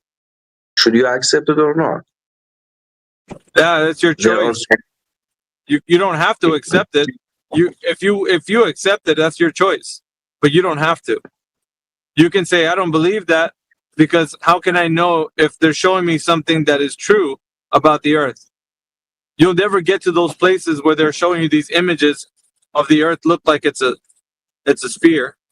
You can never go to these places, so you can't verify it. They will share some information about Earth, and you can read about it, and you can measure it, and you will get that all these numbers can be coherent, can be logical, and then you can accept it because all those numbers are logical. Most of the people try to collect information to gain something. Why should they give you some spurious information? That's the thing, though. You can challenge that. You said that it could be measured. That's a problem for them because they give you numbers that cannot be measured, like the size of the earth. They're telling you the earth is a certain size. They're telling you the numbers that the size it is. But you can't take those numbers and then go outside and measure the earth. So how did they figure it out? What the size is if you can't measure it? Like right now, if you look at right now, if you go into the internet, they just don't give you the size of the earth. They will give you the size of the diameter, the radius size, and so many things else. And you can try to calculate it yourself to see if it's right, it's correct or not. And after that, you can get it. Why should they? And the question here is, why should they give you spurious information, false information? Why? Well, there's a lot of reasons why, but the problem we're having is if the information is not correct, then it doesn't matter why. So there's many. We can talk about many reasons why they would do it, but if the information you can't verify it, then it doesn't matter what the reason is. It just isn't true. That's the point I'm making. So you're implying that all of those scientists from different countries trying to say same things, and all of their words is false, and we shouldn't accept their words. Yeah, well, they're doing something. Yeah, they're doing something, but you don't know if they're sending it to the place that they are saying they're sending it to. You just see whatever they want you to see. That's it. So you're given information and you can't verify any of these things. So to you, it's just a belief. Yeah? To you. Yeah, it is belief. Yeah, it's a belief. You can go to test and check everything yourself because you don't have the time to do that. It is not just about that. They give some information about coronavirus. So you should accept it because you don't have the way to go and to research about it because you don't have the time. It is not your job. So in such situation, you could accept that what they said about send information to other persons, they should accept your words because it is your field. No, you don't. You Why don't have shouldn't to, you man. accept? You don't have to. Afshin. The problem we're having right now is that even with COVID-19, the people only accepted what was being given to them. They accepted it. Yeah. So Yeah. that's the problem. Now they're coming out with the information that that was not the case. That was, they didn't need to take it. That's what they're saying now. So You know, this is the problem. Like, as it is not your major, your field, you should try to listen to doctors, to professors of that field. So when there are so many doctors out there and they have the same idea, you should accept that. Why shouldn't you accept that? For example, because you have a choice. You have a choice not to. I think You have a. we have around 200 parties, and all of these parties have some professional doctors. You do not have to accept anything anybody tells you. You can challenge what somebody tells you, and it doesn't matter who it is. It could be a doctor, it could be a scientist. You can challenge what they say. I don't know why you guys bring up doctors. Sure. But when Listen, you want brother, to say something, but brother, not when why would you bring up don't doctors? need to say it. The number one cause of premature death in America is medical malpractice. Why would you bring up doctors? You know how many people a year die from medical malpractice? Don't bring up doctors, dude. Don't be like, you gotta trust the doctors. Yeah, go ahead, trust the doctors. See what happens to you. It is not about trusting doctors. But this is He the says thing. that. But this is the important thing, though. What he brought up, right, was they're saying something. Okay, listen, dude, you talk too much. Listen. Technical person. Okay, listen. You're missing AB's point. Even if you can check coronavirus, you could check all that information if you had time. Even if you have infinite amount of time, you can't check or verify any satellite picture from space, any of that shit. You can't, even if you want to. I can give you an infinite amount of money. I can give you a freaking whole staff of people. You still can't check. So you're missing the point. You can't check even if you want to. We shouldn't accept whatever scientist says, whatever book says. And we should accept what should we accept? Okay, no, listen. Why would you accept anything anybody says? You accept things what people say when they have evidence for it. Evidence. You know, I didn't say you should accept whatever others say.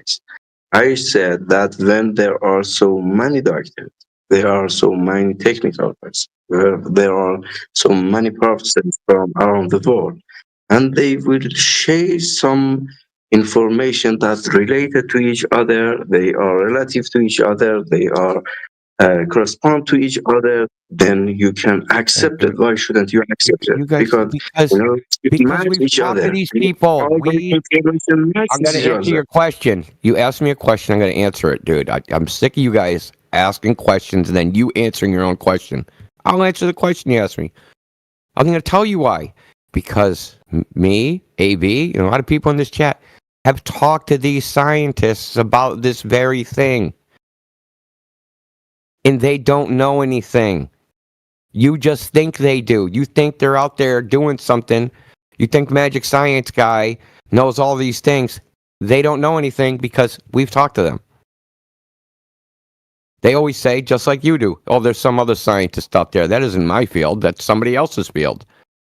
Right? And we search and we search. We've talked to astrophysicists, cosmologists, physicists, what's the other one? Astronomers, PhDs, people that work in the field, satellite engineers, pilots, surveyors, thousands of people, literally thousands of people. We've been doing this for almost a decade. Okay, the information you think. Listen, you think they have information they don't actually have. You just think that. It's another layer of belief. I debated a PhD in this very server like 2 weeks ago. You know what he said? You know what his argument ended up being? You can't prove I have hands. You can't prove I'm not a brain in a jar. This is a person that taught at university. He's got a PhD in mathematical physics. And that's where the debate devolved to. You can't prove anything anyway because I could be a brain in a jar. These are the people you're relying on. They don't have superpowers. They're just human beings. They're not doing what you think they're doing. We are not talking about being superpower. We are talking about knowledge. We are talking about information. We are talking about They don't have the data. information. We are talking about that. For example, when a person says that 2 plus 2 is equal to 4, it is logic. You can Yes, the understand law it. of identity. Congratulations. From the scientists, and they share something with you. Okay, there are Don't need some that shared with information. me. Other persons trying to share another information about They something don't else. have any, dude. Are you deaf? Are you deaf? They don't have any information. You just So what think they have? they do. I talked to a satellite engineer. His name is Stuart. His name is Stuart Gray. Okay, I'll show you. Listen, brother. I'll show you all his particulars. He worked at NASA. He thinks he put a rocket into space. All this shit. I asked him point blank, "How do you know where the rocket is?" He said, "Well, we don't really. We have to be told where it is by NASA's Deep Space Network." Okay, how do you know the satellite's orientation? Well, we don't really. We kind of have to be told what it is by NASA's Deep Space Network. This is someone that built a satellite, put it on a rocket, launched it into space. That's what he thinks he did. But when he asks what he actually knows, what he actually did in his profession, he doesn't actually know anything. Like, he knew about the rocket launch and building the thing and giving it to the people to put on top of the rocket. But once that thing launched, he had no idea what happened. No idea. They don't have the information you think they have, brother. So what's your fear? I don't have fear. What are you talking about? Fear. Major. What's your major? What's my field? Computer science. Why? What? Computer science, right? Computer science. Okay, so let me ask you a question about computer science. So there are also algorithm, search algorithm. So whenever you talk about it, we shouldn't accept your words, right? No, you're making a false equivalence. Okay. Equivalent. Why? I saw a computer that was 1,000 feet tall. Okay. This is different. We're talking about empirical evidence, not concepts. We're talking about things that happen in reality. Okay, if I say I built a computer 1,000 feet tall, no one should believe me unless I show them the computer. That is a claim that you say I will create a computer. But when we are talking, as we talked before, we talked about information, not creating something. We didn't say that they claim that they will create a satellite. They say they created a satellite and put it into space. Information, same as you have. No, they have no information about it going to space. Once they put it on a rocket, they don't know anything. That's where their information ends. So the people you're relying on, these scientists that you think are doing all these things, they're doing all these things until they put it on a rocket, and that's where their story ends. It is the same as I ask you about computer and you could answer everything. For example, you are an Android developer. I'm trying to ask you about iPhone when you don't know anything about iPhone. There are so many scientists that work together to do one thing, and you can make iPhones, man. Answer. You should find the one who don't can make answer. iPhones, dude. Engineers make iPhones. I didn't say that scientists make iPhone. I just said about those scientists that trying to know. I just tried to say an instance for you, and it was computer. I'm trying to employ that trying to say that those scientists who created, for example, nuclear weapons, satellites, and so on, what do they know? they work together. And you should go to the one who knows about your question. I already Not told everyone, you. every scientist can answer your question. I did. Same as ask Android developer about. Dude, really? Listen. Okay. Close your mouth and listen. You just said I should go to the people. I did. Do you not understand? I have. We have talked to these people. I just told you about a satellite engineer. We went to the people you're talking about. They don't know anything. You just think they do. You don't know anything either. You just have this wild belief that they know this shit. When we talk to them, because they've been in this chat and our other chats in our home server, we've been doing this for almost 10 years. We've talked to tens of thousands of people, okay? Tens of thousands of people from all professions. They don't know anything. They don't know the Earth's a globe. Something is you, right? Oh my God. I talk to them and they, when asked point blank, do you know the Earth is a globe? They say no.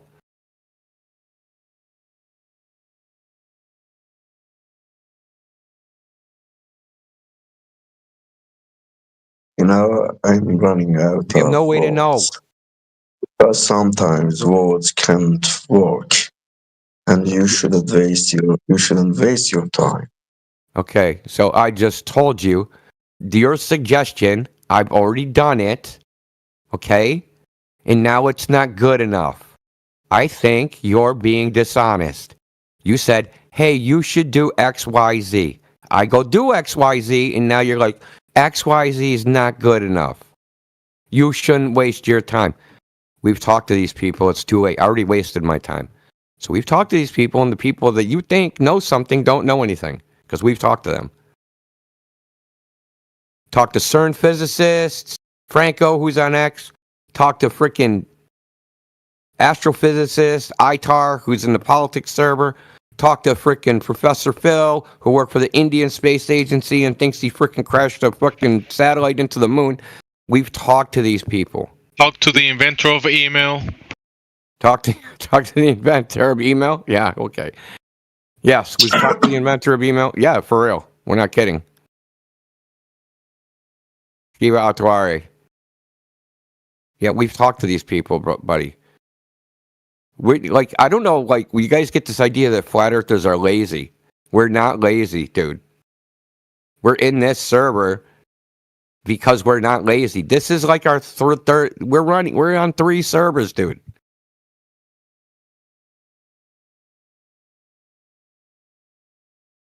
You have a bias. You have a preconceived notion about, flat earth or the people or what people know, man. I'm sorry, but a lot of things you believe aren't true.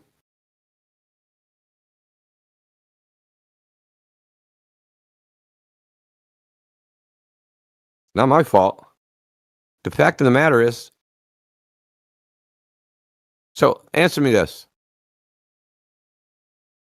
Out of everybody that's ever lived, who 100% would know the Earth is a globe? 100%.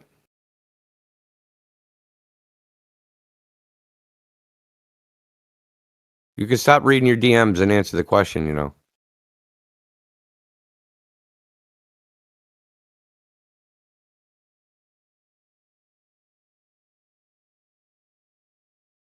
I'm Dead Air Dave, man. What the hell? Sorry about that, AV dude. The dude was annoying me. Do you leave? No, he's just radio silent. The old cold shoulder routine, huh? Yeah, I've been rejected. He's not going to talk to me until I take out the trash.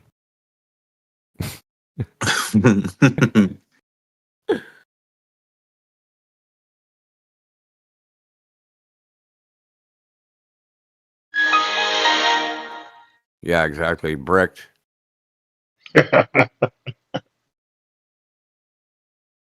I don't know why these guys like they have this like imagination thing with like what there's these scientists out there doing all these things, and they just like have this thing going on in their head like they just picture there's a bunch of dudes in lab coats somewhere polishing freaking satellites. Like no, dude. There's nothing No, like they're that, dude. they're intensely working on new ways to like propose how the Earth is a globe to the world. Yeah, that's what they're doing. Scientists would know the Earth's a globe. They study everything as if there aren't fields to study. Except for when you ask one about the Earth being a globe, they tell you that the princess is in another castle. Yeah, That's not their. exactly, the princess.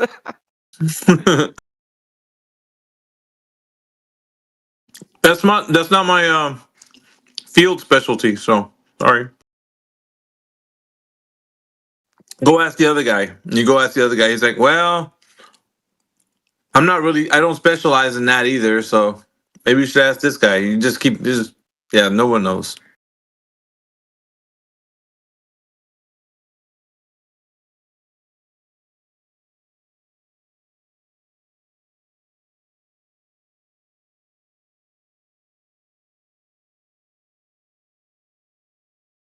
Man. Dude, I ordered Chinese food. It's already on the way here. It's been on the way here for like 3 minutes. How did they cook it in 6 minutes? Dude, my shit's gonna be about to be raw. Do you want to know the answer to that? Yeah. Is it a buffet and they just took out of the buffet? Bingo. Oh shit, bro. Or it was something that at the end of it sounded like ding. I mean, some of this shit's normal. The crab rangoon, I got General Tso's chicken. I mean, yeah, that might be in a buffet. Yeah, that's standard buffet stuff right there. Holy sorry, I ordered it during a dinner rush. Have you been to the Revere buffet, India? No, man. I thought buffets were out of style. I didn't even think they existed anymore. If you go to the Revere one, it's next to the Target in Forlong Drive, and on the back, and they have a lot of selections, but on the back you can get a bunch of steak and eggs. It's pretty good. God, what's it called? Is it called Revere Buffet or Flaming Grill? Flaming Grill. That's the last name I remember. They probably change. Who knows if they change it? But I was there maybe like 2 weeks ago. Actually, like 10 days ago, I was there. Flaming Grill and Buffet. Word. Yeah. Oh, Forlong Drive. There's a chain of these, buddy. There's one in Rosendale and Malden too. Oh yeah, I didn't know that. They have the lowest there parasite. sometime. They have the lowest parasite count, so pretty good. I mean, it's Chinese, so I don't know. Yeah. They probably have some special edition parasites. Some exotic ones. Special edition.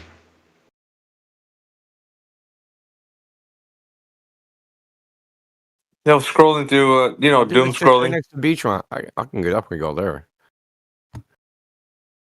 I was doom scrolling the other day, and there was a guy who was coaxing a octopus out of a freaking snail shell, and he just ate it straight out of the shell. Had to be Taiwanese or South Korean or something, right? Dude, I was like, dude, people will eat anything. Dude, the freaking thing came out of the shell. He just like ate it. I'm like, what is this? He was crunching it over there, man. Yeah, but he was crunching it, dude. I was like, dude, this is just. It's so weird. It's to us, right? Because we're over here, like. Dude, I watched these Chinese people. They got fish heads, dude, and they're just like sucking the eyes, like right out of the. Like they weren't even eating the fish, dude. They're just eating the eyes. Oh man. Yeah, you gather together with friends, and you're like, "Hey, pass it around the fish heads," and you're just like,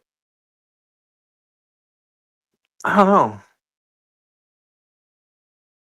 Fucking bitch poisoned my fish heads. My dad used to do that with the goat's head.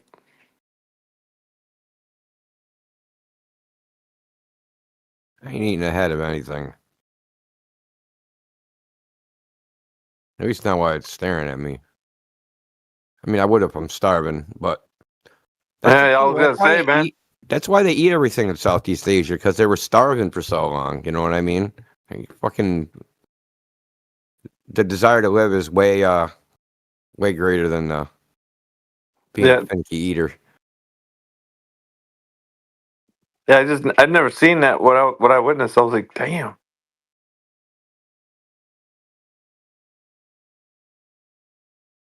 Like, you good, bro? Like, sheesh.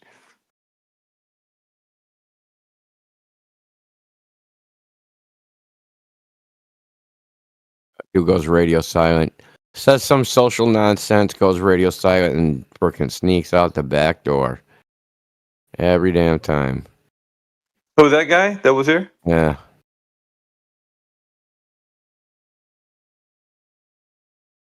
That's par for the course.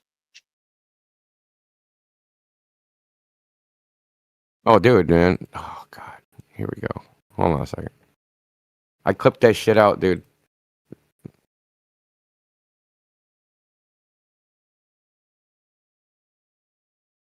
So I think Plague's gonna join us tonight. Who? Plagueman, the Detroit Lion football player. No way. Well, think so. He just hit me up. You did join the live stream? No, well, he's done that before, but I was talking to him earlier about joining the panel tonight on FU.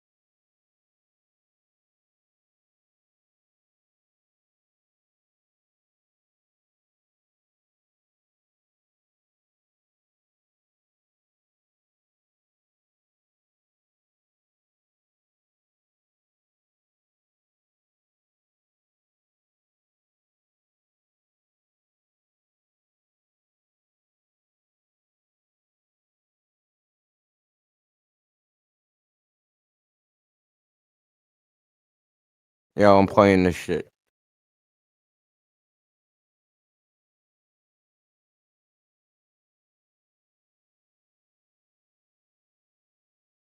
Yeah. I told him if he wanted to join. I don't know if he is going to. Yeah, I'm gonna play this shit from a couple of years back, dude, that I was telling you about.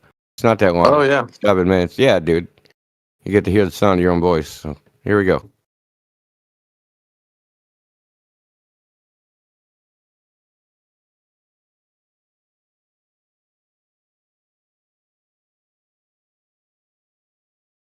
Do a fucking bot, dude, and sometimes we disconnected.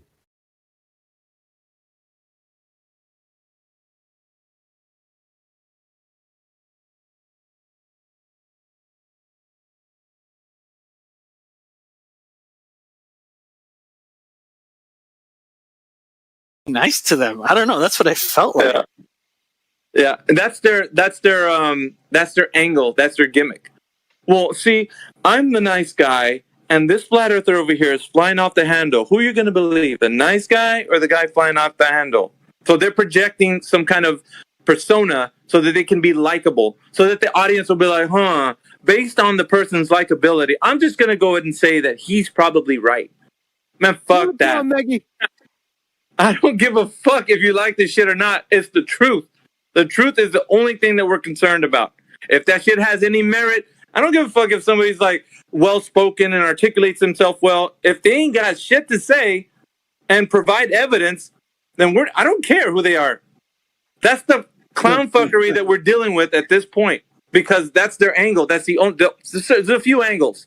One of them would be that one, the nice guy approach, coming in here, with a soft monotone, and oh, you guys know that I'm just I'm just here to get along, and this guy over here is pretty rambunctious, and he's using a lot of words, and I don't do that. So, and you guys are like, well, that seems pretty fair. Fuck you. You know, like Never known me to be nice, have you? If you do, like, you know, don't get it. yeah. I get that. Some people might take the different approach. Perhaps if we're more amicable, that will change the value of what. It's not going to change the words that are coming out of their mouth. Like, they're still going to come at you with shit, and they're going to try to throw it on the wall and see what sticks. Here, try this for size and try that for size, and you're like, nope. And the more I think it like this, man. This might sound weird to the audience right now listening, but these fucking assholes, they thrive on civil conversation. They thrive on it. It's like the breeding ground for it. So the more civil you are, the more leg room they have to run around. Well, hold on a second. I know you might get a little upset, but let's just talk this out civilly. Let's have a civil discussion. And then you're like, oh, okay, maybe I'm just getting in my feelings. I'm getting a little stirred up here. Let me bring it back down to where we're civil now. Let's just talk. Okay, so what do you have to provide? And they're like, well, I really want to talk about how I wasn't able to speak. So if I'm able to speak, and you're like, okay, I'll let you speak. Well, and here they go for about 30 minutes on their fucking ideas that have it's a land of nowhere. And you're off to the races, right? Because now you're going to have to bring that shit back after the 30-minute speech and undo all the vomit that they just regurgitated all over the ground. And you're there mopping it up. You're trying to mop up all the vomit. Meanwhile, they're still amicable and nice, and they're still continuing to say their shit while you're mopping that shit up. Oh, no, that can't happen in reality. We can't do that. And they're like, yeah, but you're not listening to reason here. And so they got leg room, bros. And now, guess what? They're starting to sprout wings, and they're starting to fly. That fucking bird is about to take off. And there ain't shit you can do about it because you wanted to be nice and civil and all kinds of shit. That's why it's like we're cutting that part off and stop being nice. And now we're going to say, all right, man, we'll be nice. Bring some evidence. It's just two parties that act, passively aggressively without the actual evidence being discussed. Some people may throw out an argument and it may be kind of solid or it may be a little shaky, and then the person doesn't accept it and they throw out a logical fallacy that doesn't get pointed out, and it's like the flat earth debater will say, oh, that's because you just have a religion. And in their minds, they're like, well, neither of you have showed either of each other anything actually in this whole conversation. And it's like, oh, they're just a bunch of kids running around, just being passive aggressive. But that, I think, is bullshit. The whole, oh, let's talk nicely and No, what I'm saying is that them like, saying we don't get a chance. First of all, I'm probably the person who speaks the most nice when I have the time and with the most patience. And they always leave in 10 minutes cursing me out. So that's bullshit. Yeah, that's what happened in that debate, where it's like they were nice. So I guess they were like, okay, so we should be nice too. Even though they're saying crazy shit. Well, what is being nice? I feel like y'all are attacking nice. I'm nice, but I'm still not going to let you skate.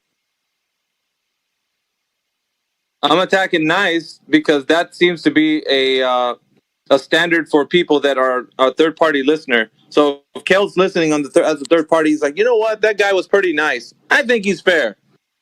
Nope. He's not fair. Because his nice approach, this is an approach, right, to debate, it seems to be an angle they're trying to work. If they're able to work that angle and get you to think how nice they are, they've done their job. They've provided all the niceness in the conversation for you to actually say that they were fair. Yeah, but they're working in angle. That's what they're doing. But if the person in the outside, right, like the spectator, listens to the flat earther going crazy and that's not going to look good either, man. What comes after nice though? They're trying to gain your fucking trust. So then eventually you're going to start wobbling. That's what that angle is, right? They want to get your trust. So they're coming in, being nice, so you then can argue the toss within your own consciousness, whether you believe the argument or not. Whatever it is. This guy wouldn't lie. He's nice. Doesn't matter necessarily about the person that he's speaking to. It could possibly be the audience. Remember our angle too? It's not necessarily the person we're speaking to. It's the audience also that are listening to the argument. So when they're coming in trying to be nice, they want to earn someone's trust. I think we should call this the seagull effect. So they're off there squawking, and like you said, Miggy, they're going off into all these other categories and not bringing forth anything. And they're like the seagulls. Then sooner or later, they're flying up above, shitting on the live stream. Well, not only that, but what I'm saying is that you know what happens with the nice guy approach. What does it create within our community? White knights. We get fucking white knights that say, well, let him speak. Can he speak? He's trying to speak. Let him speak. Okay, motherfucker, we shut up. Okay, let's let him speak. And he rambles for 20 minutes and about dumb shit. Because really, if we let him speak, that's what he's going to do. So we haven't got to the point of our discussion because we just, we got two people that really care about the content of what he's going to say. But the person who actually wants to get to the bottom of it, the one having the conversation with them, can't have it now because we got people advocating for his position of he can't speak. But the whole point was for him to actually bring some evidence. So maybe the person that was trying to get him there to that point is now silenced because we got some advocates for this other guy who's bringing clownfuckery, right, to the table. But since he's allowed to now speak, he's going to expand on it. And so that point starts, it's like a wound, it starts to fester. And the more it gets fester, like you get more white knights, and now everybody just wants to hear him out. And so this is also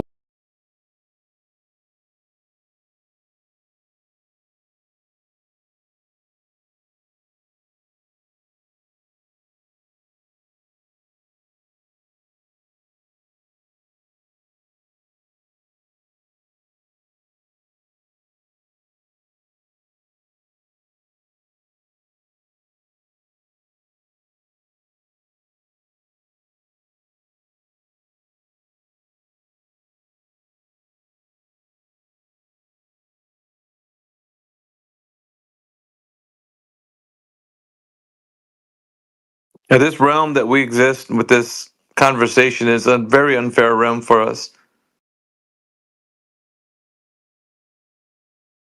And because of that, it doesn't seem like the playing field is even, so it sucks. Put it that way.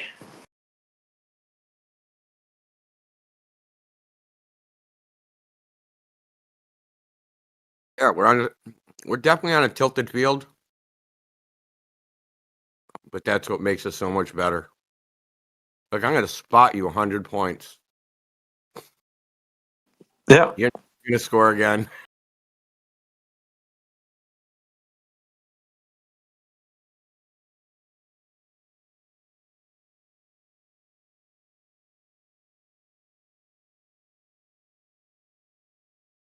Sounds like I was on one that time.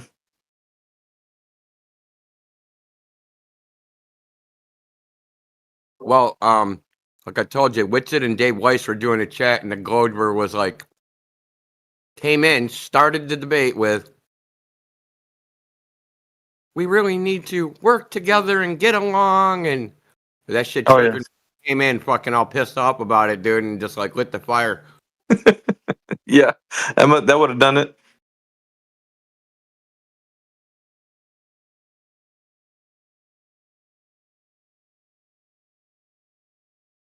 That's a call to action, though, man. Suit up. Know that you're not in the same arena that you like. I don't know. It just no. But Whitsitt. I mean, a lot of these Dave Weiss and Mark Sargent and a lot of these guys, they just like they're not trying to offend anybody because they kind of marketing a product and they trying to like give these guys leeway and hell with that. Yeah. Well, that's what I was saying too. It's like we're not in that same realm that they are. unless people are trying to get on a bigger platform, and then they start placating to an audience, and because they want to be seen based on, like, somebody's clout. Oh, this guy is Dr. Shiba. He must be a renowned individual. Let's kind of like work with him. Then he uses that to his advantage over you, like he did to Dave Weiss.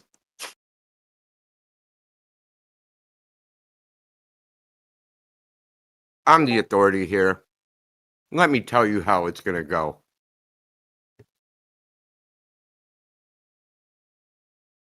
Well, that's a bold statement there, Amish. Did he say that?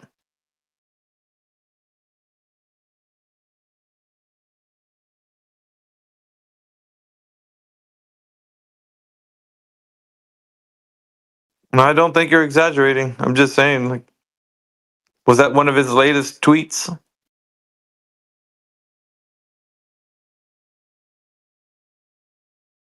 Oh, he's not even in here.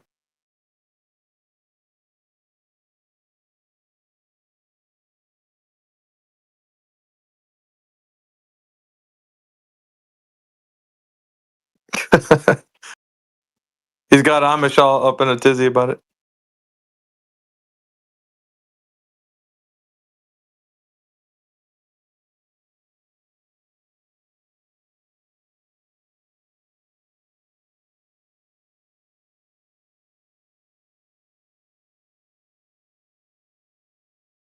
Yeah, we're gonna talk about some current events tonight. Did you want to join us, Indio, or are you gonna?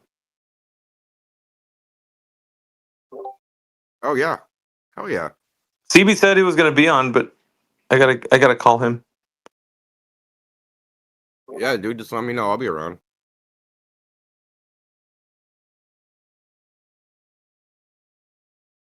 Trying to get some more homies to do some FaceTiming.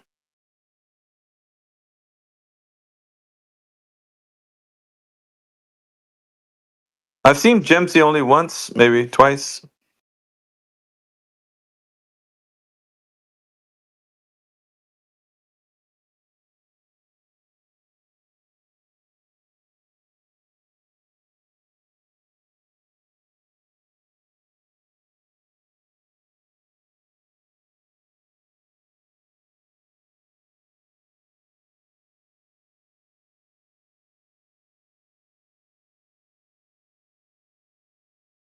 Come on, Gemsy's playing Xbox, dude. Don't bother him. Just let him play Xbox, huh? Yep.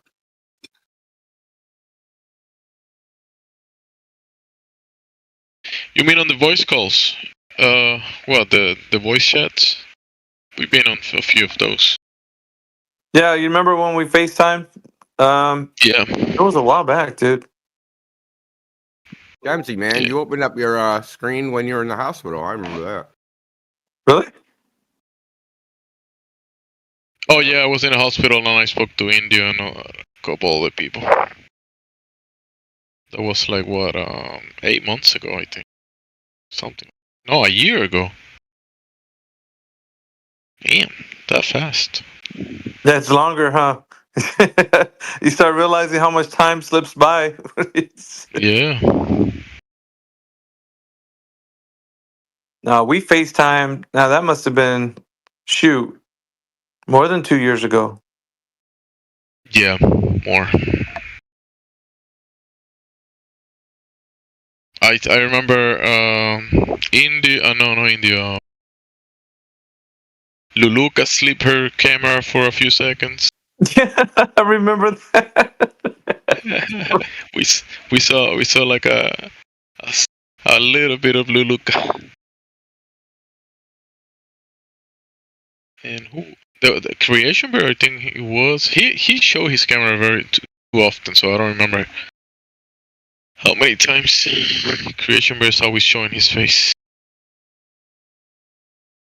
He was a bit more scrawny before. Now he's gained a lot of muscle mass. He looks different. Yeah.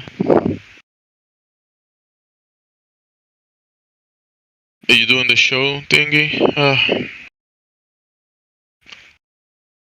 Wouldn't be maybe later. Maybe I'll join you guys Sometimes, Well- what is it like? What is it like? A Zoom or something? Yeah, exactly that.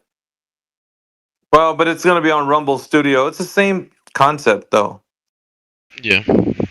The topics we talk about. Well, I don't know. Are you a part of? Yeah, Frontline I or saw something? some of the videos. I watched a few mean- of the videos.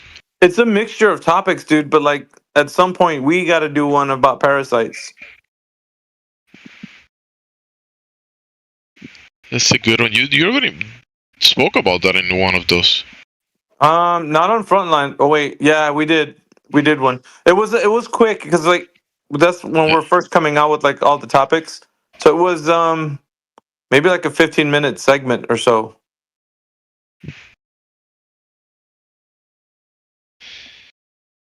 It's a deep topic. I know.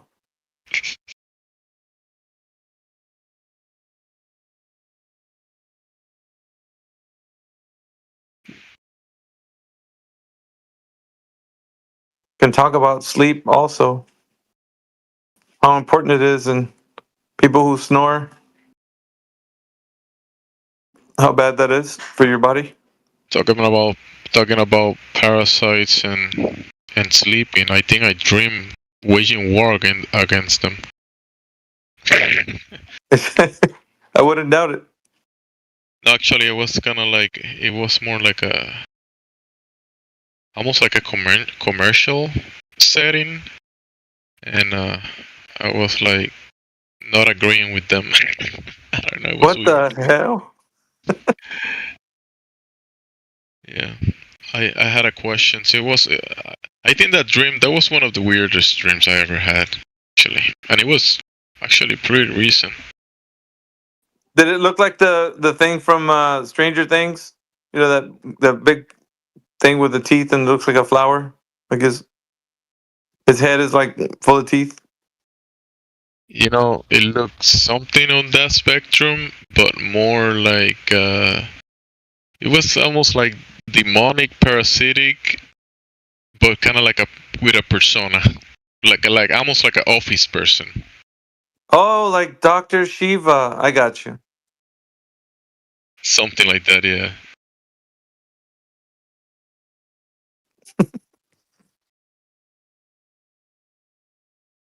I was going in their realm to investigate something, and they would kind of like close the doors on me.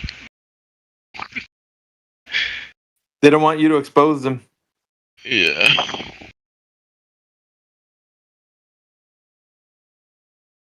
Kind of short, weird dream, yeah.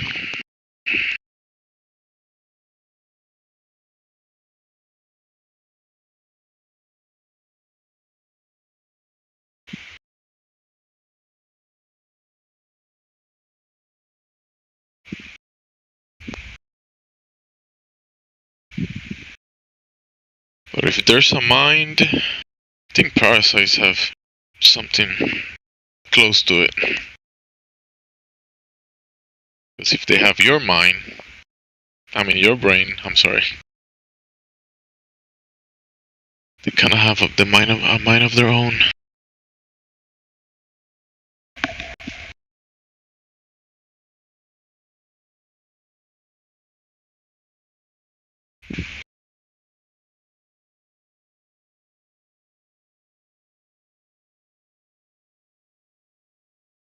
We got BA that's in here. BA, do you think the Earth is a globe?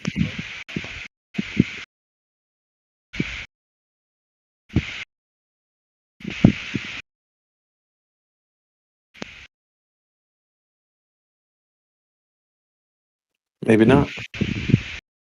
Yeah, you can take this opportunity to practice your English. Go ahead. Before Dave gets here. Dinner, Dave. You guys been making jokes. I mean, India. Been taking a few pokes at Dave. It's the timing. It's not. You know, it's like that superhero in I think Marvel Universe. That she's lucky. She's her power is being lucky. Nothing bad happens to her. She beats everybody just based on luck. I never heard of that superhero. Yeah, he's a super lucky hero.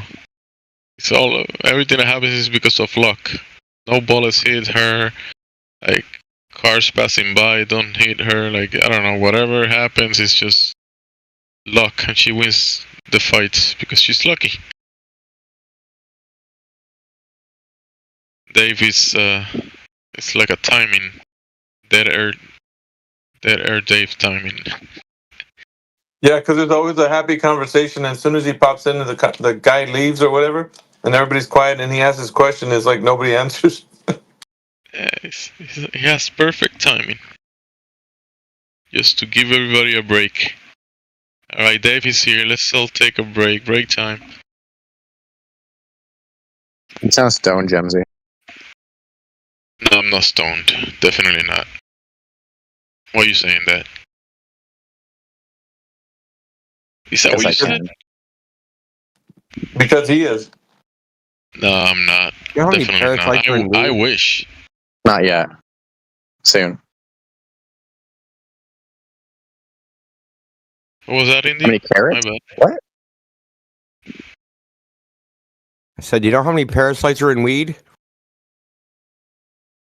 Enough. You think so? Well, not after they extract it and make it into oil. Pretty sure all of that's cleaned. Never be too careful, Neil. Why? What's gonna happen? The parasites probably get you high as fuck. Yeah, parasites love that weed. What does parasites in weed?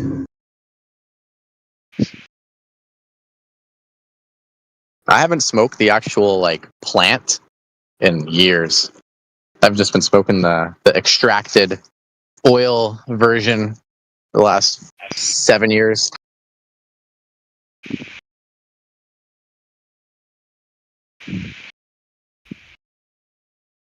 Yeah, it's convenient because there's no smell, that kind of stuff. Barely any odors from the flowers. Oh, there's odor. There's a lot of odors, that's for sure. But no, you're just not smoking. Yeah, you're just not smoking the plant material, right? So whenever I'd smoke like weed, it would like I'd get like crap in my lungs, like all this, plant material, whatever it is, and without that, it's just straight oil. My lungs are happy. But the vapor, you mean like the oils that it gets like vapor? You're not getting it's not smoke. It's kind of like vapor that you're smoking. Yeah, exactly. That barely smells like anything anywhere you go. Oh no! I mean, you're not smoking the strong stuff. Oh, you're gonna have to send me a link of that then, because the ones that they sell here in Massachusetts, that stuff doesn't smell like anything. Barely. No. It does have like a little scent or something, but it's compared to the flowers, dude. The flowers will smell the whole neighborhood. Yeah, because you're smoking shit that's been just busted down so much. Like you can smoke shit that's called live resin, which right when they harvest the plant off the stems, they flash freeze it, and then they make it after, so they get all the smell in it too because they flash freeze it. Or the other version is they just take the nug and they press it down on like a heat press, and all the juices come out. And then you just smoke that. That's like, it's called solventless, just by heat, which is like the healthiest way.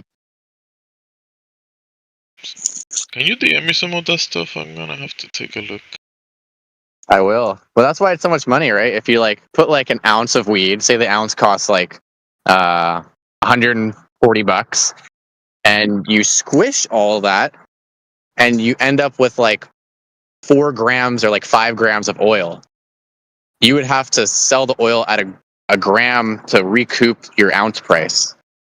So it would be around like, what, $40 a gram if you wanted to make back your money from the ounce. But obviously you're going to upsell.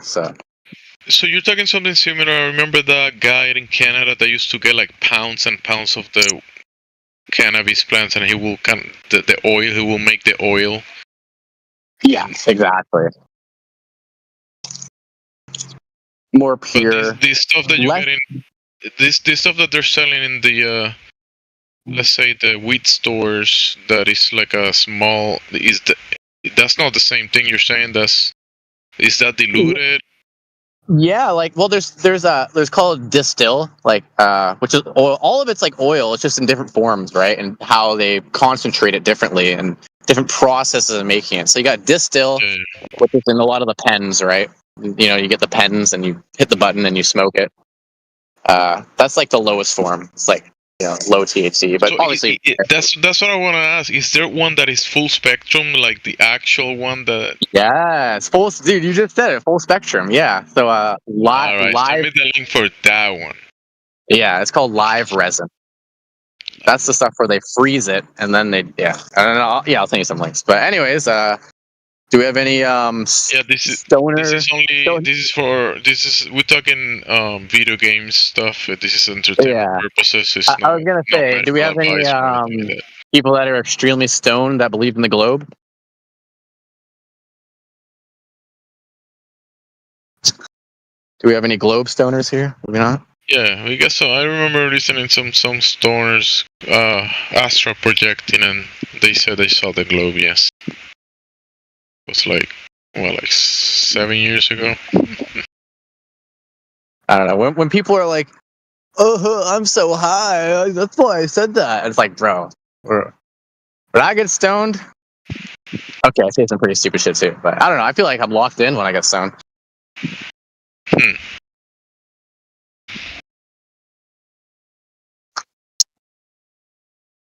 I don't do it anymore too often, but eventually, yeah, sometimes.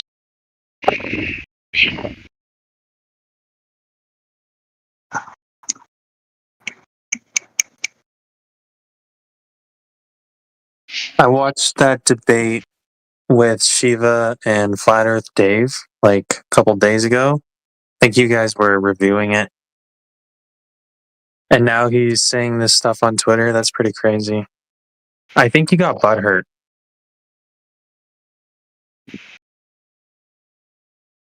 I didn't watch the debate. I saw some comments.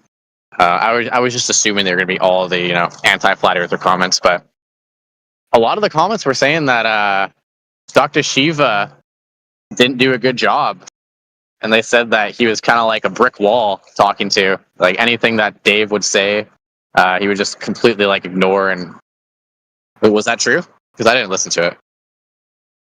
Yeah, it was true. And he messed up the first step of the scientific method and then kept talking over Dave when he was explaining it for him. It's kind of embarrassing. Shiva gave him the wrong sequence and kind of like a Drummond version of the scientific method, and Dave agreed with him. So he fucked up. Yeah, well, he Jedi mind tricked Dave. I don't know. It's easy to fall into that. After so many conversations, being in this topic for so long, and he got mind tricked like that. I don't know, man. Like honestly,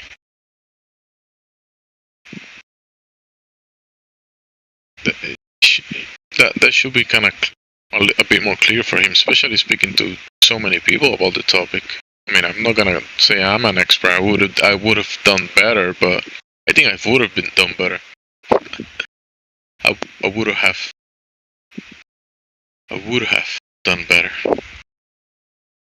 Just in some topics, not all of them.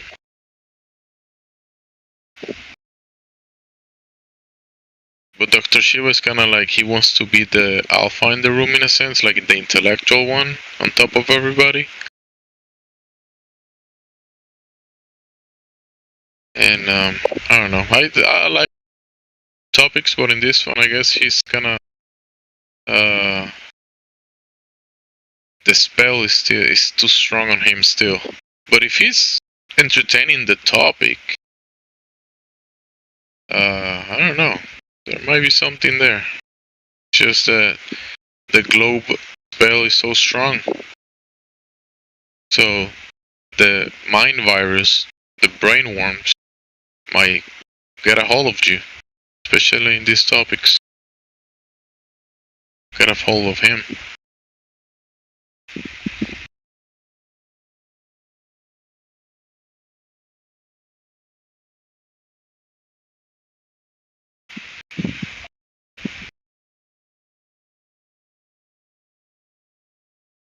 Indio, and there's other people in here that have been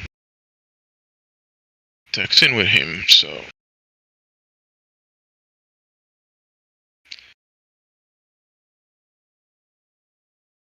But yeah, he's kind of like a stone wall, brick wall. Yes. One of you guys should get in the panel. The 5 flat earthers with the 5 globe earthers.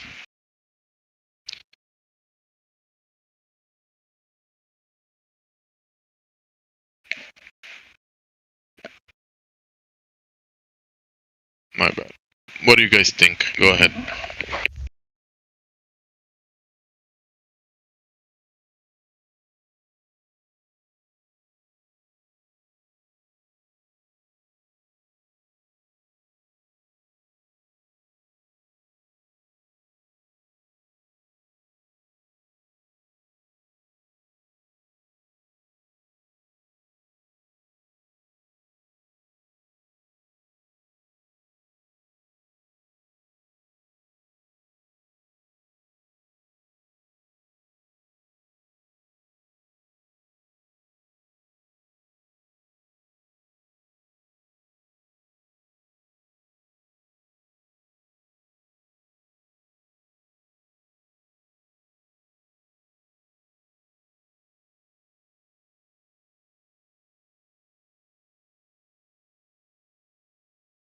I'll be right back.